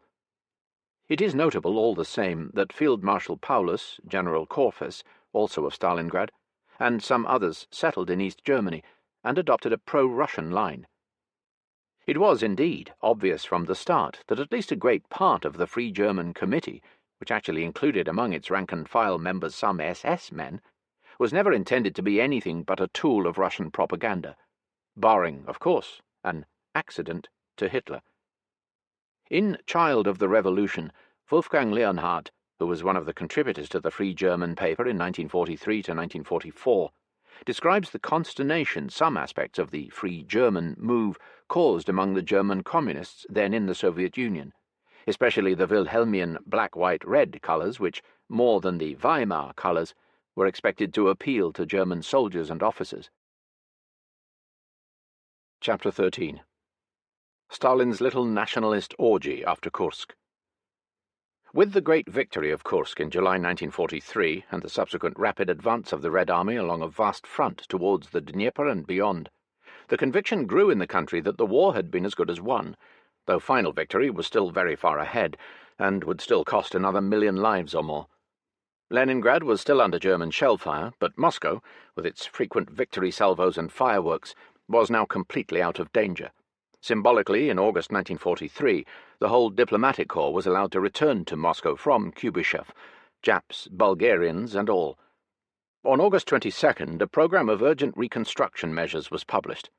The purpose of this program was, as far as possible, to put the liberated areas on their feet again, so that they should not be a lasting burden to the rest of the country. It provided, among other things, for the supply of seeds for autumn sowing, for the return of the cattle and tractors that had been evacuated before the retreat, for the emergency reconstruction of railways, railway buildings, and for the building of rudimentary dwellings for railwaymen. From now on to the end of the war, there was a curious clash of two conflicting tendencies, both of them characteristic of the personality of Stalin. The Marshal combined in a strange way an urge to return to a semblance of Leninist purity, with a streak of the most jingoistic Great Russian nationalism. In his memoirs, Ilya Ehrenburg says that it was in 1943, after Stalingrad, and especially after Kursk, that this great Russian jingoism manifested itself with particular vigour, and made a writer like Lydia Seyfulina squirm. I always considered myself a Russian, but since my father was a Tatar, I shall damn well call myself a Tatar from now on. I don't like this Russian ultranationalism, she said. The Russian ultranationalism took on peculiar forms in 1943, and made some foreign observers go so far as to talk about a return to Tsarism. And not only foreign observers, but some startled Russians too. A typical 1943 film was Eisenstein's Ivan the Terrible, specially made on Stalin's orders, and depicting the cruel but wise state-builder of Muscovy as the obvious forerunner of Stalin. The most striking example of the new measures was the decision to set up 9 Suvorov schools in the liberated areas, that is, cadet schools closely modelled on the pre-revolution cadet corps. The cult of the uniform, which had begun at the time of Stalingrad, was now in full swing. More than that, the Suvorov schools, 9 of 500 pupils each, were clearly intended to create something of an officer caste. There was certainly something Tsarist about these Suvorov schools. In a statement to Red Star on August 25, 1943, Lieutenant General Morozov, head of the military education establishments, said, "The Suvorov military schools are established, as is indicated by the instructions of the Council of People's Commissars and of the Central Committee of the Party, after the manner of the old cadet schools. This means that the pupils will receive here not only a complete secondary education, but also an elementary knowledge of military problems. Having completed his education in a Suvorov school, such a boy will become a worthy Soviet officer. The whole system of this education is based on the idea that the military consciousness should penetrate into the pupil's flesh and blood at an early stage. At the end of his studies, the young Soviet officer must be a model of patriotism, culture, and a high standard of military knowledge. The curriculum will be more extensive than in an ordinary secondary school. Already at 8 he will start learning a foreign language. On many routine details, we are consulting old officers who received their education in the old cadet schools. The boys will be chosen from among the sons of soldiers and partisans, and also from among children whose parents were killed by the Germans. The uniforms are modelled on Red Army uniforms, with epaulets and other markings, so that, from childhood, the boys should develop a feeling of love and respect for the uniform. We have already received many applications, for an officer considers it an honour that his son should carry on his military traditions." Emphasis added. For some weeks afterwards, the press, particularly the military press, went on publishing articles by old generals, notably by Lieutenant General Shilovsky, giving an attractive account of their days in the old cadet school under the old regime. A year later, when I visited the Suvorov school at Kalinin, I found that among the subjects the budding little officers were taught were English, fine manners, and old-time ballroom dances, the waltz, the mazurka, the pas de quatre, etc. On the walls there were large pictures of Suvorov, but also equally large ones of Stalin and of numerous Red Army generals. All this went together with the revival of the Church in Russia, already described. September 1943 saw the crowning of the Patriarch of Moscow and the visit of the Archbishop of York. No doubt all this was partly intended for foreign consumption. It was useful to put Churchill and Roosevelt in a good mood, and to get the New York Times to talk about a return to Tsarism, and even perhaps to capitalism. But it was more than that. The dissolution of the Comintern, the establishment of the Suvorov schools, General Krivitsky's articles in October 1943 on the glorious traditions of General Brusilov, the election of the Patriarch and the orgy of gold braid and new uniforms for diplomats, uniforms for railwaymen, and why not, Ehrenburg later said, for poets with 1, 2, or 3 lyres on their epaulets. All this was strangely significant of the Stalinist Great Russian ultranationalism of 1943, a year that contrasted so strikingly with the Année Terrible only 2 years before, or even with 1 year before. The most successful Russian general of World War I. Not that the socialist side of things was being entirely neglected.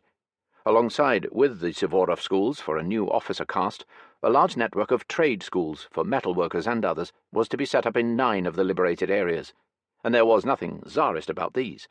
And in 1944, as we shall see, there was a return in some respects to Leninist purity, and a drive for greater Soviet consciousness, but this was somehow less striking than the manifestations of Great Russian ultranationalism of 1943. It all had a certain bearing on Stalin's relations with Britain and America. It seems significant, for instance, that in the November 7th, 1943 slogans, the very mention of capitalism should have been avoided. The first of the slogans said, "Hail the 26th anniversary of the great October Socialist Revolution, which overthrew the power of the imperialists in our country and proclaimed peace among all the nations of the world." And the other slogans were, "Long live the victory of the Anglo-Soviet-American coalition. Long live the valiant Anglo-American troops in Italy. Greetings to the valiant British and American airmen striking at the vital centres of Germany," etc., etc. And this was when the British ambassador, Sir Archibald Clark Kerr, told me that Stalin had assured him that, in a way, he, too, believed in God. How deep this regard for the Allies was in party and Komsomol circles may, however, be questioned. On October 27th, at a meeting celebrating the 25th anniversary of the Komsomol, that was the time of the Foreign Ministers' Conference in Moscow, and the November slogans had already been published, N.A. Mikhailov, secretary of the Central Committee of the Komsomol, paid tributes to Lenin, Stalin, the army, and the party, but did not mention the Allies at all. There was, below the surface, something of a conflict at that time between Holy Russia and the Soviet Union. Sometimes compromises were reached between the two. Thus, on the question of the new state anthem, a curious compromise was reached at the end of 1943. No new anthem by Shostakovich or Prokofiev was approved, but the new nationalist and Stalinist words were pinned to the old party anthem, which became the state anthem of the Soviet Union, while the Internationale became officially the anthem of the party. There had been tremendous competition in the writing of the new anthem, and on January 5th, 1944, it was announced that over 200 also-rans, 172 poets and 76 composers, had been paid consolation prizes of between 4,000 and 8,000 rubles each. Meantime, that is, between July and November 1943, the Red Army was making a spectacular advance in the Ukraine and elsewhere.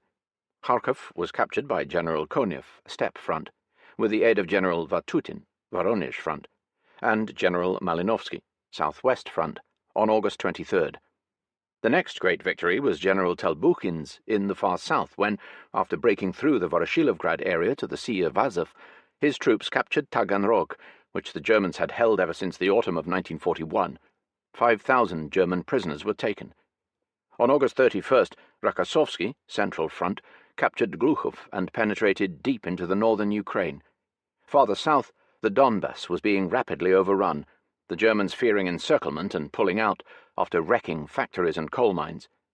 On September 8th, a Stalin order covering the whole front page of every newspaper and addressed to Telbukhin and Malinovsky declared that in 6 days' skillful and rapid operations, the whole of the Donbass had now been liberated. On September 10th, with the aid of a naval landing west of the city, Telbukhin and Malinovsky captured Mariupol on the Sea of Azov. In the far south, the last 2 German strongholds in the Caucasus were being mopped up. After 5 days' heavy fighting, the troops of General Petrov and the naval units under Vice Admiral Vladimirsky captured Novorossiysk on September 16th, or rather the ruins of that important naval base. The Taman Peninsula was cleared by October 7th, most of the Germans escaping to the Crimea across the Straits of Kerch. On the 21st, Rokossovsky took the ancient city of Chernigov, already reduced to ruins by German mass bombings in the summer of 41, and on the 23rd, Konev took Poltava, also almost completely destroyed by the retreating Germans. On the 29th, breaking through to the Dnieper, Konev took Kremenchuk. On the 25th, Sokolovsky, Western Front, took Smolensk. By the end of the month, as was officially stated, the Red Army was advancing on Kiev in the Ukraine and on Vitebsk, Gomel and Mogilev in Byelorussia.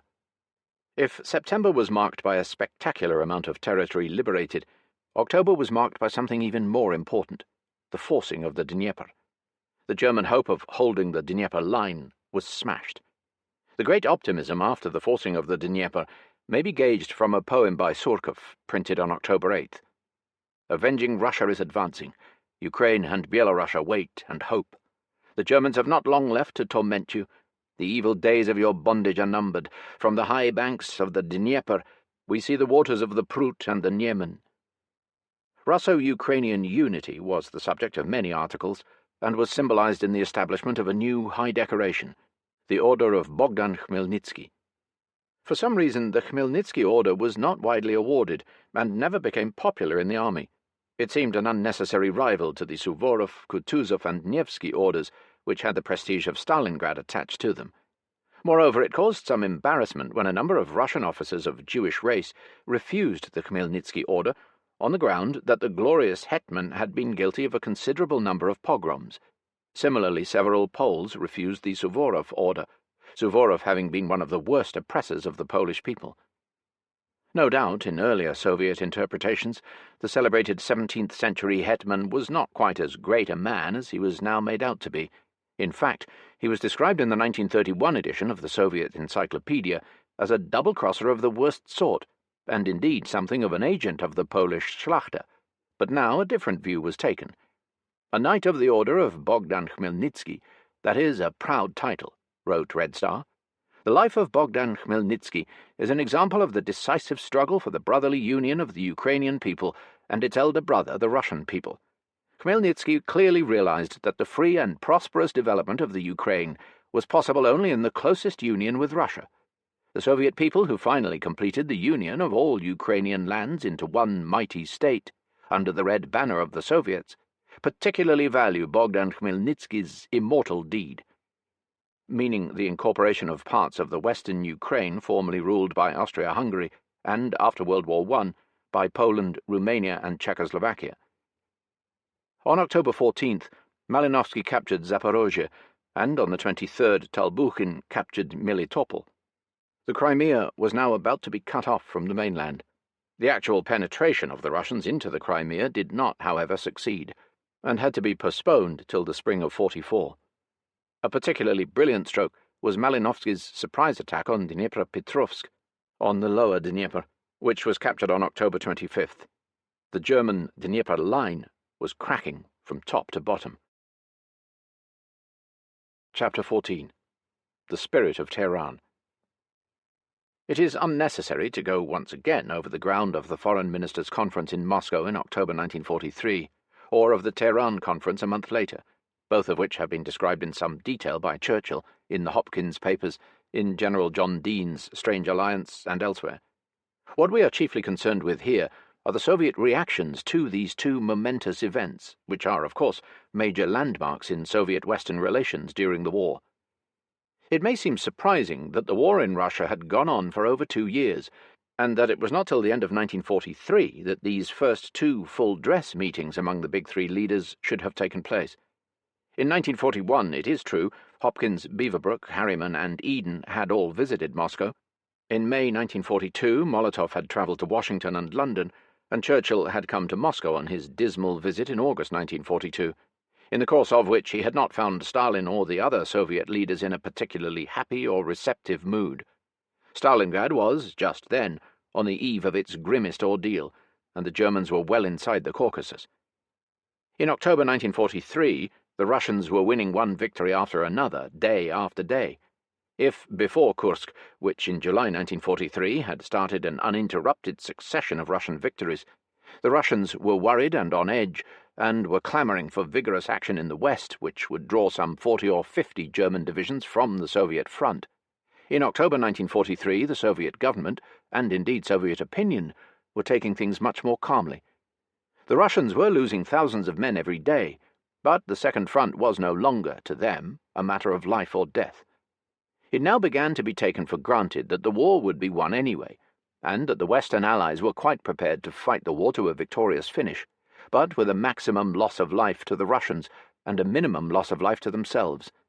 This was now accepted with a kind of bitter resignation. Even so, the Allies had their uses. They were supplying substantial quantities of Lend-Lease equipment to Russia, and, as Stalin said to Eden in October 1943, he did not ignore the fact that the threat of a second front in northern France had, in the summer of 1943, pinned down some 25 German divisions in the west, beside the 10 or 12 German divisions that were tied up in Italy. For the time being, Stalin was reasonably satisfied, though he had not stopped worrying about Overlord, the cross-channel landing in northern France, again perhaps being unduly delayed.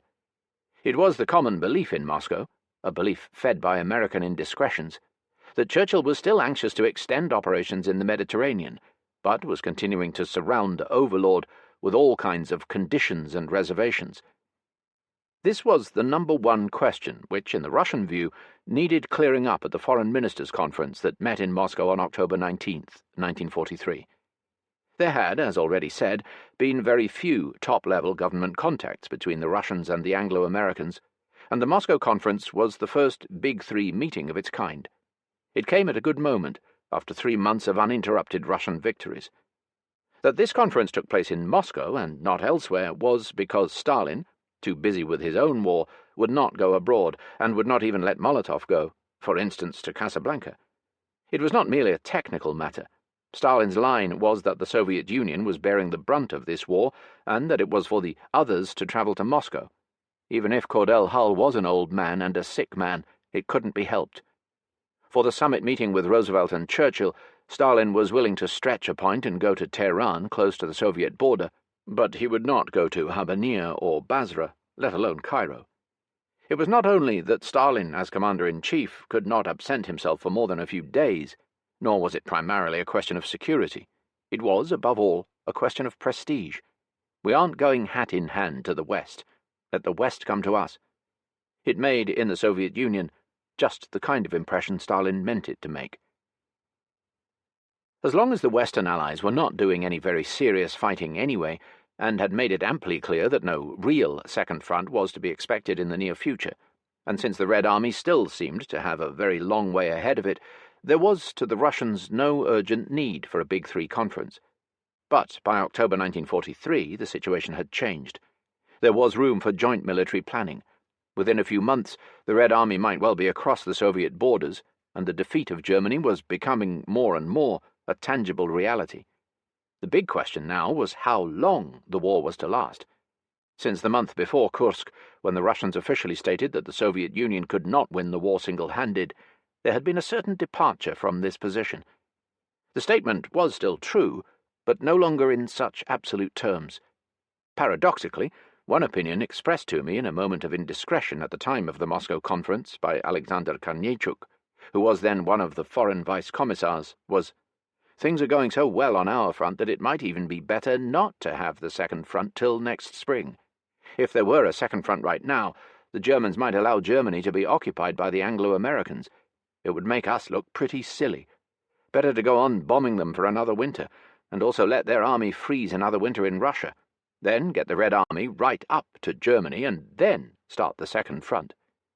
Quite obviously a man like Korneichuk was anxious that the Russians should occupy Poland before the collapse of Germany, or a de facto surrender to the West. The Moscow Conference went on for no less than 12 days, and was marked by an extraordinary round of sumptuous lunches, ballet shows, embassy receptions, and a super banquet at the Kremlin, described in lurid detail by General Dean, the head of the newly appointed U.S. military mission to the Soviet Union. There had never been anything like it in wartime Moscow, now deep in the Russian rear.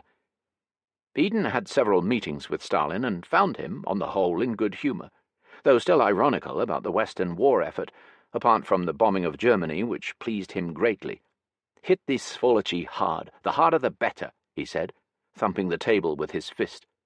His chief concern was the date of Overlord, and in this he was glad to receive full support from the Americans. The Americans, for their part, were anxious to obtain a promise of Russian participation in the war against Japan. Both questions were discussed at the Moscow Conference, though no clear decisions were to be taken until Tehran. Stalin, for his part, was satisfied with the Americans' support of Overlord. As General Dean wrote a little later, at the time of Tehran, most of the Americans at the conference met Stalin for the first time. They were all considerably and favourably impressed by him, perhaps because he advocated the American point of view in our difference with the British. Regardless of this, one could not help but recognize qualities of greatness in the man, to which, on a technical plane, he added, "Stalin is a master of detail, and has an amazing knowledge of such matters as characteristics of weapons, the structural features of aircraft, and Soviet methods in even minor tactics." In a sense, the Moscow Conference was a rehearsal for Tehran, but it also achieved some positive results of its own: the setting up of a European Advisory Commission, a commission for Italy, which would include British, American, French, Greek, and Yugoslav representatives, while Wyszynski was going to represent the Soviet Union. There had been sincere and exhaustive discussions on the measures to be taken to hasten the end of the war against Germany and her satellites, and on the setting up of close military cooperation between the three powers in future. It was also agreed that the closest cooperation must continue between the three powers after the war. A four-power declaration, the work chiefly of Cordell Hull, was signed on the unconditional capitulation of the Allies' respective enemies. In addition to the Big Three, the Chinese ambassador in Moscow also signed this document on his country's behalf. The Russians were no longer much scared of provoking the Japanese, and were anxious to please Hull, who had set great store on this declaration, which gave China a great power status. Another of the statements foreshadowed the constitution of a United Nations organization. The conference also published a statement on Austria, in effect warning the Austrians not to cooperate with Germany to the bitter end, and urging them to contribute to their own liberation, a principle of which much was later to be made in Romania, Bulgaria, etc. Finally, the conference published a Roosevelt-Churchill-Stalin declaration on war criminals. They established the principle that these criminals would be returned for trial to the country where the alleged crimes had been committed. Eden and Cordell Hull were optimistic, both during and after the conference. During an interval at the Bolshoi, they were playing the inevitable Swan Lake. I remember Eden telling me, "This is a good conference, better late than never. But the question of travelling to Moscow is infernally complicated. Here we've got to set up the right kind of machinery. We want it, and the Russians want it too. If the machine is functioning, we'll find it much easier to deal with a problem like Poland. What we are striving for is to get the machinery set up, and to set as many things as possible down on paper." He got this machinery in the form of the European Advisory Commission, but it was quite clear that both at the Moscow conference and later at Tehran, Poland was among the problems that were inevitably shelved. At the Moscow conference there was much talk of getting both Turkey and Sweden into the war, but this led to nothing.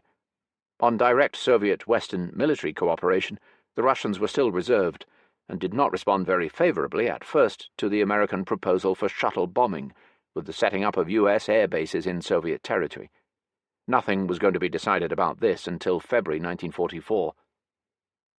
Cordell Hull, though very tired at the end of the conference, received the press at the U.S. Embassy and sounded very pleased. "When I started out over here," he said, "most people thought that nothing would come of this meeting, since Russia was liable to go the isolationist way." It is amusing to think that, just as Hull dreaded Russian isolationism, so, by 1945, the Russians dreaded American isolationism. One reason, by the way, why they insisted on UN having its headquarters in the USA. Yet we exchanged at length our views, and were tremendously gratified to find that the Soviet statesmen were more and more disposed towards the view that isolationism was bad. Now the spirit of cooperation has been born, and we can begin to build. Now, indeed, was the time to get together. The foundations have been laid. Some problems are delicate and complicated, but with the spirit of harmony existing between us, nothing can bring estrangement. He then hinted that the three heads of governments would meet shortly, and sounded particularly pleased with the four-power declaration which included China. There was, however, still a Herculean task ahead of the Allies. Problems like the future of Poland and Germany had not yet been settled, but consultation on both questions were in progress. He also said that AMGOT, Allied military government in occupied territories, would gradually disappear, and that the EAC would have an ever-growing number of problems to deal with. And then, "Stalin is a remarkable person, showing at once unusual ability and judgment and a grasp of practical problems. He is one of the leaders who, together with Roosevelt and Churchill, has a responsibility which no other man may have in the next 500 years. There is no hard feeling among the Russians about the Second Front, as far as I know. I do not know of two nations with fewer antagonistic interests and more common interests than the USA and Russia." Eden was also very pleased with the conference. "When we first arrived here, we thought the prospects were very bleak, and that all the Russians would do would be to scream for the Second Front. I should be surprised if they started screaming now, for they now know it is coming. Instead, this conference was very big stuff, the beginning of a new form of cooperation between us. The teamwork was admirable. Today I discussed military problems with Molotov for 2 hours. Poland? Yes, it will be discussed through diplomatic channels." On October 30th, as president of the Anglo-American Press Association, I presided at the lunch we gave to Eden and Cordell Hull, represented by Harriman, at the Hotel National. We did not think Molotov and the other top Russians would come, but, much to our surprise, the protocol department rang up and hinted that invitations would be welcomed. Here was real cordiality. True, Molotov did not come, but Wyszynski and Litvinov did. In my speech of welcome I referred, among other things, to Eden's and Litvinov's gallant stand at Geneva and at Nyon, and made a crack or two at Chamberlain without naming him, which went down very well. Eden sat to my right, and the terrible Wyszynski, now with a sugary smile, to my left, and the whole atmosphere was very matey indeed. Quoting Churchill's remark earlier in the year about the autumn leaves, Wyszynski said, "Well, it is customary for the autumn leaves to fall in autumn, but if they fall in spring, well, I suppose that's okay, as long as they do fall." He was now clearly resigned to the Second Front in 1944. Litvinov said the League of Nations had unfortunately turned out to be a Tower of Babel, not a solid pyramid. The nations of the world must do better next time. Harriman was in a slightly truculent mood, and pointedly talked about the war in the Pacific, saying that if it hadn't been so successful there wouldn't be much prospect of America helping with the Second Front in Europe. At the extravagant Kremlin banquet that crowned the conference, Stalin seemed in an exuberant mood. Despite all the earlier unpleasantness over the northern convoys, he now paid a tribute to the British Navy and the merchant fleet. We don't talk much about them, but we do know what they do. The new head of the British military mission, General Gifford Martel, rapturously congratulated Stalin on the forcing of the Dnieper only shortly before. No other army in the world could have performed such a feat. The short era of mutual compliments and congratulations had set in. The two chief American military representatives in the Soviet Union, the anti-Soviet General Mikhaila and General Faymonville, who was notorious for the optimistic analyses of the military situation in Russia he had been sending Roosevelt ever since 1941, often to the disgust of the State Department, were both withdrawn and replaced by a regular military mission, with General John R. Dean at its head. The Russians were soon to find him a very tough negotiator, who was particularly sticky in organizing Lend-Lease deliveries, always first asking the Russians for full explanations as to whether they really needed the stuff for military purposes or merely for post-war reconstruction. The Soviet press was very pleased with the Foreign Ministers' Conference. The Revolution Day festivities on November 6th and 7th, which were marked by tremendous fireworks in honor of the liberation of Kiev by Vatutin's troops, took place in an exuberantly cheerful atmosphere. Stalin's speech reviewing the events of 1943, the year of the great turning point, in which he paid the warmest tributes both to the Red Army and to the Russian war effort, was also particularly cordial in its comments on the Anglo-American Allies. Taking together the blows struck at the Germans and their allies in North Africa and southern Italy, the intensive bombing of Germany, and the regular supplies of armaments and raw materials that we are receiving from our allies, we must say that all this has greatly helped us in our summer campaign. The fighting in southern Europe is not the Second Front, but, all the same, it is something like the Second Front. Naturally, only a real Second Front, which is now not so far away, will greatly speed up victory over Nazi Germany, consolidate still further the comradeship in arms of the Allied states. He was particularly pleased with Italy dropping out of the war, thought that Germany's other satellites, knowing that only bumps and bruises were now in store for them, were frantically looking for ways and means of getting out of Hitler's clutches. He suggested that in 1944 Germany would lose all her allies. She was now clearly facing catastrophe. On the night of the 7th, Molotov gave his biggest wartime party. The whole diplomatic corps were now back in Moscow, and it was an extremely sumptuous and exceedingly drunken affair.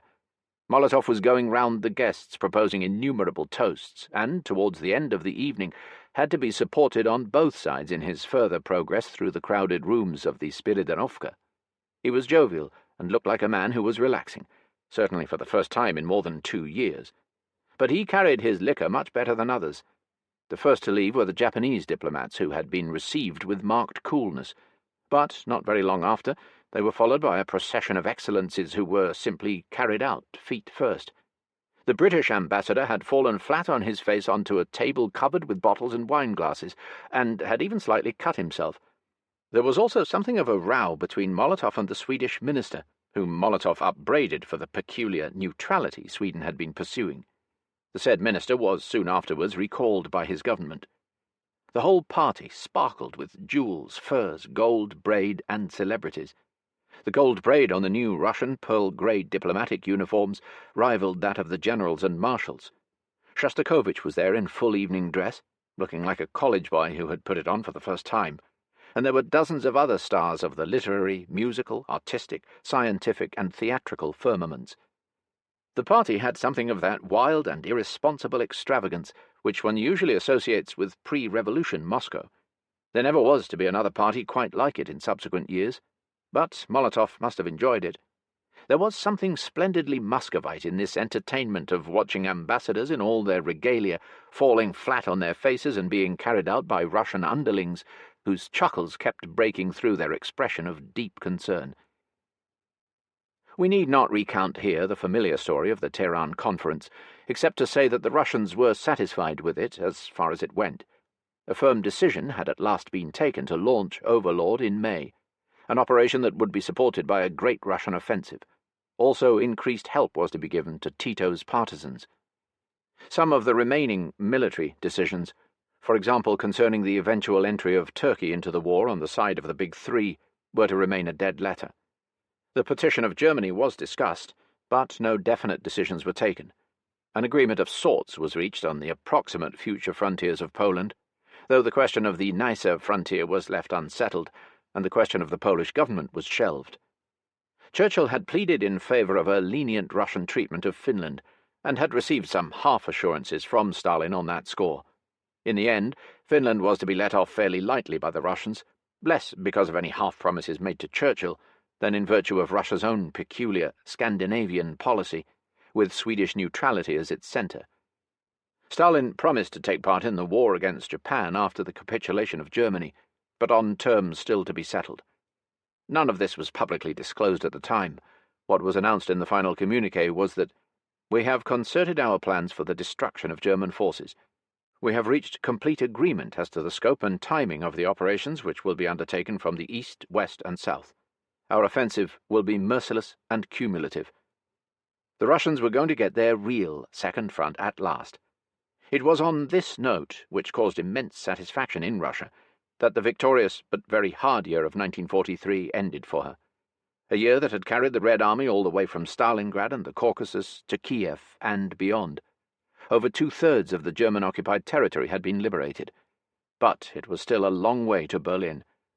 Perhaps Stalin was not bluffing when he said at Tehran that the Red Army was growing war-weary and that it needed something to encourage it. The Tehran communiqué did it. It came as a shock to many when, less than 2 months after Tehran, Pravda published its famous Cairo rumour story about secret, separate peace negotiations going on between Britain and Germany somewhere in the Iberian Peninsula. Was this calculated to discourage that excessive post-Tehran euphoria that had developed in Russia?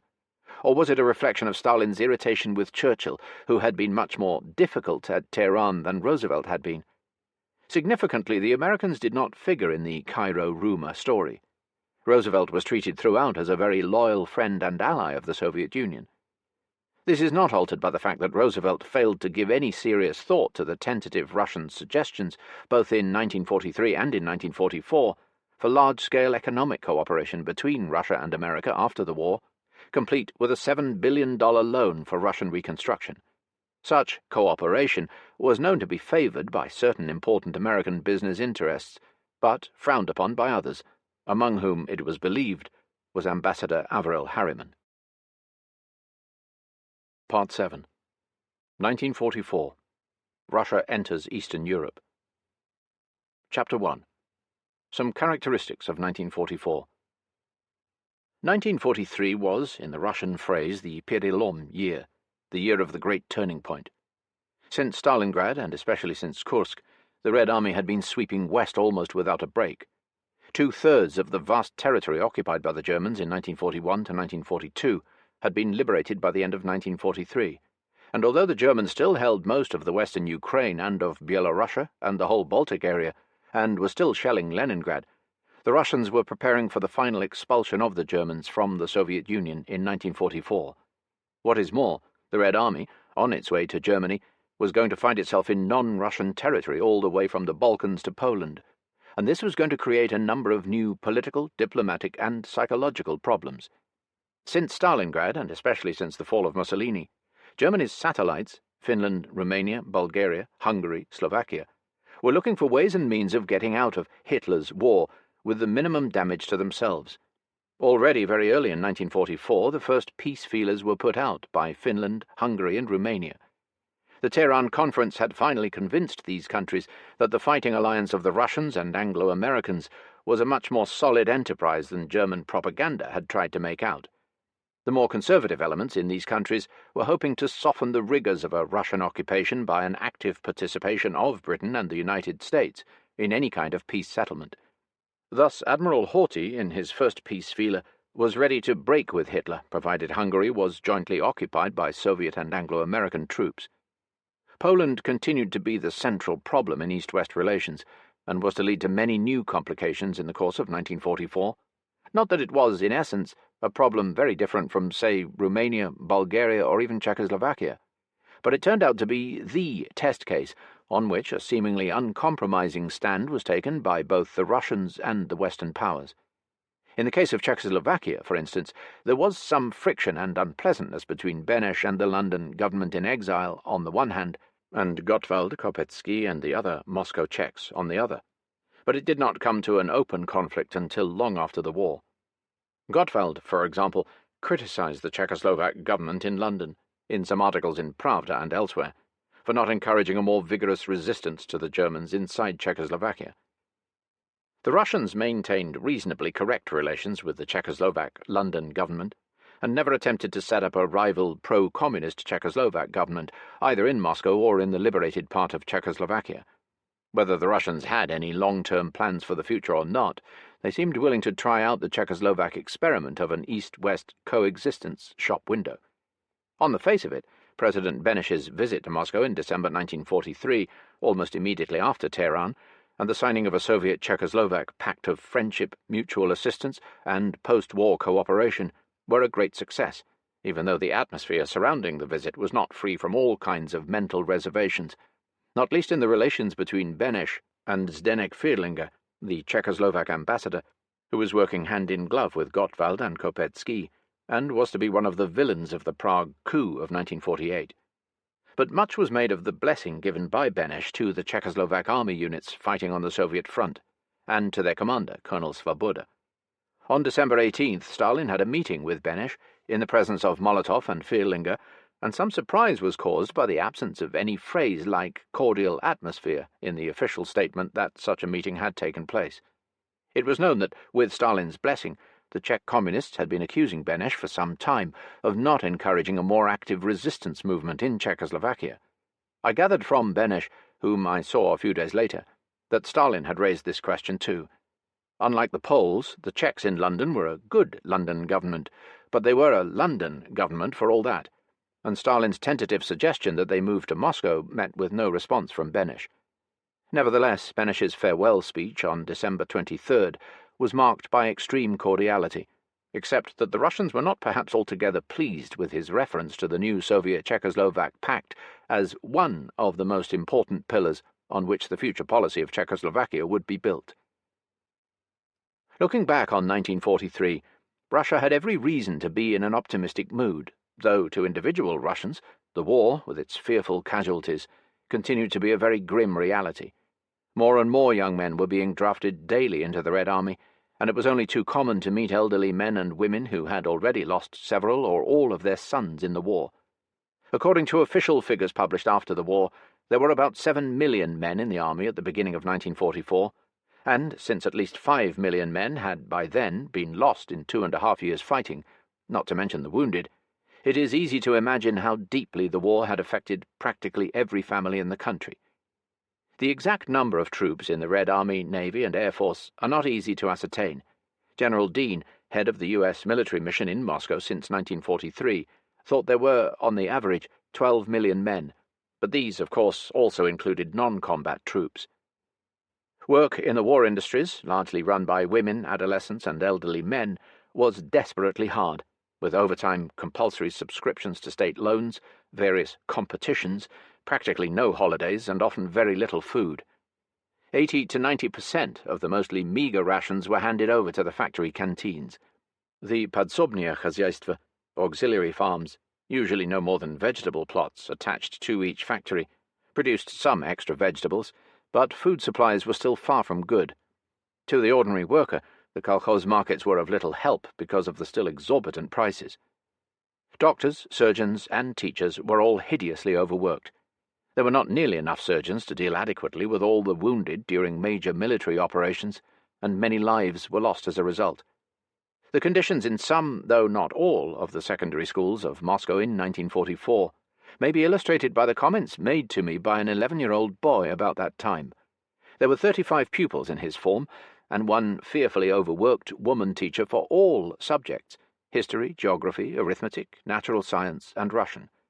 All the food the children got at school was a slice of bread with some nasty, bitter jam, American stuff made of oranges. Some of the kids threw this drisnya, diarrhea, out of the window. Among the boys, this youngster told me, there was a good deal of lawlessness, hooliganism, and thieving. In a short time 3 pen holders, a cap, and a pair of gloves had been stolen from him. Most of their fathers were in the army, or dead, and most of their mothers were working endlessly long hours in a factory. Among these youngsters there were clear signs of escapism. They no longer sang the usual patriotic songs, but an escapist song from a recent film about Kostya, a swaggering beau in the docks of Odessa, or, worse still, a hooligan, that is, obscene version of the same song. The war was, clearly, having a bad effect on secondary education, and may well account for the extensive wave of juvenile crime that was to mark the immediate post-war years in Russia. There was a serious shortage of teaching staff in 1944, and both the elementary and secondary schools suffered most from it. Also, in Moscow, now deep in the rear, the very young were less conscious of the immediate war tension, as life was returning to normal, except for the shortage of everything. On the other hand, vocational and trade schools, whose purpose was to create large industrial labour reserves, were given priority. Similarly, top priority was given to the training of more and more new soldiers. The spirit of the Russian working class was still good, despite unquestionable signs of physical fatigue. It was better still in the army. Not only was there a feeling of great elation among the soldiers, as every day brought new victories, but there was a great national pride, a sense of achievement, and a well-cultivated desire for more and more distinctions, medals, and decorations. These medals and decorations ran into many millions, and acted as a great incentive to every soldier. There were already Stalingrad medals, and Leningrad medals, and Sebastopol medals, and Moscow medals, and the end of the war was to see new medals for the capture of Bucharest, for the liberation of Warsaw, as well as Belgrade, Budapest, Vienna, Prague, and Berlin medals, besides a whole range of new decorations. In the army, both Stalin and the generals were popular. I remember the tragic but typical case of a 19-year-old boy I knew, Mitya Khludov.